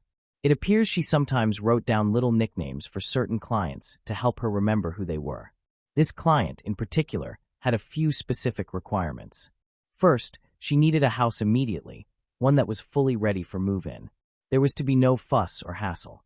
The woman told Lindsay that the couple would arrive in Victoria in 2 days and would require the house by then. Lindsay was nearly stunned when she asked about the budget. The client had a very large amount set aside for the purchase, far more than enough. Her price range for a house in Victoria was $1 million. Lindsay felt very excited. She believed the commission would be extraordinarily high if she managed to secure a great property for this client, especially since she was only at the beginning of her real estate career. To Lindsay, the whole situation felt too good to be true. Sadly, her instincts in this case were correct. Still, there was no obvious reason for her to suspect that something sinister was taking place with this client. Yet she couldn't shake the feeling that something seemed off. When you're this new in the business, opportunities this incredible don't usually just land in your lap. Too many things stood out as odd. The fake-sounding accent, the unusually high budget, and the urgency. On top of that, the new client had called Lindsay on her personal phone. However, it turned out that these clients had been referred to her through someone she had previously worked with. This explained how they had gotten access to her personal number, but Lindsay still remained cautious. She confided in her boyfriend Jason and her father Jeff about all her concerns, even though she had decided to go ahead with the showing. Jeff told Lindsay she was free to make her own decision and left the choice entirely up to her. She could have said no to this client if it made her uncomfortable. Jason, however, felt there was nothing unusual about the client and encouraged Lindsay to go to the showing. Moreover, he reassured her that he would be waiting outside the house in his car so she wouldn't feel alone. After speaking with Jason, Lindsay felt more at ease and selected a few properties for the client who had $1 million budget. That was how Lindsay came across a house in Saanich. The meeting was scheduled for February 2nd, 2008, at about 5:30 p.m. The day of the appointment arrived quickly. It was a Saturday. Earlier in the afternoon, Lindsay and Jason had lunch together at a nearby diner. Around 4:30 p.m., Lindsay went home to prepare for her meeting with the client. Jason, meanwhile, went to a car repair shop to take care of another matter. For some reason, the two decided to head to the house separately. Lindsay was on her way to meet the clients at the property. Jason was running late with a friend at the car shop, but intended to arrive shortly after Lindsay. He texted Lindsay to apologize for being late and assured her that he was on his way. "Okay, I need to go. People from Mexico are here," was the last message Lindsay sent to Jason. At 5:38 p.m., Jason texted her again, saying he was almost at the house in Saanich and on his way. Lindsay would never read this message nor respond to it. Jason parked in front of the house around 5:45 p.m. without thinking much of it. As it turned out, he had his friend from the car shop with him. When Jason pulled up to the front door, he noticed a man with dark hair standing there with his back turned to him. The front door was wide open. Jason and his friend lingered outside for about 10 minutes. Eventually, Jason began to feel like he was acting as a nosy, overbearing boyfriend. So he decided to take the car for a short drive. When he reached Torquay Drive, he still had a clear view of the house and its front door. He waited another 10 minutes and then sent Lindsay a text, telling her he thought everything seemed fine. But like his earlier message, this one was never read, and Lindsay never replied. He also saw both the man and the woman in the white, pink, and black dress return inside. At that point, He said nothing seemed alarming. It was only after 20 minutes that Jason began to feel concerned. It should not have taken Lindsay this long to finish showing the house. Jason walked up to the front door, which was now locked, and peered through the stained glass to spot a pair of high heels in the hallway. They were Lindsay's shoes. They looked like she had taken them off hastily because they were lying on the floor. This immediately alarmed Jason. Why would Lindsay remove her shoes just to show a house? That suspicion made Jason call 911, while his friend circled around to check the back of the property. While speaking to the operator, Jason attempted to push open the front door and even knocked on it, but it would not budge. His friend soon rushed back from the rear of the house and reported that the back fence was wide open and the back patio door was standing open as well. After telling the operator what he planned to do, Jason hung up and prepared to enter the house. He remained at the front door while his friend unlocked it from the back. When Jason stepped inside, the house was eerily silent. Where was Lindsay? He walked down the hallway, went upstairs, and eventually stopped at the master bedroom. There, Jason discovered his girlfriend lying dead on the floor, brutally injured. Lindsay Buzayak, just 24 years old, was gone. Jason immediately called 911 again, this time requesting police and emergency services. Soon after, paramedics and detectives arrived, but Lindsay could not be revived. Authorities declared her dead at the scene. She had sustained more than 40 stab wounds. Further investigation uncovered chilling details. Lindsay had not made any attempt to defend herself. None at all. This strongly suggested she had been attacked from behind and had no idea what was coming. The thought alone is chilling. Lindsay had already sensed that her new clients were not right. They seemed too good to be true. On top of that, investigators found themselves at a dead end. As far as anyone knew, Lindsay had never met these clients before. They were not friends, nor were they people she knew well. So why was Lindsay attacked with such ferocity? After seeing the excessive number of stab wounds, police felt certain about one thing. The killer was filled with rage. The assault on Lindsay was violent and personal. The perpetrator had intended to make sure Lindsay would never walk out the front door alive, which was devastating. At this point, detectives had only one mission: to track down the person responsible for Lindsay's murder.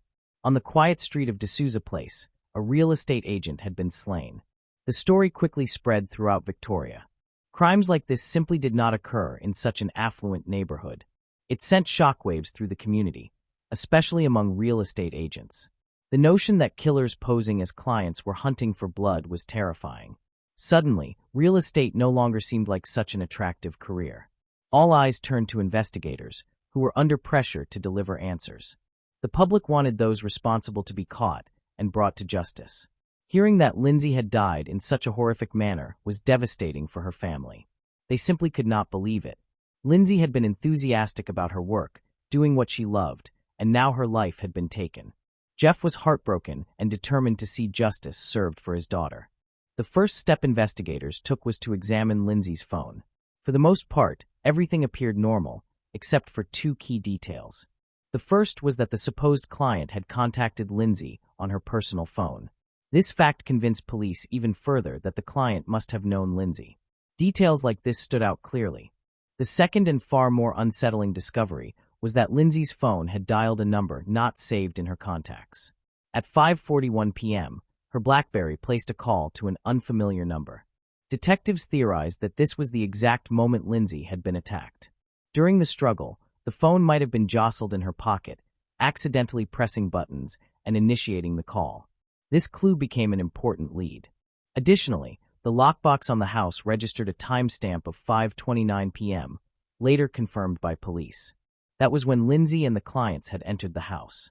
Witnesses near the property reported seeing Lindsay outside with a man around 6 feet tall with dark hair and a middle-aged woman who had blonde hair and wore a dress with pink, white, and black stripes. Neighbors observed Lindsay greeting them with a smile and shaking their hands, giving the impression they were acquaintances. They then saw the three enter the home together. However, no one ever saw the couple leave from either the front or the back. This corroborated Jason's account of spotting the two clients near the doorway when he arrived in his car. The following step for police was to thoroughly search the crime scene. Unfortunately, it did little to advance the case, as the killers had been exceptionally careful. They didn't leave any DNA, fingerprints, or other clues that could help the cops find them. Even though they didn't want to say it, The cops knew that the people who killed Lindsay had a very well thought-out plan. They also asked Lindsay's family and friends if she had any haters or people who might want to hurt her, but they didn't find out anything. There didn't seem to be anyone who didn't like Lindsay. The police had no choice but to look at the phone Lindsay used to get the strange call in the first place. It turned out that the phone he used to call Lindsay was a burner phone that he bought in Vancouver under a fake name a few months before the attack. This proved planning ahead. The terrifying attack on Lindsay had been planned for a long time. Interestingly, the phone was only used once after it was bought to make that terrible call to Lindsay. Also, the police learned that the phone had been turned off after the murder and hadn't been used since. Pings from the cell phone also showed that it had taken a boat from Vancouver to Saanich. The cops thought that the phone might have been bought as part of a plan to kill someone and then thrown away after the crime. Also, it turned out that the client gave Lindsay a fake name. Then, the police looked at the house itself, as well as the business that owned it and other things. They did find something strange after that. Lindsay was showing her customers a house on D'Souza Place, a street with only 4 houses. The house that tragedy happened was on the edge of the cul-de-sac. The street named D'Souza Place was named after a guy named Joe D'Souza. Shirley Zillow, Jason's mom, knew Joe through business. As you may remember, Jason's family owned a successful real estate business and knew everyone in the business. Now, the police were suspicious that the house Jason told Lindsay to show her clients, even though she was scared, was actually owned by a friend. When the police got this new information, they quickly changed their attention to Jason and the Zillow family of people. Witnesses agreed with Jason's account of what happened, but the cops still didn't understand some things. So why would Jason show up late to the house if he knew that his girlfriend didn't like the new client? After lunch, he should have offered to drive Lindsay right to the movie. What the cops also thought was very strange was that Jason ran straight to the master bedroom as soon as his friend opened the door. Why did he do that? How did Jason know this was where Lindsay would be? Most of the time, people search the whole house for the victim before they find them. But Jason went right to the spot where the body of his girlfriend was found. There were questions asked of Jason and his friend almost right away after Lindsay was killed. The cops were able to trust him, and he even passed a polygraph test. But he wouldn't give them a DNA sample. The inspectors had no idea what to do. The case was quickly ending because they couldn't find the murder weapon, which didn't help. That is, until someone came forward with some very interesting details about Lindsay's connection with Jason. That guy was Jeff, Lindsay's dad. He told the police that Lindsay was thinking about ending her relationship with Jason because he was possessive, jealous, and controlling. Things got worse. In December 2007, Lindsay told her dad that she had seen something she shouldn't have while she was with him in Calgary. We don't know what Lindsay saw, and neither does Jeff, but after almost 2 months, Lindsay was picked out and killed. No one still doesn't know who made the strange call, or how they planned and carried out a whole murder plot in less than 15 minutes. But there are a few ideas that police, bloggers, and even regular people have come up with. The first idea is that it was a planned hit. There are no fingerprints, DNA, or other signs that point to anyone else being involved in Lindsay's murder, so it seems like it was done by a professional hitman. People who knew Lindsay, her work, and her routine very well are thought to have hired a hit person to do something bad to her. The clients were there to do the dirty work. There is a huge plot hole in this idea, even though it makes sense. Someone who works as a hitman and doesn't even know who Lindsay is would attack her more than 40 times. Even though it's sad, wouldn't a gun or something long-range have been better for a paid hit? It looks like Lindsay was killed out of love because of the type of cuts she had and the sheer number of them. It was planned that someone would kill Lindsay in a very personal and direct way. The second theory is a little crazy. It has to do with illegal drugs, drug trafficking gangs, and telling on people. Do you remember when Lindsay went to Calgary in December 2007? It turned out that right after Lindsay left, there was a big drug bust in Calgary in January 2008. A lot of bad guys and drug sellers were caught and arrested, including Erickson Lopez de Alcázar, who was a big name in the drug ring. What does this have to do with Lindsay, though? Okay, phone records showed that Lindsay called an ex-boyfriend's friend while she was in Calgary. The friend was actually Erickson's family member. We're not sure what the call was about, but soon after it, illegal rings were found and people were caught. A few months later, Lindsay also died. People thought Lindsay was a police snitch who told on some shady people. So Lindsay's murder was planned by a drug gang as a way to get back at the people who lost so much money in Alberta's biggest drug bust. So was it a plan by the cartels to get back at them? Did Lindsay die because she told on the police? Well, the people in charge of the Lindsay case don't think that. They looked into this option, but it was ruled out right away. It didn't make sense. That sounds like something Lindsay would not have wanted to do. To restate, Lindsay's attack was personal. It is true that reporting someone to the police can end badly very quickly, but there was no evidence of this, and the police also did not uncover any connection between Lindsay and these illegal drug gangs. However, the next theory is quite interesting. It concerns Lindsay's boyfriend Jason and his mother Shirley. Jeff, Lindsay's father, has already spoken harshly about Jason. From the beginning, he found it strange that Jason remained in the car while he clearly saw the unknown man at the front door. Jeff believes Jason should have taken action, even if only to make his presence known. It also did not make sense for him to move his car away from the house. Additionally, there is the matter of going directly to the master bedroom. And last but not least, that fake Spanish voice Lindsay heard on the phone that day. Surprisingly, this accent resurfaced in a peculiar way. Nikki, one of Lindsay's friends, received a late-night call from an unknown number. The woman on the other end spoke in a strange, fabricated, artificial Spanish accent that strongly resembled what Lindsay had heard. Nikki could not recall what the caller discussed once the call ended. However, Shirley, Jason's mother, answered the phone when she dialed it back multiple times. Nikki was left feeling very unsettled and confused. Why would her boyfriend's mother be the one to call her? How did she even get her number? Shirley was unbothered. She explained that she had been attempting to reach her personal assistant, whose name was also Nikki, but the calls had been mixed up. Nicole assumed that Jason must have given Shirley her number when she asked how she obtained it. Later, however, Shirley firmly denied that this call had ever occurred. We do not know whether the police investigated this or not. This raised a serious question. Could someone close to Lindsay, either a friend or family member, have been responsible for her tragic death? There is no way to be certain, but it does sound unsettling. The most troubling aspect of this case is that no one has yet been charged with Lindsay's murder. Considering the evidence that has emerged so far, one possibility seems very probable. Yet the authorities cannot charge the man or woman who were likely behind the attack, simply because they do not have enough proof. The police only had a real lead regarding the woman they observed at the crime scene. Her dress was a peculiar color. It required a great deal of time and effort for the authorities to locate either the dress or the woman who had been wearing it. Yet they never discovered either, so they were forced to abandon the search.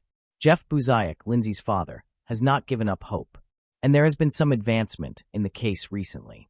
Therefore, all hope is not lost. We are now closer than ever to resolving this case. Jeff has played a very active role in the investigation because he created a website dedicated to Lindsay's murder. The site contains an online forum where individuals can exchange information and theories about the case. This very website is what led to a highly unusual post about Lindsay's death. In August 2017, nearly 9 years after Lindsay was murdered, someone posted on a site, "I killed Lindsay and stupid cops will never prove it." Now, this could have been done for attention or another motive, or it might have been written by the killers themselves. We truly cannot know. It was nevertheless an intriguing post. The Saanich Police Department and the FBI only recently, in 2021, announced that they have new leads in Lindsay's case, thanks to advancements in DNA analysis and other technologies. For now, the specifics remain confidential. Based on what I currently understand, the investigators must have uncovered something left within the house that contained a minute trace of DNA from when the case first began. Lately, police have been able to employ genetic genealogy to resolve many homicide cases that had long remained unsolved. This case may be no exception. However, genetic tracing can take an extremely lengthy period of time. Still, there remains hope. We are simply waiting to learn what the next course of action will be that the police intend to pursue. Jeff and Lindsay's family and friends have endured immense suffering over the past 15 years. It is long overdue that they finally discover who murdered their daughter in such a horrific manner. For Lindsay, Jeff, and every person close to her, I cannot help but feel that justice lies just around the corner. Thanks for watching. I hope you enjoyed exploring these intriguing cold cases with me. If you found the video fascinating, don't forget to give it a thumbs up and subscribe to Cold Case Mystique for more deep dives into cold case investigations. Your support helps me bring you more compelling content. Leave a comment below with your thoughts or any cases you'd like me to cover next. See you in the next video. And remember, the search for truth never stops.